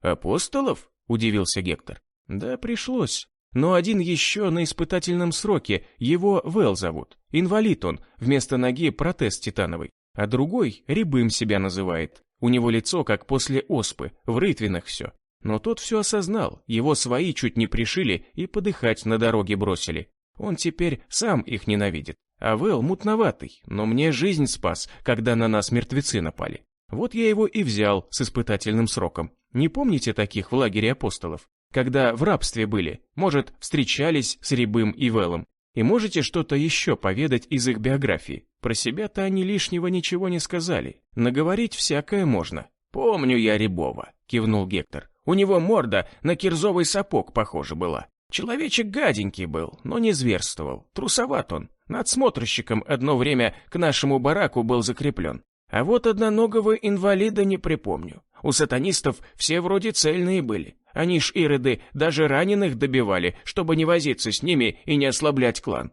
Как этот калека к ним прибился, не понимаю». «Вот и я говорю», — кивнул Вульф. «Мутный он какой-то, но время покажет. Я пока за ним наблюдать приставил своего верного помощника. Шон, конечно, импульсивный и слишком придирчивый, но мужик справедливый и правильный». Вульф вытащил из багажника внедорожника видавшую виды алюминиевую канистру с пожамканными и исцарапанными боками и протянул Гектору. «Вот, возьми, отец, от души. Вижу, люди вы хорошие. Езжайте осторожно, в этом районе бегунов много». «Что за бегуны?» — насторожился Гектор. «Это мертвецы такие, то ли мутанты, то ли вирус новый какой их обратил. Не такие гнилые, как другие зомби, носятся как угорелые и живучие твари. Либо голову надо с плеч снести, либо 2 пули в мозг всадить. Одной не хватает, чтобы упырей убить. У вас оружие-то есть?» «Да есть рухлядь гладкоствольная времен царя Гороха. У Калиба только дробовик добрый, многозарядный».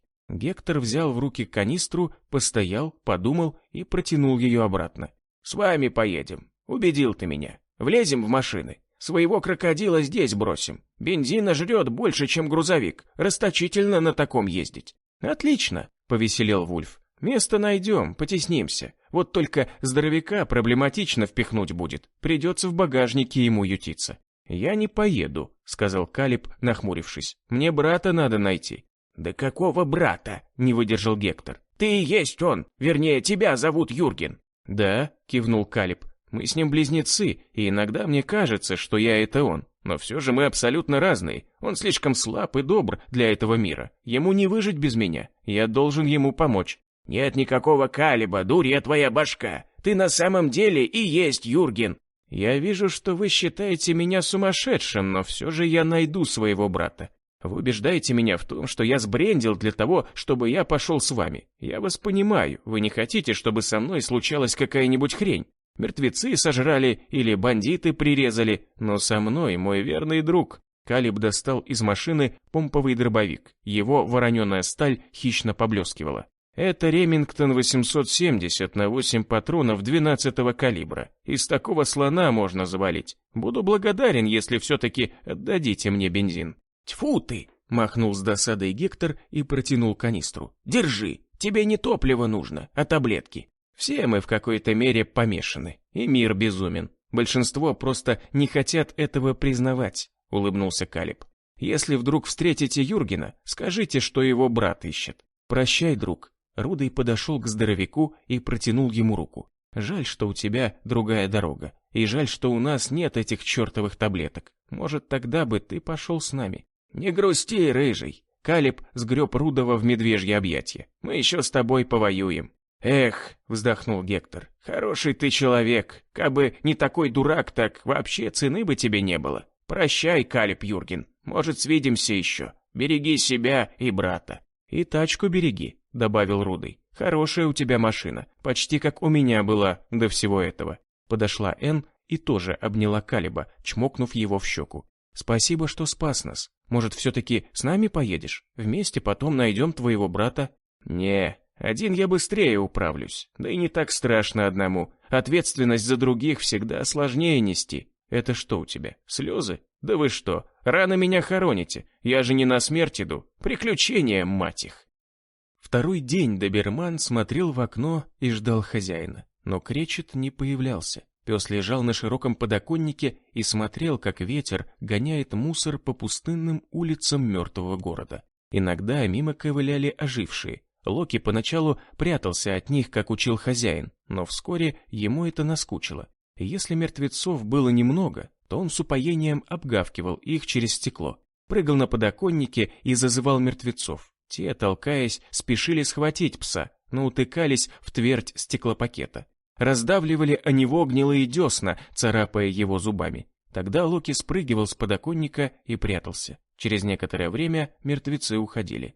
Но однажды, во время очередной игры, стекло треснуло. Внутрь прорвалась когтистая рука мертвеца, сзади на него надавили еще двое. Стекло высыпалось внутрь квартиры, и мертвец перевалился через подоконник. Он не успел протиснуться внутрь, как по его телу полезли другие, втаптывая его морду в торчащие из рамы осколки стекла.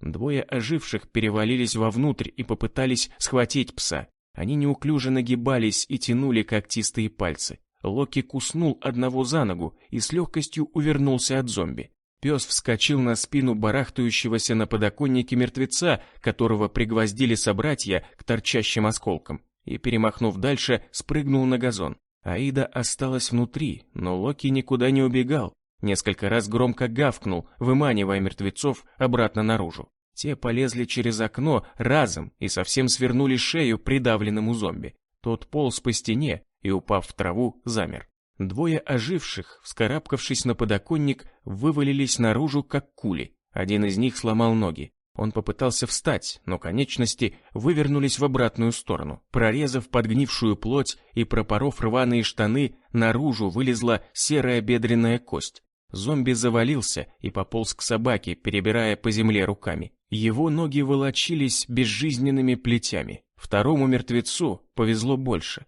Он смог подняться и торопливо заковылял, пытаясь схватить пса. Но доберман будто играл с ним. Крутился вокруг него волчком и кусал за ноги. Не убегал, он ждал кого-то.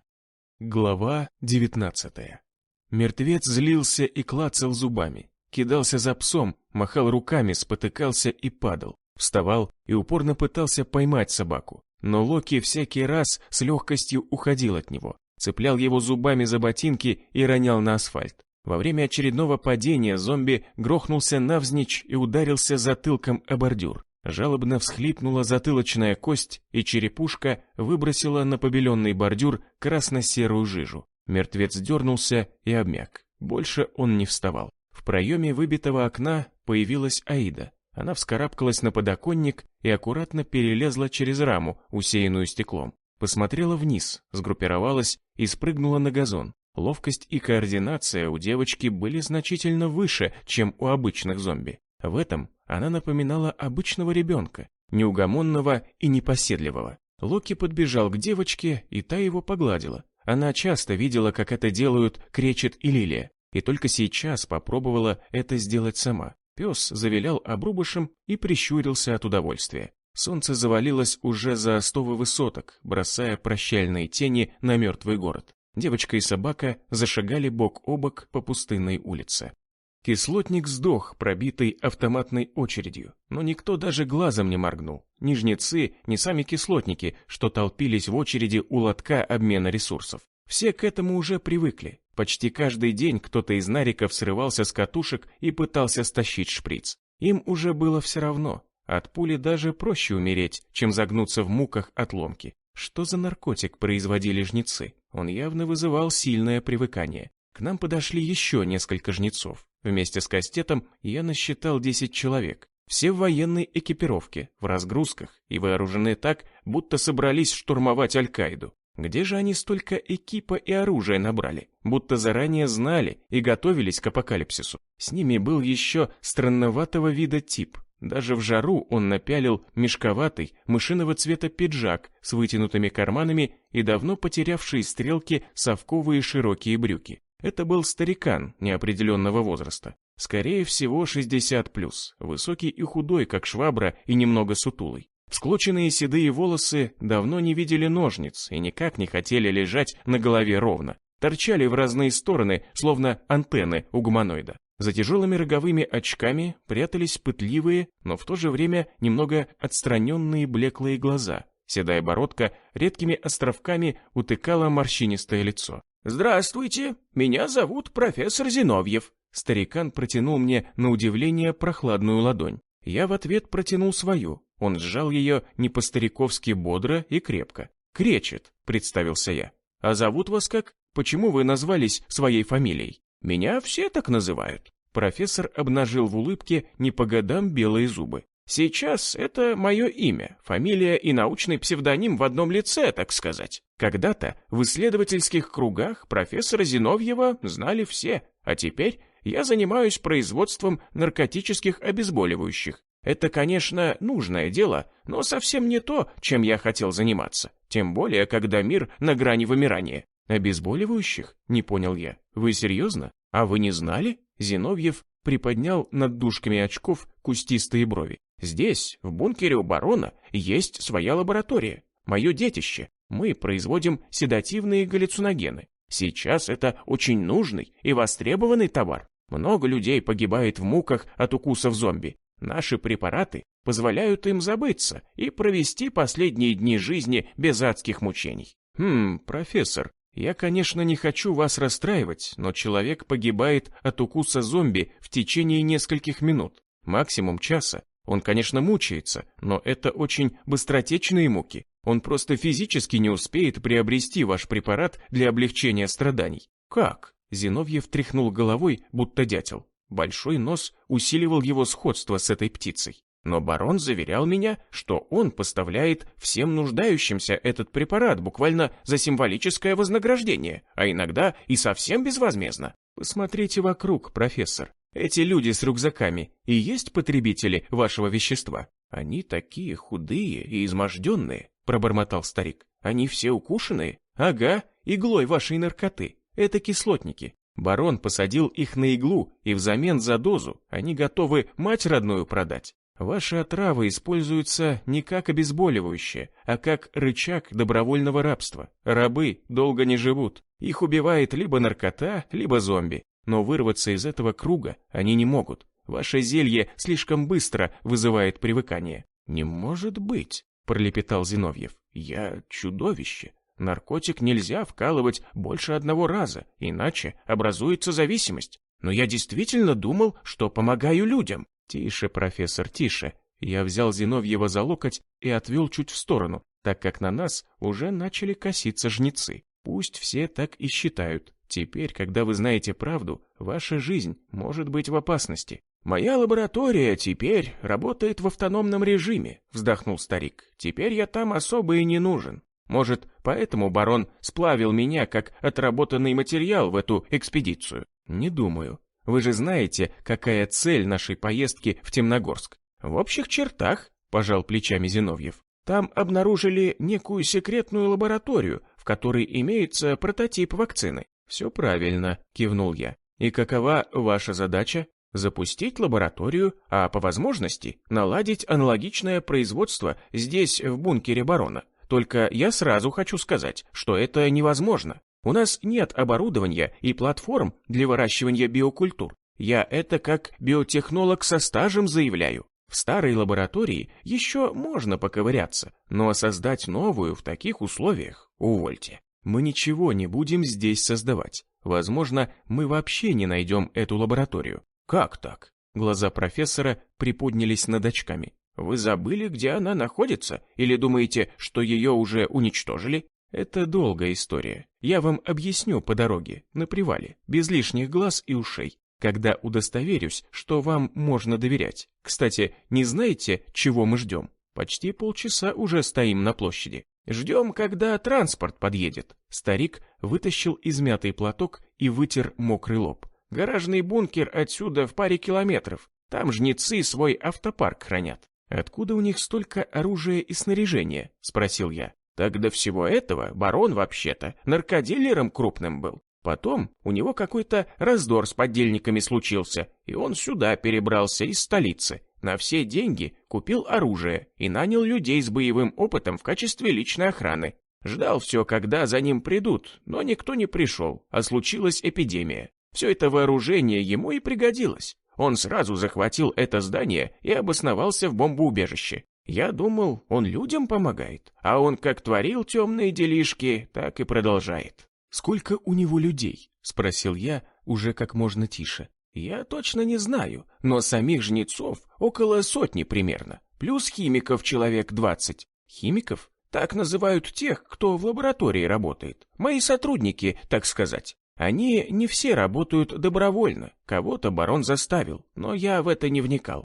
С головой был погружен в работу, думал, что выполняю важное для общества дело, а тут вон как оказалось. Теперь я вижу, что люди эти с сумками и рюкзаками зависимы. У них такой взгляд, будто их хотят лишить воздуха. Сами уже на мертвецов похожи. Они и есть мертвецы. У синтетика действие чересчур сильное. Он не рассчитан на регулярный прием. Скоро они все умрут. И самое страшное, кивнул я, они об этом прекрасно знают и ничего не хотят с этим делать. Да, профессор задумчиво погладил реденькую бороденку. Барон ужасный человек. Теперь я к нему точно не вернусь. Если заставит, то лучше умру. А вот это правильно, профессор Зиновьев, улыбнулся я. Только умирать не надо. Давайте держаться вместе. У меня на барона тоже зуб имеется. Я очень даже за. Только чем, простите, сможет вам помочь такой старый и бесполезный человек, как я?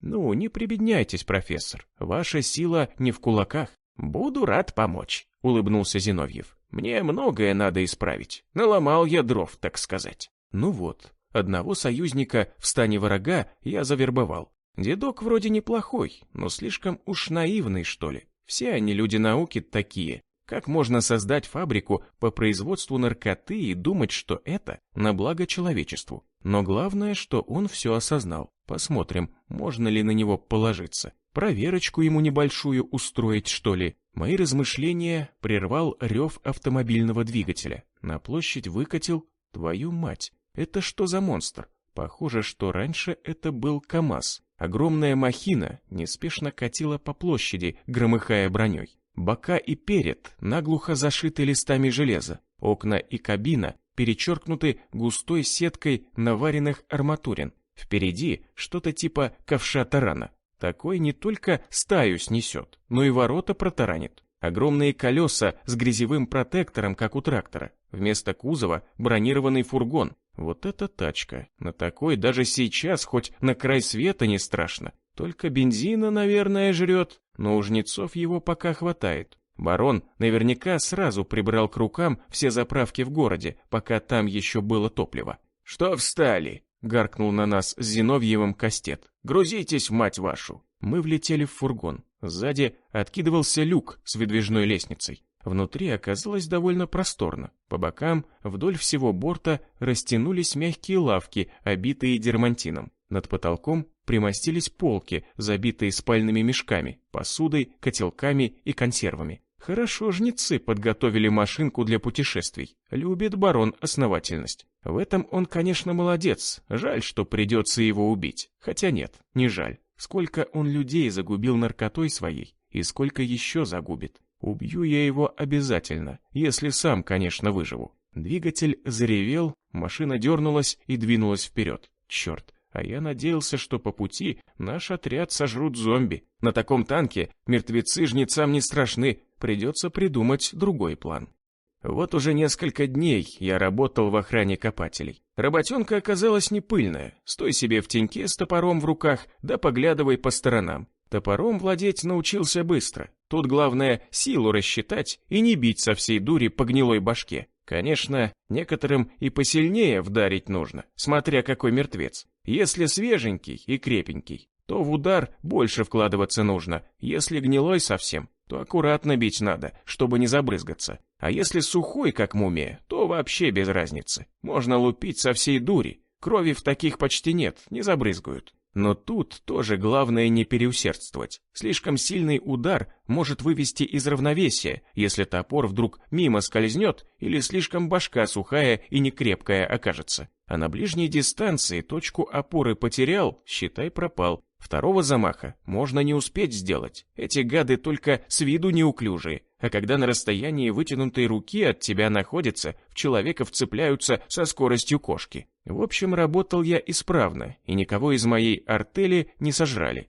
Вечером иногда ко мне подходил Рябой и рассказывал, что задолбался уже пахать разнорабочим. Напоминал мне о моем обещании сделать его важной писей в общине, чтобы работать поменьше, а жрать побольше, или вообще не работать. «Скоро все будет», — говорил я ему. «Подожди, вот маленько освоюсь». «Когда?» — щурился Рябой. «Я долго не хочу ждать. Смотри, могу и проговориться ненароком». «Думаешь, я не хочу другой жизни? Сам тоже невысоко поднялся. Хожу каждый день с землекопами и жизнью рискую. Это хорошо, что нам пока одиночки попадаются, ну максимум двое. А если на стаю напоримся или на бегунов, тогда трындец нам, а ты еще ноешь. Сидишь себе за бетонным забором в тепле и безопасности. Дрова пилишь, да технику ремонтируешь. Нормальная у тебя жизнь. Кормят вовремя, все по расписанию, как в пионерском лагере. Не любил я пионеров», — скривился Рябой, будто вспомнил что-то из прошлой жизни. «Не приняли меня в них. Учился плохо и дрался». Иногда ко мне в камеру приходила Кира. Она даже немного преобразилась. Вытянутый, потасканный камуфляж, из которого она не вылазила, сменила на джинсы и футболку. Фигура для ее возраста у нее оказалась неплохая. Она обещала походатайствовать перед Вульфом о смене моей деятельности. Надоело мне стоять с топором и стуканом. Такое совсем не для меня. Я просился на вылазки. Там больше шансов себя проявить. А тут моим показателем работы являлось лишь одно. Мои копатели все еще дышат. Так себе показатель. Никто его даже не замечает. Но Вульф пока был на очередной вылазке, и никто не знал, когда он вернется. Недавно погиб большой отряд добытчиков, и народу для поиска припасов теперь катастрофически не хватало. Главе общины самому приходилось выезжать вместе с добытчиками. Он, как опытный солдат, ценился за двоих, так что вакансий там полно было. Если Кира убедит главного, скоро я буду заниматься привычным делом. Сам когда-то тоже выезжал на добычу ресурсов, когда мой клан был еще маленький, а мясника я еще не нашел. Этот упырь прибился к нам случайно. Поначалу я даже хотел его пристрелить. Мы нашли его в заброшенном баре. Тот жил там несколько месяцев и каждый день лакал дорогое пойло. Когда я впервые его увидел, он еле стоял на ногах, но, как оказалось, это было его привычное состояние в последнее время. Я приказал обшарить бар и забрать остатки выпивки, а этого алкаша пристрелить. Но апостол, который пошел исполнять мой приказ, пожалел патроны. Сказал, что лучше прирежет эту долговязую абразину с бакенбардами почти до плеч ножом. Он вытащил нож и беззаботно подошел к шатающемуся человеку. Но алкаш оказался не так прост. Он кинулся на апостола первым, схватил его руку с ножом, а зубами перегрыз ему горло, словно зверь. Я такого никогда не видел. Мясника чуть не запинали ногами, но я вовремя остановил своих отморозков. Понял, что такой человек мне нужен. Мясника забрали, протрезвили и наделили властью. Я в нем не ошибся. С тех пор он стал моим верным цепным псом и выполнял самую грязную работу, такую, от которой даже я бы содрогнулся. Хороший был апостол, правда, слишком жестокий, но на него всегда можно было положиться, а теперь он гниет на пепелище. Я лично видел, как какая-то сучка раскроила ему бошку палкой. Нет, битой. В один из солнечных дней погода выдалась настолько жаркая, что земля чуть ли не плавилась. Копателей пожалели и дали всем выходной. Ямы рыть на солнцепёке смерти подобно. От теплового удара и обезвоживания на раз-два загнуться можно. Выходных у них и так было не густо, примерно 1-2 раза в месяц, когда непогода разыграется или наоборот, жара ударит. Я слонялся без дела по территории тюрьмы, но по ходу все примечал. Где техника стоит, где склады, где какие хозпостройки. Последних становилось все больше. Община обрастала хозяйством. Нужны были зернохранилища. Недавно добытчики напоролись на нетронутое фермерское хозяйство с запасами зерна и муки. Дробилка, мельница, склады для инструментов и стройматериалов. Скоро осень, и дожди зарядят. И нехорошо такое бросать под открытым небом. Я зашел на лесопилку, место, где распиливали привезенные деревья на чурки, а затем кололи на дрова.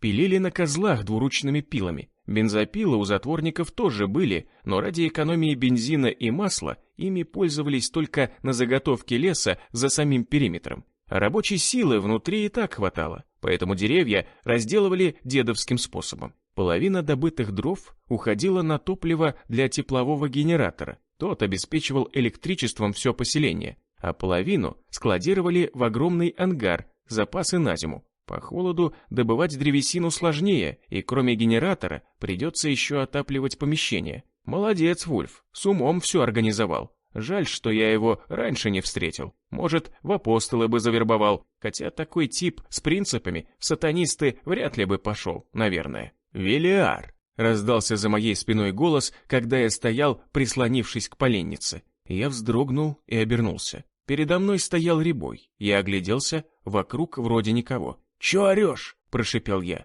«Никогда не называй меня так, даже если рядом никого нет. Ты понял?» «Скоро я всегда так буду тебя называть», — улыбился Рябой. «И не только я, если не сдержишь свое обещание». Злость накатила на меня и застучала в висках. Глава 20.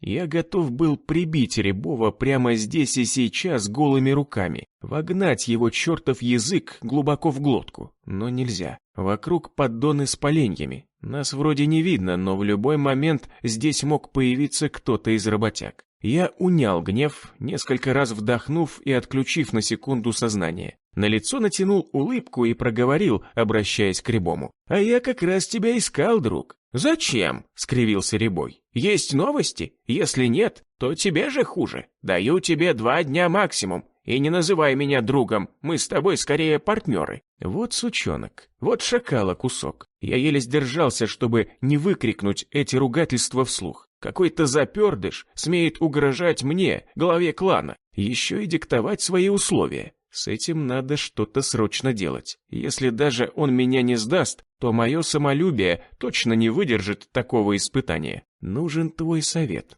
Я старался держать голос ровным и спокойным. Есть у меня дельные мысли, как это лучше все обстряпать. Ты уже давно здесь, и лучше меня знаешь местные нравы. Хочу с тобой посоветоваться. Спрашивай, снисходительно проговорил Рябой. Он немного надулся, почувствовав вдруг свою значимость. Не здесь. Я сделал заговорческое выражение лица. Отойдем, где нас точно никто не услышит. Вон к той работающей махине. Там вроде никого не видать, да и гудит она как трактор. Даже если кто-то окажется рядом, ничего не услышит. «Пойдем», — кивнул Рябой. «Только это не махина, а измельчитель веток. Ни хрена ты, Велиар, в технике не понимаешь». «А, измельчитель», — протянул я, будто только что прозрел и был очень благодарен за это своему учителю. «Все ошметки с деревьев мы через него пропускаем, а на выходе получается щепа для растопки печей». Рябой не удержался и решил разъяснить недоумку, что такое измельчитель веток. Я кивал и сделанным интересом слушал. Мы подошли к тарахтевшей машине. Она стояла немного обособленно от лесопилки. С одной стороны ее закрывал ангар, а с другой — многочисленные поддоны с поленьями выше, сложенными выше человеческого роста. Машина тарахтела так громко, что заглушала наш разговор. «Выруби ее», — сказал я Рябому. «Что?» — не расслышал тот. «Я говорю, отключи чертову тарахтелку. Тут и так никого нет, нас никто не услышит».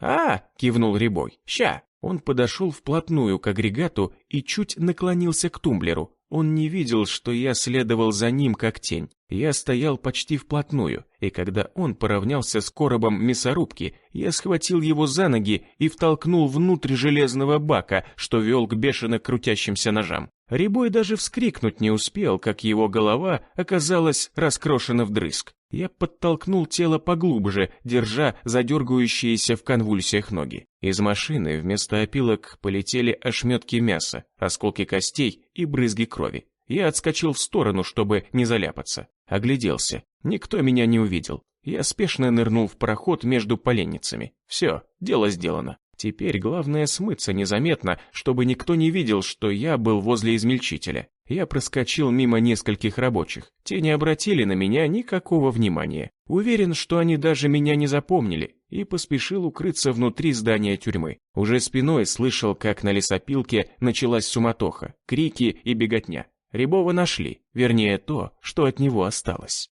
За ужином я, как всегда, сидел в тюремной столовой за своим дальним столиком. Вареная гречка с тушенкой приготовлена была отменно, но не хватало сливочного масла. Теперь о нем вообще можно забыть. Всех коров сожрали зомби еще в первый месяц эпидемии. Эти твари предпочитали человечину, но животными тоже не брезговали. Мысли о мертвецах отбивали аппетит. Странно, я уже должен был давно к этому привыкнуть, но, видать, чересчур брезгливым уродился. Ко мне подсела Кира. Она больше не спрашивала разрешения, как раньше. Теперь это и ее место было тоже. Она слишком рьяно подошла к вопросу кураторства надо мной. Хотя, может, с прошлыми ее подопечными было то же самое, не знаю. «Привет», — сказала женщина. «Ты слышал, что случилось утром?» «Мельком», — соврал я. «Какой-то несчастный случай, говорят, на лесопилке». «Да, один из рабочих попал в древесную дробилку. Его разорвало на куски, и теперь никто не может его опознать. Есть предположение, кто это? Один из недавно принятых в общину пропал. Возможно, это он. Его звали Рябой. Если других потеряшек не обнаружится, то, скорее всего, это он и есть». «Рябой?» Я удивленно поднял бровь. «Это же бывший апостол.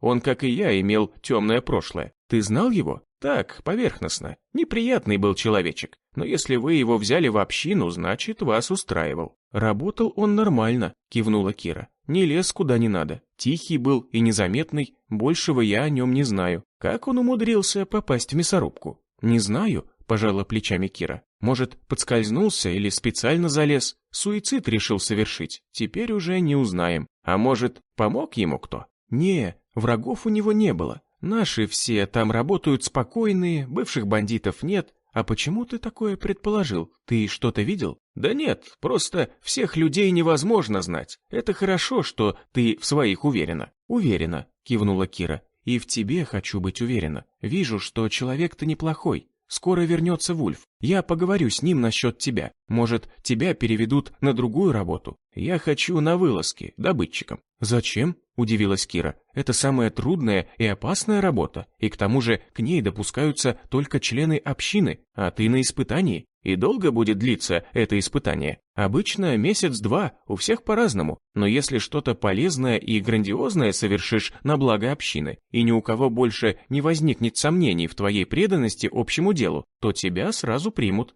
А это дополнительные привилегии. Выходных больше, оружие можно носить, одеждой нормальной снабдят. Так мне что, подвиг надо совершить?» – улыбнулся я. «Ну, типа того. Или просто набраться терпения и подождать. Тогда точно хочу на вылазки. Ждать – это не мое». «Прости за бестактный вопрос, а как ты с протезом будешь в добытчиках служить?» «Он теперь часть меня», – я улыбнулся. «Убежать я с ним, конечно, не смогу, да это и не надо. Не привык я бегать. Интересный ты человек, Вэл. Жизнь столько тебя швыряла, но до сих пор не сломила». «Это ты еще не все знаешь», — улыбнулся я. «Самое интересное я тебе потом расскажу, когда-нибудь».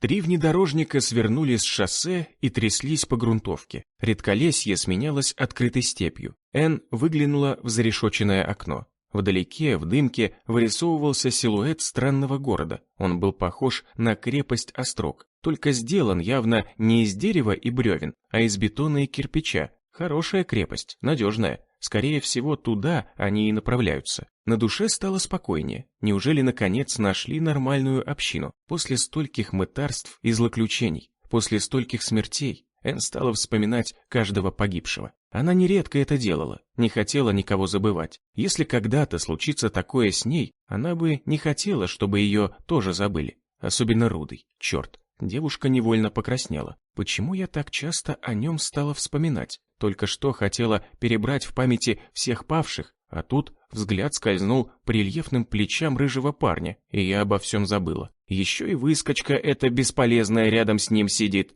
На каждой кочке качается и жмется к нему. Вот сучка. Энн отвела взгляд от Агнеши и, пытаясь отвлечься, снова взглянула в окно. Теперь уже явственно было видно, что впереди бывшая тюрьма, обнесенная бетонными плитами и колючей проволокой. Девушка вздохнула. Надеюсь, эти затворники действительно порядочные люди, и от них не придется убегать и прятаться. В прошлый раз, когда они убегали от апостолов, погиб воробей. Славный был паренек. Трусливый, правда. Машины сбавили ход перед железными воротами. Вульф выглянул из кабины и помахал рукой часовым. Створки ворот распахнулись и впустили колонну внутрь. Ого! Энн с удивлением уставилась на внутренний двор, куда въехали внедорожники. Сколько здесь народу и построек. Машины остановились, и двери джипов, громыхая шипастой броней, с лязгом распахнулись. «Приехали!» — крикнул Вульф и первым шагнул на землю. Из бетонного здания, похожего на гигантский склеп, высыпал народ.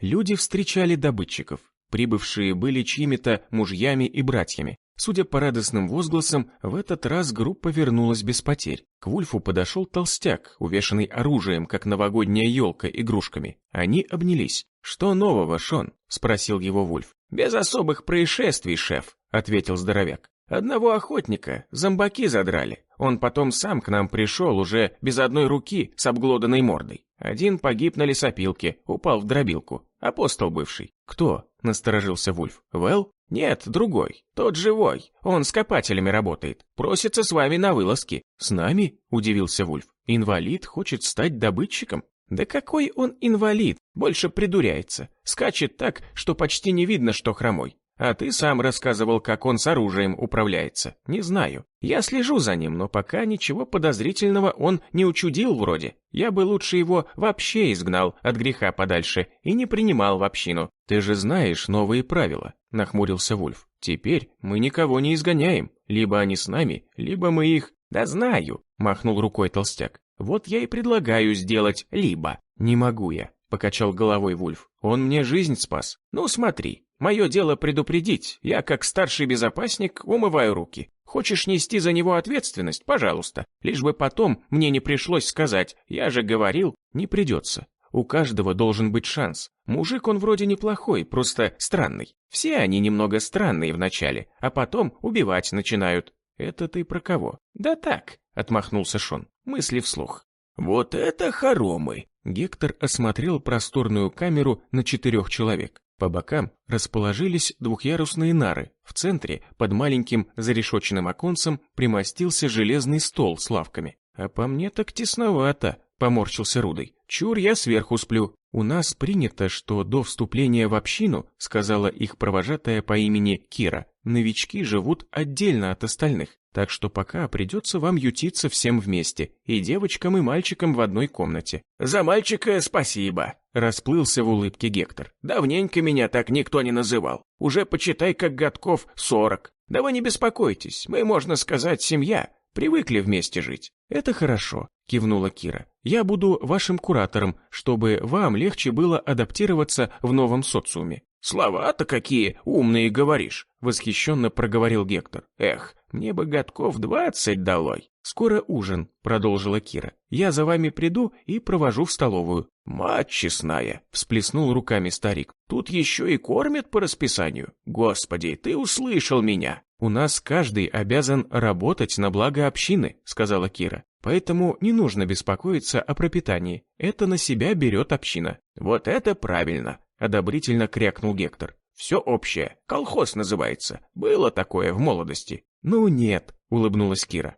«Колхоз сдавал излишки государству, а мы их копим. Поэтому мы не колхоз, мы поселение эгоистов. Живем только ради себя и для себя. а по-другому сейчас не получится. Пытаемся расширить общину, но сейчас мало осталось хороших людей. Бандитов и мародеров мы не принимаем. «Апостолы среди вас есть?» – спросила Энн. «Их поселение сгорело, наверняка кто-то из них к вам прибился. Есть один, но он раскаялся за свои прошлые дела. Он хороший человек. Я вас с ним как-нибудь познакомлю. Он тоже не прошел еще испытательный срок для вступления в общину. А вот, кстати, и он. Вэл, можно тебя на минуту?»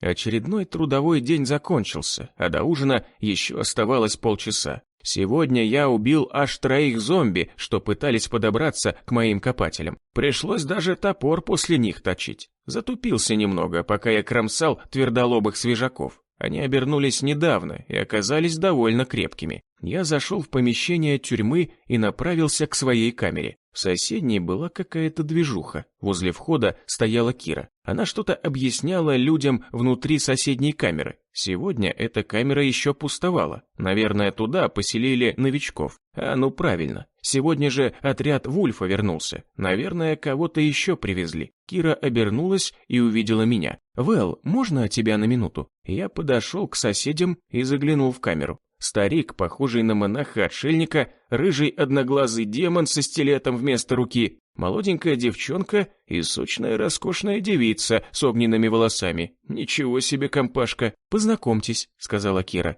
«Это Вэл, он тоже новенький». «Это тот, который из бывших душегубов?» Старик недружелюбно посмотрел на меня. Его морщинистая морда показалась мне знакомой. Но где я его видел, так и не вспомнил. Может, и нигде. В фильме каком-нибудь про библейских персонажей или славянских старцев ему бы бубен в руки и погремухи с амулетами на шею, и за шамана бы сошел. Вслух я ничего не стал говорить. Бросил гневный взгляд на старика, повернулся и ушел в свою камеру. Не мальчик уже, чтобы оправдываться. Тем более по рангу не положено. Как-никак глава клана, хоть и бывший. Эх, бля. И рассказать об этом даже некому. Как же неинтересно влачить жалкую жизнь жалкого найденыша. Но ничего, будет еще и на моей улице праздник с печеньками.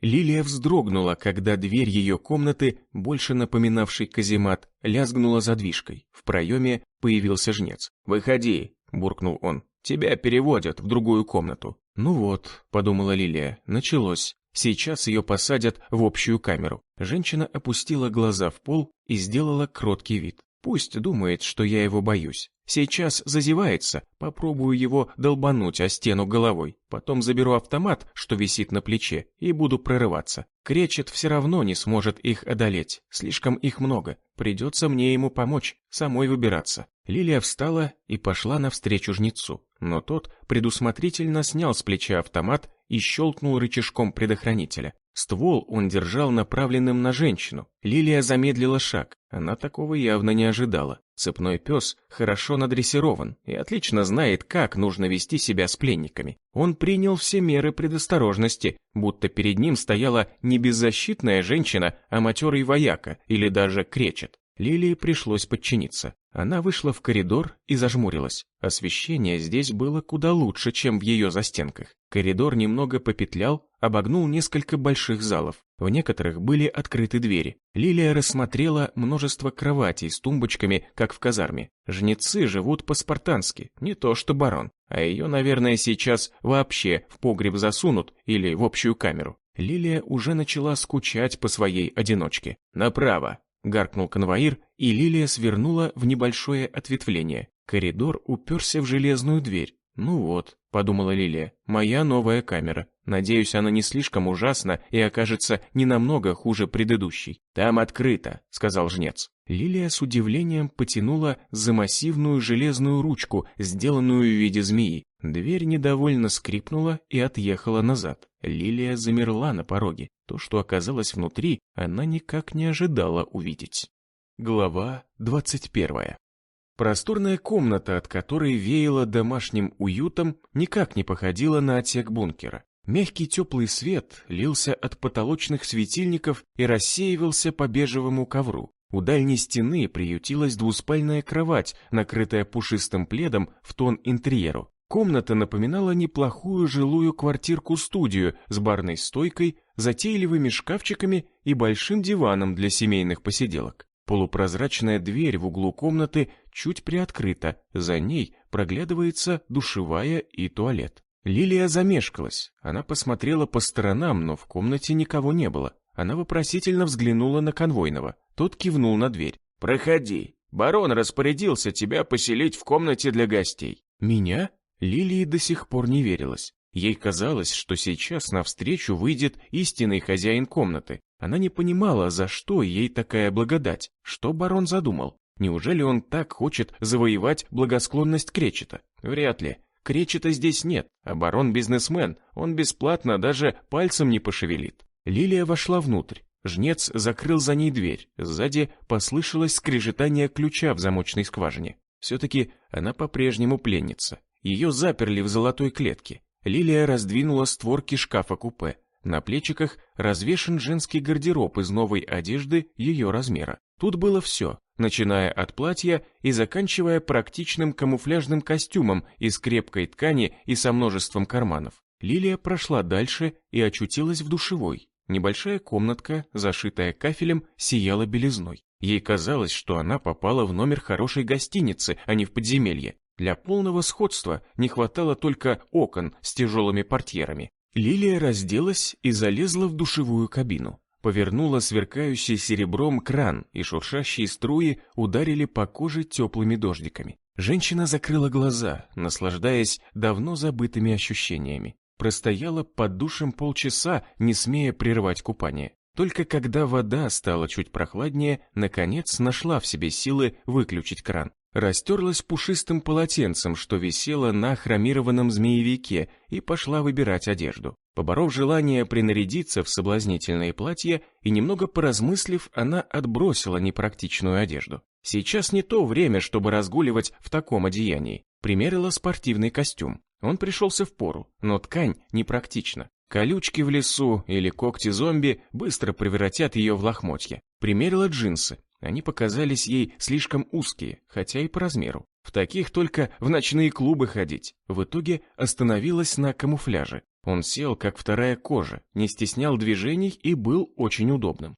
Хлопковая ткань, усиленная нейлоновой нитью, делала костюм крепким, но при этом легким и дышащим. Подошла к зеркалу и взглянула на отражение. От той рыхлой женщины, что постоянно пряталась за спиной мужа, еще буквально несколько месяцев назад не осталось и следа. Она больше сейчас походила на амазонку или другую воительницу. Не хватало только меча и лука. Длинные черные волосы убраны в хвост. Большие серые глаза полны решимости и жизненной силы. Когда-то она даже не хотела жить и не представляла своей жизни без доктора. Но теперь все иначе. Его смерть должна была сломить ее, но вышло наоборот. Она обрела цель в жизни – месть. Ради этого она дышала и выживала. А когда достигла своей цели, убила мясника, привычка выживать осталась. Теперь ей не нужна мотивация. Жизнь и есть мотивация. В дверь тихо постучали, и следом заскрежетала замочная скважина. «Странно», – подумала Лилия. «Зачем стучать, если я не могу открыть?»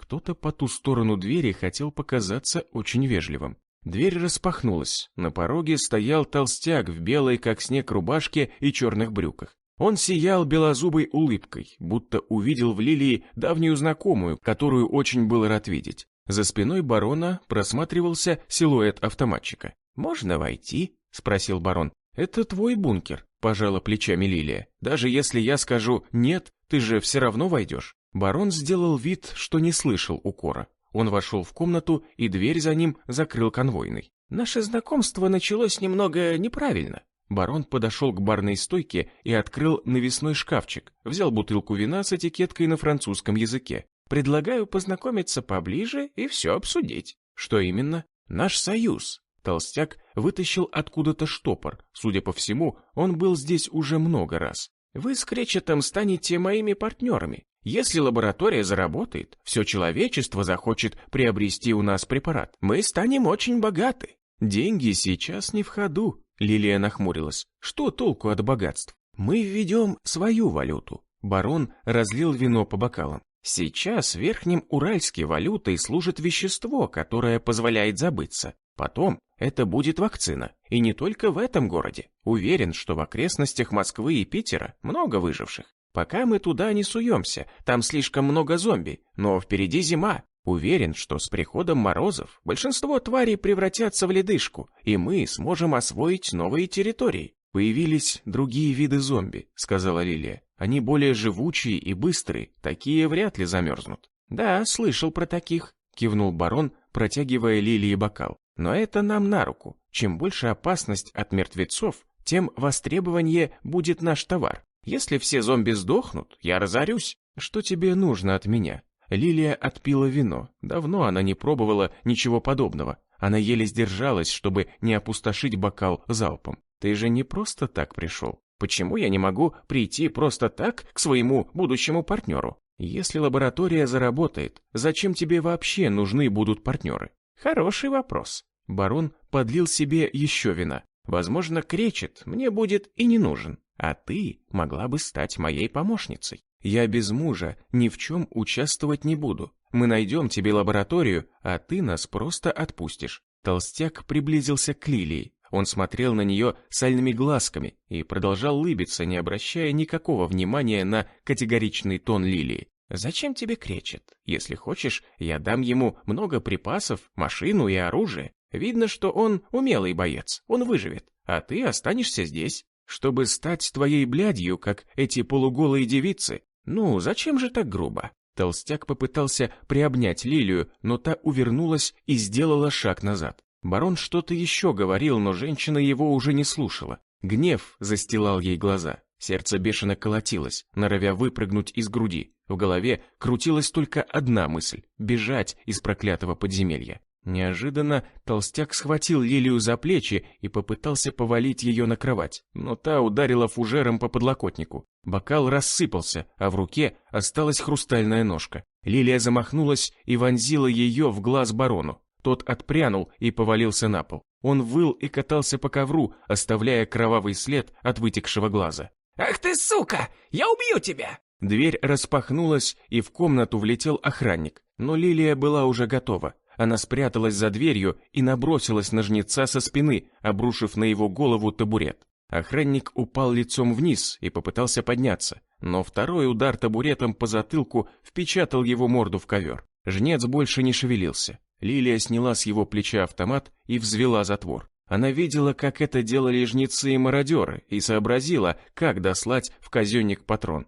Навела ствол на барона и уже хотела полоснуть его очередью, но сдержалась. На шум выстрелов поднимется весь бункер, и тогда ей конец. Скорее, времени и так мало, нужно уходить. Лилия выскочила в коридор и захлопнула за собой дверь. В скважине торчал ключ. Она повернула его несколько раз и, вытащив из замка, спрятала в карман. Вопящий барон остался запертым. Хотелось побежать и не останавливаться, но это привлекло бы внимание жнецов. Лилия повесила автомат на плечо, опустив ствол вниз, но палец держала на спусковом крючке. Она торопливо шагала по коридору и искала выход. Пропетляв несколько поворотов и поднявшись вверх по лестнице, на ее везение по пути никто не попался, она вышла к тамбуру, что вел к выходу из подземелья. Возле решетки переминались двое автоматчиков. Внутри клетки тамбура стоял ключник, тоже вооруженный автоматом. Гулкие шаги Лилии отдавали эхом по пустоте коридора. Жнецы обернулись на звук и увидели человека в камуфляже с оружием.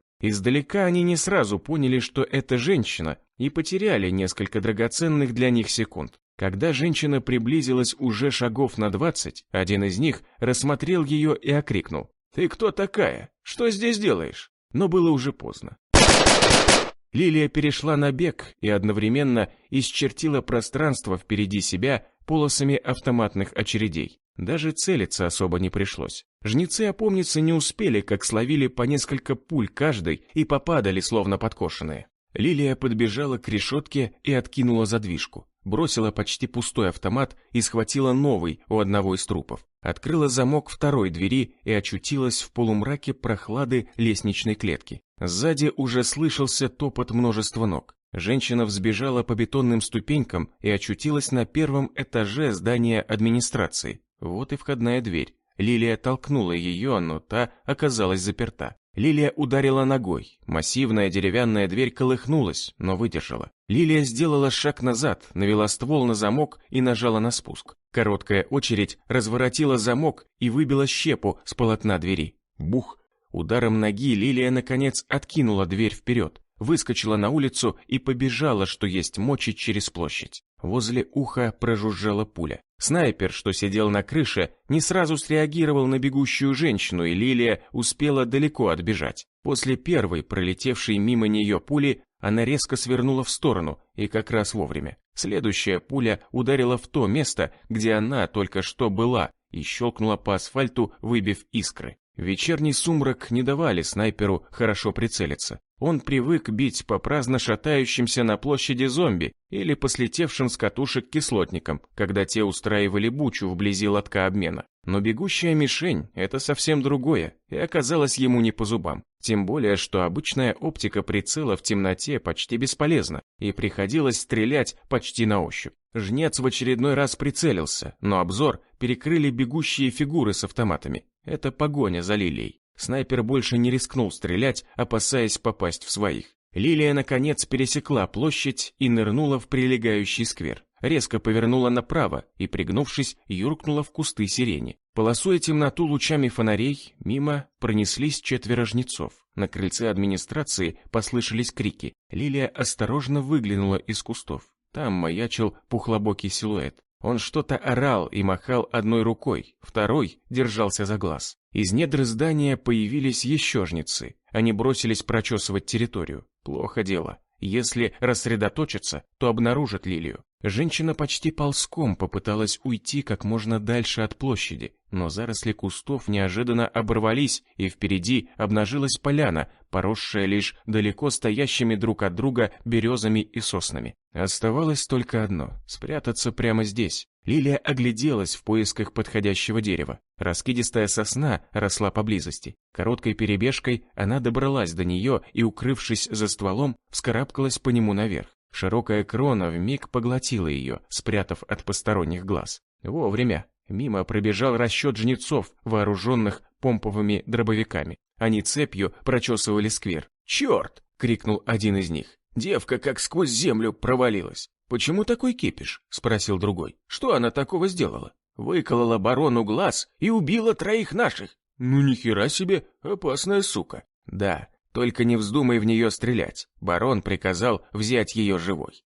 Фургон бронированного КамАЗа тряхнуло. Я немного задремал и проснулся от тряски. Рядом на лавке сидел профессор Зиновьев. Он скрупулезно что-то записывал простым карандашом в потертый блокнот с пожелтевшими листами. Я выглянул в маленькое окошко-бойницу. Вечернее солнце готовилось уступить место луне и прощалось с лесом красным заревом. Дневная жара наконец спала, и в воздухе висела хвойная влажность. КамАЗ съехал с шоссе и встал на обочине. «На сегодня хватит», — сказал Кастет и распахнул дверь-люк в задней части фургона. «Здесь заночуем. Кому поссать и покурить, на выход. У вас 10 минут, потом отбой». Жнецы высыпали из фургона и разбрелись по кустам. Я тоже выбрался, чтобы немного размять затекшее тело. Профессор так и не смог оторваться от своего блокнота. Сидел на лавке и что-то увлеченно бормотал, делая пометки. Я осмотрелся. К шоссе почти вплотную примыкал лес.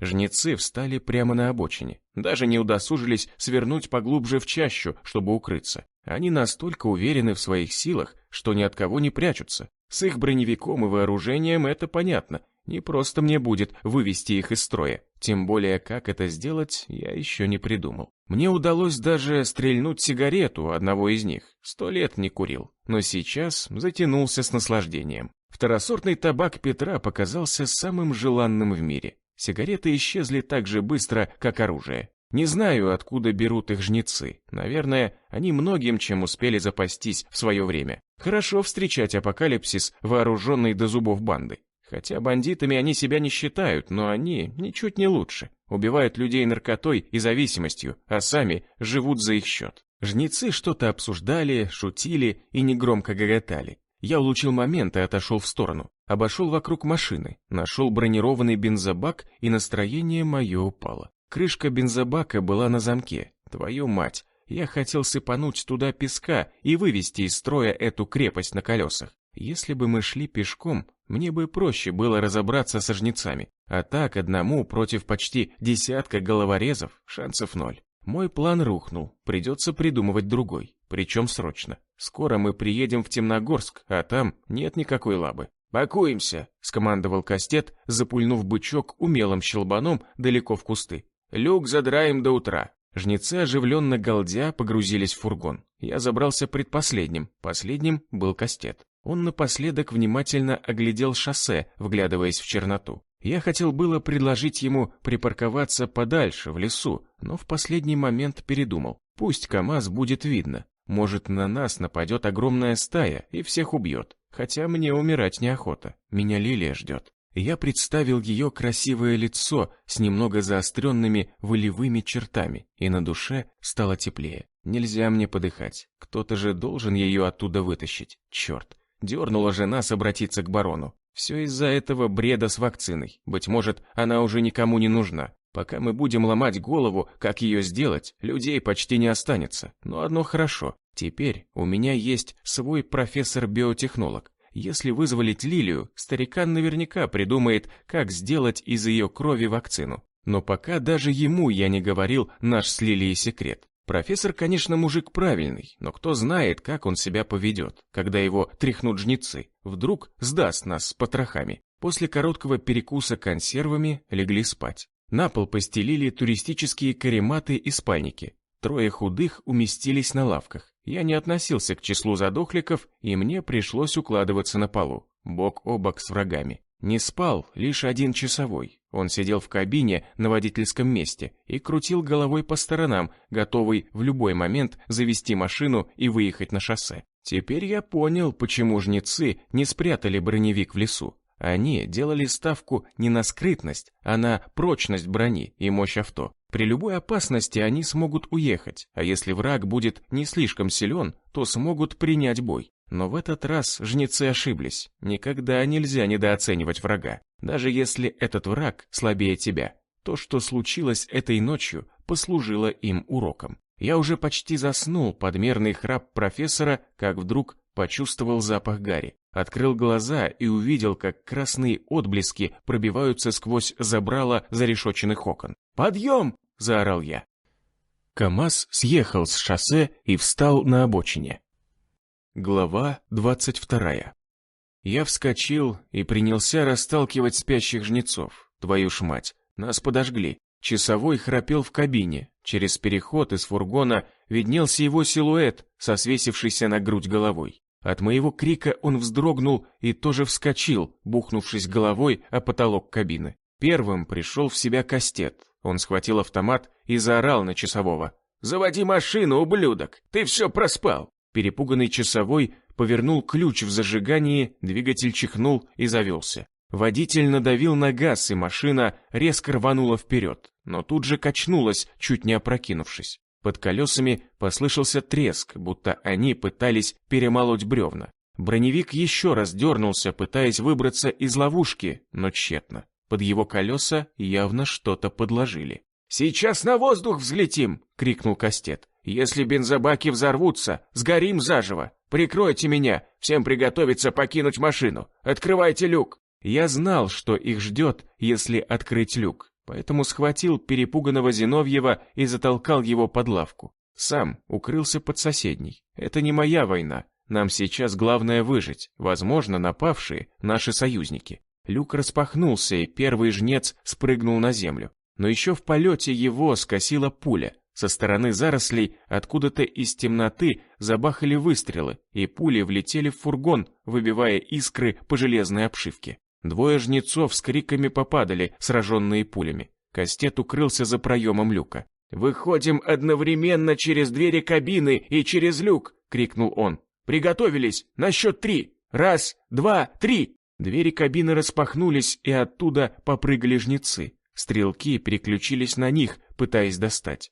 Судя по глухим, одиночным выстрелам, полили из ружей. Воспользовавшись суматохой, Кастет выпрыгнул из люка и перекатом ушел в сторону. Он вжался в землю и открыл огонь из автомата по кустам, откуда доносились выстрелы. Пули срезали ветки, и ружья на миг захлебнулись. Оттуда послышались крики и стоны. Кастет попал в цель и дал время жнецам покинуть броневик. Я выскакивать наружу не торопился. Даже если рванет бензобак, броня выдержит взрыв, и у меня будет еще несколько минут, чтобы покинуть машину, пока фургон не превратится в раскаленную сковородку. Профессор что-то громко бормотал и порывался выскочить наружу. Я придавил его к полу. «Спокойно, док. На улице сейчас опаснее, чем внутри. Пусть гады перестреляют друг друга». «Но мы горим!» — причитал Зиновьев. «Бензин в любой момент может сдетонировать!» «Железо не может гореть», — ответил я. «Скорее всего, нам просто подожгли колеса. Судя по запаху сжженной резины, я прав.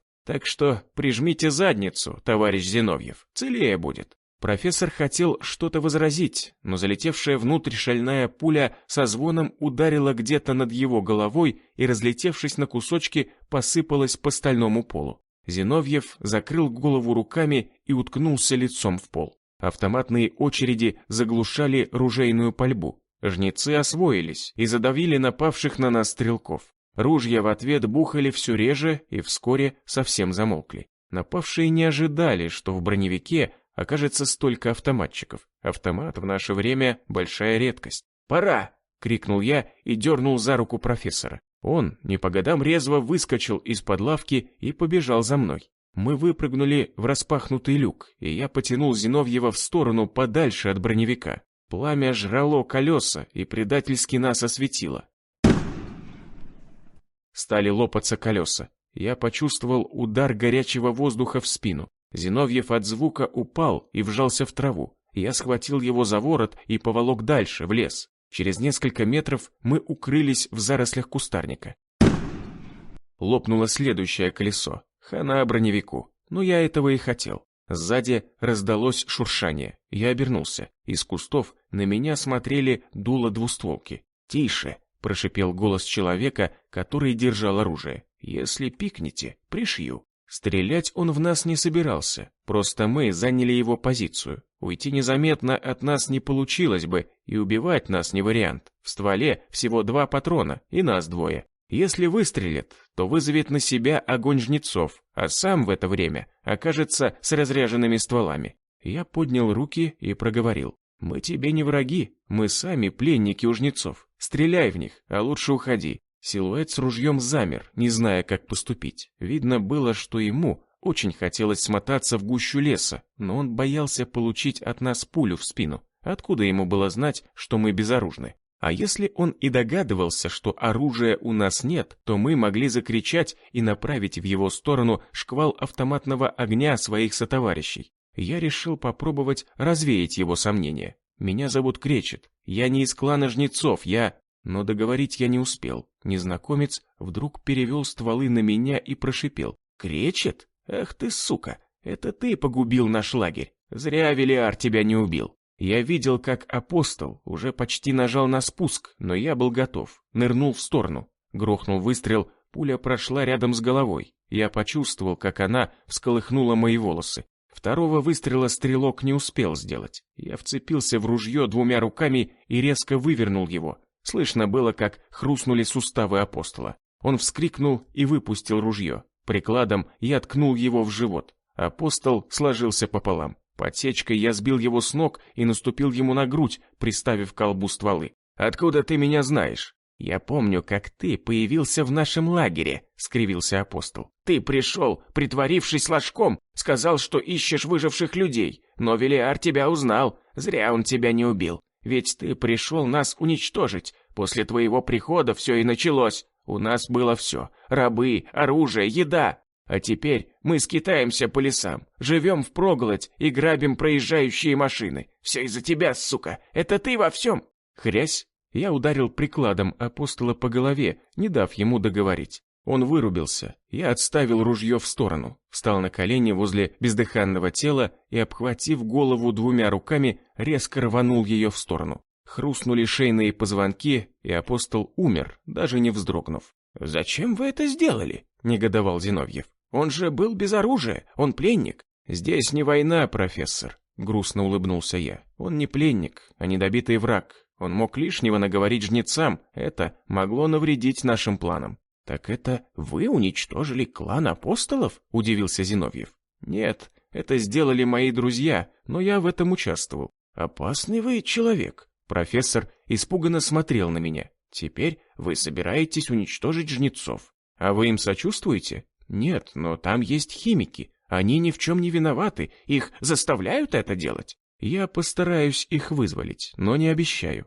Если они погибнут вместе со жнецами, мир от этого станет только лучше. Тот, кто умеет делать наркотики, не особо нужен сейчас. Очень жестоко так говорить. Профессор снял запотевшие очки и натирал их дрожащими руками об измятый пиджак. Вы все это время просидели в подземелье и не знаете, что творится наверху. Сегодня химики работают на жнецов, а завтра еще на кого-нибудь. Весь Верхний Уральск сидит на наркоте. Там нет даже мирных общин, только одиночки-кислотники. Это заслуга химиков, и ваша в том числе. Но я уже говорил, что жестоко заблуждался. Поэтому вы до сих пор живы. Вы должны искупить свою вину, помочь мне создать вакцину. Создать? Но вы говорили, что она уже создана, и ее прототип находится в заброшенной лаборатории. Нет никакой лаборатории, профессор. Я все придумал, чтобы заставить барона дать нам ученых. Но он дал мне только вас и забрал самого дорогого для меня сейчас человека. Неравноценный обмен. Тем более, что этот человек ценен для всего мира.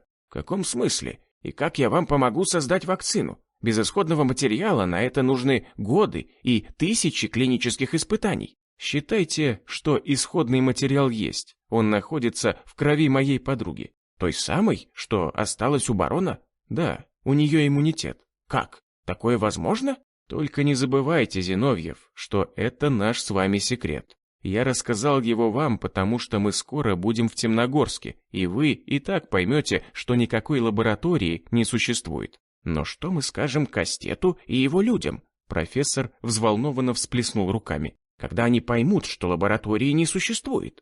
Ничего, они просто должны умереть, и вы мне в этом поможете. Я? Да не тряситесь вы так. После сегодняшнего нападения их отряд явно поредел. Все, пойдемте к остальным. Выстрелов больше не слышно. Похоже, что все закончилось. Только я это сказал, как раздался мощный взрыв. Броневик подпрыгнул на месте, и его накрыла волна огня, взорвались бензобаки. Долго они держались. Теперь точно машине хана. Вокруг горящего броневика суетились жнецы. Они вытащили из кустов тела убитых апостолов и сложили в ряд на освященное место. Немного в стороне сложили тела убитых жнецов. Апостолов оказалось всего 5. Я вытащил из кустов 6-го, которого убил, и положил рядом. Кастет с удивлением уставился на меня. «Это ты его?» «Он стрелял по вам из тех кустов». Я махнул рукой на наше временное укрытие. Пришлось его угомонить. «Спасибо, что помог нам». В глазах Кречета читалось уважение. Наших погибло 4. Но я уже посчитал трупы и прикинул силы. Жнецов вместе с Кастетом 5 человек. Многовато пока еще. В открытую их не ликвидируешь. Поэтому я не стал палить по ним из кустов, когда убил апостола. С двустволкой против автоматов много не повоюешь. Пожалуйста, пожал я плечами. И скажи спасибо, что я вытащил вашего профессора. С кем бы мы сейчас лабораторию запускали? Я думаю, что заслужил оружие. Дай мне автомат одного из убитых. Кастет нахмурился. Спасибо, конечно, но с тебя хватит пока и двустволки. Собери патроны у убитых. Автомат я тебе пока не доверю, мутный ты какой-то.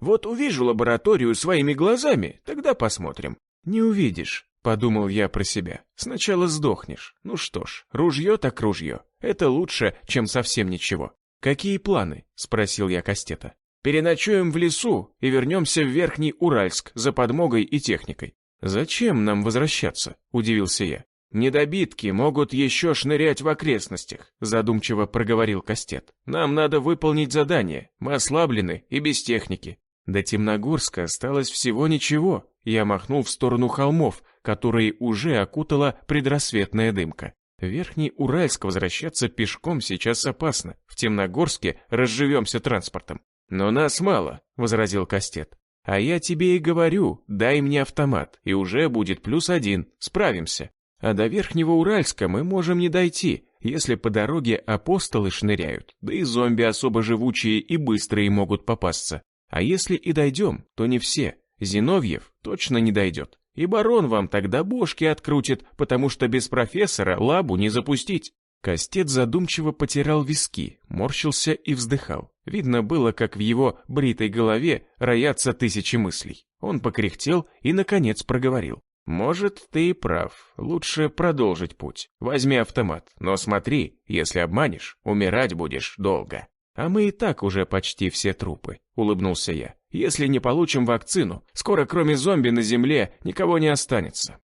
Рассветные лучи ласково коснулись озябшего тела Лилии. Всю ночь она просидела на дереве. Жнецы шныряли в округе в поисках беглянки. Даже когда все утихло, спускаться вниз было опасно. Иногда через сквер проходили запоздалые поисковые группы, что возвращались в бункер с неудачной ночной охоты на Лилию. Утренние сумерки выпустили пелену тумана. Самое время спуститься вниз и бежать подальше от проклятого места. Лилия сняла с ветки автомат и закинула его за плечо, спустилась вниз и тут же помчалась короткими перебежками от куста к кусту, подальше от площади. Главное, чтобы снайпер не заметил. Попасть он уже в нее не попадет, а вот тревогу поднимет. Лилия отбежала уже метров на 200 от сосны, на которой провела ночь, как вдруг услышала чьи-то голоса. Сквер уже кончился, и она оказалась на улице, заставленной брошенными машинами. Она спряталась, забившись под фургон грузовика со сгоревшей кабиной.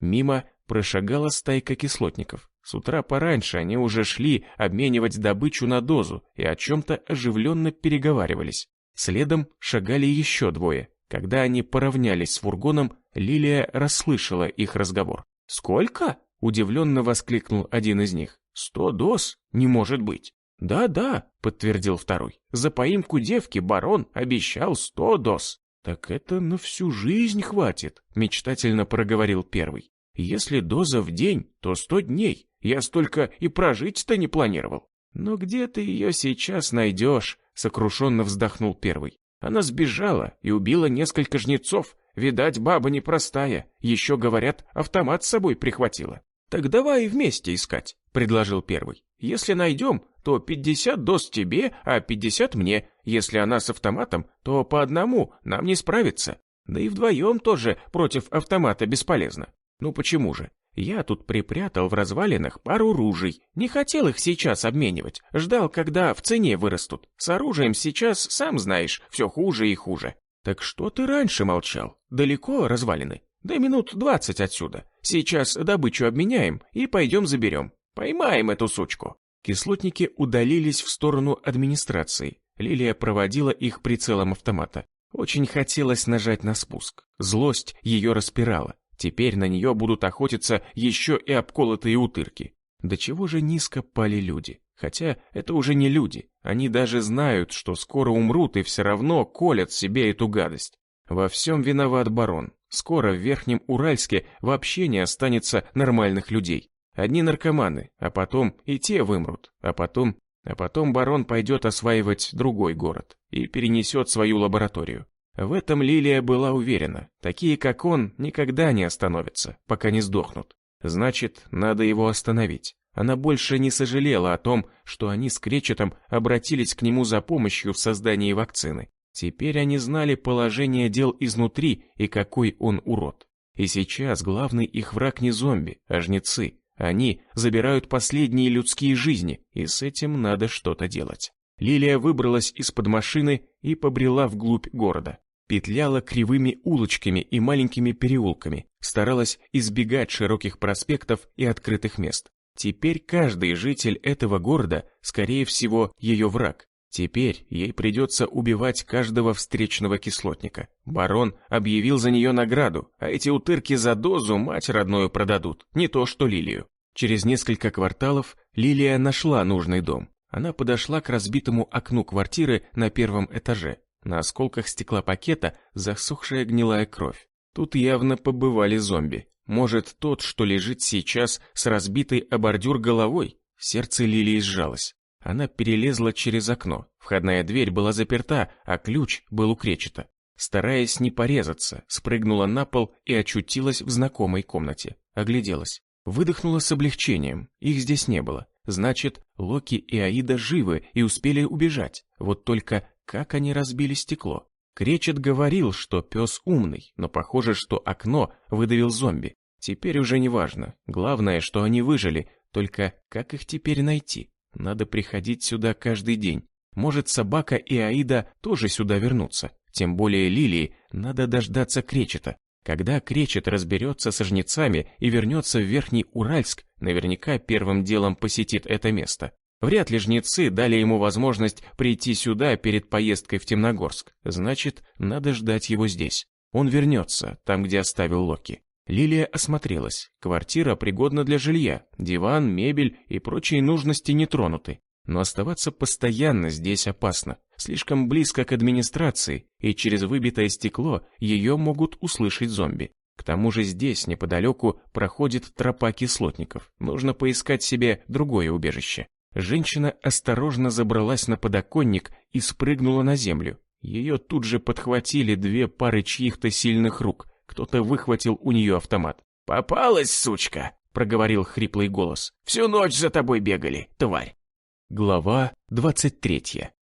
От неожиданности Лилия вскрикнула и попыталась вырваться, но двое головорезов в военном камуфляже вмиг скрутили ее. Это были жнецы. Один из них с бородой, как у маджахеда, достал из кармана разгрузки пластиковый хомут и сковал женщине за спиной руки. Стяжку сделал такую, что защемил кожу и передавил запястье. Лилия стиснула зубы, чтобы не вскрикнуть от боли. «Мы это сделали, брат», — сказал второй жнец с пропитым, как у алкаша, лицом. Он похлопал маджахеда по плечу. «Теперь барон нас наградит. 2 недели отпуска на казенных харчах и с бухлом. Просто сказка». «Так вот какова цена моей жизни», — подумала Лилия. «Для одних 100 доз, для других выпивка и отпуск. Куда катится мир? Может и правда лучше умереть, чтобы больше не видеть этой мерзости? Стоп». Лилия пресекла упаднические мысли. «Я должна выжить. Кречет будет искать меня. Он не остановится и будет в опасности.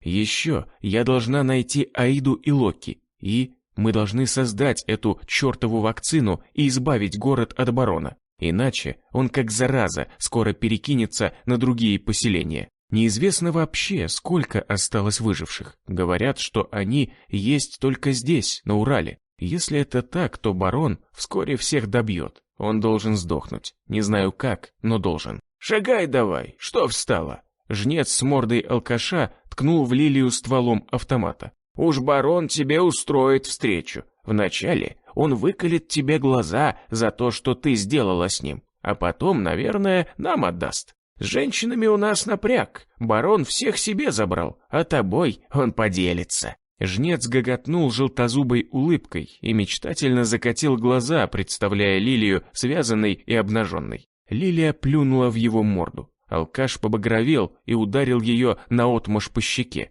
Удар получился сильный, и Лилия упала на асфальт, чуть не потеряв сознание. «Ты что творишь?» – зашипел на алкаша маджахед. «Нам нужно ее целой доставить, иначе не видать награды». «Да я вроде не сильно», – оправдывался жнец. «Ага, я видел. А если она по дороге загнется? Бабы ж они слабые. Чуть стукнул и в обморок». «Это не такая», — оскалился в ухмылке алкаш. «Она, когда убегала, столько наших завалила и барона покалечила. 100 пудов, живучая сучка. Чуть не сбежала совсем от нас. Хорошо, что ты заметил, как она в окно лезет. Интересно, что она там искала в этой квартире?» «Да хер с квартирой этой. Поднимай ее уже. Нужно торопиться. Тут недалеко стаю огромную видели. Не дай бог на нее напороться. Придется тогда девку бросить. Со связанной не уйдем от мертвецов». В голове у Лилии гудело, в глазах мелькали огоньки. Она зажмурилась, борясь с головокружением.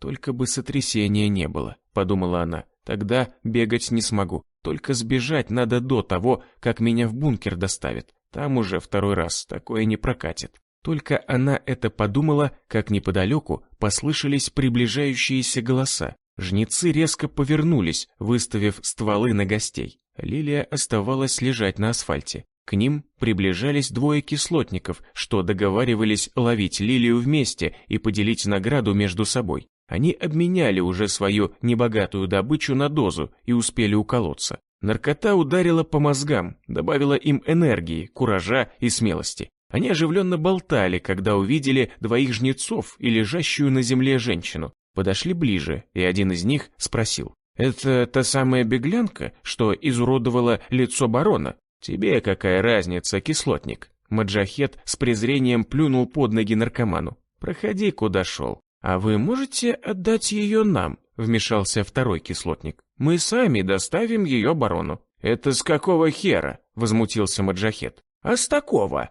Крикнул кислотник и, выхватив неизвестно откуда нож, вонзил его прямо в горло Маджахеду. Тот захрипел и, выпучив глаза, нажал на спусковой крючок. Длинная очередь прошила насквозь кислотника и звякнула по близстоящим машинам. Второй кислотник кинулся на алкаша и вцепился корявыми пальцами прямо ему в глаза. Тот выстрелил, но ствол автомата ушел вбок. Кислотник навалился на оружие всем телом, вгрызаясь в глаза жнеца. Жнец заорал и, выпустив автомат, вцепился в горло наркоману, пытаясь оторвать его от себя. Но было поздно, тот уже выдавил корявыми пальцами глаза. Вместе они повалились на землю. Жнец выхватил висящий на поясе нож и несколько раз вонзил его в спину наркомана. Он орал и кромсал кислотника, но тот, будто одержимый, рвал лицо врага когтями. Под кайфом он не чувствовал боли. Лишь когда нож погрузился в его тело не один десяток раз, кислотник обмяк и отвалился в сторону, будто напившийся крови клещ.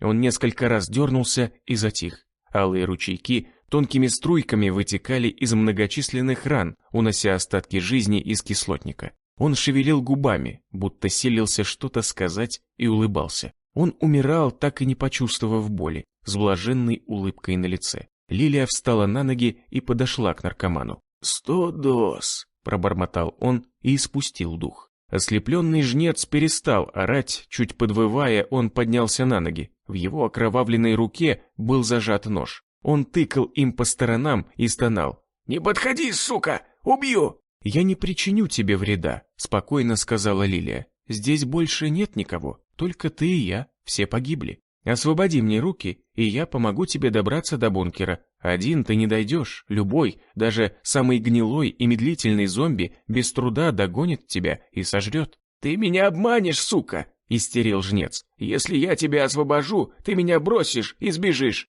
«Нет, обещаю, я отведу тебя до площади, а дальше ты просто пойдешь вперед. Тебя увидят снайперы и тебе помогут». «Почему я должен тебе верить?» «Потому что мне тебя жаль. Тебе вырвали глаза, ты будешь влачить жалкое существование. Возможно, жнецы даже не примут обратно в свои ряды калеку. Но попытаться стоит. Успокойся, я тебя провожу. Разрежь путы на моих руках и возьми меня за руку». «Скажи мне, где лежит автомат?» – взвизгнул жнец. «Что? Дай мне сначала автомат. Если ты меня обманешь, я пристрелю тебя».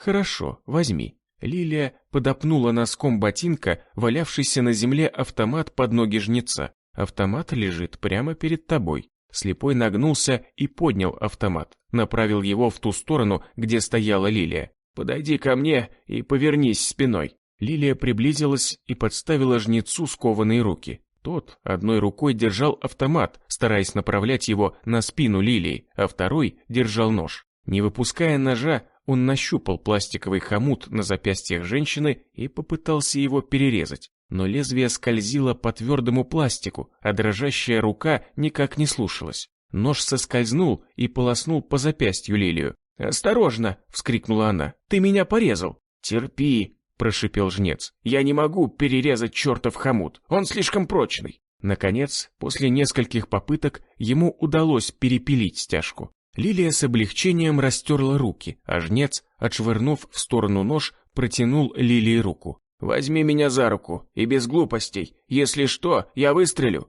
«Хорошо», — сказала Лилия и взяла его за руку, крепко сжав его кисть. «Идем со мной, я тебя доведу, не бойся». Жнец прижал дуло автомата в ребра женщины и послушно пошел за ней. Лилия подвела его к массивному фонарному столбу и со всего маху впечатала жнеца головой в бетон. Тот даже не успел нажать на спуск, ударился лбом и свернул себе нос. От удара его голова откинулась назад, подтянув тело за собой. Жнец упал на лопатки на газон, выронив автомат. «Ты обманула меня, сука!» – завыл он. «Не обманула», – покачала головой Лилия. «Я же говорила, что не брошу тебя мертвецам. Ты не достанешься им? Я сама тебя убью. Прости, но я всегда выполняю свое обещание». Одиночный выстрел из автомата пробил маленькую дырочку во лбу жнеца. Тот умер с застывшей на лице гримасой боли и ужаса. Лилия спешно обыскала трупы жнецов, собрала запасные рожки с патронами, взяла себе один охотничий нож с ножнами и повесила его на пояс. Второй нож и еще 2 автомата забирать не стала. Сейчас нужно быть налегке. Придется много бегать и прятаться. Наверняка кто-то уже услышал выстрелы, и через пару минут здесь будут либо жнецы, либо зомби, либо кислотники. Нужно было торопиться. Лилия забрала пустой рюкзак у одного из наркоманов и сложила туда патроны. Автомат повесила на плечо стволом вперед и скрылась в подворотне. Насыщенное выдалось сегодня утро. Я никак не мог вспомнить, где я видел новичков, старика и девку, что помоложе. Они теперь были моими соседями по камере. Еще с ними жил рыжий и сочная девица. Она явно положила глаз на рыжего, но тот будто не замечал ее. Вот дурачок. Может, у него не только руки не хватает, но и еще чего? Рыжего распределили на работу вертухаем на вышку. Вот ведь суки. Меня, главное, с топором отправили копателей охранять, а его в тепленькое местечко внутри периметра сразу определили. Чем я хуже его? Старика и девок определили работать в столовую. Тоже неплохое место. Сытый всегда будешь. Пора и мне делать карьеру. Кира обещала поговорить с Вульфом, но что-то тянет. А может, уже поговорила, а мне не сказала. Я стоял под деревом со своим верным топором в руках и размышлял. Иногда приходилось уворачиваться от выброшенных из ямы кусков сырой земли. Мои копатели рыли уже 2-ю яму за сегодня, еще 3-я, и норма на сегодня выполнена.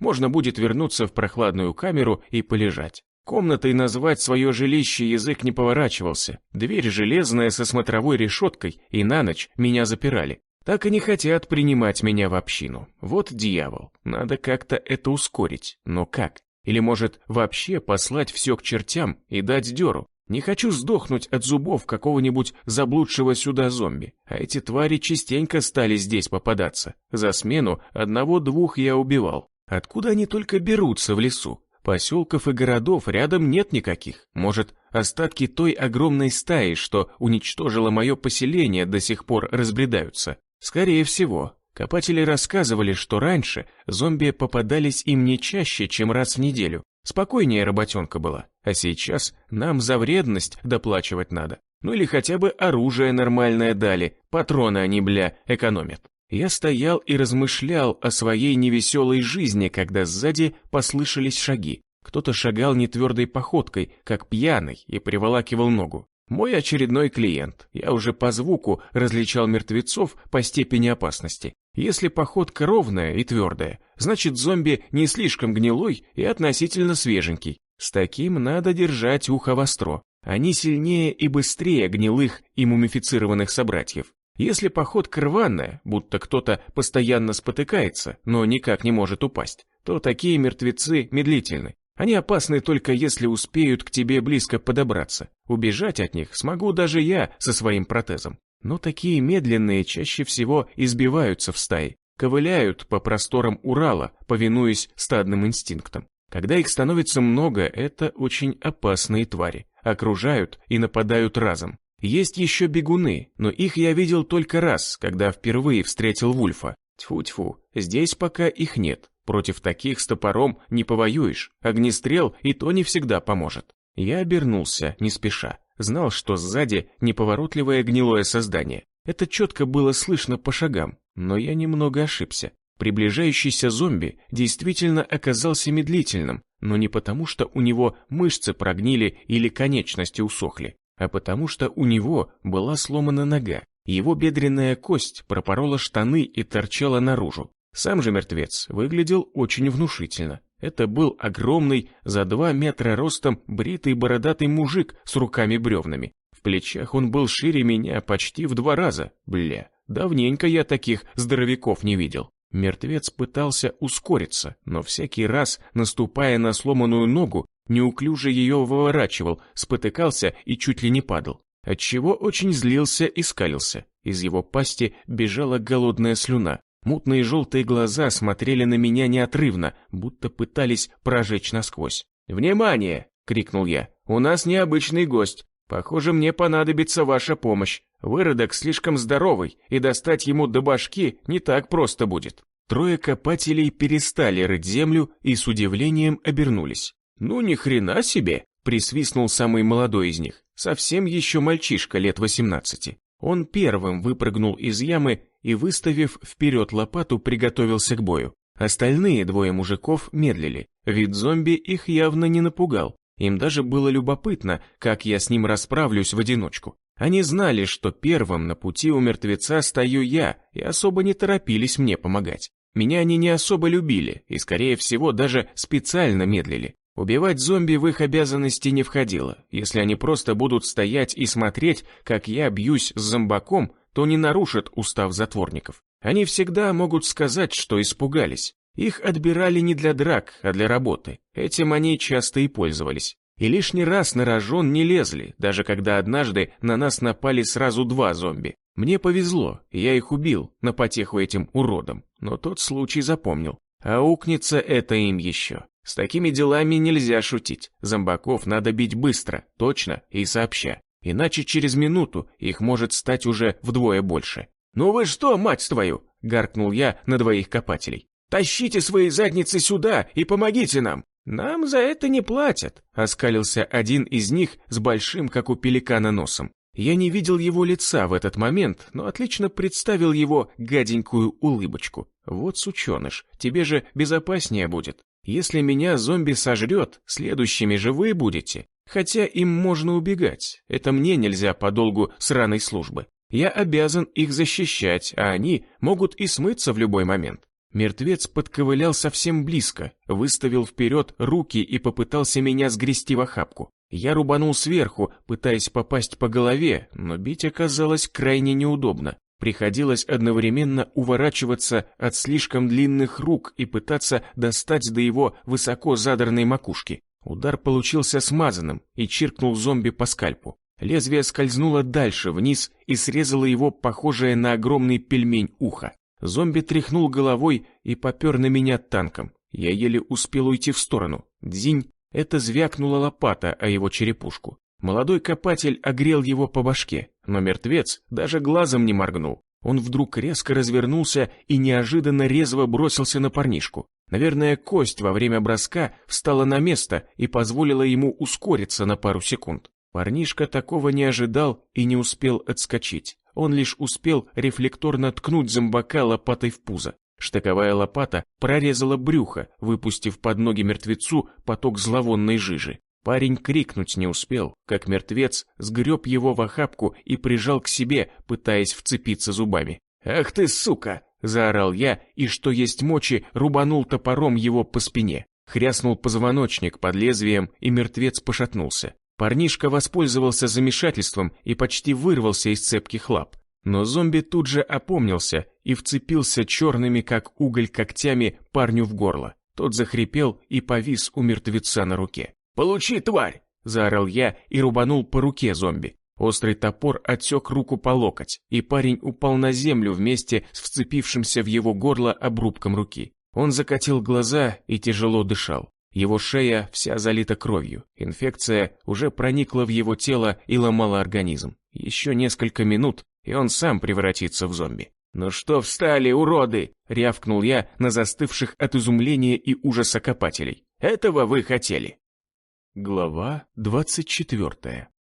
Те, наконец, вышли из оцепенения и повыскакивали из ямы. С криками они бросились на однорукого зомби, размахивая лопатами. Но копатели оказались совсем не бойцами. Их удары лишь разворотили мертвецу плечи и грудь, но не остановили его. «По голове бейте!» — крикнул я и снова рубанул зомби по спине. По голове топором достать мне было трудно. Здоровяк постоянно дергался, и с моим протезом я за ним не поспевал. Прицельно ударить не получалось. Лучше попытаюсь перерубить позвоночник, тогда его парализует. Я замахнулся и со всей дури хряснул зомби по спине. Но мертвец в последний момент ушел чуть в сторону, и вместо позвоночника клинок топора увяз в его лопатке. Я спешно дернул рукоять на себя, но чертов топор застрял. Твою ж мать, я рванул, что есть силы. Топор выскользнул, и я, потеряв равновесие, завалился на спину. Мертвец повернулся ко мне и шагнул прямо на меня, чуть не наступив на живот. Я откатился в сторону и попытался вскочить на ноги, но, запутавшись в траве, вновь расстелился.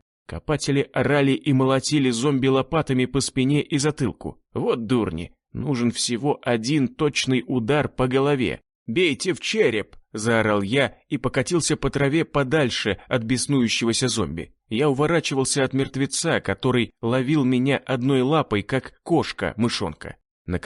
Одному из копателей удалось нанести точный удар по затылку. Кость лопнула, и оттуда брызнула мозговая жидкость. Зомби зашатался и, споткнувшись, упал мордой вниз. Есть! Я откатился еще на метр и вскочил. Копатели радостно загалдели и подбежали к поверженному монстру. «Назад!» – заорал я, но было поздно. Лежа, мертвец махнул рукой и одним ударом сбил с ног сразу обоих. В одного он впился зубами, а второму вцепился в лицо и раздавил череп. Твою ж мать, так это мутант. Вульф говорил мне, что бывают особо живучие и сильные. Я вскочил на спину мертвецу, пока тот жадно пожирал еще живого копателя и стал молотить его топором по башке. Бил, что есть мочи, со скоростью отбойного молотка, бросил на это все оставшиеся силы. Остановился только тогда, когда вместо головы было месиво из гнилых мозгов, бурой крови и осколков черепа. Но даже после этого мертвец еще шевелил конечностями. Вот же тварь, какой ты живучий. Я собрался с силами, замахнулся и отсек ему вторую руку. Все, блядь, теперь можешь идти, если встанешь. Но зомби не встал. Несколько раз дернулся и затих навсегда. Я без сил упал в траву. Лежал и смотрел в голубое небо, пробивающееся между кронами стройных, как мачты кораблей, сосен. Как же хорошо все-таки жить, особенно когда чуть не умер. Послышались приближающиеся крики. Я с трудом поднялся и оперся спиной о дерево. В висках стучало, а глаза никак не хотели фокусироваться. Я пригляделся. Со стороны поселения ко мне спешили вооруженные затворники. Впереди всех бежал Вульф. Вечером Вульф собрал совет общины. Как ни странно, на него позвали и меня. Только позже я понял свою роль на нем. На совете присутствовали Шон, командир охраны лагеря, Кира. Оказалось, что она занимала далеко не последнее место в общине. Должность куратора совмещала с должностью завхоза. Рыжий из соседней камеры и еще 3 незнакомых мне боевика, скорее всего, командиры групп добычи ресурсов. Совет проходил в огромном кабинете. Раньше это было рабочее место начальника тюрьмы. Теперь это была жилая комната Вульфа и по совместительству зал для совещаний и его рабочий кабинет. Серость бетонных стен спрятана отделкой панелями цвета ореха. На зарешоченных окнах тяжелые портьеры в тон стен. Огромный стол Вульф разделил на 2 части. Одну оставил во главе кабинета, а вторую приспособил под чайник с кружками. Присутствующие расселись вдоль стен на многочисленные стулья с высокими хромированными спинками. Вульф первым взял слово. Сегодня случилась трагедия. Погибли 3 затворников в окрестностях лагеря. Такого давно уже не было. Вэл не справился с защитой копателей. «Ты хочешь сказать, что я во всем виноват?» Я встал, еле сдерживая ярость, сжав кулаки до хруста в суставах. «С топором против мутанта?» «Нет», — замотал головой Вульф. «Ты бился достойно. Конвойный, что стоял на вышке, все рассказал». Вульф кивнул на Рыжего. Рудый встал и проговорил. «Да, я видел все в бинокль. Этого зомби не могли убить даже удары по голове топором и лопатами. Один копатель сразу кинулся на него, а 2 стояли и ждали. В том, что они погибли, их вина. На такого живучего зомби нужно нападать всем сразу». Я с благодарностью посмотрел на своего рыжего соседа по камере. Имя у него странное, Рудый, но парень молодец, выгородил меня. Если бы не его рассказ, по-любому смерть копателей повесили бы на меня. Как докажешь, что это был неубиваемый зомби? С виду он вполне себе обычный, гнилой, только крупноват. В обязанности копателей не входит отражать нападения мертвецов, но защищая свою жизнь, они должны были помочь Вэллу. Вульф повернулся ко мне. Ты поступил самоотверженно, не убежал и не бросил людей, хоть и не сберег. Но это не твоя вина. Не знаю, откуда берутся особо живучие зомби, но их становится все больше. Может, это новая форма вируса обращает людей. Может, это сами мертвецы как-то мутируют и изменяются. Никто таких исследований не проводил и не будет проводить. Наука умерла вместе с цивилизацией. «Но нам надо что-то решать», — заявил толстяк Шон. «Никогда еще живучие зомби не подходили к поселению. Боюсь, что это не в последний раз. Я предлагаю свернуть работы по копке ловчих ям. Это становится уже опасным. У нас и так этих ям уже почти 200 вокруг поселения». «Согласен», — кивнул Вульф. «Переведем копателей в артель по заготовке дров, а кто умеет оружием владеть, тех распределим в охрану. Если появился живучий, значит, могут и бегуны объявиться. Нужно усилить охрану лесорубов. Охотников тоже предлагаю упразднить. По одному бродить по лесу опасно», — сказал Шон. «Переведем их на другую работу. Тем более, что дичи в местных лесах становится все меньше. То ли зомби всех сожрали, то ли охотники распугали. Но с каждым разом нашим людям приходится уходить все дальше и дальше, чтобы подстрелить зайца или тетерева. А когда в последний раз они добывали оленя, мы уж и забыли. Не стоит оно того». «Охотники хорошо стреляют», — сказал Вульф. «Из них получатся отличные бойцы групп добычи ресурсов. Численность таких групп тоже стоит увеличить. Раньше ходили по 3, но, как показала практика, против стаи бегунов втроем не выстоять. С сегодняшнего дня минимальная численность группы будет составлять 5 человек». Присутствующие одобрительно закивали. «Нам нужны автоматы», — неожиданно для всех вставил я.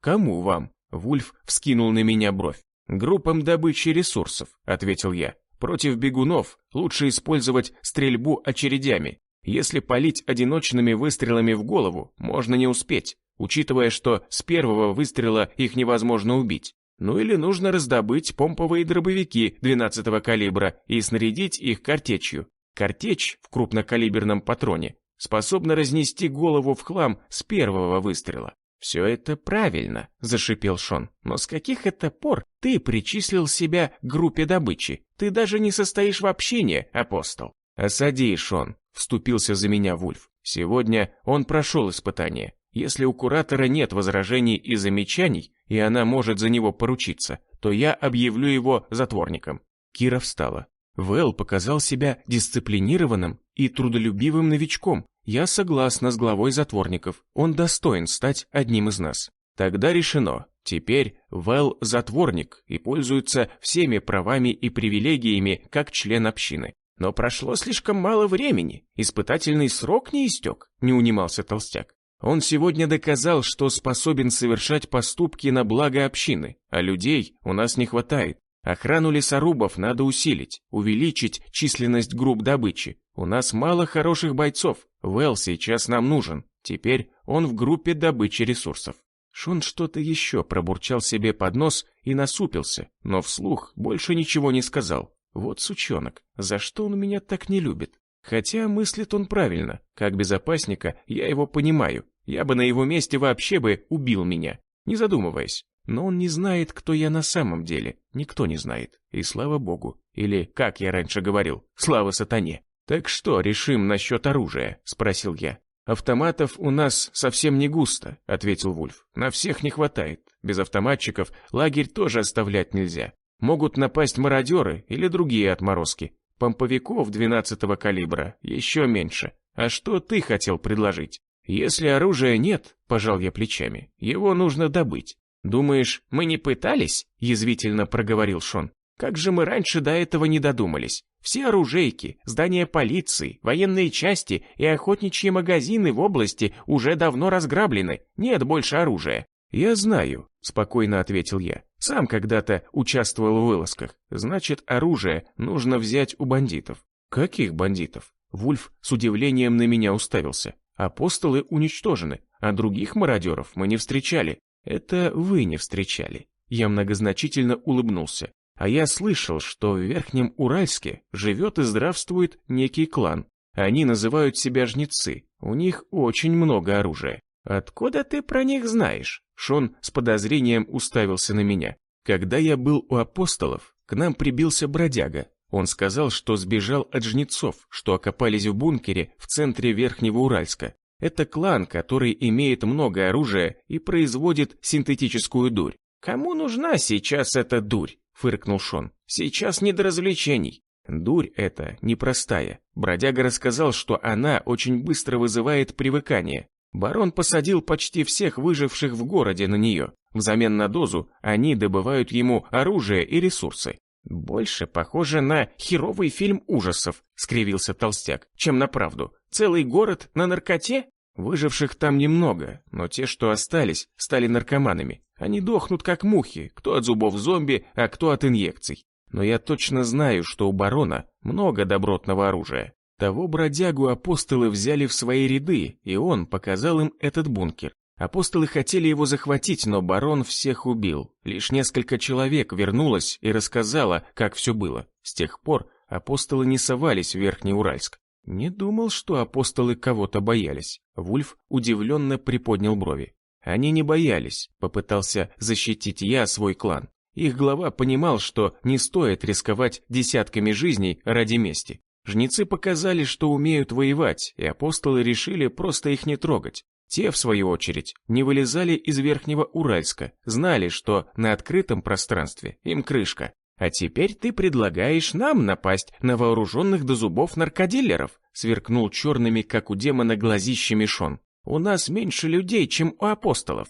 «Не нападать», — замотал я головой, — «а предложить обмен. Выменять у них излишки автоматов на что-нибудь ценное». «На что, например?» Толстяк продолжал таращить на меня глаза. «Ну, я не знаю. А что у вас есть такого? Сухпайки?» «Исключено», — сказал Вульф. «Это запасы на черный день. Неизвестно еще, какая зима будет. Сухпайков хватит нам на год. Если даже случится самое страшное, и все люди превратятся в зомби, а бегунов станет в 100 раз больше, мы всегда сможем запереться в тюрьме и жить год, не покидая ее территорию. Вот только запасов дров еще побольше сделаем. А так, хоть прямо сейчас можем отрезать себя от внешнего мира. Тюрьма – это крепость, и нам даже оружия много не надо будет, чтобы ее удержать. Оружие нужно для работ за периметром и для вылазок за ресурсами, но если выбирать между едой и оружием, то сухпайки важнее. С ними у нас больше шансов выжить, когда миру совсем придет звездец».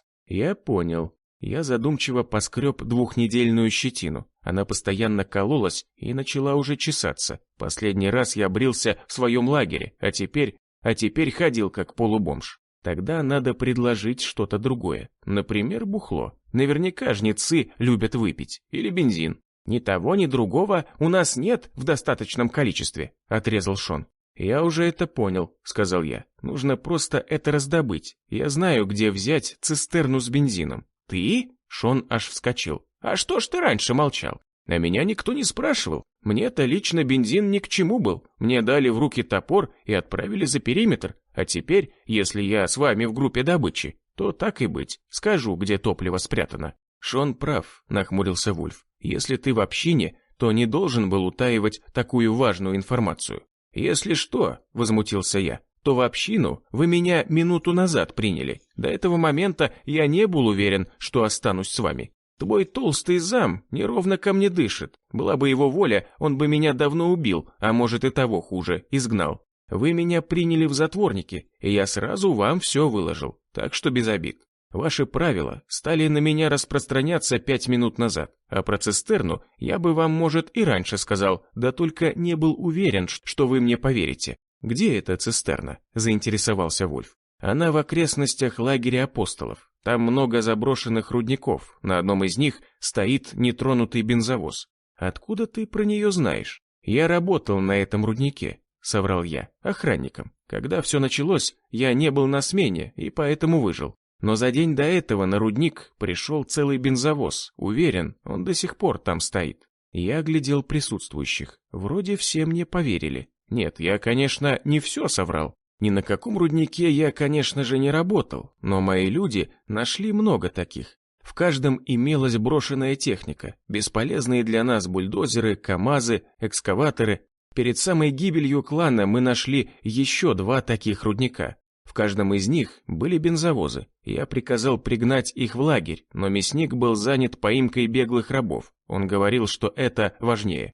Никто и никогда не сбегал из рабства, а тут такой удар по репутации апостолов. Поймать их было дело чести. Да ладно бы сбежали крепкие мужики или молодые парни. Мясник сказал, что смылась молоденькая девка и какой-то старый пердун с бородой чуть ли не до пола. Как вообще они могли сбежать? Причем они переманили на свою сторону молодого неопытного апостола. А может, травница, что была с ними, соврала, может, они его просто убили. Но тем не менее они смылись, и на их поиски было потрачено уйма времени и бензина. Мы так и не нашли беглецов, возможно, их сожрали зомби. Но виновный всегда должен быть наказан, и я приказал сжечь травницу. Хотя, по сути, баба-то и не виновата была, ее саму огрели дубиной по башке. Но таков закон. Бабка была членом клана и ответила за побег вверенных ей рабов, как подобает настоящему апостолу. У меня в клане была железная дисциплина, хоть и выстроенная на крови. Уверен, что бензовоз до сих пор там стоит нетронутый, никто не полезет в такую глухомань. Мой лагерь сожгли, используя один такой подобный бензовоз, но это был другой, наверное, с соседнего рудника. Ворота протаранил КамАЗ, а на дальнем руднике стоял ЗИЛ. Я, конечно, не альтруист и не просто так рассказал им про бензин. Уж больно хочется мне повидаться со жнецами. Возможно, с ними мне будет лучше. Тут неплохо живется, безопасно, кормежка сносная и даже комната своя. Но тут я всего лишь работяга. Ну, с сегодняшнего дня добытчик. Чтобы подняться здесь по социальной лестнице, мне надо убить всех присутствующих в этой комнате. Но даже после этого не уверен, что община пойдет за мной. Нет у них стержня, как у апостолов или жнецов. Нет духа авантюризма и желания жить лучше, пусть даже ценою жизни других. Какие-то все они занудные и правильные. Кречета мне напоминают, будь он неладен. Надеюсь, его уже сожрали бегуны. Не хотел бы я с ним встретиться во время вылазок. Чувствую, он мне еще припомнит Гидеона. Хотя вроде никто не заметил, как я его пырнул ножом. Может, и отбрехаюсь, а лучше убью Кречета. Зря тогда его пожалел. Ну что ж, прервал мои размышления Вульф. Тогда собираемся в путь. Завтра утром отправимся. Покажешь нам, Вэл, где это место? Покажу, кивнул я. Вот только есть один нюанс, о котором я вам сразу не сказал. Какой нюанс? Насторожился Вульф. Глава 25. А нюанс такой, ответил я. Не очень приятный. К руднику ведет лесная дорога. Она проходит через земли погибшего клана апостолов. Но не все из мародеров сгорели. Наверняка кто-то выжил и бродит в тех местах небольшими группами. Я отлично знаю своих бывших сотоварищей. Они нападут на нас, не задумываясь, и убьют каждого за еду или бензин. Раньше в узде этих отморозков держал жрец. Теперь они превратились в жестоких тварей, которые еще хуже мертвецов. Мы должны быть готовыми к встрече с ними. «Я так и знал, что чертов апостол хочет завести нас в ловушку», — воскликнул Шон. «Заткнись», — рявкнул на него я. «Ты забыл, что я теперь не апостол, а затворник. Если бы я хотел вас убить, то не стал бы предупреждать». Шон захлебнулся от ярости, вскочил и схватился за пистолет. Я нащупал на поясе нож. «Успокойтесь, вы двое», — крикнул Вульф. «Мы теперь в одной лодке, и Вэл прав, он больше не апостол». «Не верю я ему, командир», — уже спокойным голосом сказал Шон. «Доведет он нас до беды». «Здесь я решаю, кому верить, а кому нет», — отрезал Вульф. «Идея с бензовозом неплохая. Даже если не получится обменять бензин жнецам на автоматы, топливо никогда лишним не будет. Пока у нас есть бензин, но его едва хватает. С каждым месяцем бензин становится все труднее и труднее добывать. Брошенные машины почти все пусты, заправки разграбили еще полгода назад, так что мы пойдем на рудник. В каждой вылазке есть риск, но нам есть что противопоставить недобиткам. Пойдем отрядом в 10 человек. Отбери самых надежных и умелых воинов, Шон». «Не к добру все это», — тихо пробурчал толстяк. «Попомни мои слова, командир. Чует мое сердце неладное». Но Вульф его уже не слышал. Солнце нагрело серую ленту шоссе и с любопытством смотрело на бредущих по дороге уставших путников. Вот уже несколько часов мы брели в сторону Темногорска, нагруженные, как вьючные ослики, рюкзаками с провизией, оружием и патронами. Впереди шагал Кастет с автоматом наперевес, за ним двое оставшихся в живых жнецов. Мы с Зиновьевым плелись в середине, за нами шли еще двое жнецов. Старик шел налегке, не по возрасту ему таскать тяжести, сам бы хоть дошел. Такая жара и молодого умотать может. Я тащил на спине огромный рюкзак, а в руках сжимал автомат. Малогабаритный 9-миллиметровый «Вихрь» весил меньше 2,5 килограммов. Из оружия погибших жнецов я сам выбрал эту малютку. Дальность выстрела, конечно, и пробивная способность уступают даже самой архаичной модели калаша, но мне броню пробивать не надо. А для дальних дистанций я бы СВДху или Мосинку взял. «Вихрь» удобен, можно даже под рубаху спрятать. 9 мм самое то для зомбаков. Останавливающее действие пули выше, чем у стандарта 7,62 или 5,45 мм. Как говорится, чем больше в башке у зомби дырка, тем скорее он сдохнет и больше шансов выжить. Особенно это сейчас актуально с бегунами и особо живучими мутантами. Или кто они там, не знаю. Раньше таких мертвецов вообще не было. Любая, даже самая маленькая пулька, достаточно выстрела с полуигрушечного спортивного пистолета Марголина, убивала мертвеца сразу, если только попала в голову. А теперь попадаются экземпляры, которым надо разворотить полбашки, чтобы завалить. Я смотрел в спины идущих впереди жнецов, борясь с соблазном полоснуть их очередью из автомата. Но пока нельзя. Сзади меня еще 2 автоматчика, могут меня пришить. После нападения на наш броневик апостолов я только и думал, как добить всех жнецов. Нельзя допустить, чтобы они вернулись в Верхний Уральск, иначе Лилии конец. «Я больше не могу», – пробормотал Зиновьев, вытирая измятым платком морщинистый лоб. «Простите, но у меня артрит и давление, мне нужен отдых, давайте ненадолго остановимся». Кастет недовольно фыркнул, но возражать не стал. Понимал, что лучше идти медленно и с привалами, чем тащить на себе еще и профессора. «Привал полчаса», – скомандовал Кастет и уселся прямо на асфальт. «Давайте хоть в тенек отойдем», – жалобно проговорил профессор. «Мне нужно остыть». «Так ты пиджак сними, интеллигент хренов», – не выдержал Кастет. «Ладно, пошли до той рощицы дойдем, там передохнем». Мы проковыляли еще 100 метров и укрылись от палящего солнца в придорожном березняке. Профессор без сил бухнулся на траву и закрыл глаза, будто собрался умереть. Я нагнулся к нему и прошептал. «Док, ну вы не переигрывайте. Обморок — это уже слишком». «Вы думаете?» Зиновьев украдкой посмотрел сначала на меня, а потом по сторонам. «Вы сами просили их задержать». «И вы прекрасно справились», — улыбнулся я. «Только слишком мертвый вид не делайте, а то подумают, что вы не жилец и пристрелят вас».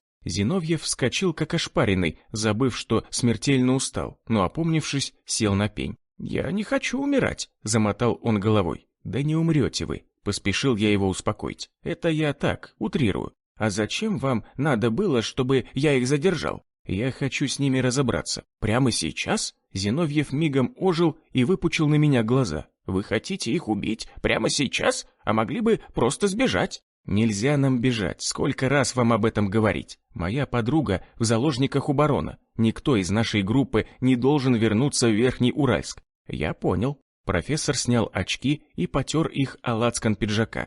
3 жнецов развалились под раскидистыми березами в тени. 2 скрылись в чаще. Я ждал, когда они вернутся и встанут в одну удобную для стрельбы кучку. Емкость магазина моего «Вихря» 30 патронов. Это модернизированная версия. 3 длинные очереди легко покрошат в фарш 5, только если они рядом стоять будут. Иначе кто-то может успеть открыть ответный огонь. Этого нельзя допустить. Я незаметно щелкнул рычажком предохранителя, но звук получился громкий. Хоть я и пытался заглушить его кашлем, но Кастет навострил уши. Он сидел, привалившись спиной к березе, и косился на меня. Вот бля, чует смерть свою близкую. Я уселся поудобнее и снял с плеча автомат, сделав вид, что он мне мешает. Покряхтел для вида, будто искал удобное положение для опоры спиной о дерево, и закрыл глаза. А сам смотрел сквозь еле видимые щелки. Кастет продолжал на меня поглядывать и как бы невзначай положил руку на свой калаш.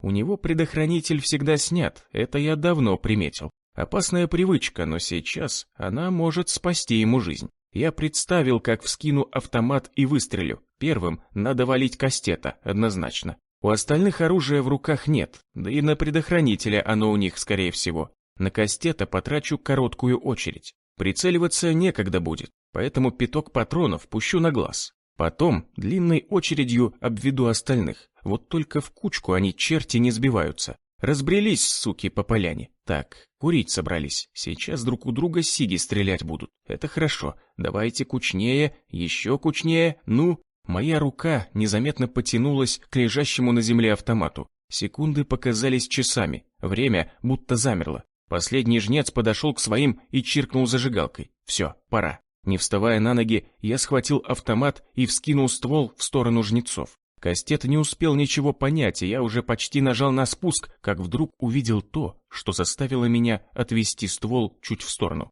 Твою мать, как же вы не вовремя. Я нажал на спуск. Автомат разорвал лесную тишину оглушительными короткими очередями. Жнецы повскакивали и схватились за оружие. Пока они передергивали затворы, двоих из них уже разорвали на куски выскочившие из чащи зомби, больше похожие на двуногих хищников. В несколько прыжков они очутились на поляне и вцепились в людей крючковатыми пальцами, больше похожими на когти. «Бегуны!» — крикнул Кастет и первым после меня открыл огонь по тварям. Те сыпались из кустов и бесстрашно кидались прямо под пули. Я успел уложить двоих, прежде чем они выскочили на поляну. Твари так быстро мчались, что попасть им в голову было нереально. Я палил короткими очередями в корпус, сбивая им скорость и кроша кости и суставы. 9-миллиметровые пули били по бегунам, валили их с ног. Некоторые тут же вскакивали, но большинство уже не были такими резвыми. Но ни одна тварь не сдохла. Даже те, кто не мог подняться, настырно ползли на руках, щелкая пастью. Я мог бы и не стрелять по бегунам, дать им сожрать жнецов, но тогда бы и меня вскоре разорвали на части. Мои недавние враги стали в этот миг союзниками. Еще одного жнеца порвали на клочки. Кастет и последний жнец отступили ко мне, поливая пулями беснующуюся стаю. Я сменил рожок и крикнул: «Перезарядитесь, я прикрою!» Мой автомат затрещал с новой силой, выбивая ошметки плоти и осколки костей от зомби. Несколько раз мне удалось прострелить головы тварям. Они были уже настолько близко, что попадать стало легче. 30 патронов улетели за несколько секунд. Я спешно отстегнул рожок. К счастью, жнецы уже успели перезарядиться и поливали градом пуль мертвецов. Выстрелы отбрасывали зомби назад, но большинство никак не хотело подыхать. Надо менять тактику. Так мы спалим боезапас, и нас все равно сожрут. Я прицелился и стал бить одиночными, стрелял по головам. Твари скакали и пытались до нас добраться. Жнецы автоматным огнем отбрасывали их назад, и в это время мои пули попадали им прямо в оскаленные пасти. Один готов. Второй. Я отстреливал бегунов, как в тире. Время на прицеливание — пара секунд и выстрел. Одна тварь прыгнула вперед, когда жнецы в очередной раз перезаряжались. Я выстрелил в нее уже в полете, и ясно видел, как пуля влетела тому в глаз. Но зомби даже не остановился. Он ударил меня когтями, разорвав на груди рубаху вместе с кожей. Блять, он меня ранил. От удара я покатился назад, а тварь поскакала за мной. Я выронил автомат и выхватил нож. Зомби прыгнул сверху, и я насадил его на клинок. Нож вошел по самую рукоять прямо в грудь. Я услышал треск его ребер. Мертвец совсем озверел и попытался вцепиться мне в горло. Я увернулся, подставив плечо. Его зубы впились в подмышку. Ну, пиздец, теперь я точно труп. Но отдавать жизнь за так не хотелось. Я выдернул из груди твари нож и всадил его ей в висок. Голова хрустнула, обдав меня вонючей мозговой жидкостью. Я с омерзением откинул тварь в сторону. Мертвец еще дергался. Я схватил автомат и всадил в его голову остатки магазина. Очень непредусмотрительно, но ярость взяла верх. Я спешно доставал последний запасной рожок и видел, как Кастет и последний оставшийся в живых жнец отбиваются от троих зомби. Они прострелили им ноги, но никак не могли попасть в головы. Мертвецы скакали на четвереньках, как собаки, пытаясь укусить людей. Те в ответ стреляли и били их прикладами. Рожок моего автомата никак не хотел вставать на место. Руки тряслись, и я не мог перезарядиться. Мне уже было терять нечего. Я все равно сдохну. Да пошли вы. Я отбросил автомат и кинулся с ножом на мертвецов. Пока те были заняты жнецами, я прыгнул на одного из них сверху и вцепился одной рукой в его слипшиеся на голове патлы.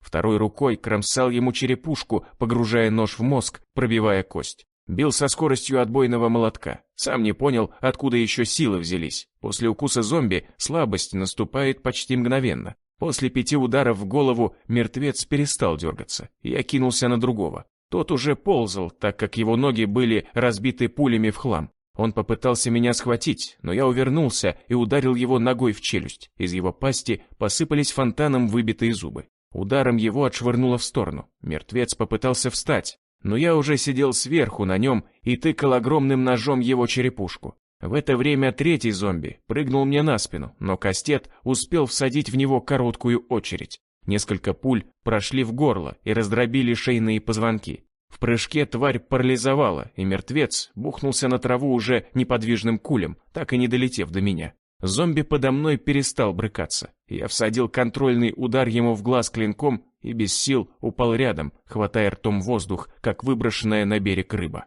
Сердце бешено колотилось и не думало останавливаться. Странно, интоксикация от укуса должна была замедлить все процессы. Я уже полутруп, но почему-то дышу и думаю, как будто никто меня и не кусал вовсе. Надо мной склонился Кастет. «Ты как?» — спросил он, нахмурившись и осматривая раны на моей груди и плече.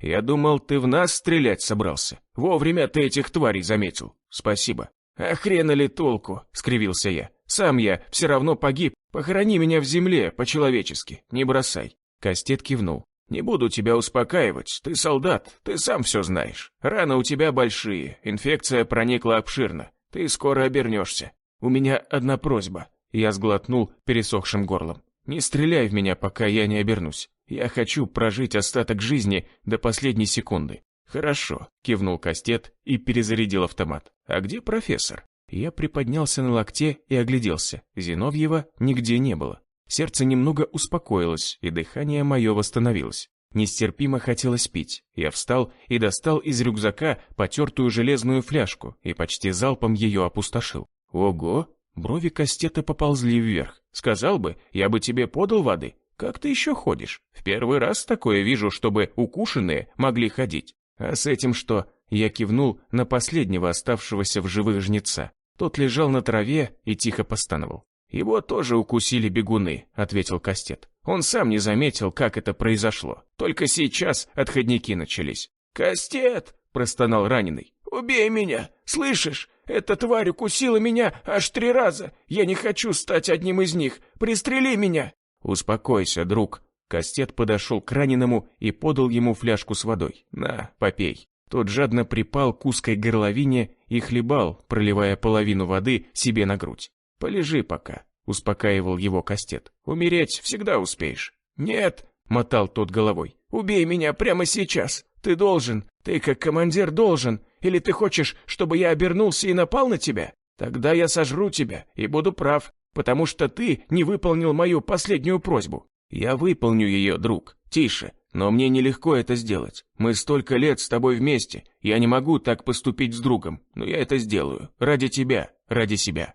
«Спасибо, Кастет». Раненый расплылся в улыбке. «Я знал, что ты настоящий друг. Возьми мой пистолет. Я хочу умереть от пули своего Вальтера. Ты же знаешь, сколько для меня он значил. Теперь он твой. Будешь смотреть на него и вспоминать меня. Давай, мне пора». Кастет взял из руки раненого компактный П-99, снял с предохранителя и передернул затвор. От этих звуков раненый вздрогнул и закрыл глаза. Кастет направил ствол на голову друга и пробормотал. «Ты готов?» «Да», — еле слышно ответил тот. «Давай тогда на счет 3», — шмыгнул носом Кастет. «Раз». Прогремел выстрел, и пуля пробила во лбу раненого маленькую дырочку. Кастет отшвырнул дымящийся ствол и обнял мертвого друга. Плечи его задергались. Я стоял, привалившись к дереву спиной. По моей груди и плечу бежала липкая кровь. Она щекотала кожу и уносила из меня жизнь. Мне осталось недолго. Самые крепкие люди после укуса жили не больше часа. Я поднял ствол автомата и направил на спину сидящего Кастета. Палец лег на спусковой крючок. Вот и все. Сейчас я полосну его очередью, и из нашей экспедиции никто не вернется в Верхнеуральск. Надеюсь, барон не тронет Лилию, поймет, что на нас напали и всех убили. Только где этот чертов профессор? Его бы тоже не мешало убрать. Не хочу, чтобы до барона дошли мои первоначальные замыслы. Это может навредить Лилии. Зиновьева, наверное, утащили в лес зомби. Ну и ладно. Я плавно потянул на спуск. Спусковой крючок нехотя поехал назад, проходя свободный ход. Глава 26.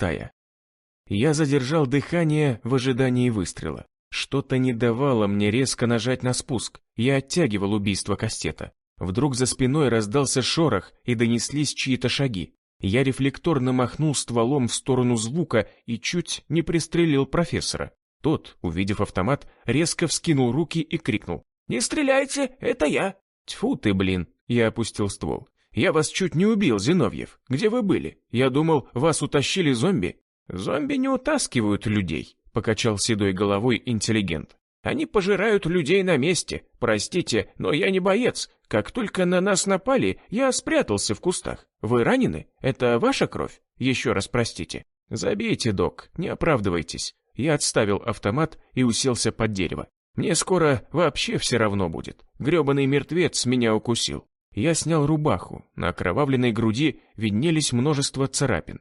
На правом плече кровоточила кайма от укуса. Профессор и Кастет подошли ко мне. Зиновьев протер очки и встал передо мной на колени. Он внимательно осмотрел меня. «Дайте мне аптечку. Нужно обработать раны и перевязать». «Бросьте, док», — усмехнулся я. «Я сдохну быстрее, чем вы сделаете мне перевязку. Смысла нет. Когда я жил в бункере барона, то часто имел дело с укушенными». Профессор посмотрел на меня поверх очков и назидательным тоном продолжил. Вернее, с их трупами. Укушенных жнецов барон приказал доставлять в бункер для вскрытия. Он горел желанием узнать секрет их обращения. Он очень боится мертвецов и полагал, что вскрытие поможет им узнать некий способ, который поможет избежать заражения в случае, если его укусят. «Так он вакцину хочет для себя», — удивился я, — «а я думал для бизнеса». «И для бизнеса тоже, но не суть. Я присутствовал при вскрытии трупов. У всех укушенных наблюдалась одна и та же картина.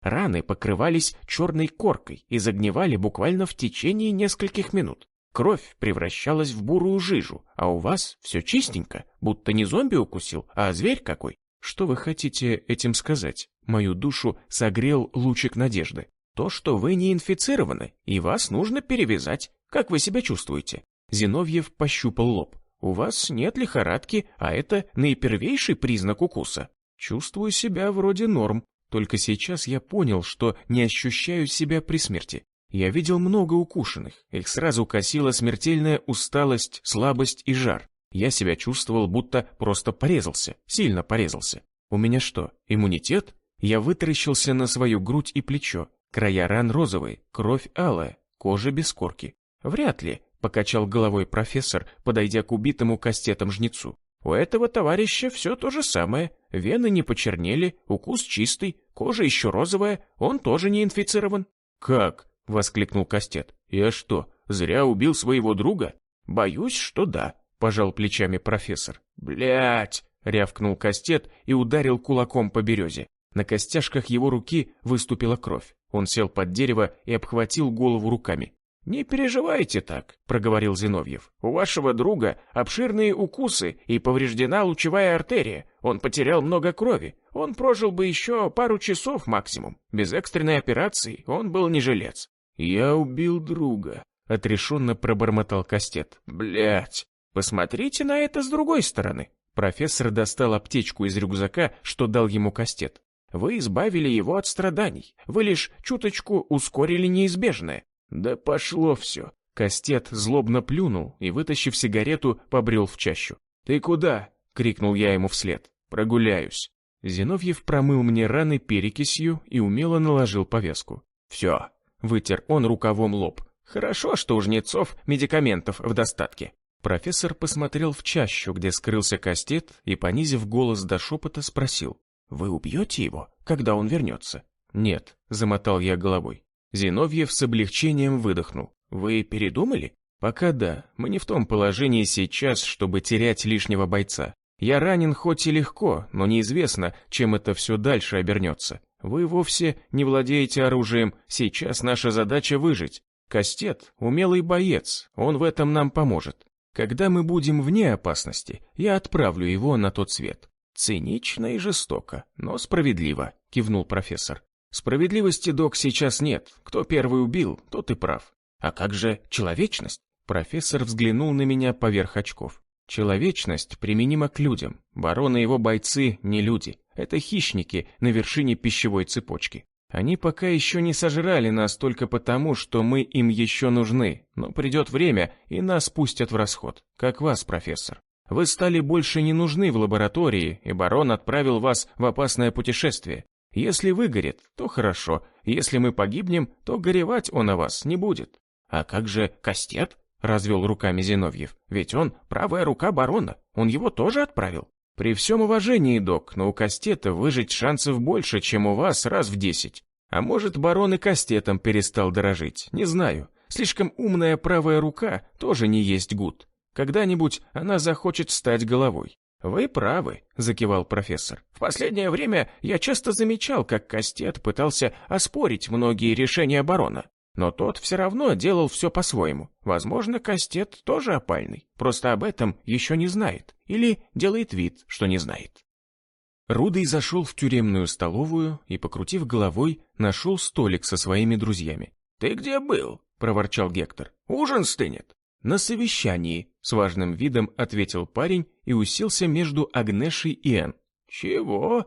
Ложка в руке старика застыла над тарелкой с похлебкой. «Завтра я отправляюсь в небольшую экспедицию», — как ни в чем не бывало, ответил Рудый. «Мы поищем заброшенный рудник где-то в окрестностях поселения апостолов. Там должен быть бензовоз с топливом». «Это же опасно», — выдохнула Агнеша. В ее глазах мелькнула тревога. «Мы здесь пока новенькие. Почему тебя взяли на задание? Я бывал в тех местах с мастером. Нас поведет тот странный тип из соседней камеры». «Какой тип? Одноногий?» — насторожился Гектор. «Ага», — кивнул Рудый. «Но вы не смотрите, что у него протез. Он сегодня суперживучего огромного зомби размочалил топором. Но тот, правда, успел 3 копателей завалить». «Что значит суперживучий?» — спросила Энн. «Новые виды мертвецов появились. Мы еще с ними не сталкивались. Их хрен убьешь с первого раза». «Тьфу ты!» — тряхнул бородой Гектор. «То бегуны какие-то, Вульф рассказывал, появились. Теперь еще и живучие. А дальше что будет? Крылатые зомби уродятся. Будут летать у нас над головами. Слава тебе, Господи, что мертвые не гадят». «Ты можешь отказаться от вылазки?» Теперь уже тревога промелькнула в глазах у Энн. «Не ходи, прошу». «Да что вы со мной как с маленьким?» Рудый отставил тарелку и окинул всех хмурым взглядом. «Не могу я на одном месте сидеть. Я сам, между прочим, вызвался.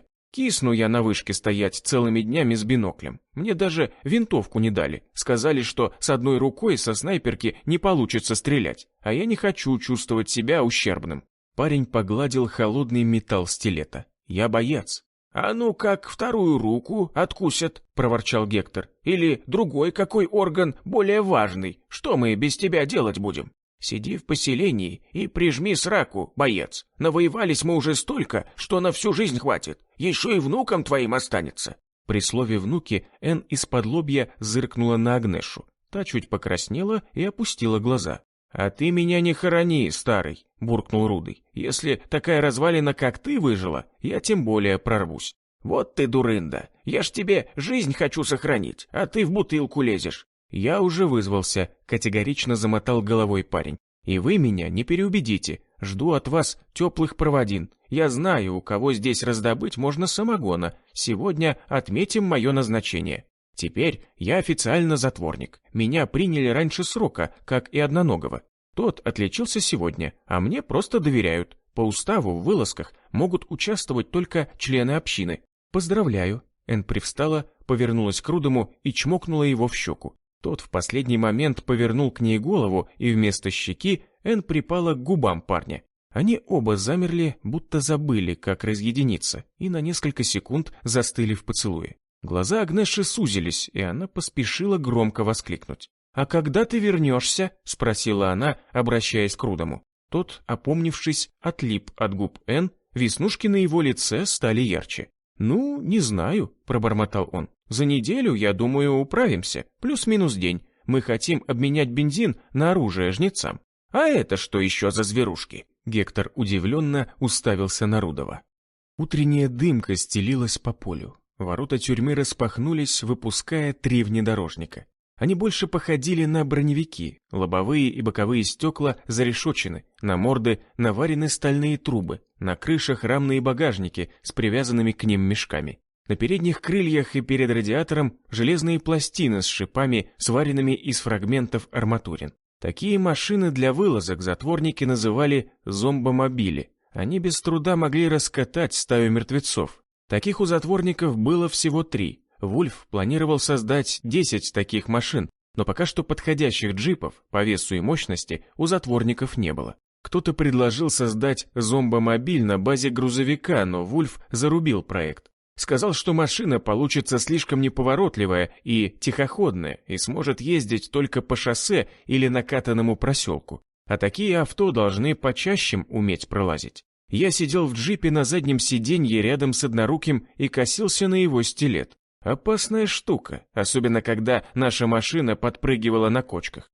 Стилет тоже подскакивал, и мне казалось, что рыжий вот-вот воткнет мне его в глаз или в висок. Почему его взяли с нами на вылазку? По меркам затворников он совсем новичок. Получается, что по статусу еще ниже, чем я. Всего я насчитал 12 человек в нашей экспедиции. Из новичков только мы с Рыжим, остальные – настоящие боевики. Хотя нет, был еще тщедушного вида механик или автослесарь, не знаю, как правильно его называть. Я в ремонтниках и прочих гастарбайтерах не разбираюсь. Его взяли на тот случай, если придется реанимировать бензовоз. Мясник говорил, что бензовоз вроде исправный был, только аккумулятор сдох. Но мы с собой взяли пару запасных для грузовиков. Вскоре мы выехали на шоссе, и тряска прекратилась. Я откинулся на кожаную спинку и даже вздремнул немного. Наша машина шла впереди колонны. На переднем пассажирском сиденье развалился Вульф. Водитель часто оглядывался на меня и уточнял дорогу.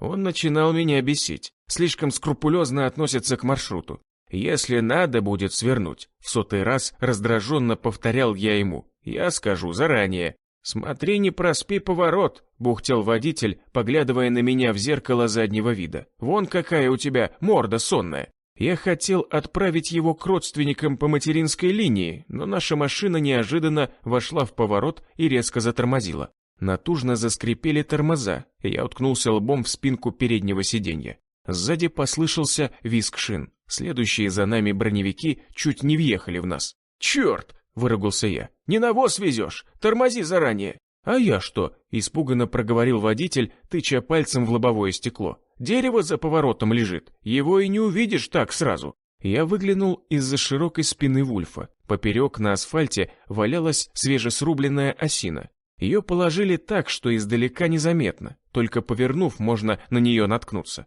К шоссе вплотную примыкали пригорки, поросшие лесом. Что за дьявол сюда положил эту дровину? Водитель ударил по рулю обеими руками. «И не объедешь никак!» Водила потянулся к дверной ручке. «Стой!» — крикнул Вульф, доставая из-под сиденья автомат. «Неспроста дерево так положили. Это может быть засада». «Что делать будем?» Водитель растерянно почесал лысину. «Назад поедем?» «Здесь есть объезд?» — повернулся ко мне Вульф. «Есть», — кивнул я. «Надо вернуться километров на 5 назад. Там есть проселок. Пройдем по лесу и...» «Черт!» — крикнул Вульф в рацию. «Куда поперли? Из машин не выходить. Разрешения покидать машины не было. Блядь, назад!» Но было поздно. Я посмотрел назад. Из стоящих за нами 2 джипов вылезли затворники. Они беззаботно шагали к нашему джипу, тыча пальцами в лежащее впереди дерево. Прогремели одиночные выстрелы откуда-то из леса. 2 затворников упали сразу. Пули пробили их тела на вылет. Твою мать! По броне джипов забарабанила картечь. Я пригнулся. Рыжий парень тоже вжался в сиденье. У нас с ним не было оружия. «Давай назад!» – заорал Вульф водиле. Тот судорожно переключил передачу и дернул машину назад. Бух! Та ударилась задним бампером в стоящий позади джип. «Куда прешь?» – заорал на него Вульф, прилаживая дуло автомата к щели между прутьями решетки на боковом стекле и высматривая нападавших. «А я что?» – лысина водилы покрылась крупными каплями. «Они загородили дорогу!» «Дай мне оружие!» – крикнул я Вульфу. «Возьми сзади!» – ответил он и застрочил из автомата по прилегающим к шоссе кустам. Я и Рыжий перевалились через спинку заднего сиденья и заглянули в багажник. Сзади лежали продолговатые свертки из промасленной брезентухи. Я пощупал один из них и ощутил приятную твердь карабина. Один сверток протянул Рыжему. «Сумеешь справиться с одной рукой?» «Попробую», — кивнул парень и ловко поддел вязки острием стилета. Он размотал сверток еще быстрее, чем я. У него оказался старенький карабин КО калибра 7,62. У меня одностволка ИШ-17. Надо было карабин себе взять. Рыжий уже снял карабин с предохранителя и передернул затвор. Он выставил ствол в открытое окно, пропихнув его между наваренных арматурин. Я переломил ружье и заглянул в патронник. Там желтела латунью гильза 16-го калибра. Капсюль без пробоин, ружье заряжено. В свертке же я нашел патронтаж с несколькими десятками патронов. Бой был в самом разгаре, когда я, наконец, высунул ствол в окно и, почти не целясь, жахнул по шевелящимся метрах в 20 от нас кустам. Листья и веточки посыпались, срезанные картечью. Кто-то в кустах закричал. Есть, попал. За что люблю картечь, можно почти не целиться. Я спешно переломил ружье, извлекая гильзу и вставляя новый патрон. Чертов иш, не могли помповик захватить. Пока будешь так перезаряжать, 100 раз убить могут. Тем временем затворники попрятались обратно в машины, и джипы стали сдавать назад. «Наконец-то!» — крикнул наш водитель и снова схватился за руль. Но радость его была недолгой. Сзади нашей колонны рухнула на дорогу огромная сосна. Она с треском отрезала джипом пути отступления. Задний внедорожник резко встал, уткнувшись в сосну, и мы чуть в него не врезались. «Вот черти!» — вопил водила. Он, наконец, сподобился вытащить пистолет, но почему-то не стрелял. Сидел и трясся, вздрагивая от каждого выстрела. Сзади раздался хлопок. Я обернулся, и по спине пробежал холод. Дальний джип вспыхнул от брошенной бутылки с зажигательной смесью. «Из машины!» — рявкнул Вульф. «Быстро!» Мы распахнули двери и выпрыгнули на асфальт. Водила приземлился рядом со мной, но громко ойкнул и схватился за грудь. Из-под его ладоней заструился красный ручеек. Затворник постоял пару секунд и, закрыв глаза, грохнулся на асфальт, а мы рванули на обочину в кусты. Спиной я чувствовал, как летят за нами пули. Они выщелкивали из асфальта камешки и срезали ветки придорожных кустов. Я, Вульф и Рудый, наконец очутились в зарослях, залегли на землю и осмотрелись. Из горящего джипа почти никто не выжил. Люди повыскакивали из машины, и стрелки расстреляли их. Но благодаря этому нам удалось добежать до кустов. Нападавшие были заняты их расстрелом. Из второго джипа большинству затворников удалось спастись. Судя по выстрелам, они засели где-то рядом и стреляли в сторону леса на другой стороне шоссе.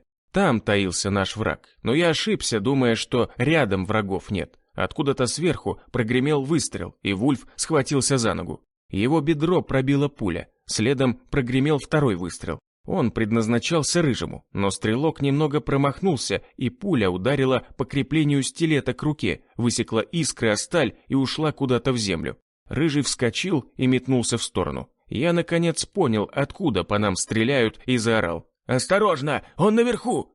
Вульф, борясь с болью в простреленной ноге, пытался сладить с автоматом. Не дожидаясь третьего выстрела, я перекатом ушел в сторону и бахнул по кроне соседнего дерева. Картечь сыпанула по веткам и зацепила фигуру, сидящую на развилке ствола под самой макушкой. Стрелок вскрикнул и свалился вниз. Он брякнулся в мягкий мох и не слишком ушибся, но одно его плечо было разворочено картечью. Стрелок, одетый в изодранный байкерский костюм из черной кожи, на голове бандана с черепами. Я знал, кто носил такую одежду, и поспешил его добить, но перезаряжаться было долго, и я замахнулся прикладом ружья. Стрелок успел увидеть мое лицо и вскрикнул. «Велиар, ты?» Хрясь! Тыльник приклада вмял его нос в голову. Лицевые кости лопнули и вонзились в мозг. Он умер почти мгновенно, но перед этим, сука, успел выкрикнуть мое имя. Конец второго тома.